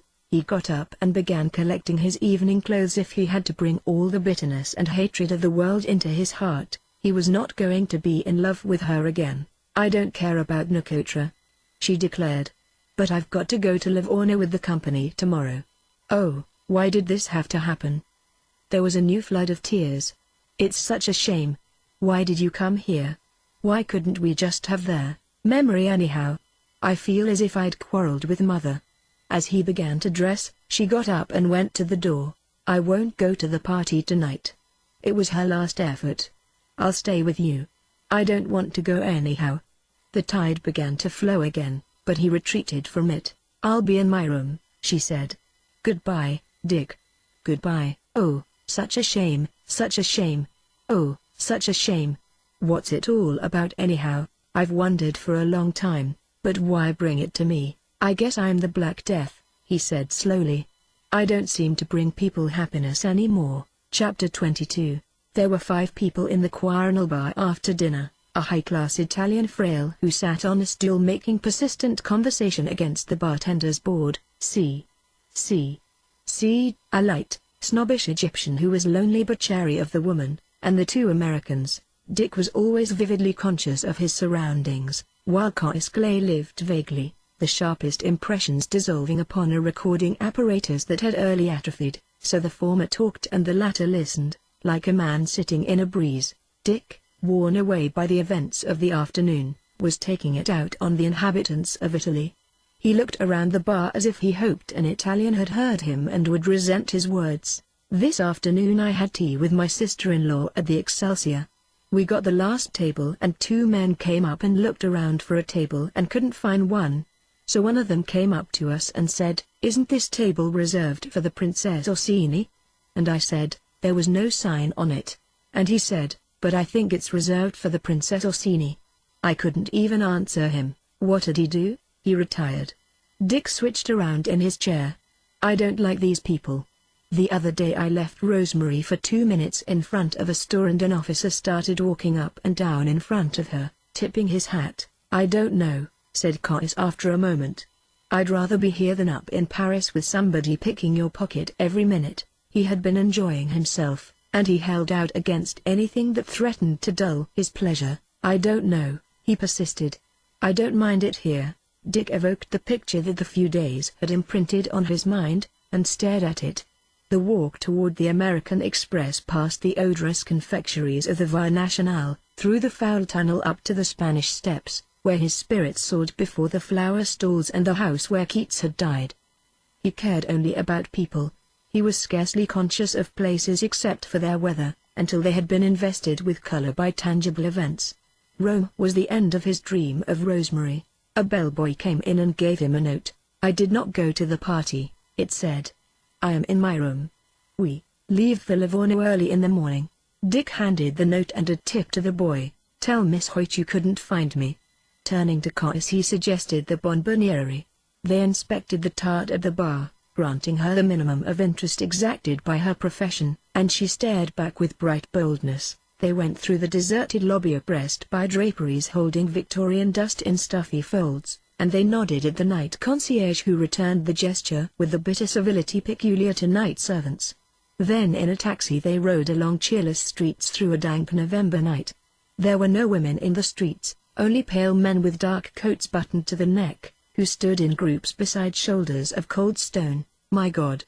Dick sighed. "What's a matter? I was thinking of that man this afternoon. This table is reserved for the Princess Orsini. Do you know what these old Roman families are? They're bandits. They're the ones who got possession of the temples and palaces after Rome went to pieces and preyed on the people." "I like Rome," insisted Cais. "Why won't you try the races?" "I don't like races. But all the women turn out." "I know I wouldn't like anything here. I like France, where everybody thinks he's Napoleon. Down here everybody thinks he's Christ." At the Bonbonniere they descended to a paneled cabaret, hopelessly impermanent amid the cold stone. A listless band played a tango and a dozen couples covered the wide floor with those elaborate and dainty steps so offensive to the American eye. A surplus of waiters precluded the stir and bustle that even a few busy men can create. Over the scene as its form of animation brooded an air of waiting for something, for the dance, the night, the balance of forces which kept it stable, to cease. It assured the impressionable guest that whatever he was seeking he would not find it here. This was plain as plain to Dick. He looked around, hoping his eye would catch on something, so that spirit instead of imagination could carry on for an hour. But there was nothing, and after a moment he turned back to Cais. He had told Cais some of his current notions, and he was bored with his audience's short memory and lack of response. After half an hour of Cais he felt a distinct lesion of his own vitality. They drank a bottle of Italian mouches, and Dick became pale and somewhat noisy. He called the orchestra leader over to their table. This was a Bahama Negro, conceited and unpleasant, and in a few minutes there was a row. "You asked me to sit down, all right.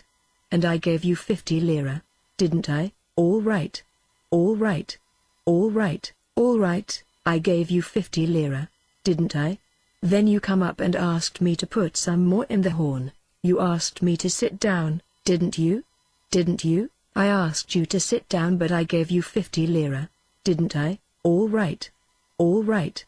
The Negro got up sourly and went away, leaving Dick in a still more evil humor. But he saw a girl smiling at him from across the room, and immediately the pale Roman shapes around him receded into decent, humble perspective. She was a young English girl, with blonde hair and a healthy, pretty English face, and she smiled at him again with an invitation he understood, that denied the flesh even in the act of tendering it. "There's a quick trick or else I don't know bridge," said Cais. Dick got up and walked to her across the room. "Won't you dance?" The middle-aged Englishman with whom she was sitting said, almost apologetically. "I'm going out soon." Sobered by excitement, Dick danced. He found in the girl a suggestion of all the pleasant English things. The story of safe gardens ringed around by the sea was implicit in her bright voice, and as he leaned back to look at her, he meant what he said to her so sincerely that his voice trembled. When her current escort should leave, she promised to come and sit with them. The Englishman accepted her return with repeated apologies and smiles. Back at his table Dick ordered another bottle of spumante. "She looks like somebody in the movies," he said. "I can't think who." He glanced impatiently over his shoulder. "Wonder what's keeping her? I'd like to get in the movies," said Caius thoughtfully. "I'm supposed to go into my father's business, but it doesn't appeal to me much. Sit in an office in Birmingham for 20 years." His voice resisted the pressure of materialistic civilization. "Too good for it?" suggested Dick. "No, I don't mean that." "Yes, you do. How do you know what I mean? Why don't you practice as a doctor, if you like to work so much?" Dick has made them both wretched by this time, but simultaneously they had become vague with drink, and in a moment they forgot. Caius left, and they shook hands warmly. "Think it over," said Dick sagely. "Think what over?" "You know." It had been something about Caius going into his father's business. Good sound advice. Clay walked off into space. Dick finished his bottle and then danced with the English girl again, conquering his unwilling body with bold revolutions and stern determined marches down the floor. The most remarkable thing suddenly happened. He was dancing with the girl, the music stopped and she had disappeared. "Have you seen her?" "Seen who?" "The girl I was dancing with. Suddenly disappeared. Must be in the building." No. That's the ladies' room." He stood up by the bar. There were 2 other men there, but he could think of no way of starting a conversation. He could have told them all about Rome and the violent origins of the Colonna and Gaetani families, but he realized that as a beginning that would be somewhat abrupt. A row of Yensi dolls on the cigar counter fell suddenly to the floor. There was a subsequent confusion and he had a sense of having been the cause of it, so he went back to the cabaret and drank a cup of black coffee. Caius was gone and the English girl was gone, and there seemed nothing to do but go back to the hotel and lie down with his black heart. He paid his check and got his hat and coat. There was dirty water in the gutters and between the rough cobblestones, a marshy vapor from the Campagna, a sweat of exhausted cultures tainted the morning air. A quartet of taxi drivers, their little eyes bobbing in dark pouches, surrounded him. One who leaned insistently in his face he pushed harshly away. "Quanto a hotel Quirinal?" "Cento lira, $6. He shook his head and offered 30 lira, which was twice the daytime fare, but they shrugged their shoulders as one pair, and moved off. "35 lira e mansi," he said firmly. "Cento lira." He broke into English. "To go half a mile? You'll take me for 40 lira." "Oh, no." He was very tired. He pulled open the door of a cab and got in. "Hotel Quirinal," he said to the driver who stood obstinately outside the window. "Wipe that sneer off your face and take me to the Quirinal." "Ah, no." Dick got out. By the door of the Bonbonniere someone was arguing with the taxi drivers, someone who now tried to explain their attitude to Dick. Again one of the men pressed close, insisting and gesticulating, and Dick shoved him away. "I want to go to the Quirinal Hotel." "He says 1 lira," explained the interpreter. "I understand. I'll give him 50 lira. Go on away." This last to the insistent man who had edged up once more. The man looked at him and spat contemptuously. The passionate impatience of the weak leapt up in Dick and clothed itself like a flash in violence. The honorable, the traditional resource of his land. He stepped forward and slapped the man's face. They surged about him, threatening, waving their arms, trying ineffectually to close in on him with his back against the wall. Dick hit out clumsily, laughing a little, and for a few minutes the mock fight, an affair of foiled rushes and padded, glancing blows, swayed back and forth in front of the door. Then Dick tripped and fell. He was hurt somewhere, but he struggled up again, wrestling in arms that suddenly broke apart. There was a new voice and a new argument, but he leaned against the wall, panting and furious at the indignity of his position. He saw there was no sympathy for him, but he was unable to believe that he was wrong. They were going to the police station and settle it there. His hat was retrieved and handed to him, and with someone holding his arm lightly he strode around the corner with the taximan and entered a bare barrack where Carabinieri lounged under a single dim light. At a desk sat a captain, to whom the officious individual who had stopped the battle spoke at length in Italian, at times pointing at Dick, and letting himself be interrupted by the taximan who delivered short bursts of invective and denunciation. The captain began to nod impatiently. He held up his hand, and the hydra-headed address, with a few parting exclamations, died away. Then he turned to Dick, Speak Italiano? He asked. No, speak Franzese, said Dick, glowering. Alas. Eekt. Thou quaranal. Espist in dormi. Eekt, thou sit soul. Paes scala chauffeur demand, compines vaus? Diver shook his head. Non, je ne vux pas, come, je parai quaranti liars. Cursed bianuses. The captain stood up. Eekt. He cried portentously. Thou sit soul. Thou saves battler chauffeur. Coms are. He struck the air excitedly with right hand and left. Cursed boncage vaus dun la, liberty. Paes squilladit cento lira. Thou quaranal. Raging with humiliation, Dick stared back at him. All right. He turned blindly to the door before him, leering and nodding, was the man who had brought him to the police station. I'll go home, he shouted, but first I'll fix this baby. He walked past the staring carabinieri and up to the grinning face, hit it with a smashing left beside the jaw. The man dropped to the floor. For a moment he stood over him in savage triumph, but even as a first pang of doubt shot through him the world reeled. He was clubbed down, and fists and boots beat on him in a savage tattoo. He felt his nose break like a shingle and his eyes jerk as if they had snapped back on a rubber band into his head. A rib splintered under a stamping heel. Momentarily he lost consciousness, regained it as he was raised to a sitting position and his wrists jerked together with handcuffs. He struggled automatically. The plainclothes lieutenant whom he had knocked down, stood dabbing his jaw with a handkerchief and looking into it for blood. He came over to Dick, poised himself, drew back his arm and smashed him to the floor. When Dr. Diver lay quite still, a pail of water was sloshed over him.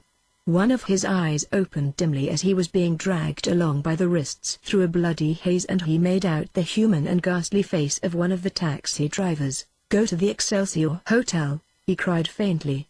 Tell Miss Warren. 200 lira. Miss Warren. Due centi lira. Oh, you dirty you god. Still he was dragged along through the bloody haze, choking and sobbing, over vague irregular surfaces into some small place where he was dropped upon a stone floor. The men went out, a door clanged, he was alone. Chapter 23. Until 1 o'clock baby Warren lay in bed, reading one of Marion Crawford's curiously inanimate Roman stories. Then she went to a window and looked down into the street. Across from the hotel 2 carabinieri, grotesque in swaddling capes and harlequin hats, swung voluminously from this side and that, like mainsails coming about, and watching them she thought of the guards officer who had stared at her so intensely at lunch. He had possessed the arrogance of a tall member of a short race, with no obligation save to be tall. Had he come up to her and said, "Let's go along, you and I," she would have answered, "Why not?" At least it seemed so now, for she was still disembodied by an unfamiliar background. Her thoughts drifted back slowly through the guardsmen to the 2 carabinieri. To Dick she got into bed and turned out the light. A little before 4 she was awakened by a brusque knocking. "Yes, what is it?" "It's the concierge, madame." She pulled on her kimono and faced him sleepily. "Your friend named Vahey's in trouble. He had trouble with the police, and they have him in the jail. He sent a taxi up to tell. The driver says that he promised him 200 lira. He paused cautiously for this to be approved. The driver says Mr. Dver in a bad trouble. He had a fight with the police and is terribly bad hurt. I'll be right down." She dressed to an accompaniment of anxious heartbeats and 10 minutes later stepped out of the elevator into the dark lobby. The chauffeur who brought the message was gone. The concierge hailed another one and told him the location of the jail. As they rode, the darkness lifted and thinned outside, and baby's nerves, scarcely awake, cringed faintly at the unstable balance between night and day.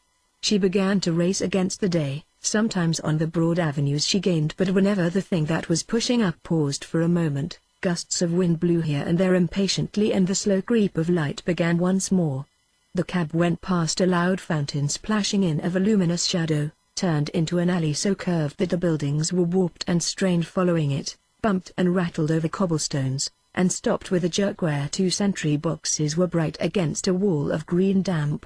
Suddenly from the violet darkness of an archway came Dick's voice, shouting and screaming, "Are there any English? Are there any Americans? Are there any English? Are there any? Oh, my God! You dirty wops! His voice died away and she heard a dull sound of beating on the door.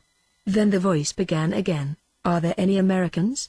Are there any English?" Following the voice she ran through the arch into a court, whirled about in momentary confusion and located the small guard room whence the cries came. 2 carabinieri started to their feet, but baby brushed past them to the door of the cell. "Dick!" she called. "What's the trouble?" "They've put out my eye," he cried. "They handcuffed me and then they beat me, the goddamn there." Flashing around, baby took a step toward the 2 carabinieri. "What have you done to him?" she whispered so fiercely that they flinched before her gathering fury. "Non capisco Inglese." In French she execrated them. Her wild, confident rage filled the room, enveloped them until they shrank and wriggled from the garments of blame with which she invested them. "Do something. Do something. We can do nothing until we are ordered. Bene. Bene. Bene." Once more baby let her passion scorch around them until they sweated out apologies for their impotence, looking at each other with the sense that something had after all gone terribly wrong. Baby went to the cell door, leaned against it, almost caressing it, as if that could make Dick feel her presence and power, and cried, "I'm going to the embassy, I'll be back." Throwing a last glance of infinite menace at the carabinieri she ran out. She drove to the American embassy where she paid off the taxi driver upon his insistence. It was still dark when she ran up the steps and pressed the bell. She had pressed it 3 times before a sleepy English porter opened the door to her. "I want to see someone," she said. "Anyone but right away." "No one's awake, madame. We don't open until 9 o'clock. Impatiently she waved the hour away. "This is important. A man, an American, has been terribly beaten. He's in an Italian jail. No one's awake now. At 9 o'clock, I can't wait. They've put out a man's eye, my brother-in-law, and they won't let him out of jail. I must talk to someone, can't you see? Are you crazy? Are you an idiot? You stand there with that look in your face? I'm unable to do anything. Madame, you've got to wake someone up." She seized him by the shoulders and jerked him violently. "It's a matter of life and death. If you won't wake someone, a terrible thing will happen to you. Kindly don't lay hands on me, madame." From above and behind the porter floated down a weary Groton voice. "What is it there?" The porter answered with relief. "It's a lady, sir, and she has shook me." He had stepped back to speak and baby pushed forward into the hall. On an upper landing, just aroused from sleep and wrapped in a white embroidered Persian robe, stood a singular young man. His face was of a monstrous and unnatural pink, vivid yet dead, and over his mouth was fastened what appeared to be a gag. When he saw baby he moved his head back into a shadow. "What is it?" he repeated. Baby told him, in her agitation edging forward to the stairs. In the course of her story she realized that the gag was in reality a moustache bandage and that the man's face was covered with pink cold cream, but the fact fitted quietly into the nightmare. The thing to do, she cried passionately, was for him to come to the jail with her at once and get Dick out. "It's a bad business," he said. "Yes," she agreed conciliatingly. "Yes, this trying to fight the police." A note of personal affront crept into his voice. "I'm afraid there's nothing to be done until 9 o'clock. "Till 9 o'clock," she repeated aghast. "But you can do something, certainly. You can come to the jail with me and see that they don't hurt him anymore." "We aren't permitted to do anything like that. The consulate handles these things. The consulate will be open at 9, his face, constrained to impassivity by the binding strap, infuriated baby. "I can't wait until 9. My brother-in-law says they've put his eye out. He's seriously hurt. I have to get to him. I have to find a doctor." She let herself go and began to cry angrily as she talked, for she knew that he would respond to her agitation rather than her words. "You've got to do something about this. It's your business to protect American citizens in trouble." But he was of the Eastern Seaboard and too hard for her. Shaking his head patiently at her failure to understand his position, he drew the Persian robe closer about him and came down a few steps. "Write down the address of the consulate for this lady," he said to the porter, "and look up Dr. Colazzo's address and telephone number and write that down too." He turned to baby, with the expression of an exasperated Christ. "My dear lady, the diplomatic corps represents the government of the United States to the government of Italy. It has nothing to do with the protection of citizens, except under specific instructions from the State Department. Your brother-in-law has broken the laws of this country and been put in jail, just as an Italian might be put in jail in New York. The only people who can let him go are the Italian courts, and if your brother-in-law has a case you can get aid and advice from the consulate, which protects the rights of American citizens. The consulate does not open until 9 o'clock. Even if it were my brother I couldn't do anything. Can you phone the consulate? She broke in. We can't interfere with the consulate. When the consul gets there at 9, can you give me his home address? After a fractional pause the man shook his head. He took the memorandum from the porter and gave it to her. Now I'll ask you to excuse me. He had maneuvered her to the door. For an instant the violet dawn fell shrilly upon his pink mask and upon the linen sack that supported his moustache. Then baby was standing on the front steps alone.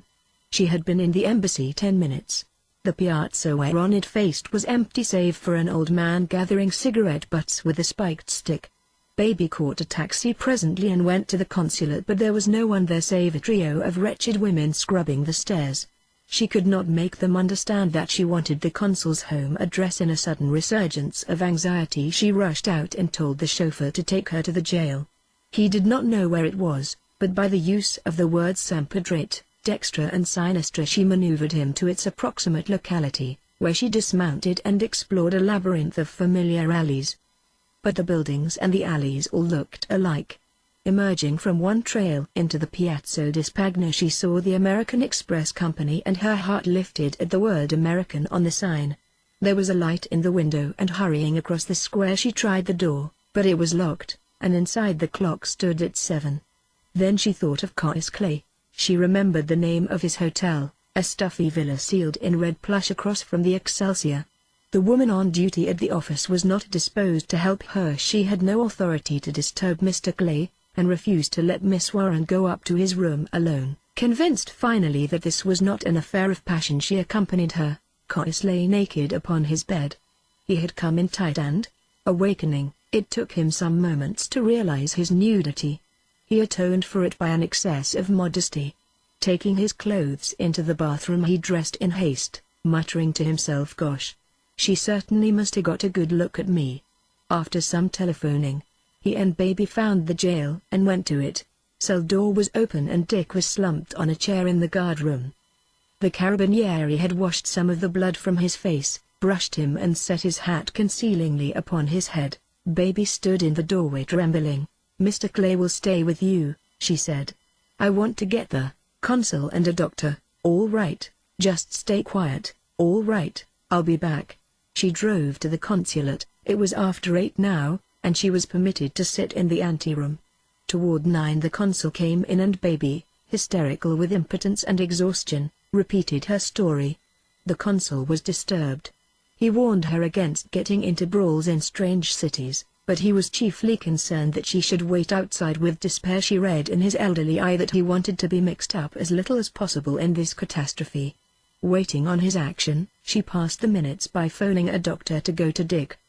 There were other people in the anteroom and several were admitted to the consul's office. After half an hour she chose the moment of someone's coming out and pushed past the secretary into the room. "This is outrageous.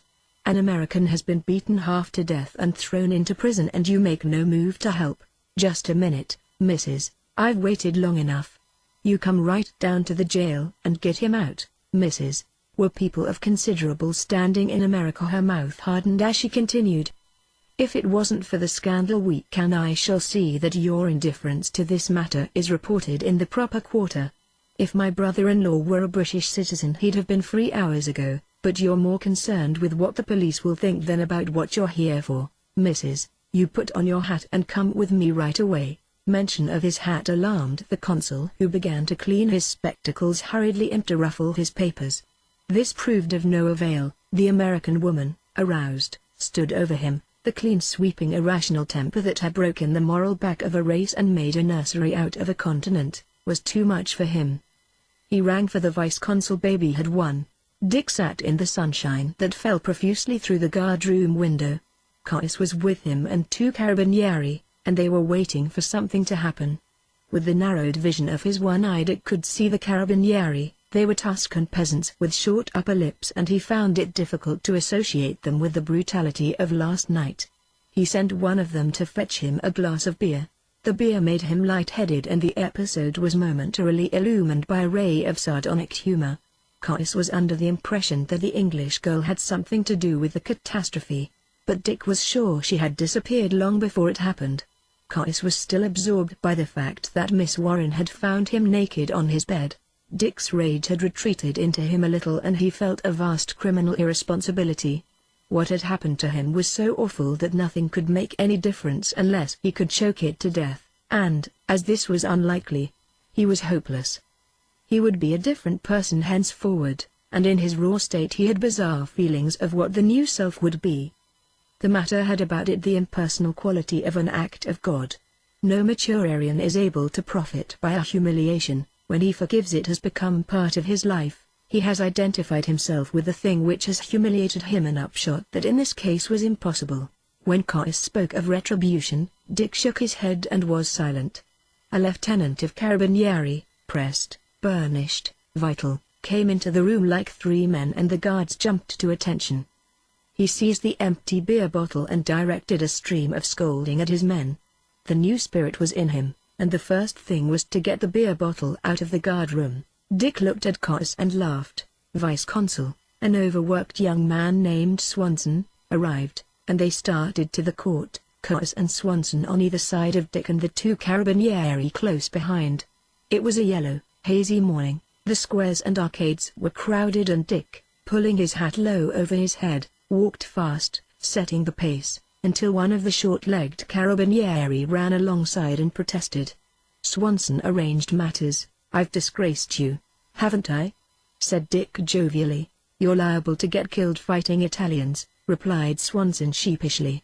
"They'll probably let you go this time, but if you were an Italian you'd get a couple of months in prison." "And how? Have you ever been in prison?" Swanson laughed. "I like him," announced Dick to Clay. "He's a very likable young man and he gives people excellent advice, but I'll bet he's been to jail himself. Probably spent weeks at a time in jail." Swanson laughed. "I mean, you want to be careful. You don't know how these people are." "Oh, I know how they are," broke out Dick, irritably. "They're goddamn stinkers." He turned around to the Carabinieri. "Did you get that?" "I'm leaving you here," Swanson said quickly. "I told your sister-in-law I would. Our lawyer will meet you upstairs in the courtroom. You want to be careful. Goodbye." Dick shook hands politely. "Thank you very much. I feel you have a future." With another smile Swanson hurried away, resuming his official expression of disapproval. Now they came into a courtyard on all 4 sides of which outer stairways mounted to the chambers above. As they crossed the flags, a groaning, hissing, booing sound went up from the loiterers in the courtyard, voices full of fury and scorn. Dick stared about. "What's that?" he demanded, aghast. One of the Carabinieri spoke to a group of men and the sound died away. They came into the courtroom. A shabby Italian lawyer from the consulate spoke at length to the judge while Dick and Caius waited aside. Someone who knew English turned from the window that gave on the yard and explained the sound that had accompanied their passage through. A native of Frascati had raped and slain a 5-year-old child and was to be brought in that morning. The crowd had assumed it was Dick. In a few minutes the lawyer told Dick that he was freed. The court considered him punished. "Enough, enough!" Dick cried. "Punished for what? Come along," said Caius. "You can't do anything now." "But what did I do, except get into a fight with some taxman?" "They claim you went up to a detective as if you were going to shake hands with him and hit him." "That's not true." "I told him I was going to hit him. I didn't know he was a detective." "You better go along," urged the lawyer. "Come along." Caius took his arm and they descended the steps. "I want to make a speech," Dick cried. "I want to explain to these people how I raped a 5-year-old girl." "Maybe I did. Come along." Baby was waiting with a doctor in a taxi cab. Dick did not want to look at her, and he disliked the doctor, whose stern manner revealed him as one of that least palpable of European types, the Latin moralist. Dick summed up his conception of the disaster, but no one had much to say. In his room in the choironal the doctor washed off the rest of the blood in the oily sweat, set his nose, his fractured ribs and fingers, disinfected the smaller wounds and put a hopeful dressing on the eye. Dick asked for a quarter of a grain of morphine, for he was still wide awake and full of nervous energy. With the morphine he fell asleep. The doctor and Cois left and Baby waited with him until a woman could arrive from the English nursing home. It had been a hard night, but she had the satisfaction of feeling that, whatever Dick's previous record was, they now possessed a moral superiority over him for as long as he proved of any use. Part 3, Chapter 1, Frau Keth Gregorovius overtook her husband on the path of their villa. "How was Nicole?" she asked mildly, but she spoke out of breath, giving away the fact that she had held the question in her mind during her run. Franz looked at her in surprise. "Nicole's not sick." "What makes you ask, dearest one? You see her so much, I thought she must be sick." "We will talk of this in the house," Keth agreed meekly. His study was over in the administration building and the children were with their tutor in the living room. They went up to the bedroom. "Excuse me, Franz," said Keth before he could speak. "Excuse me, dear, I had no right to say that. I know my obligations and I am proud of them. But there is a bad feeling between Nicole and me." "Birds in their little nests agree," Franz thundered. Finding the tone inappropriate to the sentiment, he repeated his command in the spaced and considered rhythm with which his old master, Dr. Dohler, could cast significance on the tritest platitude. "Birds in their nests agree. I realize that. You haven't seen me fail in courtesy toward Nicole. I see you failing in common sense. Nicole is half a patient. She will possibly remain something of a patient all her life. In the absence of Dick I am responsible." He hesitated. Sometimes as a quiet joke he tried to keep news from Keth. "There was a cable from Rome this morning. Dick has had grip and is starting home tomorrow." Relieved, Keth pursued her course in a less personal tone. "I think Nicole is less sick than anyone thinks. She only cherishes her illness as an instrument of power. She ought to be in the cinema, like your Norma Talmadge. That's where all American women would be happy." "Are you jealous of Norma Talmadge, on a film?" "I don't like Americans. They're selfish." "Selfish? You like Dick?" "I like him," she admitted. "He's different. He thinks of others. And so does Norma Talmadge," Franz said to himself. "Norma Talmadge must be a fine, noble woman beyond her loveliness. They must compel her to play foolish roles. Norma Talmadge must be a woman whom it would be a great privilege to know." Keth had forgotten about Norma Talmadge, a vivid shadow that she had fretted bitterly upon one night as they were driving home from the movies in Zurich. "Dick married Nicole for her money," she said.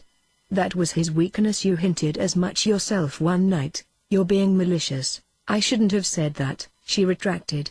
"We must all live together like birds, as you say. But it's difficult when Nicole acts as when Nicole pulls herself back a little, as if she were holding her breath. As if I smelt bad." Keth had touched a material truth. She did most of her work herself, and, frugal, she bought few clothes. An American shopgirl, laundering 2 changes of underwear every night, would have noticed a hint of yesterday's reawakened sweat about Keth's person, less a smell than an ammoniacal reminder of the eternity of toil and decay. To Franz this was as natural as the thick dark scent of Keth's hair, and he would have missed it equally, but to Nicole, born hating the smell of a nurse's fingers dressing her, it was an offense only to be endured. "And the children," Keth continued. "She doesn't like them to play with our children." But Franz had heard enough. "Hold your tongue. That kind of talk can hurt me professionally, since we owe this clinic to Nicole's money. Let us have lunch." Keth realized that her outburst had been ill-advised, but Franz's last remark reminded her that other Americans has money, and a week later she put her dislike of Nicole into new words. The occasion was the dinner they tended the divers upon Dick's return. Hardly had their footfalls ceased on the path when she shut the door and said to Franz, "Did you see around his eyes? He's been on a debauch." "Go gently," Franz requested. "Dick told me about that as soon as he came home. He was boxing on the transatlantic ship. The American passengers box a lot on these transatlantic ships. I believe that?" She scoffed. "It hurts him to move one of his arms and he has an unhealed scar on his temple. You can see where the hair's been cut away." Franz had not noticed these details. "But what?" Keth demanded. "Do you think that sort of thing does the clinic any good? The liquor I smelt on him tonight, and several other times since he's been back." She slowed her voice to fit the gravity of what she was about to say. "Dick is no longer a serious man." Franz rocked his shoulders up the stairs, shaking off her persistence. "In their bedroom," he turned on her, "he is most certainly a serious man and a brilliant man. Of all the men who have recently taken their degrees in neuropathology in Zurich, Dick has been regarded as the most brilliant, more brilliant than I could ever be. For shame. It's the truth. The shame would be not to admit it. I turn to Dick when cases are highly involved. His publications are still standard in their line. Go into any medical library and ask. Most students think he's an Englishman. They don't believe that such thoroughness could come out of America." He groaned domestically, taking his pajamas from under the pillow. "I can't understand why you talk this way, Keth. I thought you liked him." "For shame," Keth said. "You're the solid one, you do the work. It's a case of hare and tortoise, and in my opinion the hare's race is almost done." TCH. "Very well, then. It's true." With his open hand he pushed down air briskly. "Stop." The upshot was that they had exchanged viewpoints like debaters. Keth admitted to herself that she had been too hard on Dick, whom she admired and of whom she stood in awe, who had been so appreciative and understanding of herself. As for Franz, once Keth's idea had had time to sink in, he never after believed that Dick was a serious person. And as time went on he convinced himself that he had never thought so. Chapter 2. Dick told Nicole an expurgated version of the catastrophe in Rome. In his version he had gone philanthropically to the rescue of a drunken friend. He could trust Baby Warren to hold her tongue, since he had painted the disastrous effect of the truth upon Nicole. All this, however, was a low hurdle compared to the lingering effect of the episode upon him. In reaction he took himself for an intensified beating in his work, so that Franz, trying to break with him, could find no basis on which to begin a disagreement. No friendship worth the name was ever destroyed in an hour without some painful flesh being torn. So Franz let himself believe with ever-increasing conviction that Dick traveled intellectually and emotionally at such a rate of speed that the vibrations jarred him. This was a contrast that had previously been considered a virtue in their relation. So, for the shoddiness of needs, are shoes made out of last year's hide. Yet it was May before Franz found an opportunity to insert the first wedge. Dick came into his office white and tired one noon and sat down, saying, "Well, she's gone. She's dead?" The heart quit. Dick sat exhausted in the chair nearest the door. During 3 nights he had remained with the scabbed anonymous woman artist he had come to love, formally to portion out the adrenaline, but really to throw as much one light as he could into the darkness ahead. Half appreciating his feeling, Franz traveled quickly over an opinion. It was neurosyphilis. "All the Wassermans we took won't tell me differently." "The spinal fluid." "Never mind," said Dick. "Oh, God, never mind. If she cared enough about her secret to take it away with her, let it go at that. You better lay off for a day." "Don't worry, I'm going to." Franz had his wedge, looking up from the telegram that he was writing to the woman's brother. He inquired, "Or do you want to take a little trip?" "Not now. I don't mean a vacation. There's a case in Lausanne. I've been on the phone with the Chilean all morning." "She was so damn brave," said Dick. "And it took her so long." Franz shook his head sympathetically and Dick got himself together. "Excuse me for interrupting you. This is just to change the situation. Is a father's problem with his son. The father can't get the son up here. He wants somebody to come down there." "What is it?" "Alcoholism. Homosexuality. When you say, Lausanne, a little of everything. I'll go down." "Is there any money in it?" "Quite a lot, I'd say. Count on staying 2 or 3 days, and get the boy up here if he needs to be watched. In any case, take your time, take your ease, combine business with pleasure."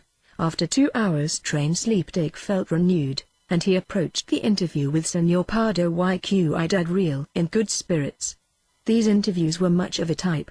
Often the sheer hysteria of the family representative was as interesting psychologically as the condition of the patient.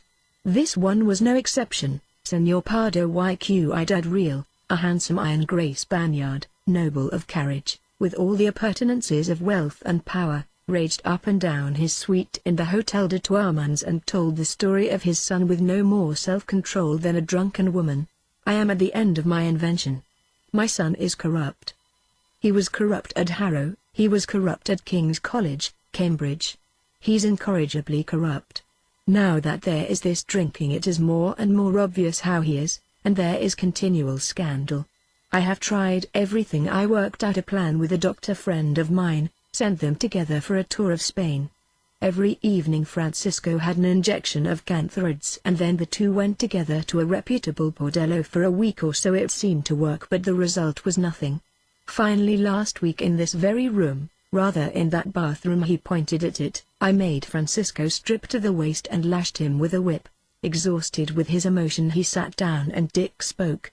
That was foolish. The trip to Spain was futile. Also he struggled against an upsurging hilarity that any reputable medical man should have lent himself to such an amateurish experiment. Senor, I must tell you that in these cases we can promise nothing. In the case of the drinking we can often accomplish something with proper cooperation. The first thing is to see the boy and get enough of his confidence to find whether he has any insight into the matter. The boy, with whom he sat on the terrace, was about 20, handsome and alert. I'd like to know your attitude, Dick said. Do you feel that the situation is getting worse? And do you want to do anything about it? I suppose I do, said Francisco. I am very unhappy. Do you think it's from the drinking or from the abnormality? I think the drinking is caused by the other. He was serious for a while. Suddenly an irrepressible facetiousness broke through and he laughed, saying, It's hopeless. At King's I was known as the Queen of Chili. That trip to Spain, all it did was to make me nauseated by the sight of a woman.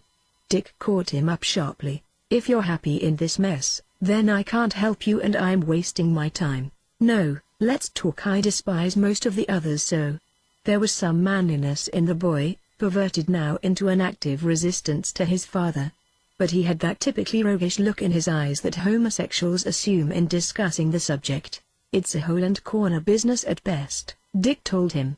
You'll spend your life on it, and its consequences, and you won't have time or energy for any other decent or social act. If you want to face the world, you'll have to begin by controlling your sensuality and, first of all, the drinking that provokes it.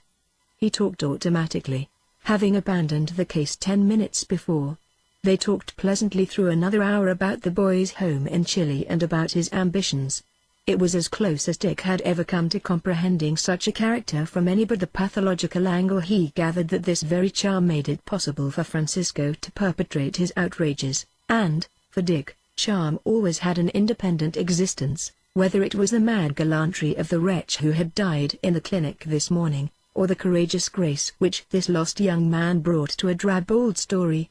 Dick tried to dissect it into pieces small enough to store away, realizing that the totality of a life may be different in quality from its segments, and also that life during the 40s seemed capable of being observed only in segments. His love for Nicole and Rosemary, his friendship with Abe North, with Tommy Barban in the broken universe of the wars ending in such contacts, the personalities had seemed to press up so close to him that he became the personality itself. There seemed some necessity of taking all or nothing. It was as if for the remainder of his life he was condemned to carry with him the egos of certain people, early met and early loved, and to be only as complete as they were complete themselves. There was some element of loneliness involved, so easy to be loved, so hard to love. As he sat on the veranda with young Francisco, a ghost of the past swam into his ken. A tall, singularly swaying male detached himself from the shrubbery and approached Dick and Francisco with feeble resolution. For a moment he formed such an apologetic part of the vibrant landscape that Dick scarcely remarked him. Then Dick was on his feet, shaking hands with an abstracted air, thinking, "My God, I've stirred up a nest." And trying to collect the man's name. "This is Dr. Diver, isn't it? Well, Mr. Dumfries, isn't it, Royal Dumfries?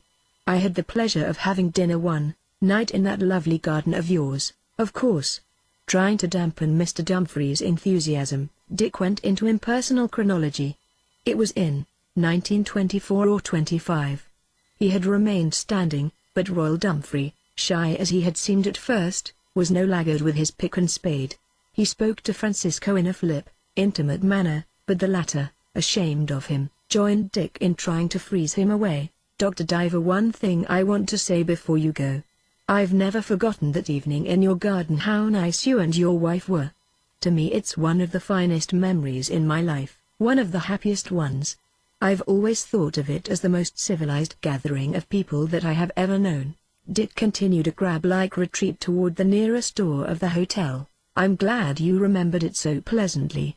Now I've got to see. I understand, Royal Dumfries pursued sympathetically. I hear he's dying. Who's dying? Perhaps I shouldn't have said that, but we have the same physician. Dick paused, regarding him in astonishment. Who are you talking about? Why, your wife's father. Perhaps my what? I suppose you mean I'm the first person. You mean my wife's father is here, in Lausanne? Why, I thought you knew. I thought that was why you were here. What doctor is taking care of him? Dick scrawled the name in a notebook, excused himself, and hurried to a telephone booth. It was convenient for Dr. Danger to see Dr. Diver at his house immediately. Dr. Danger was a young Genevois. For a moment he was afraid that he was going to lose a profitable patient, but, when Dick reassured him, he divulged the fact that Mr. Warren was indeed dying. He is only 50, but the liver has stopped restoring itself. The precipitating factor is alcoholism. Doesn't respond? The man can take nothing except liquids. I give him 3 days, or at most, a week. Does his elder daughter, Miss Warren, know his condition? By his own wish no one knows except the manservant. It was only this morning I felt I had to tell him. He took it excitedly, although he has been in a very religious and resigned mood from the beginning of his illness. Dick considered. Well, he decided slowly, in any case I'll take care of the family angle. But I imagine they would want a consultation. As you like. I know I speak for them when I ask you to call in one of the best-known medicine men around the lake, Herbra, from Geneva. I was thinking of Herbra. Meanwhile I'm here for a day at least and I'll keep in touch with you. That evening Dick went to Senor Pardo y Dadriel and they talked. We have large estates in Chile, said the old man. My son could well be taking care of them. Or I can get him in any one of a dozen enterprises in Paris. He shook his head and paced across the windows against a spring rain so cheerful that it didn't even drive the swans to cover. My only son. Can't you take him with you? The Spaniard knelt suddenly at Dick's feet. Can't you cure my only son? I believe in you. You can take him with you. Cure him. It's impossible to commit a person on such grounds. I wouldn't if I could. The Spaniard got up from his knees. I have been hasty. I have been driven. Descending to the lobby, Dick met Dr. Danger in the elevator. I was about to call your room, the latter said. Can we speak out on the terrace? Is Mr. Warren dead? Dick demanded. He is the same. The consultation is in the morning. Meanwhile he wants to see his daughter, your wife, with the greatest fervor. It seems there was some quarrel. I know all about that. The doctors looked at each other, thinking, why don't you talk to him before you make up your mind? Danger suggested. His death will be graceful, merely a weakening and sinking. With an effort Dick consented. All right.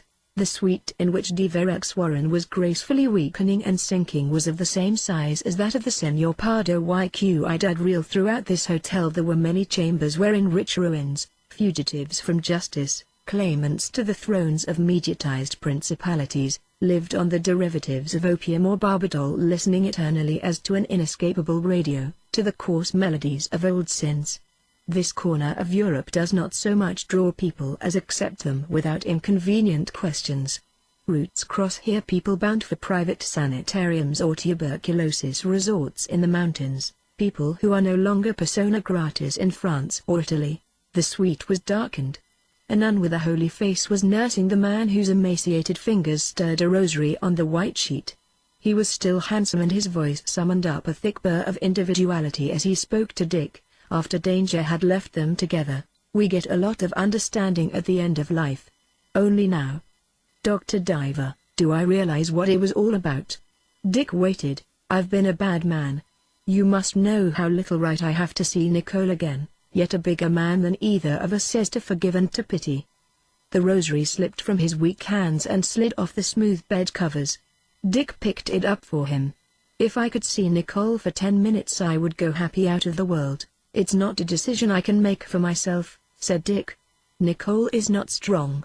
He made his decision but pretended to hesitate. I can put it up to my professional associate. What your associate says goes with me very well, doctor. Let me tell you, my debt to you is so large. Dick stood up quickly. I'll let you know the result through Dr. Danger. In his room he called the clinic on the Zugersee. After a long time Kath answered from her own house. I want to get in touch with Franz. Franz is up on the mountain. I'm going up myself. Is it something I can tell him, Dick? It's about Nicole. Her father is dying here in Lausanne. Tell Franz that, to show him it's important, and ask him to phone me from up there. I will. Tell him I'll be in my room here at the hotel from 3 to 5, and again from 7 to 8, and after that to page me in the dining room. In plotting these hours he forgot to add that Nicole was not to be told. When he remembered it he was talking into a dead telephone. Certainly Kath should realize. Kath had no exact intention of telling Nicole about the call when she rode up the deserted hill of mountain wildflowers and secret winds, where the patients were taken to ski in winter and to climb in spring. Getting off the train she saw Nicole shepherding the children through some organized romp.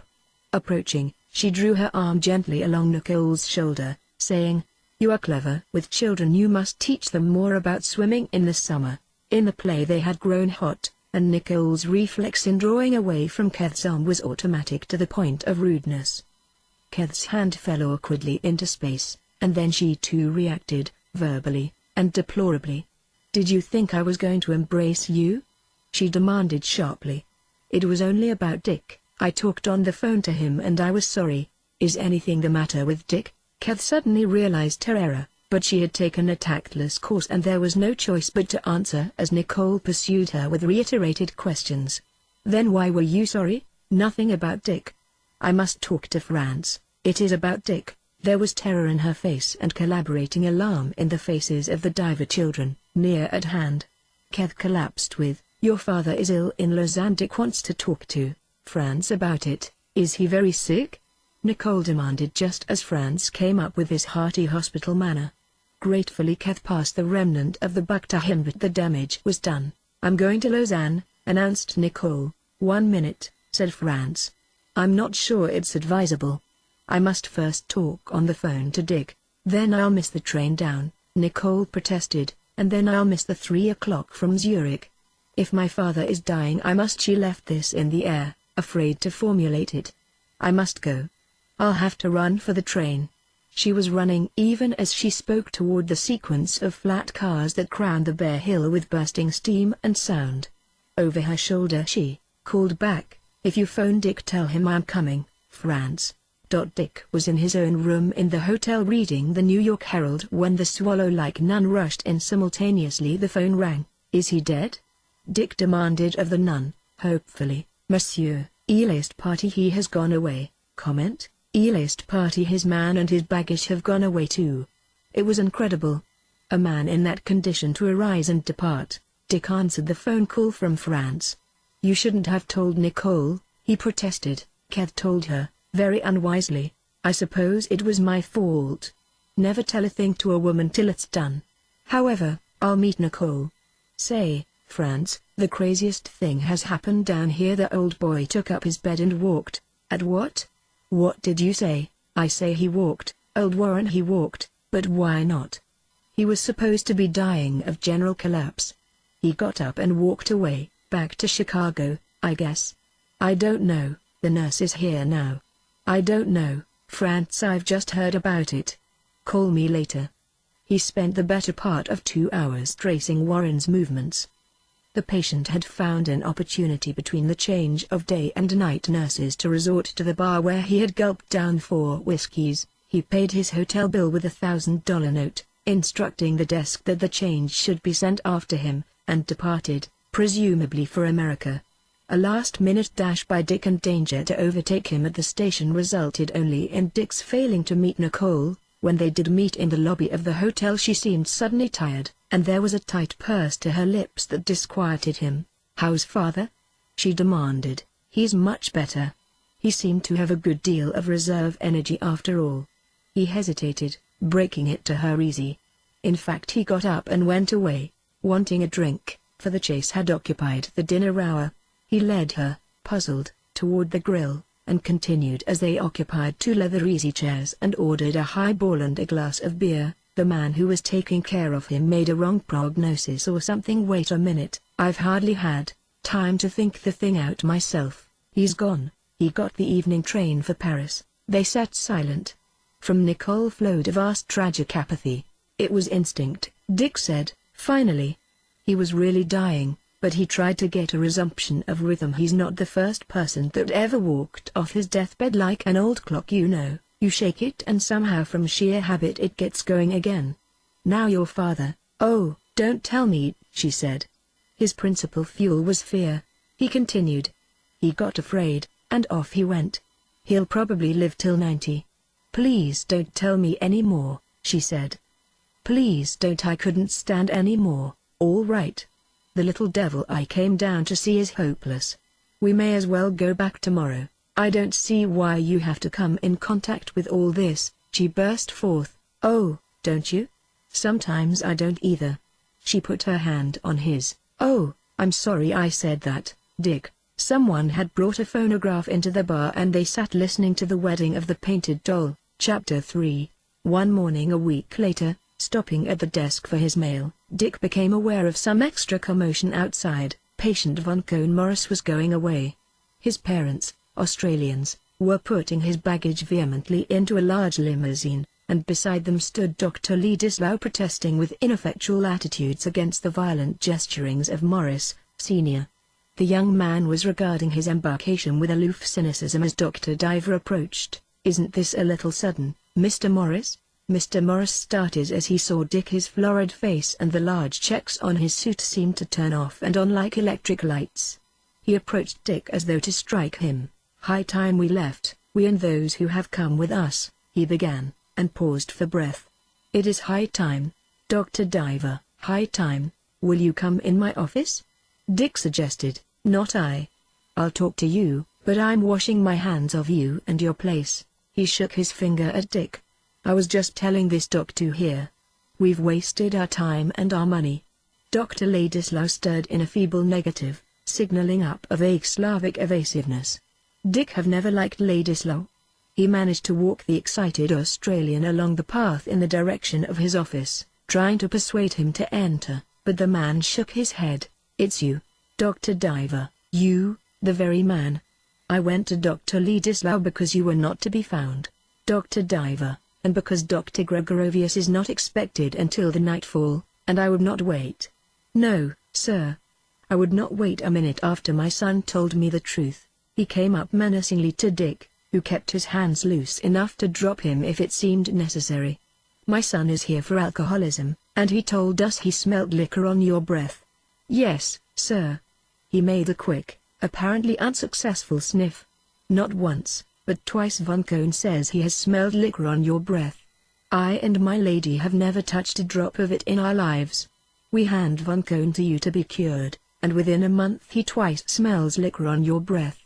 What kind of cure is that there? Dick hesitated. Mr. Morris was quite capable of making a scene on the clinic drive. After all, Mr. Morris, some people are not going to give up what they regard as food because of your son. But you're a doctor, man, cried Morris furiously.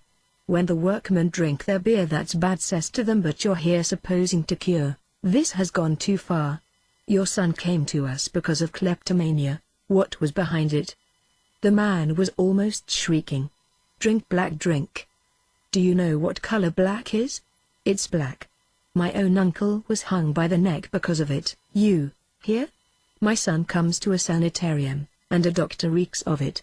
I must ask you to leave. You ask me.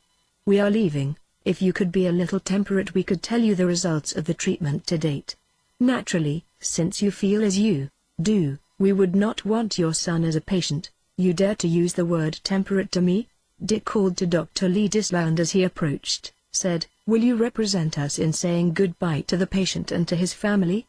He bowed slightly to Morris and went into his office, and stood rigid for a moment just inside the door. He watched until they drove away, the gross parents, the bland, degenerate offspring. It was easy to prophesy the family's swing around Europe, bullying their betters with hard ignorance and hard money. But what absorbed Dick after the disappearance of the caravan was the question as to what extent he had provoked this. He drank claret with each meal, took a nightcap, generally in the form of hot rum, and sometimes he tippled with gin in the afternoons. Gin was the most difficult to detect on the breath. He was averaging a half pint of alcohol a day, too much for his system to burn up. Dismissing a tendency to justify himself, he sat down at his desk and wrote out, like a prescription, a regime that would cut his liquor in half. Doctors, chauffeurs, and Protestant clergymen could never smell of liquor, as could painters, brokers, cavalry leaders. Dick blamed himself only for indiscretion. But the matter was by no means clarified half an hour later when Franz, revivified by an Alpine fortnight, rolled up the drive, so eager to resume work that he was plunged in it before he reached his office. Dick met him there. "How was Mount Everest?" "We could very well have done Mount Everest the rate we were doing. We thought of it." "How goes it all?" "How is my Kev? How is your Nicole?" "All goes smooth domestically." "But my God, Franz, we had a rotten scene this morning." "How? What was it?" Dick walked around the room while Franz got in touch with his villa by telephone. After the family exchange was over, Dick said, "The Morris boy was taken away. There was a row." Franz's buoyant face fell. "I knew he'd left. I met Ladislau in the veranda." "What did Ladislau say?" "Just that young Morris had gone, that you'd tell me about it." "What about it?" "The usual incoherent reasons. He was a devil, that boy." "He was a case for anesthesia," Dick agreed. "Anyhow, the father had beaten Ladislau into a colonial subject by the time I came along." "What about Ladislau? Do we keep him?" "I say no, he's not much of a man. He can't seem to cope with anything." Dick hesitated on the verge of the truth, swung away to give himself space within which to recapitulate. Franz perched on the edge of a desk, still in his linen duster and traveling gloves. Dick said, "One of the remarks the boy made to his father was that your distinguished collaborator was a drunkard. The man is a fanatic, and the descendant seems to have caught traces of Van Dupé's on me." Franz sat down, musing on his lower lip. "You can tell me at length," he said finally. "Why not now?" Dick suggested. "You must know I'm the last man to abuse liquor." His eyes and Franz's glinted on each other, pair on pair. "Ladislau let the man get so worked up that I was on the defensive. It might have happened in front of patients, and you can imagine how hard it could be to defend yourself in a situation like that." Franz took off his gloves and coat. He went to the door and told the secretary, "Don't disturb us." Coming back into the room, he flung himself at the long table and fooled with his mail, reasoning as little as is characteristic of people in such postures, rather summoning up a suitable mask for what he had to say. "Dick, I know well that you are a temperate, well-balanced man, even though we do not entirely agree on the subject of alcohol. But a time has come, Dick. I must say frankly that I have been aware several times that you have had a drink when it was not the moment to have one. There is some reason. Why not try another leave of abstinence?" "Absence," Dick corrected him automatically. "It's no solution for me to go away." They were both chafed, Franz at having his return marred and blurred. "Sometimes you don't use your common sense, Dick." "I never understood what common sense meant applied to complicated problems unless it means that a general practitioner can perform a better operation than a specialist." He was seized by an overwhelming disgust for the situation. To explain, to patch, these were not natural functions at their age. Better to continue with the cracked echo of an old truth in the ears. "This is no go," he said suddenly. "Well, that's occurred to me," Franz admitted. "Your heart isn't in this project anymore, Dick, I know. I want to leave. We could strike some arrangement about taking Nicole's money out gradually." "I have thought about that too, Dick. I have seen this coming.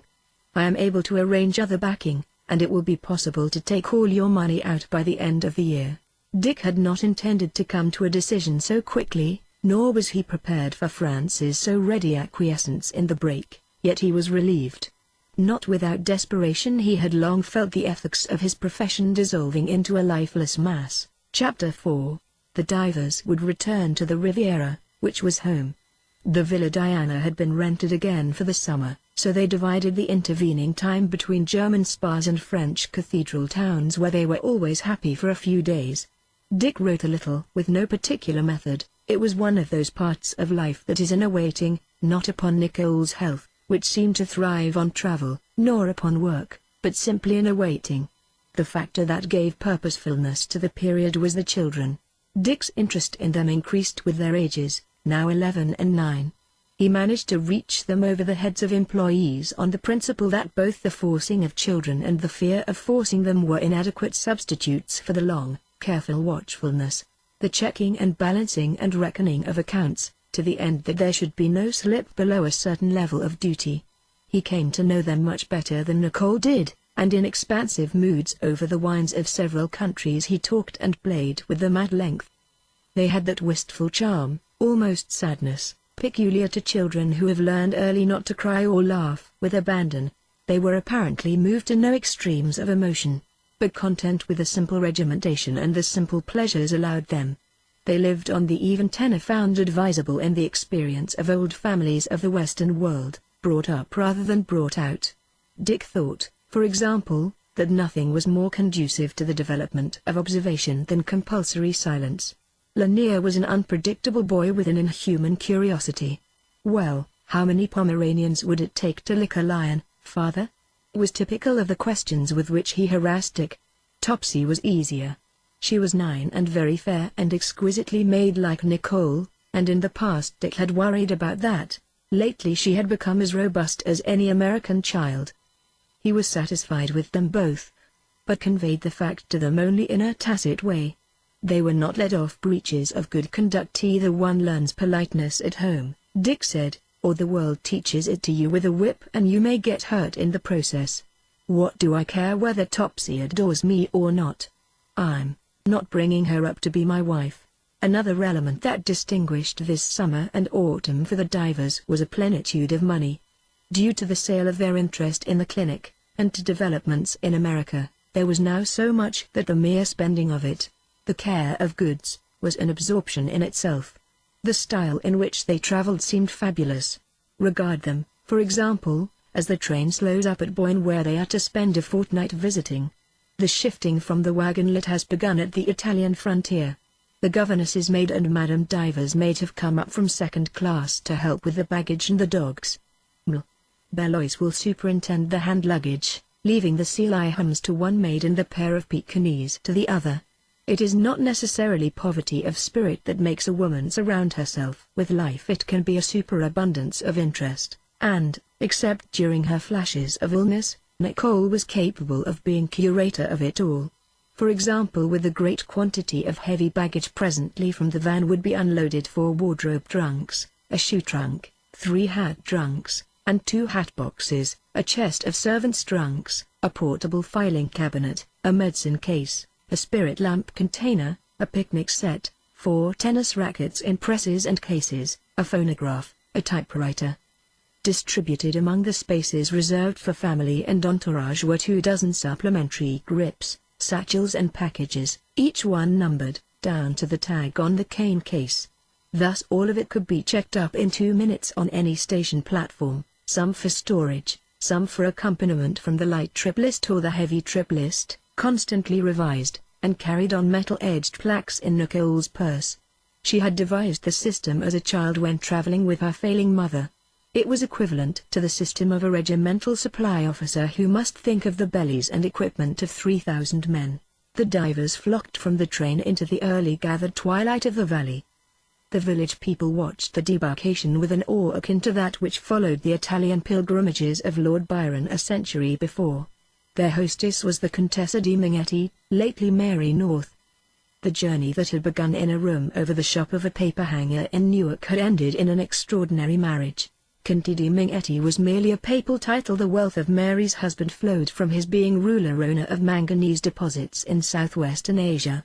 He was not quite light enough to travel in a Pullman south of Mason-Dixon. He was of the Khyber Berber-Sabaian Hindu strain that belts across North Africa and Asia, more sympathetic to the European than the mongrel faces of the ports. When these princely households, one of the east, one of the west, faced each other on the station platform, the splendor of the divers seemed pioneer simplicity by comparison. Their hosts were accompanied by an Italian major domo carrying a staff, by a quartet of turbaned retainers on motorcycles, and by 2 half-veiled females who stood respectfully a little behind Mary and Sarah, aimed at Nicole, making her jump with a gesture.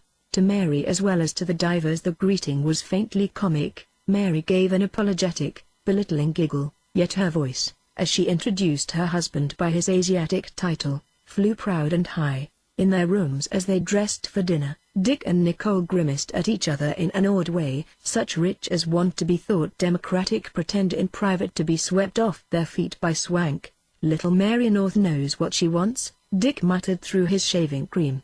Abe educated her, and now she's married to a Buddha. If Europe ever goes Bolshevik she'll turn up as the bride of Stalin. Nicole looked around from her dressing case. Watch your tongue, Dick, will you? But she laughed. They're very swell. The warships all fire at the more salute the more something. Mary rides in the royal bus in London. All right, he agreed. As he heard Nicole at the door asking for pins, he called, I wonder if I could have some whiskey. I feel the mountain air. She'll see to it. Presently Nicole called through the bathroom door. It was one of those women who were at the station. She has her veil off. What did Mary tell you about life? He asked. She didn't say so much she was interested in high life. She asked me a lot of questions about my genealogy and all that sort of thing, as if I knew anything about it. But it seems the bridegroom has 2 very tan children by another marriage, one of them ill with some Asiatic thing they can't diagnose. I've got to warn the children. Sounds very peculiar to me. Mary will see how we'd feel about it. She stood worrying a minute. She'll understand, Dick reassured her. Probably the child's in bed.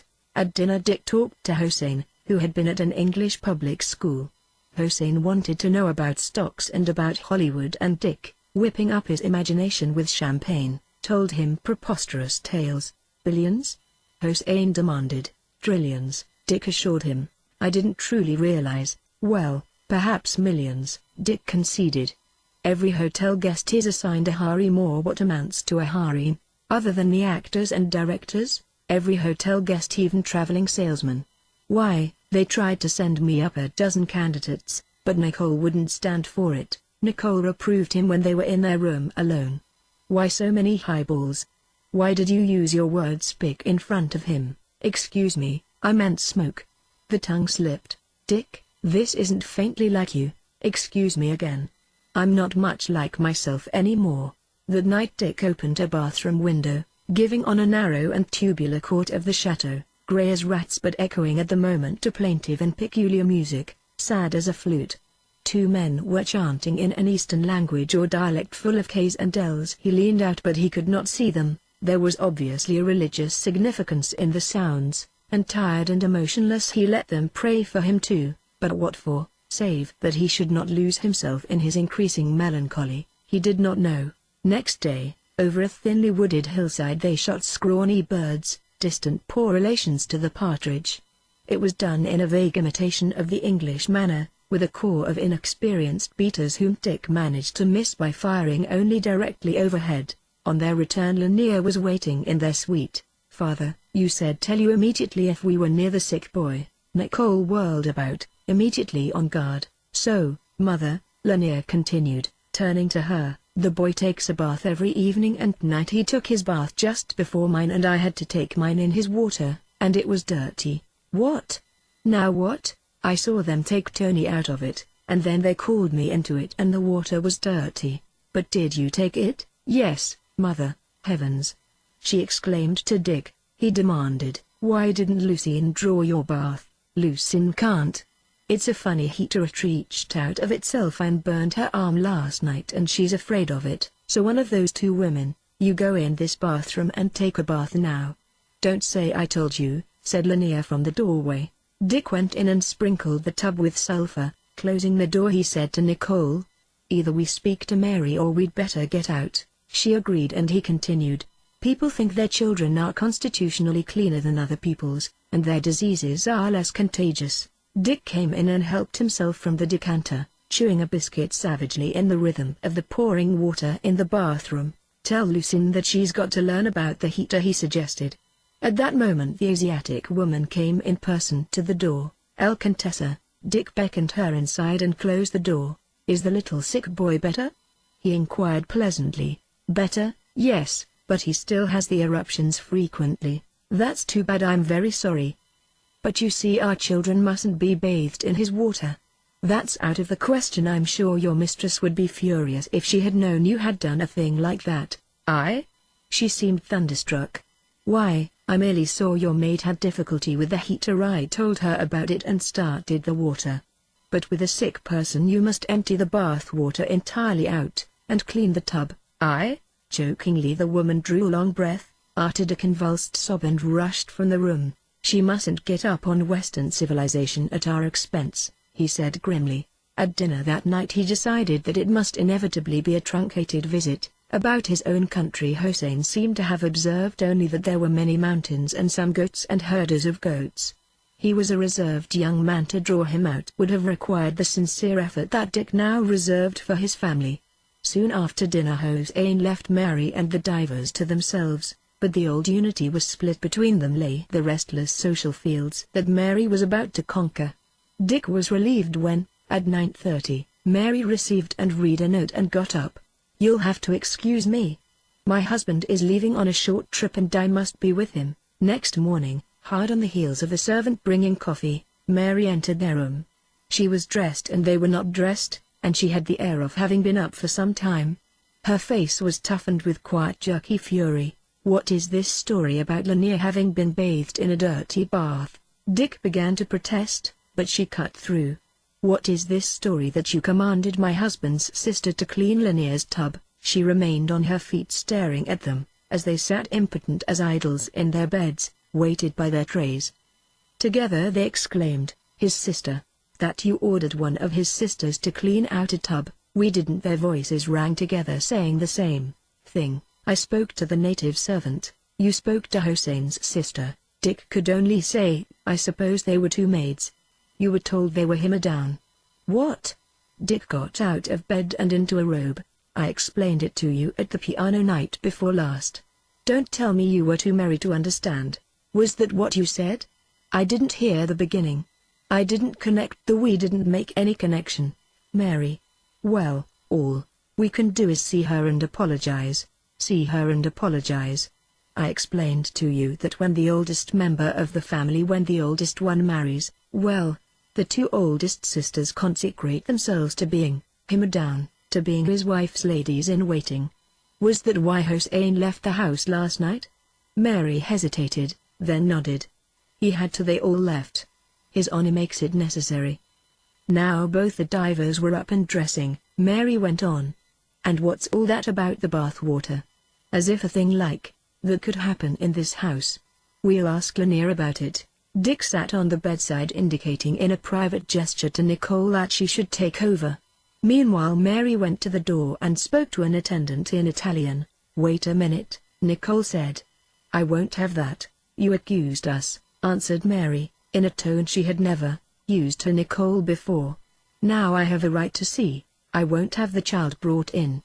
Nicole threw on her clothes as though they were chain mail. "That's all right," said Dick. "Bring Lanier in. We'll settle this bathtub matter. Fact or myth?" Lanier, half-clothed mentally and physically, gazed at the angered faces of the adults. "Listen, Lanier," Mary demanded, "how did you come to think you were bathed in water that had been used before?" "Speak up," Dick added. "It was just dirty, that was all." "Couldn't you hear the new water running from your room next door?" Lanier admitted the possibility but reiterated his point. The water was dirty. He was a little awed. He tried to see ahead. It couldn't have been running, because they pinned him down. Why not? He stood in his little kimono, arousing the sympathy of his parents and further arousing Mary's impatience. Then he said, "The water was dirty, it was full of soap suds." "When you're not sure what you're saying," Mary began, but Nicole interrupted. "Stop it, Mary. If there were dirty suds in the water, it was logical to think it was dirty. His father told him to come. There couldn't have been dirty suds in the water." Lanier looked reproachfully at his father, who had betrayed him. Nicole turned him about by the shoulders and sent him out of the room. Dick broke the tensity with a laugh. Then, as if the sound recalled the past, the old friendship, Mary guessed how far away from them she had gone and said, in a mollifying tone, "It's always like that with children." Her uneasiness grew as she remembered the past. "You'd be silly to go. Hossein wanted to make this trip anyhow. After all, you're my guests and you just blundered into the thing." But Dick, made more angry by this obliqueness and the use of the word blunder, turned away and began arranging his effects, saying, It's too bad about the young women. I'd like to apologize to the one who came in here, if you'd only listened on the piano seat. But you've gotten so damn dull, Mary. I listened as long as I could. Be quiet, Nicole advised him. I return his compliment, said Mary bitterly. Goodbye, Nicole. She went out. After all that, there was no question of her coming to see them off. The majordomo arranged the departure. Dick left formal notes for Hossein and the sisters. There was nothing to do except to go, but all of them, especially Lanier, felt bad about it. I insisted Lanier on the train, that it was dirty bath water. That'll do, his father said. You better forget it unless you want me to divorce you. Did you know there was a new law in France that you can divorce a child? Lanier roared with delight, and the divers were unified again. Dick wondered how many more times it could be done. Chapter 5. Nicole went to the window and bent over the sill to take a look at the rising altercation on the terrace. The April sun shone pink on the saintly face of Augustine, the cook, and blue on the butcher's knife she waved in her drunken hand. She had been with them since their return to Villa Diana in February. Because of an obstruction of an awning, she could see only Dick's head and his hand holding one of his heavy canes with a bronze knob on it. The knife and the cane, menacing each other, were like tripos and short sword in a gladiatorial combat. Dick's words reached her first. Care how much kitchen wine you drink, but when I find you digging into a bottle of Chablis Mouton, you talk about drinking. Augustine cried, flourishing her saber.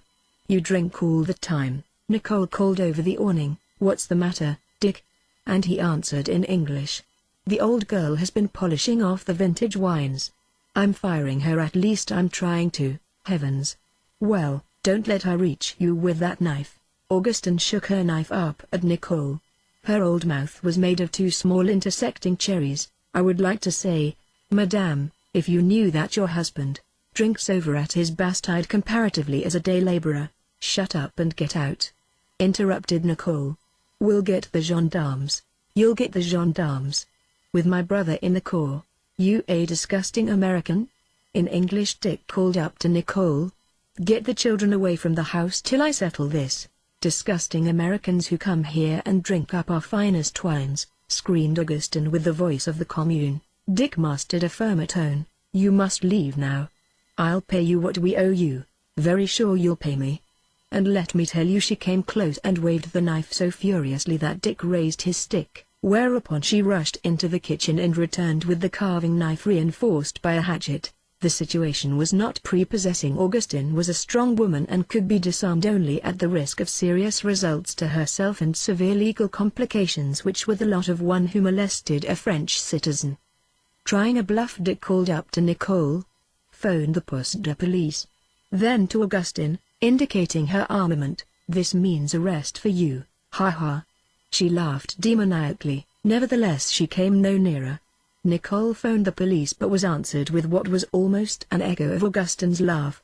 She heard mumbles and passings of the word around. The connection was suddenly broken.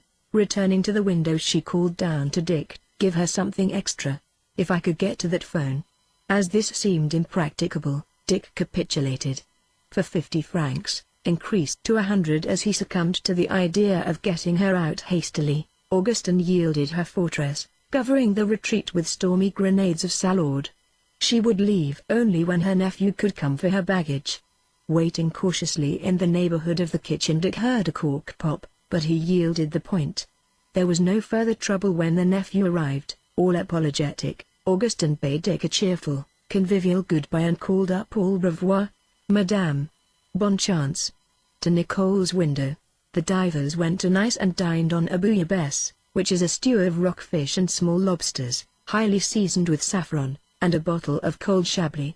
He expressed pity for Augustine. I'm not sorry a bit, said Nicole. I'm sorry, and yet I wish I'd shoved her over the cliff.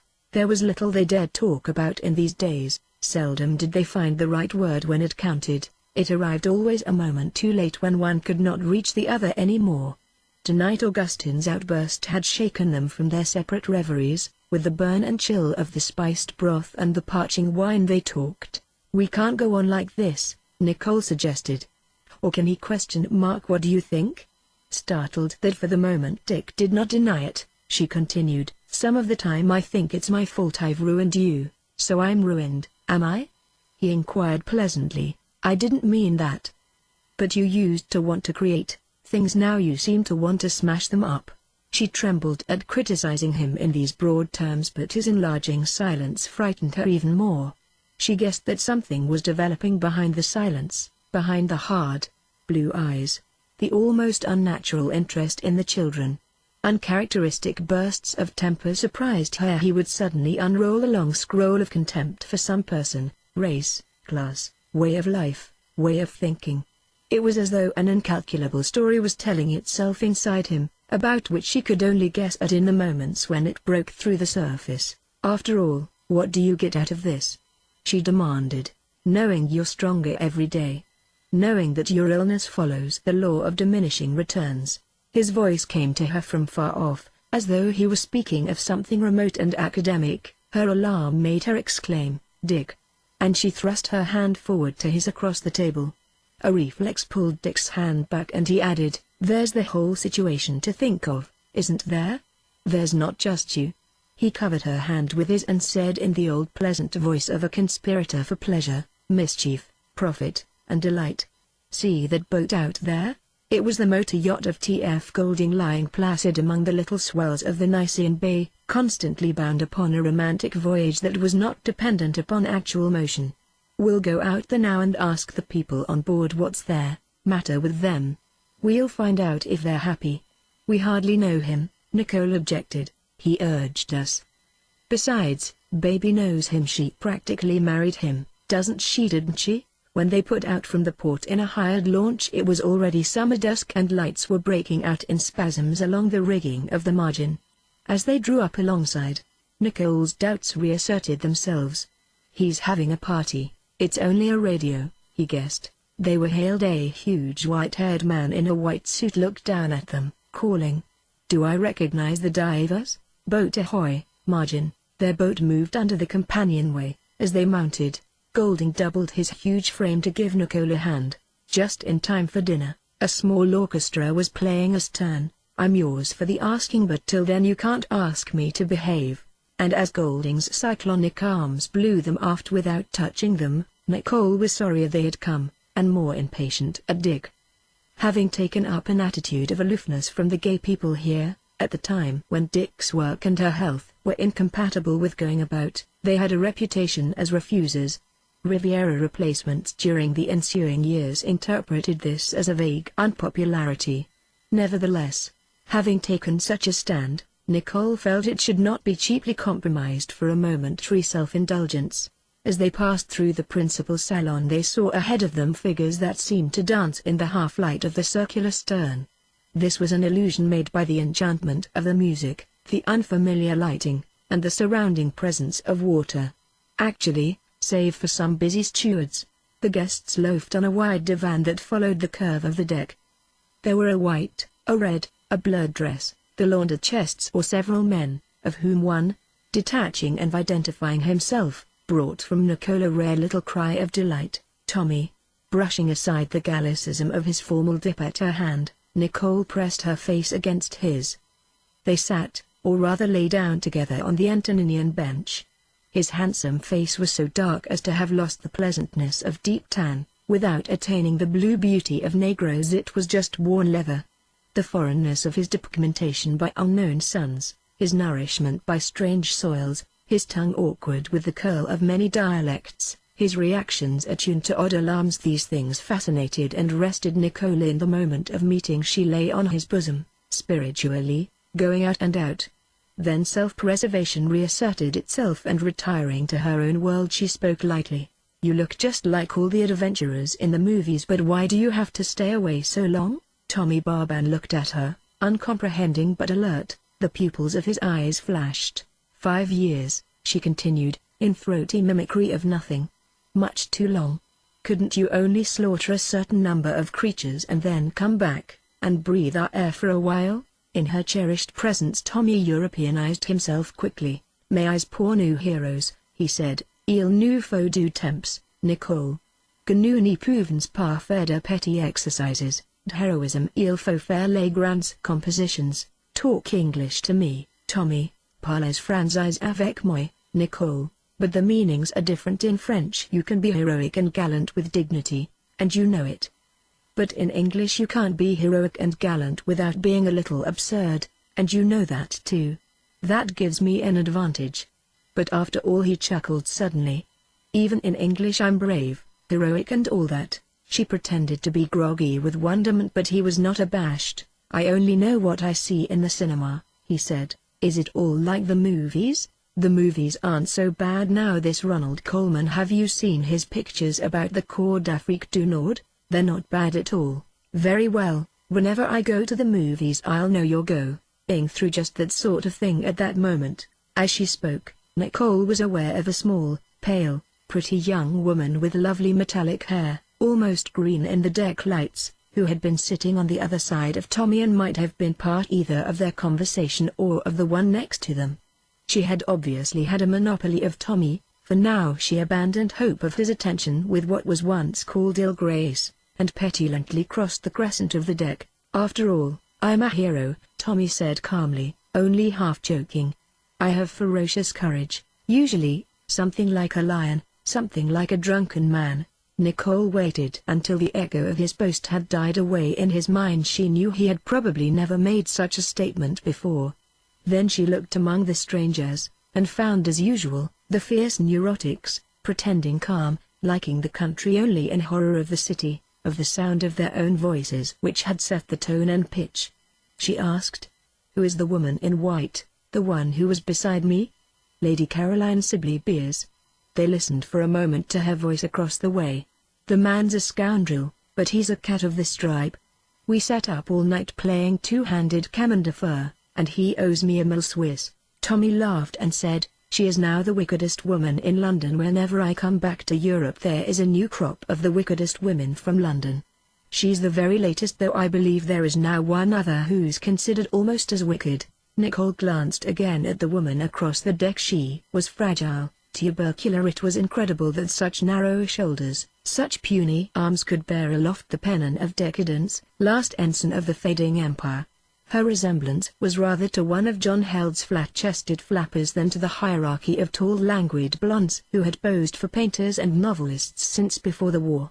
Golding approached, fighting down the resonance of his huge bulk, which transmitted his will as through a gargantuan amplifier, and Nicole, still reluctant, yielded to his reiterated points, that the margin was starting for Cannes immediately after dinner, that they could always pack in some caviar and champagne, even though they had dined, that in any case Dick was now on the phone, telling their chauffeur in Nice to drive their car back to Cannes and leave it in front of the Café des Alliés where the divers could retrieve it. They moved into the dining salon and Dick was placed next to Lady Sibley Beers. Nicole saw that his usually ruddy face was drained of blood. He talked in a dogmatic voice, of which only snatches reached Nicole. "It's all right for you English, you're doing a dance of death. Sepoys in the ruined fort, I mean sepoys at the gate and gaiety in the fort and all that. The green hat, the crushed hat, no future." Lady Caroline answered him in short sentences spotted with the terminal what?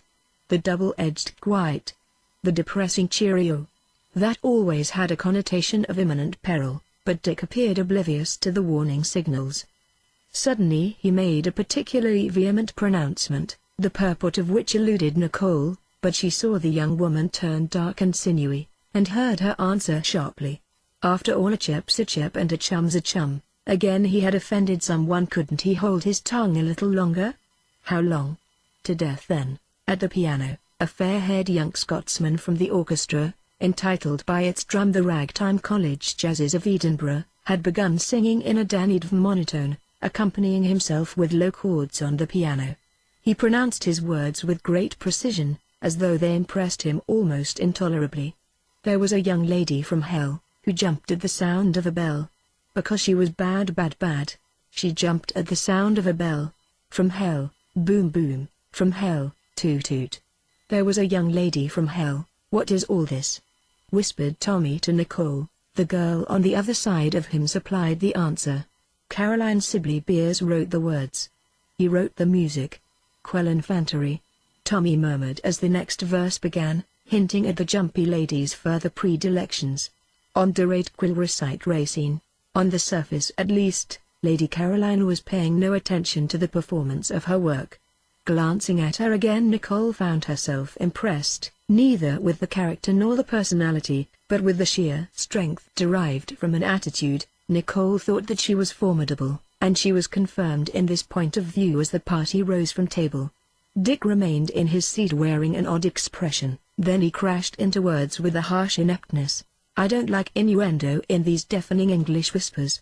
Already halfway out of the room, Lady Caroline turned and walked back to him. She spoke in a low-clipped voice purposely audible to the whole company. "You came to me asking for it, disparaging my countrymen, disparaging my friend, Mary Minghetti. I simply said you were observed associating with a questionable crowd in Lausanne. Is that a deafening whisper? Or does it simply deafen you?" "It's still not loud enough," said Dick, a little too late. "So I am actually a notorious." Golding crushed out the phrase with his voice, saying, "What? What?" and moved his guests on out, with the threat of his powerful body. Turning the corner of the door, Nicole saw that Dick was still sitting at the table. She was furious at the woman for her preposterous statement, equally furious at Dick for having brought them here, for having become fuddled, for having untipped the capped barbs of his irony, for having come off humiliated. She was a little more annoyed because she knew that her taking possession of Tommy Barban on their arrival had first irritated the Englishwoman. A moment later she saw Dick standing in the gangway, apparently in complete control of himself as he talked with Golding. Then for half an hour she did not see him anywhere about the deck, and she broke out of an intricate Malay game, played with string and coffee beans, and said to Tommy, "I've got to find Dick." Since dinner the yacht had been in motion westward. The fine night streamed away on either side, the diesel engines pounded softly, there was a spring wind that blew Nicole's hair abruptly when she reached the bow, and she had a sharp lesion of anxiety at seeing Dick standing in the angle by the flagstaff. His voice was serene as he recognized her. "It's a nice night. I was worried." "Oh, you were worried? Oh, don't talk that way. It would give me so much pleasure to think of a little something I could do for you, Dick." He turned away from her, toward the veil of starlight over Africa. "I believe that's true, Nicole. And sometimes I believe that, the littler it was, the more pleasure it would give you." "Don't talk like that, didn't say such things." His face, one in the light that the white spray caught and tossed back to the brilliant sky, had none of the lines of annoyance she had expected. It was even detached, his eyes focused upon her gradually as upon a chessman to be moved. In the same slow manner he caught her wrist and drew her near. "You ruined me, did you?" he inquired blandly. "Then we're both ruined." So, cold with terror, she put her other wrist into his grip. All right, she would go with him again. She felt the beauty of the night vividly in one moment of complete response and abnegation. All right, then. But now she was unexpectedly free, and Dick turned his back sighing. TCH. TCH. Tears streamed down Nicole's face. In a moment she heard someone approaching. It was Tommy. "You found him." Nicole thought maybe you jumped overboard, Dick, he said, "because that little English pulse land you." "It'd be a good setting to jump overboard," said Dick mildly, "wouldn't it?" Agreed Nicole hastily. "Let's borrow life preservers and jump over. I think we should do something spectacular. I feel that all our lives have been too restrained." Tommy sniffed from one to the other, trying to breathe in the situation with the night. "We'll go ask the Lady Berendale what to do. She should know the latest things. And we should memorize her song, 'There was a young lady from Lenfur.' I shall translate it, and make a fortune from its success at their casino." "Are you rich, Tommy?" Dick asked him, as they retraced the length of the boat. "Not as things go now. I got tired of the brokerage business and went away. But I have good stocks in the hands of friends, who are holding it for me. All goes well." "Dick's getting rich," Nicole said. In reaction her voice had begun to tremble. On the after-deck Golding had fanned 3 pairs of dancers into action with his colossal paws. Nicole and Tommy joined them, and Tommy remarked, "Dick seems to be drinking." "Only moderately," she said loyally. "There are those who can drink and those who can't." "Obviously Dick can't. You ought to tell him not to." She exclaimed in amazement.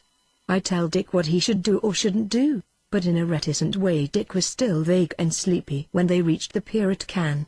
Golding buoyed him down into the launch of the margin, whereupon Lady Caroline shifted her place conspicuously. On the dock he bowed goodbye with exaggerated formality, and for a moment he seemed about to speed her with a salty epigram, but the bone of Tommy's arm went into the soft part of his and they walked to the attendant car. "I'll drive you home," Tommy suggested. "Don't bother, we can get a cab." "I'd like to, if you can put me up." On the back seat of the car Dick remained quiescent until the yellow monolith of Gulf One was passed, and then the constant carnival at Wan Lake Pins, where the night was musical and strident in many languages. When the car turned up the hill toward Tom's, he sat up suddenly, prompted by the tilt of the vehicle, and delivered a peroration. A charming representative of the he stumbled momentarily, a firm of bring me brains addled a Langlaise. Then he went into an appeased sleep, belching now and then contentedly into the soft warm darkness. Chapter 6. Next morning Dick came early into Nicole's room. "I waited till I heard you up. Needless to say I feel badly about the evening, but how about no post-mortems?" "I'm agreed," she answered coolly, carrying her face to the mirror. "Tommy drove us home? Or did I dream it?" "You know he did. Seems probable," he admitted, "since I just heard him coughing. I think I'll call on him." She was glad when he left her. For almost the first time in her life his awful faculty of being right seemed to have deserted him at last. Tommy was stirring in his bed, waking for café au lait. "Feel all right?" Dick asked. When Tommy complained of a sore throat he seized at a professional attitude. "Better have a gargle or something." "You have one?" "Oddly enough I haven't." "Probably Nicole has." "Don't disturb her, she's up." "How is she?" Dick turned around slowly. "Did you expect her to be dead because I was tight?" His tone was pleasant. "Nicole is now made of Georgia pine, which is the hardest wood known, except lignum vitae from New Zealand." Nicole, going downstairs, heard the end of the conversation. She knew, as she had always known, that Tommy loved her. She knew he had come to dislike Dick, and that Dick had realized it before he did, and would react in some positive way to the man's lonely passion. This thought was succeeded by a moment of sheerly feminine satisfaction. She leaned over her children's breakfast table and told off instructions to the governess, while upstairs two men were concerned about her. Later in the garden she was happy. She did not want anything to happen, but only for the situation to remain in suspension as the two men tossed her from one mind to another. She had not existed for a long time, even as a ball.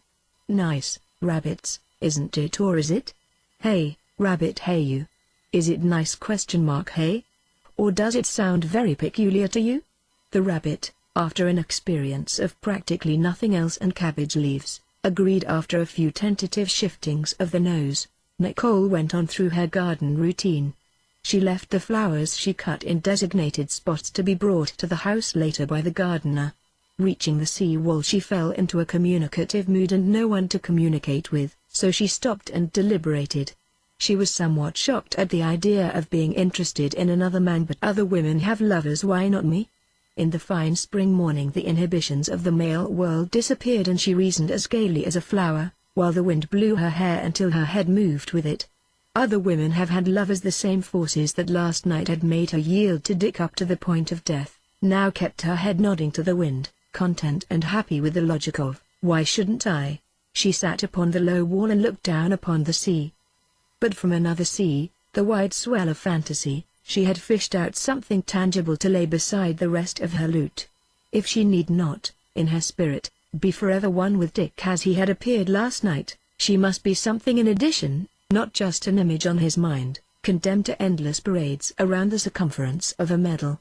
Nicole had chosen this part of the wall on which to sit, because the cliff shaded to a slanting meadow with a cultivated vegetable garden. Through a cluster of boughs she saw two men carrying rakes and spades and talking in a counterpoint of niçoise and Provençal. Attracted by their words and gestures she caught the sense. "I laid her down here. I took her behind the vines there. She doesn't care, neither does he. It was that sacred dog. Well, I laid her down here. You got the rake? You got it yourself, you clown. Well, I don't care where you laid her down. Until that night I never even felt a woman's breast against my chest since I married 12 years ago. And now you tell me. But listen about the dog."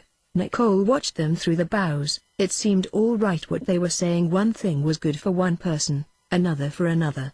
Yet it was a man's world she had overheard. Going back to the house she became doubtful again.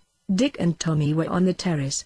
She walked through them and into the house, brought out a sketch pad and began ahead of Tommy. "Hands never idle, just are flying," Dick said lightly. How could he talk so trivially with the blood still drained down from his cheeks so that the auburn lather of beard showed red as his eyes? She turned to Tommy saying, "I can always do something. I used to have a nice active little Polynesian ape and juggle him around for hours till people began to make the most dismal rough jokes." She kept her eyes resolutely away from Dick. Presently he excused himself and went inside. She saw him pour himself 2 glasses of water, and she hardened further. Nicole Tommy began but interrupted himself to clear the harshness from his throat. "I'm going to get you some special camphor rub," she suggested. "It's American. Dick believes in it." "I'll be just a minute, I must go really." Dick came out and sat down. "Believes in what?" When she returned with the jar neither of the men had moved, though she gathered they had had some sort of excited conversation about nothing. The chauffeur was at the door, with a bag containing Tommy's clothes of the night before. The sight of Tommy in clothes borrowed from Dick moved her sadly, falsely, as though Tommy were not able to afford such clothes. "When you get to the hotel rub this into your throat and chest and then inhale it," she said. "Say, there," Dick murmured as Tommy went down the steps. "Don't give Tommy the whole jar, it has to be ordered from Paris. It's out of stock down here." Tommy came back within hearing and the 3 of them stood in the sunshine, Tommy squarely before the car so that it seemed by leaning forward he would tip it upon his back. Nicole stepped down to the path. "Now catch it," she advised him. "It's extremely rare." She heard Dick grow silent at her side. She took a step off from him and waved as the car drove off with Tommy and the special camphor rub. Then she turned to take her own medicine. "There was no necessity for that gesture," Dick said.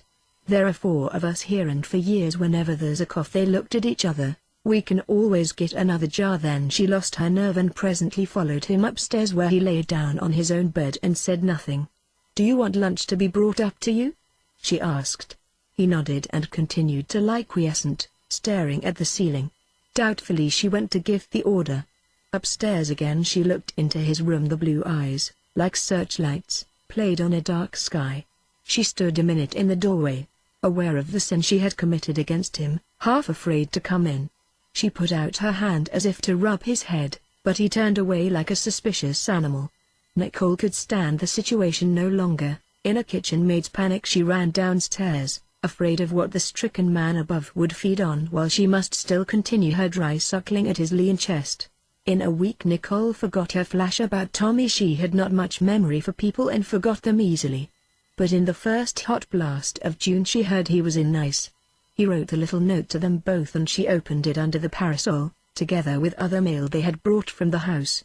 After reading it she tossed it over to Dick, and in exchange he threw a telegram into the lap of her beach pajamas.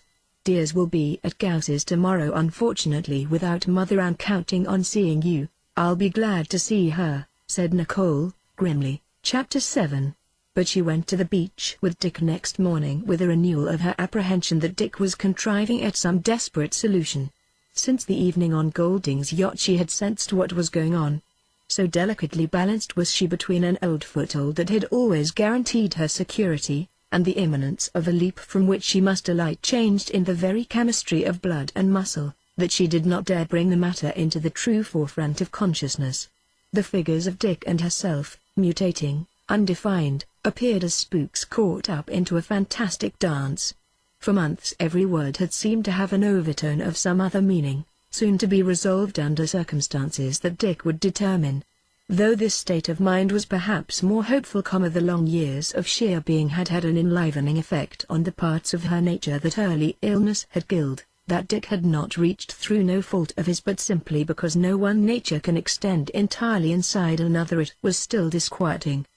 The most unhappy aspect of their relations was Dick's growing indifference, at present personified by too much drink. Nicole did not know whether she was to be crushed or spared. Dick's voice, throbbing with insincerity, confused the issue. She couldn't guess how he was going to behave next upon the tortuously slow unrolling of the carpet, nor what would happen at the end, at the moment of the leap.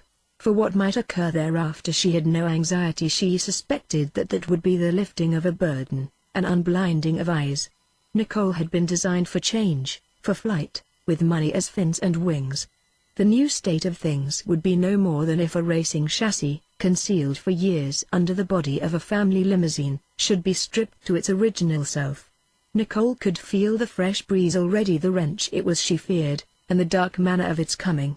The divers went out on the beach with her white suit and his white trunks very white against the color of their bodies.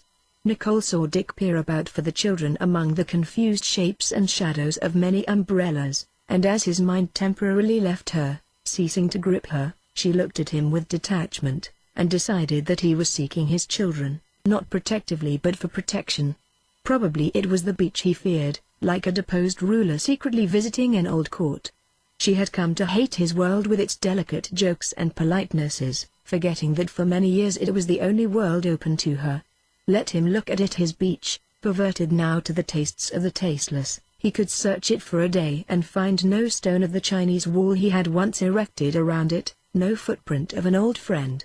For a moment Nicole was sorry it was so, remembering the glass he had raked out of the old trash heap, remembering the sailor trunks and sweaters they had bought in a nice backstreet, garments that afterward ran through a vogue in silk among the Paris couturiers, remembering the simple little French girls climbing on the breakwaters crying dites donc, like birds, and the ritual of the morning time, the quiet restful extroversion toward sea and sun, many inventions of his, buried deeper than the sand under the span of so few years. Now the swimming place was a club, though, like the international society it represented, it would be hard to say who was not admitted. Nicole hardened again as Dick knelt on the straw mat and looked about for Rosemary.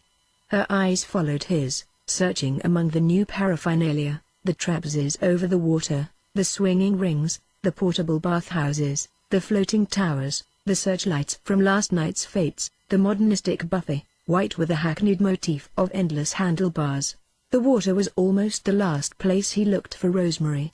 Because few people swam any more in that blue paradise, children and one exhibitionistic valet who punctuated the morning with spectacular dives from a 50-foot rock. Most of Gauss's guests stripped the concealing pajamas from their flabbiness only for a short hangover dip at 1 o'clock. The shears, Nicole remarked. She watched Dick's eyes following Rosemary's track from raft to raft, but the sigh that rocked out of her bosom was something left over from 5 years ago. "Let's swim out and speak to Rosemary," he suggested. "You go, we'll both go." She struggled a moment against his pronouncement, but eventually they swam out together, tracing Rosemary by the school of little fish who followed her, taking their dazzle from her, the shining spoon of a trout hook. Nicole stayed in the water while Dick hoisted himself up beside Rosemary, and the two sat dripping and talking, exactly as if they had never loved or touched each other. Rosemary was beautiful. Her youth was a shock to Nicole, who rejoiced, however, that the young girl was less slender by a hairline than herself. Nicole swam around in little rings, listening to Rosemary, who was acting amusement, joy, and expectation more confident than she had been 5 years ago. "I miss Mother so, but she's meeting me in Paris, Monday." "5 years ago you came here," said Dick. "And what a funny little thing you were, in one of those hotel pignoirs. How you remember things. You always did, and always the nice things." Nicole saw the old game of flattery beginning again, and she dove underwater, coming up again to hear. "I'm going to pretend it's 5 years ago and I'm a girl of 18 again. You could always make me feel some kind of happy way, you and Nicole. I feel as if you're still on the beach there, under one of those umbrellas, the nicest people I'd ever known, maybe ever will, swimming away." Nicole saw that the cloud of Dick's heart sickness had lifted a little as he began to play with Rosemary, bringing out his old expertness with people, a tarnished object of art. She guessed that with a drink or so he would have done his stunts on the swinging rings for her, fumbling through stunts he had once done with ease. She noticed that this summer, for the first time, he avoided high diving. Later, as she dodged her way from raft to raft, Dick overtook her.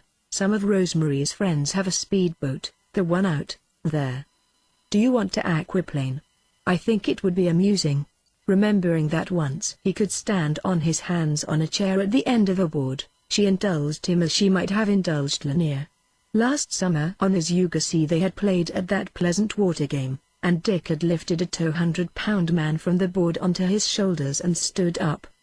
But women marry all their husbands' talents and naturally, afterwards, are not so impressed with them as they may keep up the pretense of being.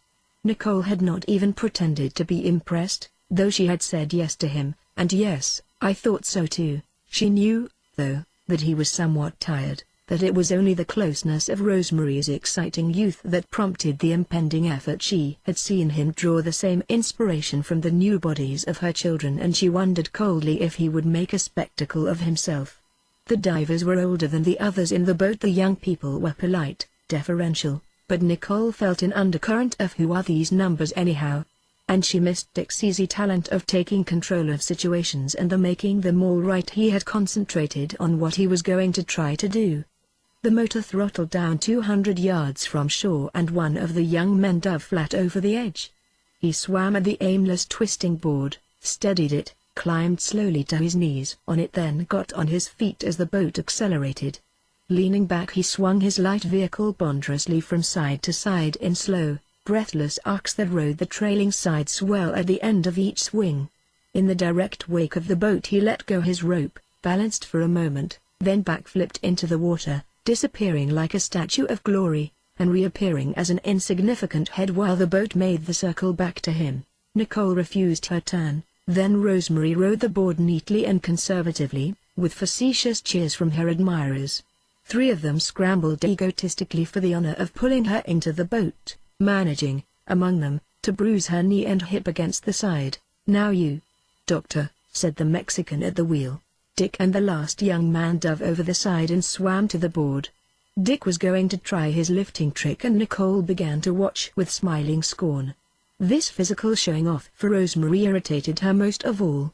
When the men had ridden long enough to find their balance, Dick knelt, and putting the back of his neck in the other man's crotch, found the rope through his legs, and slowly began to rise.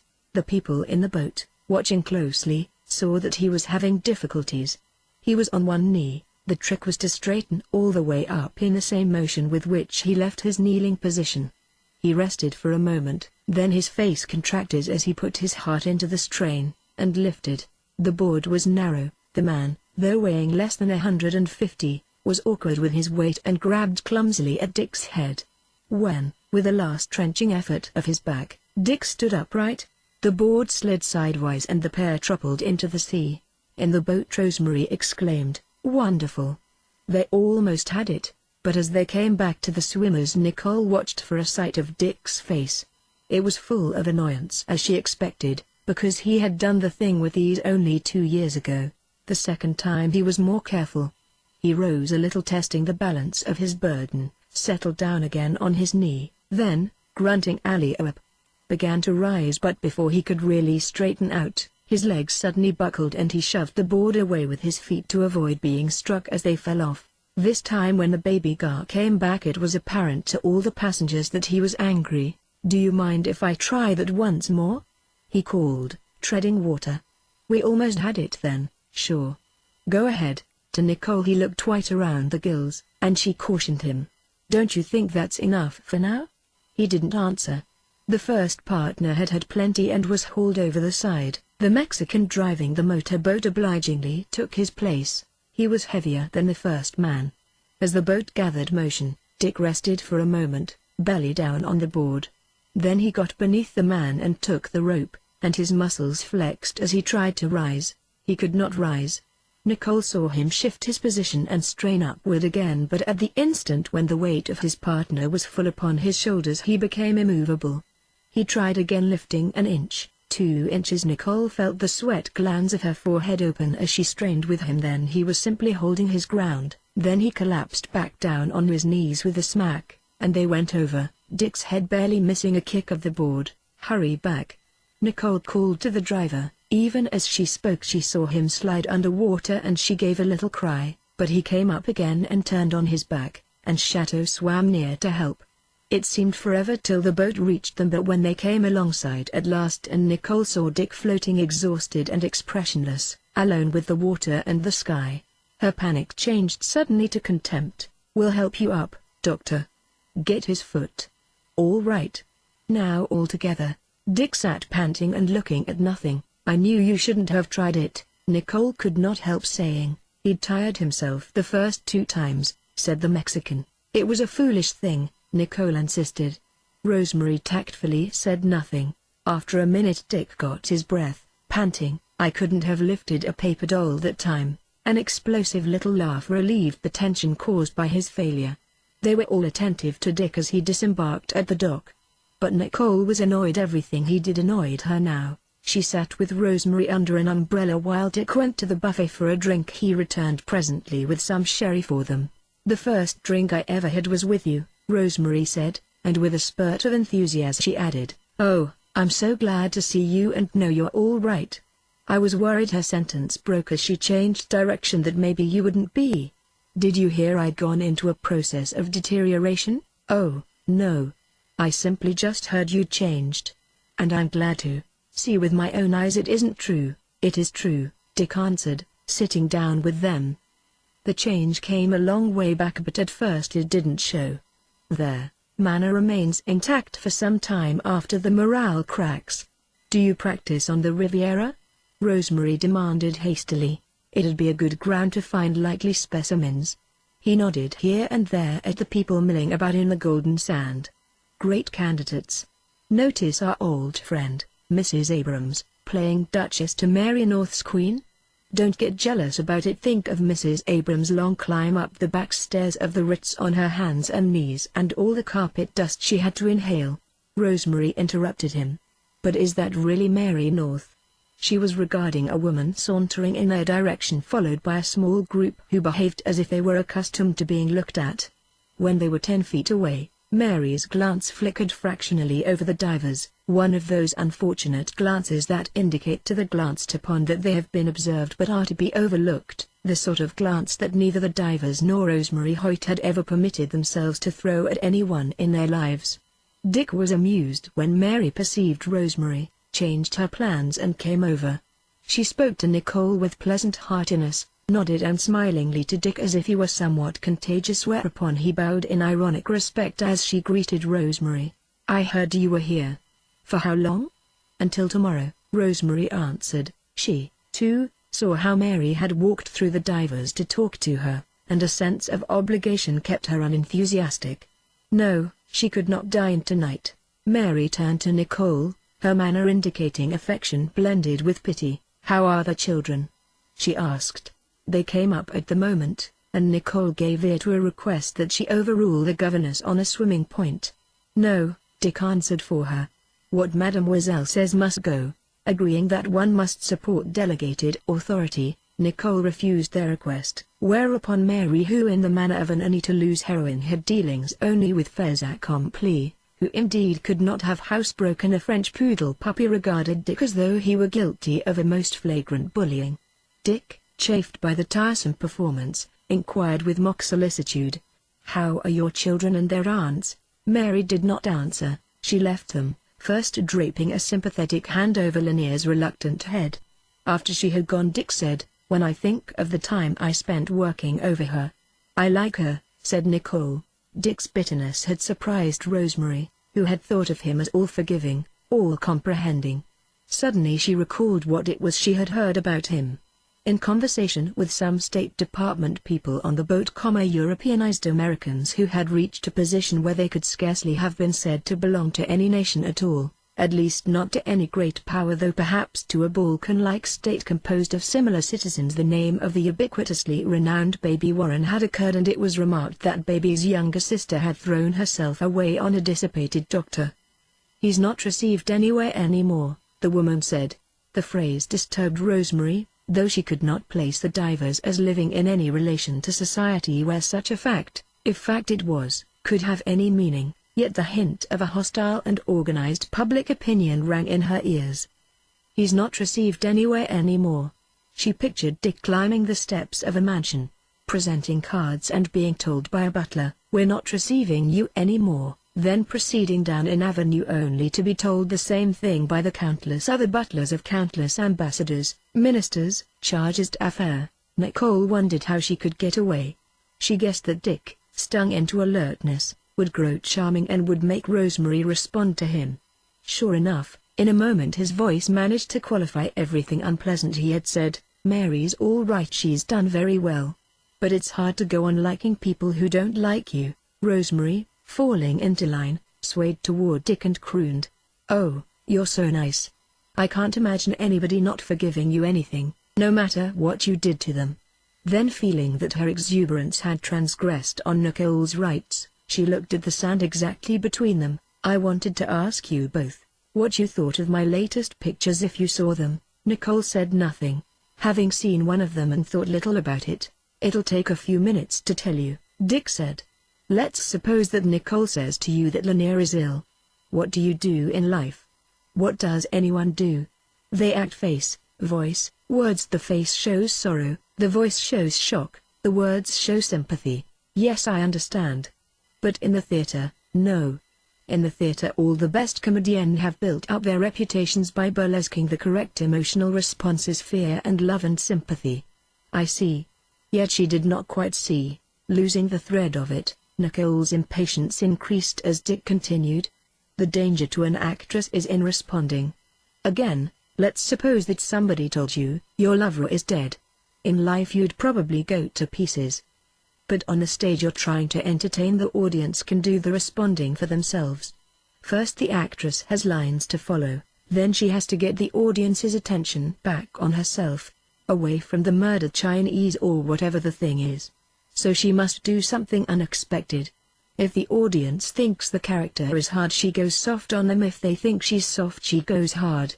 You go all out of character, you understand?" "I don't quite," admitted Rosemary. "How do you mean out of character?" "You do the unexpected thing until you've maneuvered the audience back from the objective fact to yourself. Then you slide into character again." Nicole could stand no more. She stood up sharply, making no attempt to conceal her impatience. Rosemary, who had been for a few minutes half conscious of this, turned in a conciliatory way to Topsy. "Would you like to be an actress when you grow up?" "I think you'd make a fine actress." Nicole stared at her deliberately and in her grandfather's voice said, slow and distinct, "It's absolutely out to put such ideas in the heads of other people's children. Remember, we may have quite different plans for them." She turned sharply to Dick. "I'm going to take the car home. I'll send Michelle for you and the children." "You haven't driven for months," he protested. "I haven't forgotten how." Without a glance at Rosemary, whose face was responding violently, Nicole left the umbrella. In the bathhouse, she changed to pajamas, her expression still hard as a plaque. But as she turned into the road of arched pines and the atmosphere changed, with a squirrel's flight on a branch, a wind nudging at the leaves, a cock splitting distant air, with a creep of sunlight transpiring through the immobility, then the voices of the beach receded. Nicole relaxed and felt new and happy. Her thoughts were clear as good bells. She had a sense of being cured and in a new way. Her ego began blooming like a great rich rose as she scrambled back along the labyrinths in which she had wandered for years. She hated the beach, resented the places where she had played Planet 2. Dick's son. "Why, I'm almost complete," she thought. "I'm practically standing alone, without him." And like a happy child, wanting the completion as soon as possible, and knowing vaguely that Dick had planned for her to have it, she lay on her bed as soon as she got home and wrote Tommy Barban a nice short provocative letter. But that was for the daytime. Toward evening, with the inevitable diminution of nervous energy, her spirits flagged, and the arrows flew a little in the twilight. She was afraid of what was in Dick's mind. Again she felt that a plan underlay his current actions, and she was afraid of his plans. They worked well and they had an all-inclusive logic about them which Nicole was not able to command. She had somehow given over the thinking to him, and in his absences her every action seemed automatically governed by what he would like, so that now she felt inadequate to match her intentions against his. Yet think she must. She knew at last the number on the dreadful door of fantasy, the threshold to the escape that was no escape. She knew that for her the greatest sin now and in the future was to delude herself. It had been a long lesson, but she had learned it. Either you think or else others have to think for you and take power from you, pervert and discipline your natural tastes, civilize and sterilize you. They had a tranquil supper with Dick, drinking much beer and being cheerful with the children in the dusky room. Afterward he played some Schubert songs and some new jazz from America that Nicole hummed in her harsh, sweet contralto over his shoulder. Thank why Father are, thank why Mother are, thanks for meeting up with one another. I don't like that one, Dick said, starting to turn the page. Oh, play it, she exclaimed. Am I going through the rest of life flinching at the word father? Thank the horse that pulled the buggy that night. Thank you both for being just a bit tight. Later they sat with the children on the Moorish roof and watched the fireworks of two casinos, far apart, far down on the shore. It was lonely and sad to be so empty-hearted toward each other. Next morning, back from shopping in Cannes, Nicole found a note saying that Dick had taken the small car and gone up into Provence for a few days by himself. Even as she read it, the phone rang. It was Tommy Barban from Monte Carlo, saying that he had received her letter and was driving over. She felt her lips warmth in the receiver as she welcomed his coming. Chapter 8. She bathed and anointed herself and covered her body with a layer of powder, while her toes crunched another pile on a bath towel. She looked microscopically at the lines of her flanks, wondering how soon the fine, slim edifice would begin to sink squat and earthward. In about 6 years, but now I'll do as well as anyone I know. She was not exaggerating.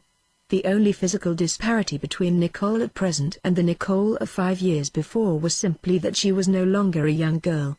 But she was enough ridden by the current youth worship, the moving pictures with their myriad faces of girl children, blandly represented as carrying on the work and wisdom of the world, to feel a jealousy of youth. She put on the first ankle-length day dress that she had owned for many years, and crossed herself reverently with Chanel 16.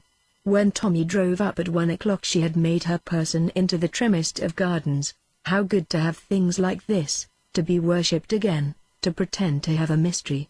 She had lost 2 of the great arrogant years in the life of a pretty girl. Now she felt like making up for them. She greeted Tommy as if he were one of many men at her feet, walking ahead of him instead of beside him as they crossed the garden toward the market umbrella.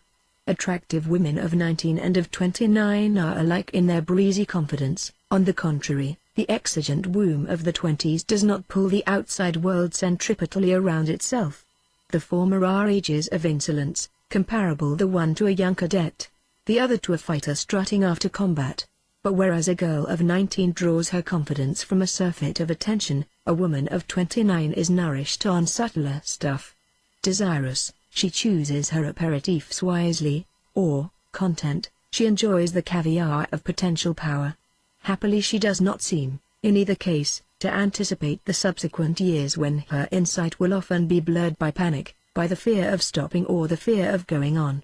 But on the landings of 19 or 29 she is pretty sure that there are no bears in the hall. Nicole did not want any vague spiritual romance. She wanted an affair, she wanted a change. She realized, thinking with Dick's thoughts, that from a superficial view it was a vulgar business to enter, without emotion, into an indulgence that menaced all of them. On the other hand, she blamed Dick for the immediate situation, and honestly thought that such an experiment might have a therapeutic value. All summer she had been stimulated by watching people do exactly what they were tempted to do and pay no penalty for it. Moreover, in spite of her intention of no longer lying to herself, she preferred to consider that she was merely feeling her way and that at any moment she could withdraw. In the light shade Tommy caught her up in his white duck arms and pulled her around to him, looking at her eyes. "Don't move," he said. "I'm going to look at you a great deal from now on." There was some scent on his hair, a faint aura of soap from his white clothes. Her lips were tight, not smiling, and they both simply looked for a moment. "Do you like what you see?" she murmured. Pearl Fran's eyes. "Very well," and she asked again in French. "Do you like what you see?" He pulled her closer. "I like whatever I see about you." He hesitated. "I thought I knew your face, but it seems there are some things I didn't know about it." "When did you begin to have white crook's eyes?" She broke away, shocked and indignant, and cried in English, "Is that why you wanted to talk French?" Her voice quieted as the butler came with sherry. "So you could be offensive more accurately?" She parked her small seat violently on the cloth of silver chair cushion. "I have no mirror here," she said, again in French, but decisively, "but if my eyes have changed it's because I'm well again." and being well, perhaps I've gone back to my true self. I suppose my grandfather was a crook and I'm a crook by heritage. So there we are. Does that satisfy your logical mind? He scarcely seemed to know what she was talking about. Where's Dick? Is he lunching with us? Seeing that his remark had meant comparatively little to him, she suddenly laughed away its effect. Dick's on a tour, she said. Rosemary Hoyt turned up, and either they're together or she upset him so much that he wants to go away and dream about her. You know, you're a little complicated after all. Oh no, she assured him hastily. No, I'm not really. I'm just a whole lot of different simple people. Marius brought out melon and an ice pail, and Nicole, thinking irresistibly about her crook's eyes, did not answer. He gave one an entire nut to crack. This man, instead of giving it in fragments to pick at for meat, why didn't they leave you in your natural state? Tommy demanded presently. You are the most dramatic person I have known. She had no answer. All this taming of women. He scoffed. In any society there are certain. She felt Dick's ghost prompting at her elbow, but she subsided at Tommy's overtone. I've brutalized many men into shape, but I wouldn't take a chance on half the number of women. Especially this kind bullying. What good does it do anybody? ? You or him or anybody? Her heart leapt and then sank faintly with a sense of what she owed Dick. I suppose you've got too much money, he said impatiently. That's the crux of the matter. Dick can't beat that. She considered while the melons were removed. What do you think I ought to do? For the first time in 10 years she was under the sway of a personality other than her husband's. Everything Tommy said to her became part of her forever. They drank the bottle of wine while a faint wind rocked the pine needles, and the sensuous heat of early afternoon made blinding freckles on the checkered luncheon cloth. Tommy came over behind her and laid his arms along hers, clasping her hands. Their cheeks touched and then their lips, and she gasped, half with passion for him, half with the sudden surprise of its force. Can't you send the governess and the children away for the afternoon? They have a piano lesson. Anyhow, I don't want to stay here. Kiss me again. A little later, riding toward Nice, she thought, so I have white crook's eyes. Have I? Very well then, better a sane crook than a mad Puritan. His assertion seemed to absolve her from all blame or responsibility, and she had a thrill of delight in thinking of herself in a new way. New vistas appeared ahead, peopled with the faces of many men, none of whom she need obey or even love. She drew in her breath, hunched her shoulders with a wriggle, and turned to Tommy. Have we got to go all the way to your hotel at Monte Carlo? He brought the car to a stop with a squeak of tires. No, he answered. And, my God, I have never been so happy as I am this minute. They had passed through Nice following the blue coast and begun to mount to the middling high Corniche. Now Tommy turned sharply down to the shore, ran out a blunt peninsula, and stopped in the rear of a small shore hotel. Its tangibility frightened Nicole for a moment. At the desk an American was arguing interminably with the clerk about the rate of exchange. She hovered, outwardly tranquil but inwardly miserable, as Tommy filled out the police blanks, his real, hers false. Their room was a Mediterranean room, almost ascetic, almost clean, darkened to the glare of the sea. Simplest of pleasures, simplest of places. Tommy ordered 2 cognacs, and when the door closed behind the waiter, he sat in the only chair, dark, scarred and handsome, his eyebrows arched and up-curling, a fighting Puck, an earnest Satan. Before they had finished the brandy they suddenly moved together and met standing up, then they were sitting on the bed and he kissed her hardy knees. Struggling a little still, like a decapitated animal, she forgot about Dick and her new white A's, forgot Tommy himself, and sank deeper and deeper into the minutes and the moment. When he got up to open a shutter and find out what caused the increasing clamor below their windows, his figure was darker and stronger than Dick's, with highlights along the rope twists of muscle. Momentarily he had forgotten her too. Almost in the second of his flesh breaking from hers, she had a foretaste that things were going to be different than she had expected. She felt the nameless fear which precedes all emotions, joyous or sorrowful, inevitable as a hum of thunder precedes a storm. Tommy peered cautiously from the balcony and reported, "All I can see is 2 women on the balcony below this. They're talking about weather and tipping back and forth in American rocking chairs, making all that noise. The noise is coming from somewhere below them. Listen, oh, way down south in the land of cotton, Hotels bum and business rotten. Look away, it's Americans. Nicole flung her arms wide on the bed and stared at the ceiling. The powder had dampened on her to make a milky surface. She liked the bareness of the room, the sound of the single fly navigating overhead. Tommy brought the chair over to the bed and swept the clothes off it to sit down. She liked the economy of the weightless dress and espadrilles that mingled with his tucks upon the floor. He inspected the oblong white torso joined abruptly to the brown limbs and head, and said, laughing gravely, "You are all new like a baby, with white eyes. I'll take care of that. It's very hard taking care of white eyes, especially the ones made in Chicago. I know all the old Languedoc peasant remedies." "Kiss me, on the lips, Tommy." "That's so American," he said, kissing her nevertheless. "When I was in America last there were girls who would tear you apart with their lips, tear themselves too, until their faces were scarlet with the blood around the lips all brought out in a patch but nothing further." Nicole leaned up on one elbow. "I like this room," she said. "I find it somewhat meager." "Darling, I'm glad you wouldn't wait until we got to Monte Carlo." "Why only meager?" "Why, this is a wonderful room." Tommy liked the bare tables in so many Cézanne and Picassos. "I don't know." He did not try to understand her. "There's that noise again. My God, has there been a murder?" He went to the window and reported once more. "It seems to be two American sailors fighting and a lot more cheering them on. They are from your battleship offshore." He wrapped a towel around himself and went further out on the balcony. "They have pools with them. I have heard about this now. The women follow them from place to place wherever the ship goes." "But what women? One would think with their pay they could find better women." "Why, the women who followed Kornilov. Why, we never looked at anything less than a ballerina." Nicole was glad he had known so many women, so that the word itself meant nothing to him. She would be able to hold him so long as the person in her transcended the universals of her body. "Hit him where it hurts. Yeah, hhh. Hey, what I tell you, get inside that right. Come on, Dulschmidt, you son. Yeah. Yeah. Tommy turned away. "This place seems to have outlived its usefulness. You agree?" She agreed, but they clung together for a moment before dressing, and then for a while longer it seemed as good enough a palace as any. Dressing at last, Tommy exclaimed, "My God, those two women in the rocking chairs on the balcony below us haven't moved. They're trying to talk this matter out of existence. They're here on an economical holiday, and all the American Navy and all the whores in Europe couldn't spoil it." He came over gently and surrounded her, pulling the shoulder strap of her slip into place with his teeth. Then a sound split the air outside. Crack boom mm.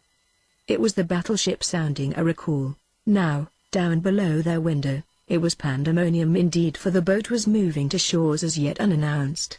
Waiters called accounts and demanded settlements in impassioned voices. There were oaths and denials, the tossing of bills too large and change too small. Pass-outs were assisted to the boats, and the voices of the naval police chopped with quick commands through all voices.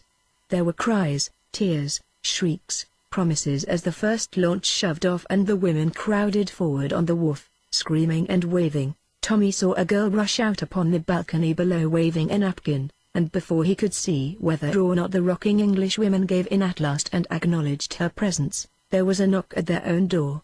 Outside, excited female voices made them agree to unlock it, disclosing two girls, young, thin and barbaric, unfound rather than lost, in the hall. One of them wept chokingly. "Qui, wave off your porch," implored the other in passionate American. "Qui, please? Wave at the boyfriends? Qui, please. The other rooms is all locked." "With pleasure," Tommy said. The girls rushed out on the balcony and presently their voices struck a loud treble over the din. "Bye, Charlie. Charlie, look up. Send a wire Jen la livery nice, Charlie. He don't see me." One of the girls hoisted her skirt suddenly, pulled and ripped at her pink step-ins and tore them to a sizable flag, then, screaming "Ben! Ben!" she waved it wildly. As Tommy and Nicole left the room it still fluttered against the blue sky. "Oh, say, can you see the tender color of remembered flesh?" While at the stern of the battleship rose in rivalry the Star-Spangled Banner. They dined at the new beach casino at Monte Carlo. Much later, they swam in Bewley in a roofless cavern of white moonlight formed by a circlet of pale boulders about a cup of phosphorescent water, facing Monaco and the blur of Mentone. She liked his bringing her there to the eastward vision and the novel tricks of wind and water. It was all as new as they were to each other. Symbolically she lay across his saddle bow as surely as if he had wolfed her away from Damascus and they had come out upon the Mongolian plain. Moment by moment all that Dick had taught her fell away and she was ever nearer to what she had been in the beginning, prototype of that obscure yielding up of swords that was going on in the world about her.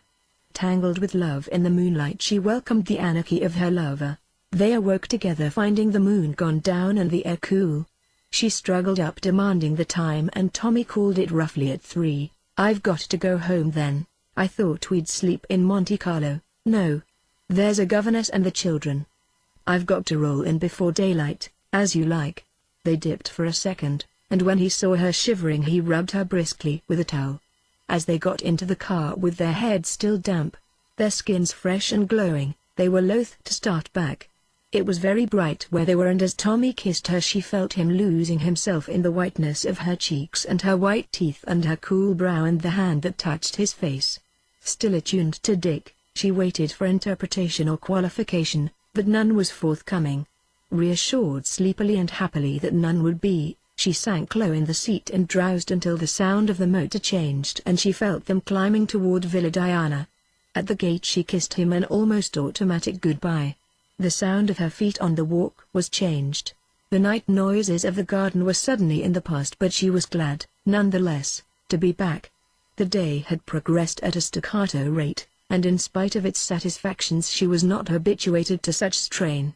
Chapter 9. At 4 o'clock next afternoon a station taxi stopped at the gate and Dick got out. Suddenly off balance, Nicole ran from the terrace to meet him, breathless with her effort at self-control. "Where's the car?" she asked. "I left it in Hull. I didn't feel like driving anymore. I thought from your note that you'd be several days. I ran into a mistral and some rain." "Did you have fun?" "Just as much fun as anybody has running away from things. I drove Rosemary as far as Avignon and put her on her train there." They walked toward the terrace together, where he deposited his bag. "I didn't tell you in the note because I thought you'd imagine a lot of things. That was very considerate of you." Nicole felt surer of herself now. "I wanted to find out if she had anything to offer. The only way was to see her alone." "Did she have anything to offer?" "Rosemary didn't grow up," he answered. "It's probably better that way." "What have you been doing?" She felt her face quiver like a rabbit's. "I went dancing last night with Tommy Barban." "We went," he winced, interrupting her. "Don't tell me about it." "It doesn't matter what you do, only I don't want to know anything definitely." "There isn't anything to know." All right." Then as if he had been away a week, "How are the children?" The phone rang in the house. "If it's for me I'm not home," said Dick turning away quickly. "I've got some things to do over in the workroom." Nicole waited till he was out of sight behind the well, then she went into the house and took up the phone. "Nicole, comment Vastu. Dick's home." He groaned. "Meet me here in Cannes," he suggested. "I've got to talk to you." "I can't." "Tell me you love me." Without speaking she nodded at their receiver. He repeated, "Tell me you love me." "Oh, I do," she assured him. "But there's nothing to be done right now." "Of course there is," he said impatiently. "Dick sees it's over between you two. It's obvious he has quit." "What does he expect you to do?" "I don't know. I'll have to." She stopped herself from saying to wait until I can ask Dick, and instead finished with, "I'll write and I'll phone you tomorrow." She wandered about the house rather contentedly, resting on her achievement. She was a mischief, and that was a satisfaction. No longer was she a huntress of corralled game. Yesterday came back to her now in innumerable detail that began to overlay her memory of similar moments when her love for Dick was fresh and intact. She began to slight that love, so that it seemed to have been tinged with sentimental habit from the first. With the opportunistic memory of women she scarcely recalled how she had felt when she and Dick had possessed each other in secret places around the corners of the world, during the month before they were married. Just so had she lied to Tommy last night, swearing to him that never before had she so entirely, so completely, so utterly. Then remorse for this moment of betrayal, which so cavalierly belittled a decade of her life, turned her walk toward Dick's sanctuary. Approaching noiselessly, she saw him behind his cottage, sitting in a steamer chair by the cliff wall, and for a moment she regarded him silently. He was thinking, he was living a world completely his own, and in the small motions of his face, the brow raised or lowered, the eyes narrowed or widened, the lips set and reset, the play of his hands, she saw him progress from phase to phase of his own story spinning out inside him. His own, not hers. Once he clenched his fists and leaned forward, once it brought into his face an expression of torment and despair. When this passed, its stamp lingered in his eyes. For almost the first time in her life she was sorry for him. It is hard for those who have once been mentally afflicted to be sorry for those who are well, and though Nicole often paid lip service to the fact that he had led her back to the world she had forfeited, she had thought of him really as an inexhaustible energy, incapable of fatigue. She forgot the troubles she caused him at the moment when she forgot the troubles of her own that had prompted her. That he no longer controlled her. Did he know that? Had he willed it all? She felt as sorry for him as she had sometimes felt for Abe North and his ignoble destiny, sorry as for the helplessness of infants and the old. She went up, putting her arm around his shoulder and touching their heads together said, "Don't be sad." He looked at her coldly. "Don't touch me," he said. Confused, she moved a few feet away. "Excuse me," he continued abstractedly. "I was just thinking what I thought of you. Why not add the new classification to your book? I have thought of it furthermore and beyond there, psychoses and the neuroses. I didn't come over here to be disagreeable." "Then why did you come, Nicole?" "I can't do anything for you anymore. I'm trying to save myself from my contamination. Profession throws me in contact with questionable company sometimes." She wept with anger at the abuse. "You're a coward. You've made a failure of your life, and you want to blame it on me." While he did not answer, she began to feel the old hypnotism of his intelligence, sometimes exercised without power but always with substrata of truth under truth which she could not break or even crack. Again she struggled with it, fighting him with her small, fine eyes, with the plush arrogance of a top dog, with her nascent transference to another man, with the accumulated resentment of years. She fought him with her money and her faith that her sister disliked him and was behind her now, with the thought of the new enemies he was making, with his bitterness, with her quick guile against his whining and dining slowness, her health and beauty against his physical deterioration, her unscrupulousness against his moralities. For this inner battle she used even her weaknesses, fighting bravely and courageously with the old cans and crockery and bottles, empty receptacles of her expiated sins, outrages, mistakes. And suddenly, in the space of 2 minutes, she achieved her victory and justified herself to herself without lie or subterfuge, cut the cord forever. Then she walked, weak in the legs, and sobbing coolly, toward the household that was hers at last. Dick waited until she was out of sight. Then he leaned his head forward on the parapet. The case was finished. Dr. Diver was at liberty. Chapter 10. At 2 o'clock that night the phone woke Nicole and she heard Dick answer it from what they called the restless bed, in the next room. May I zakiestskage pile? His voice woke up with surprise. But can I speak to one of the ladies, sir? The officer? They are both ladies of the very highest prominence, ladies of connections that might cause political complications of the most serious. It is a fact, I swear to you. Very well, you will see. He got up and, as he absorbed the situation, his self-knowledge assured him that he would undertake to deal with it. The old fatal pleasingness, the old forceful charm, swept back with its cry of "use me." He would have to go fix this thing that he didn't care a damn about, because it had early become a habit to be loved, perhaps from the moment when he had realized that he was the last hope of a decaying clan. On an almost parallel occasion, back in Daimler's clinic on the Zurich Sea, realizing this power, he had made his choice, chosen Ophelia, chosen the sweet poison and drunk it. Wanting above all to be brave and kind, he had wanted, even more than that, to be loved. So it had been. So it would ever be. He saw, simultaneously with the slow archaic tinkle from the phone box as he rang off. There was a long pause. Nicole called, "What is it? Who is it?" Dick had begun to dress even as he hung up the phone. "It's the Poste de Police in Antibes. They are holding Mary North and that Sibley Beers." It's something serious. The agent wouldn't tell me. He kept saying pas de morts, pas d'automobiles, but he implied it was just about everything else. Why on earth did they call on you? It sounds very peculiar to me. They've got to get out on bail to save their faces, and only some property owner in the Alps Maritimes can give bail. They had their nerve. I don't mind. However, I'll pick up Gauss at the hotel. Nicole stayed awake after he had departed, wondering what offense they could have committed. Then she slept. A little after 3 when Dick came in, she sat up stark awake, saying, "What?" as if to a character in her dream. It was an extraordinary story, Dick said.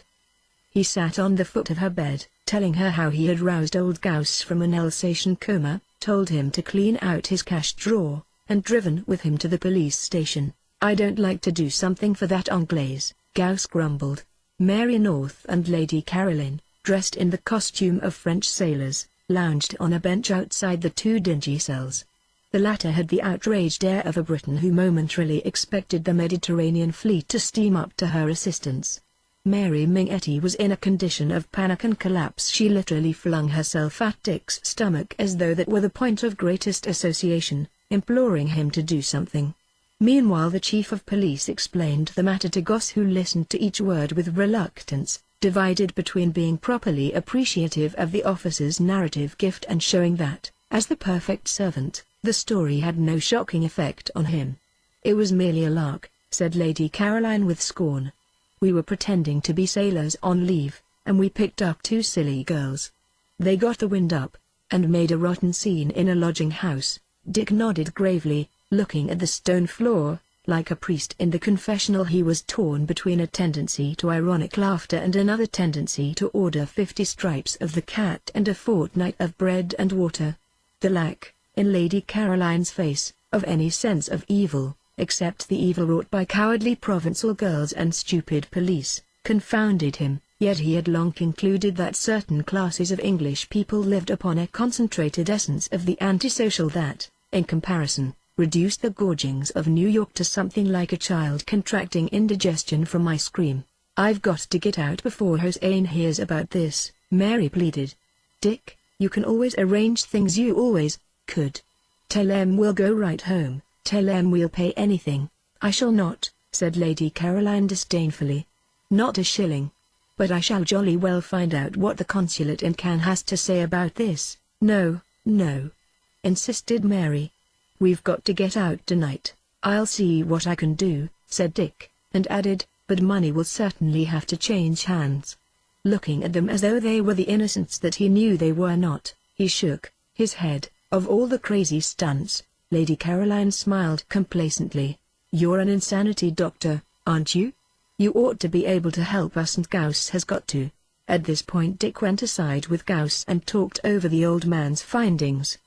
The affair was more serious than had been indicated. One of the girls whom they had picked up was of a respectable family. The family were furious, or pretended to be. A settlement would have to be made with them. The other one, a girl of the port, could be more easily dealt with. There were French statutes that would make conviction punishable by imprisonment or, at the very least, public expulsion from the country. In addition to the difficulties, there was a growing difference in tolerance between such townspeople as benefited by the foreign colony and the ones who were annoyed by the consequent rise of prices. Gauss, having summarized the situation, turned it over to Dick. Dick called the chief of police into conference. "Now you know that the French government wants to encourage American touring, so much so that in Paris this summer there's an order that Americans can't be arrested except for the most serious offenses. This is serious enough, my God. But look, now you have their carte d'identité. They had none. They had nothing. 200 francs and some rings. Not even shoelaces that they could have hung themselves with." Relieved that there had been no carte d'identité, Dick continued. "The Italian countess is still an American citizen. She is the granddaughter," he told a string of lies slowly and portentously, "of John D. Rockefeller Mellon. You have heard of him?" "Yes, oh heavens, yes. You mistake me for a nobody? In addition, she is the niece of Lord Henry Ford and so connected with the Renault and Citroën companies." He thought he had better stop here. However, the sincerity of his voice had begun to affect the officer, so he continued, "To arrest her is just as if you arrested a great royalty of England. It might mean war. But how about the Englishwoman? I'm coming to that. She is affianced to the brother of their Prince of Wales, the Duke of Buckingham. She will be an exquisite bride for him. Now we are prepared to give. Dick calculated quickly, 1,000 francs to each of the girls and an additional 1,000 to the father of the serious one. Also 2,000 in addition, for you to distribute as you think best. He shrugged his shoulders. Among the men who made the arrest, the lodging house keeper and so forth. I shall hand you the 5,000 and expect you to do the negotiating immediately. Then they can be released on bail on some charge like disturbing the peace, and whatever fine there is will be paid before the magistrate tomorrow by messenger. Before the officer spoke, Dick saw by his expression that it would be all right. The man said hesitantly, I have made no entry because they have no carte d'identite. I must see. Give me the money. An hour later Dick and Dem. Gauss dropped the women by the Majestic Hotel, where Lady Caroline's chauffeur slept in her landaulet. Remember, said Dick, you owe Monsieur Gauss $100 apiece. All right, Mary agreed, I'll give him a check tomorrow and something more. Not I. Startled, they all turned to Lady Caroline, who, now entirely recovered, was swollen with righteousness.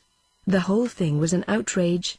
By no means did I authorize you to give $100 to those people. Little Gauss stood beside the car, his eyes blazing suddenly. You won't pay me? Of course she will, said Dick. Suddenly the abuse that Gauss had once endured as a busboy in London flamed up and he walked through the moonlight up to Lady Caroline. He whipped a string of condemnatory words about her, and as she turned away with a frozen laugh, he took a step after her and swiftly planted his little foot in the most celebrated of targets.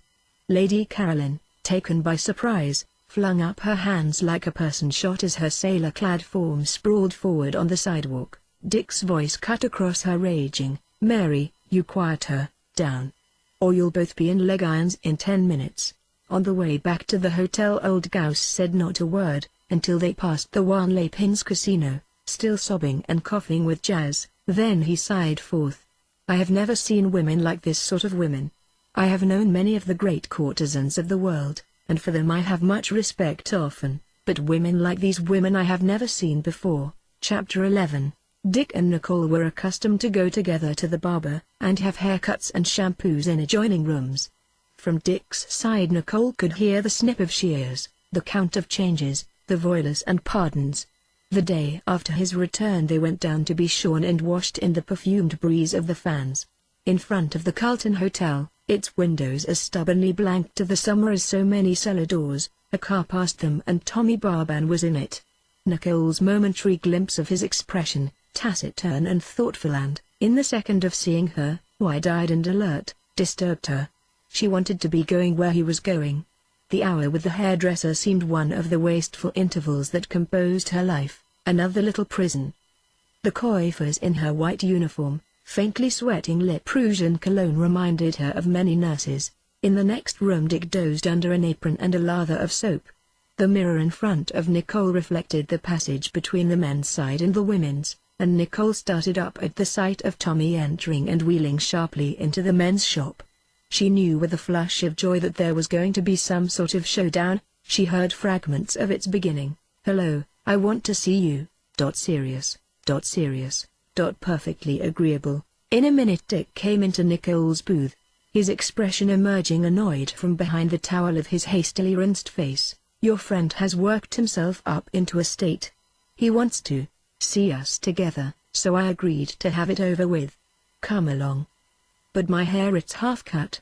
Never mind, come along. Resentfully she had the staring coiffeurs remove the towels. Feeling messy and unadorned she followed Dick from the hotel. Outside Tommy bent over her hand. We'll go to the Café des Alliés, said Dick. Wherever we can be alone, Tommy agreed. Under the arching trees, central in summer, Dick asked. Will you take anything, Nicole? A citron press, for me et demi, said Tommy. The black and white with siphon, said Dick. Il n'y a plus de black and white.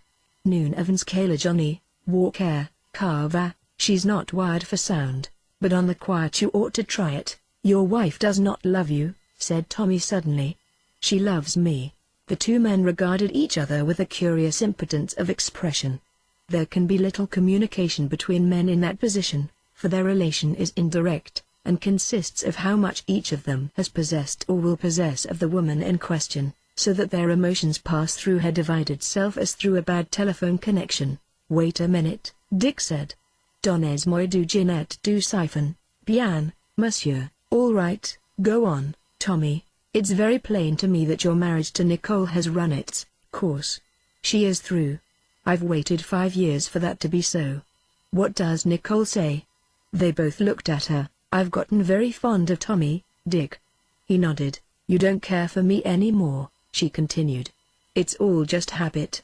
Things were never the same after Rosemary. Unattracted to this angle, Tommy broke in sharply with, "You don't understand Nicole. You treat her always like a patient because she was once sick." They were suddenly interrupted by an insistent American, of sinister aspect, vending copies of the Herald and of the Times fresh from New York. "Got everything here, buddies," he announced. "Been here long?" says his sailor. "Alles oust," Tommy cried, and then to Dick, "Now no woman would stand such." "Buddies," interrupted the American again. "You think I'm wasting my time, but lots of others don't." He brought a grey clipping from his purse and Dick recognized it as he saw it. It cartooned millions of Americans pouring from liners with bags of gold. "You think I'm not going to get part of that?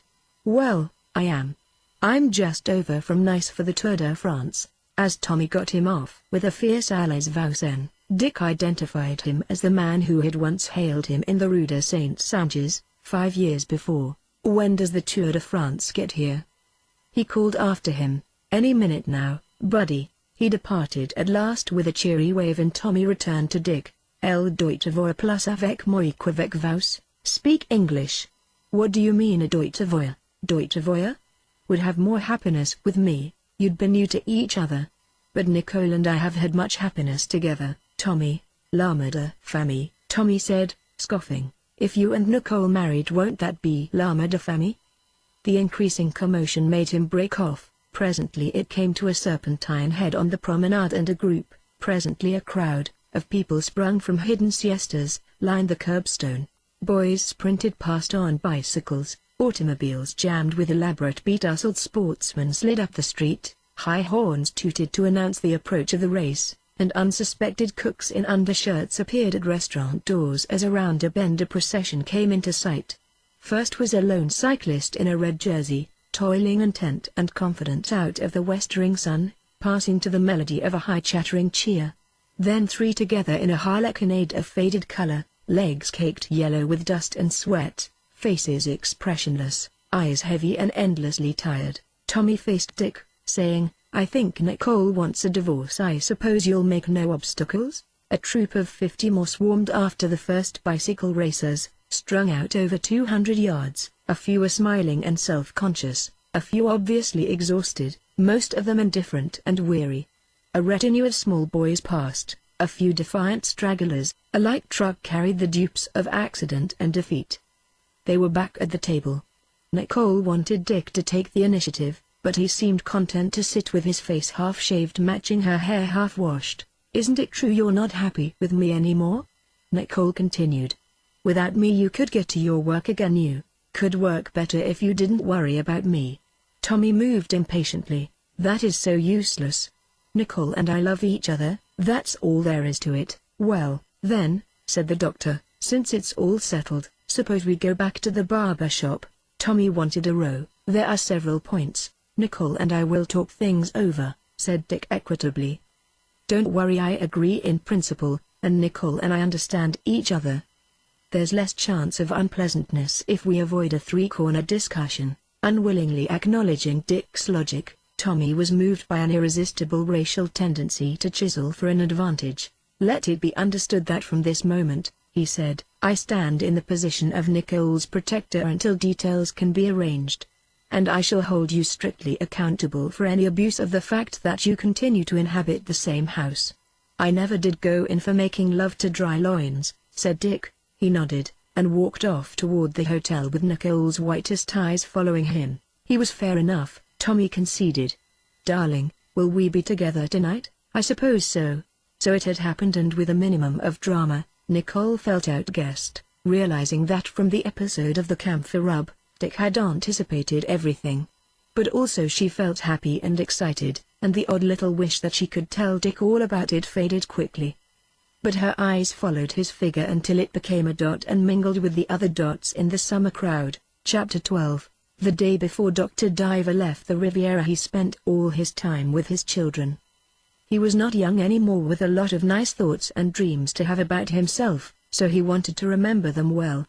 The children had been told that this winter they would be with their aunt in London and that soon they were going to come and see him in America.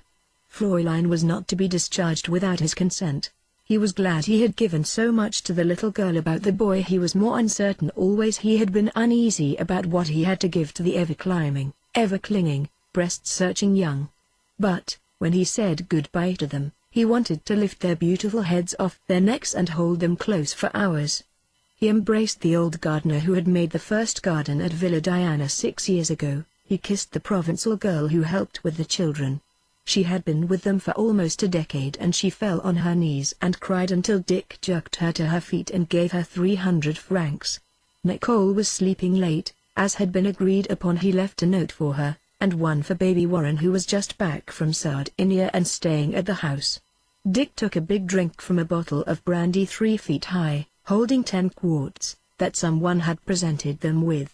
Then he decided to leave his bags by the station in Cannes and take a last look at Gauss's beach. The beach was peopled with only an advance guard of children when Nicole and her sister arrived that morning.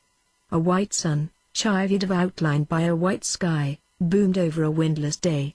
Waiters were putting extra ice into the bar. An American photographer from the A&P worked with his equipment in a precarious shade and looked up quickly at every footfall descending the stone steps.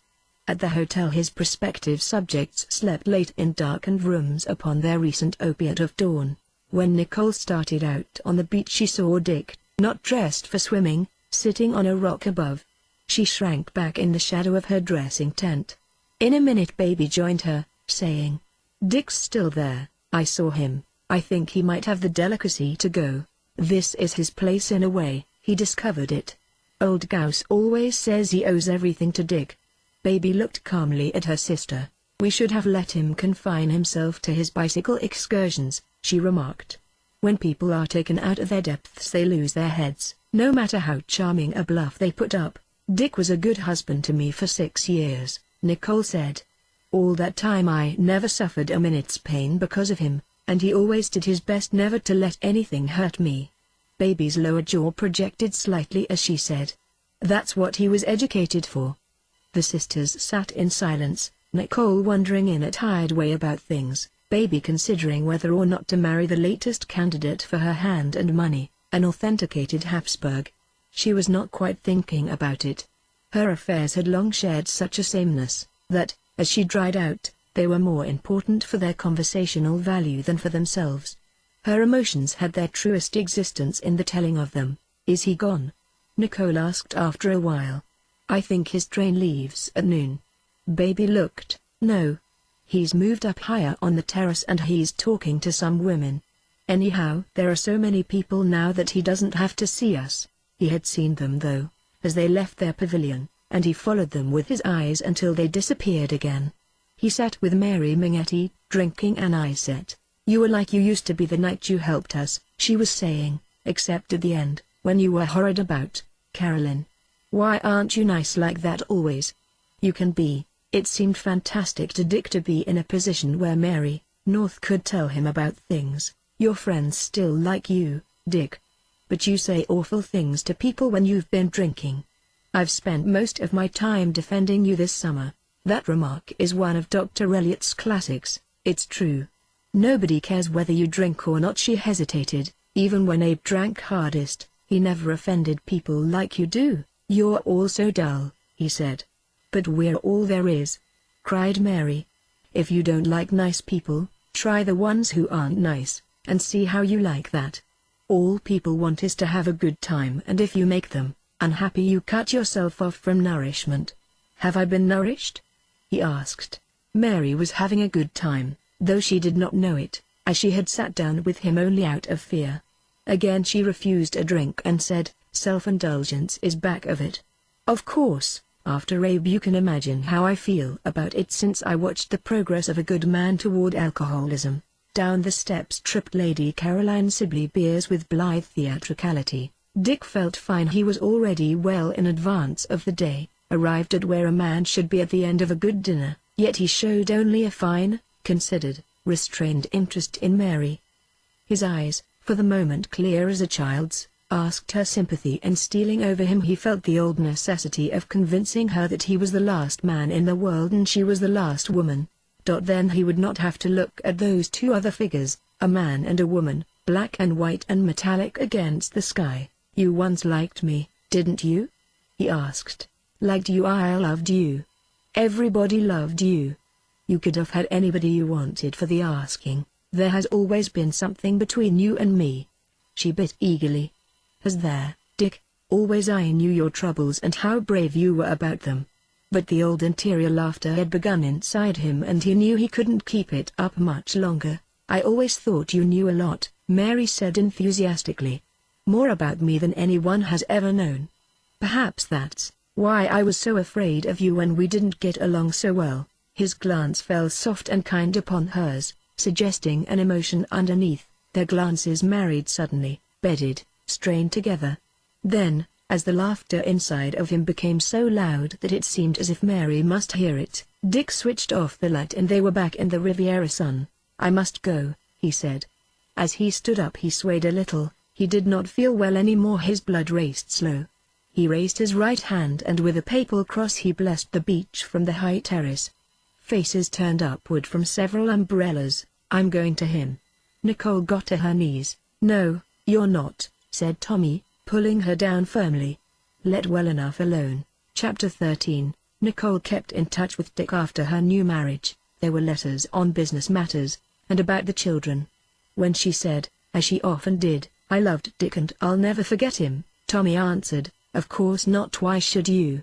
Dick opened an office in Buffalo, but evidently without success. Nicole did not find what the trouble was, but she heard a few months later that he was in a little town named Batavia, NY, practicing general medicine, and later that he was in Lockport, doing the same thing.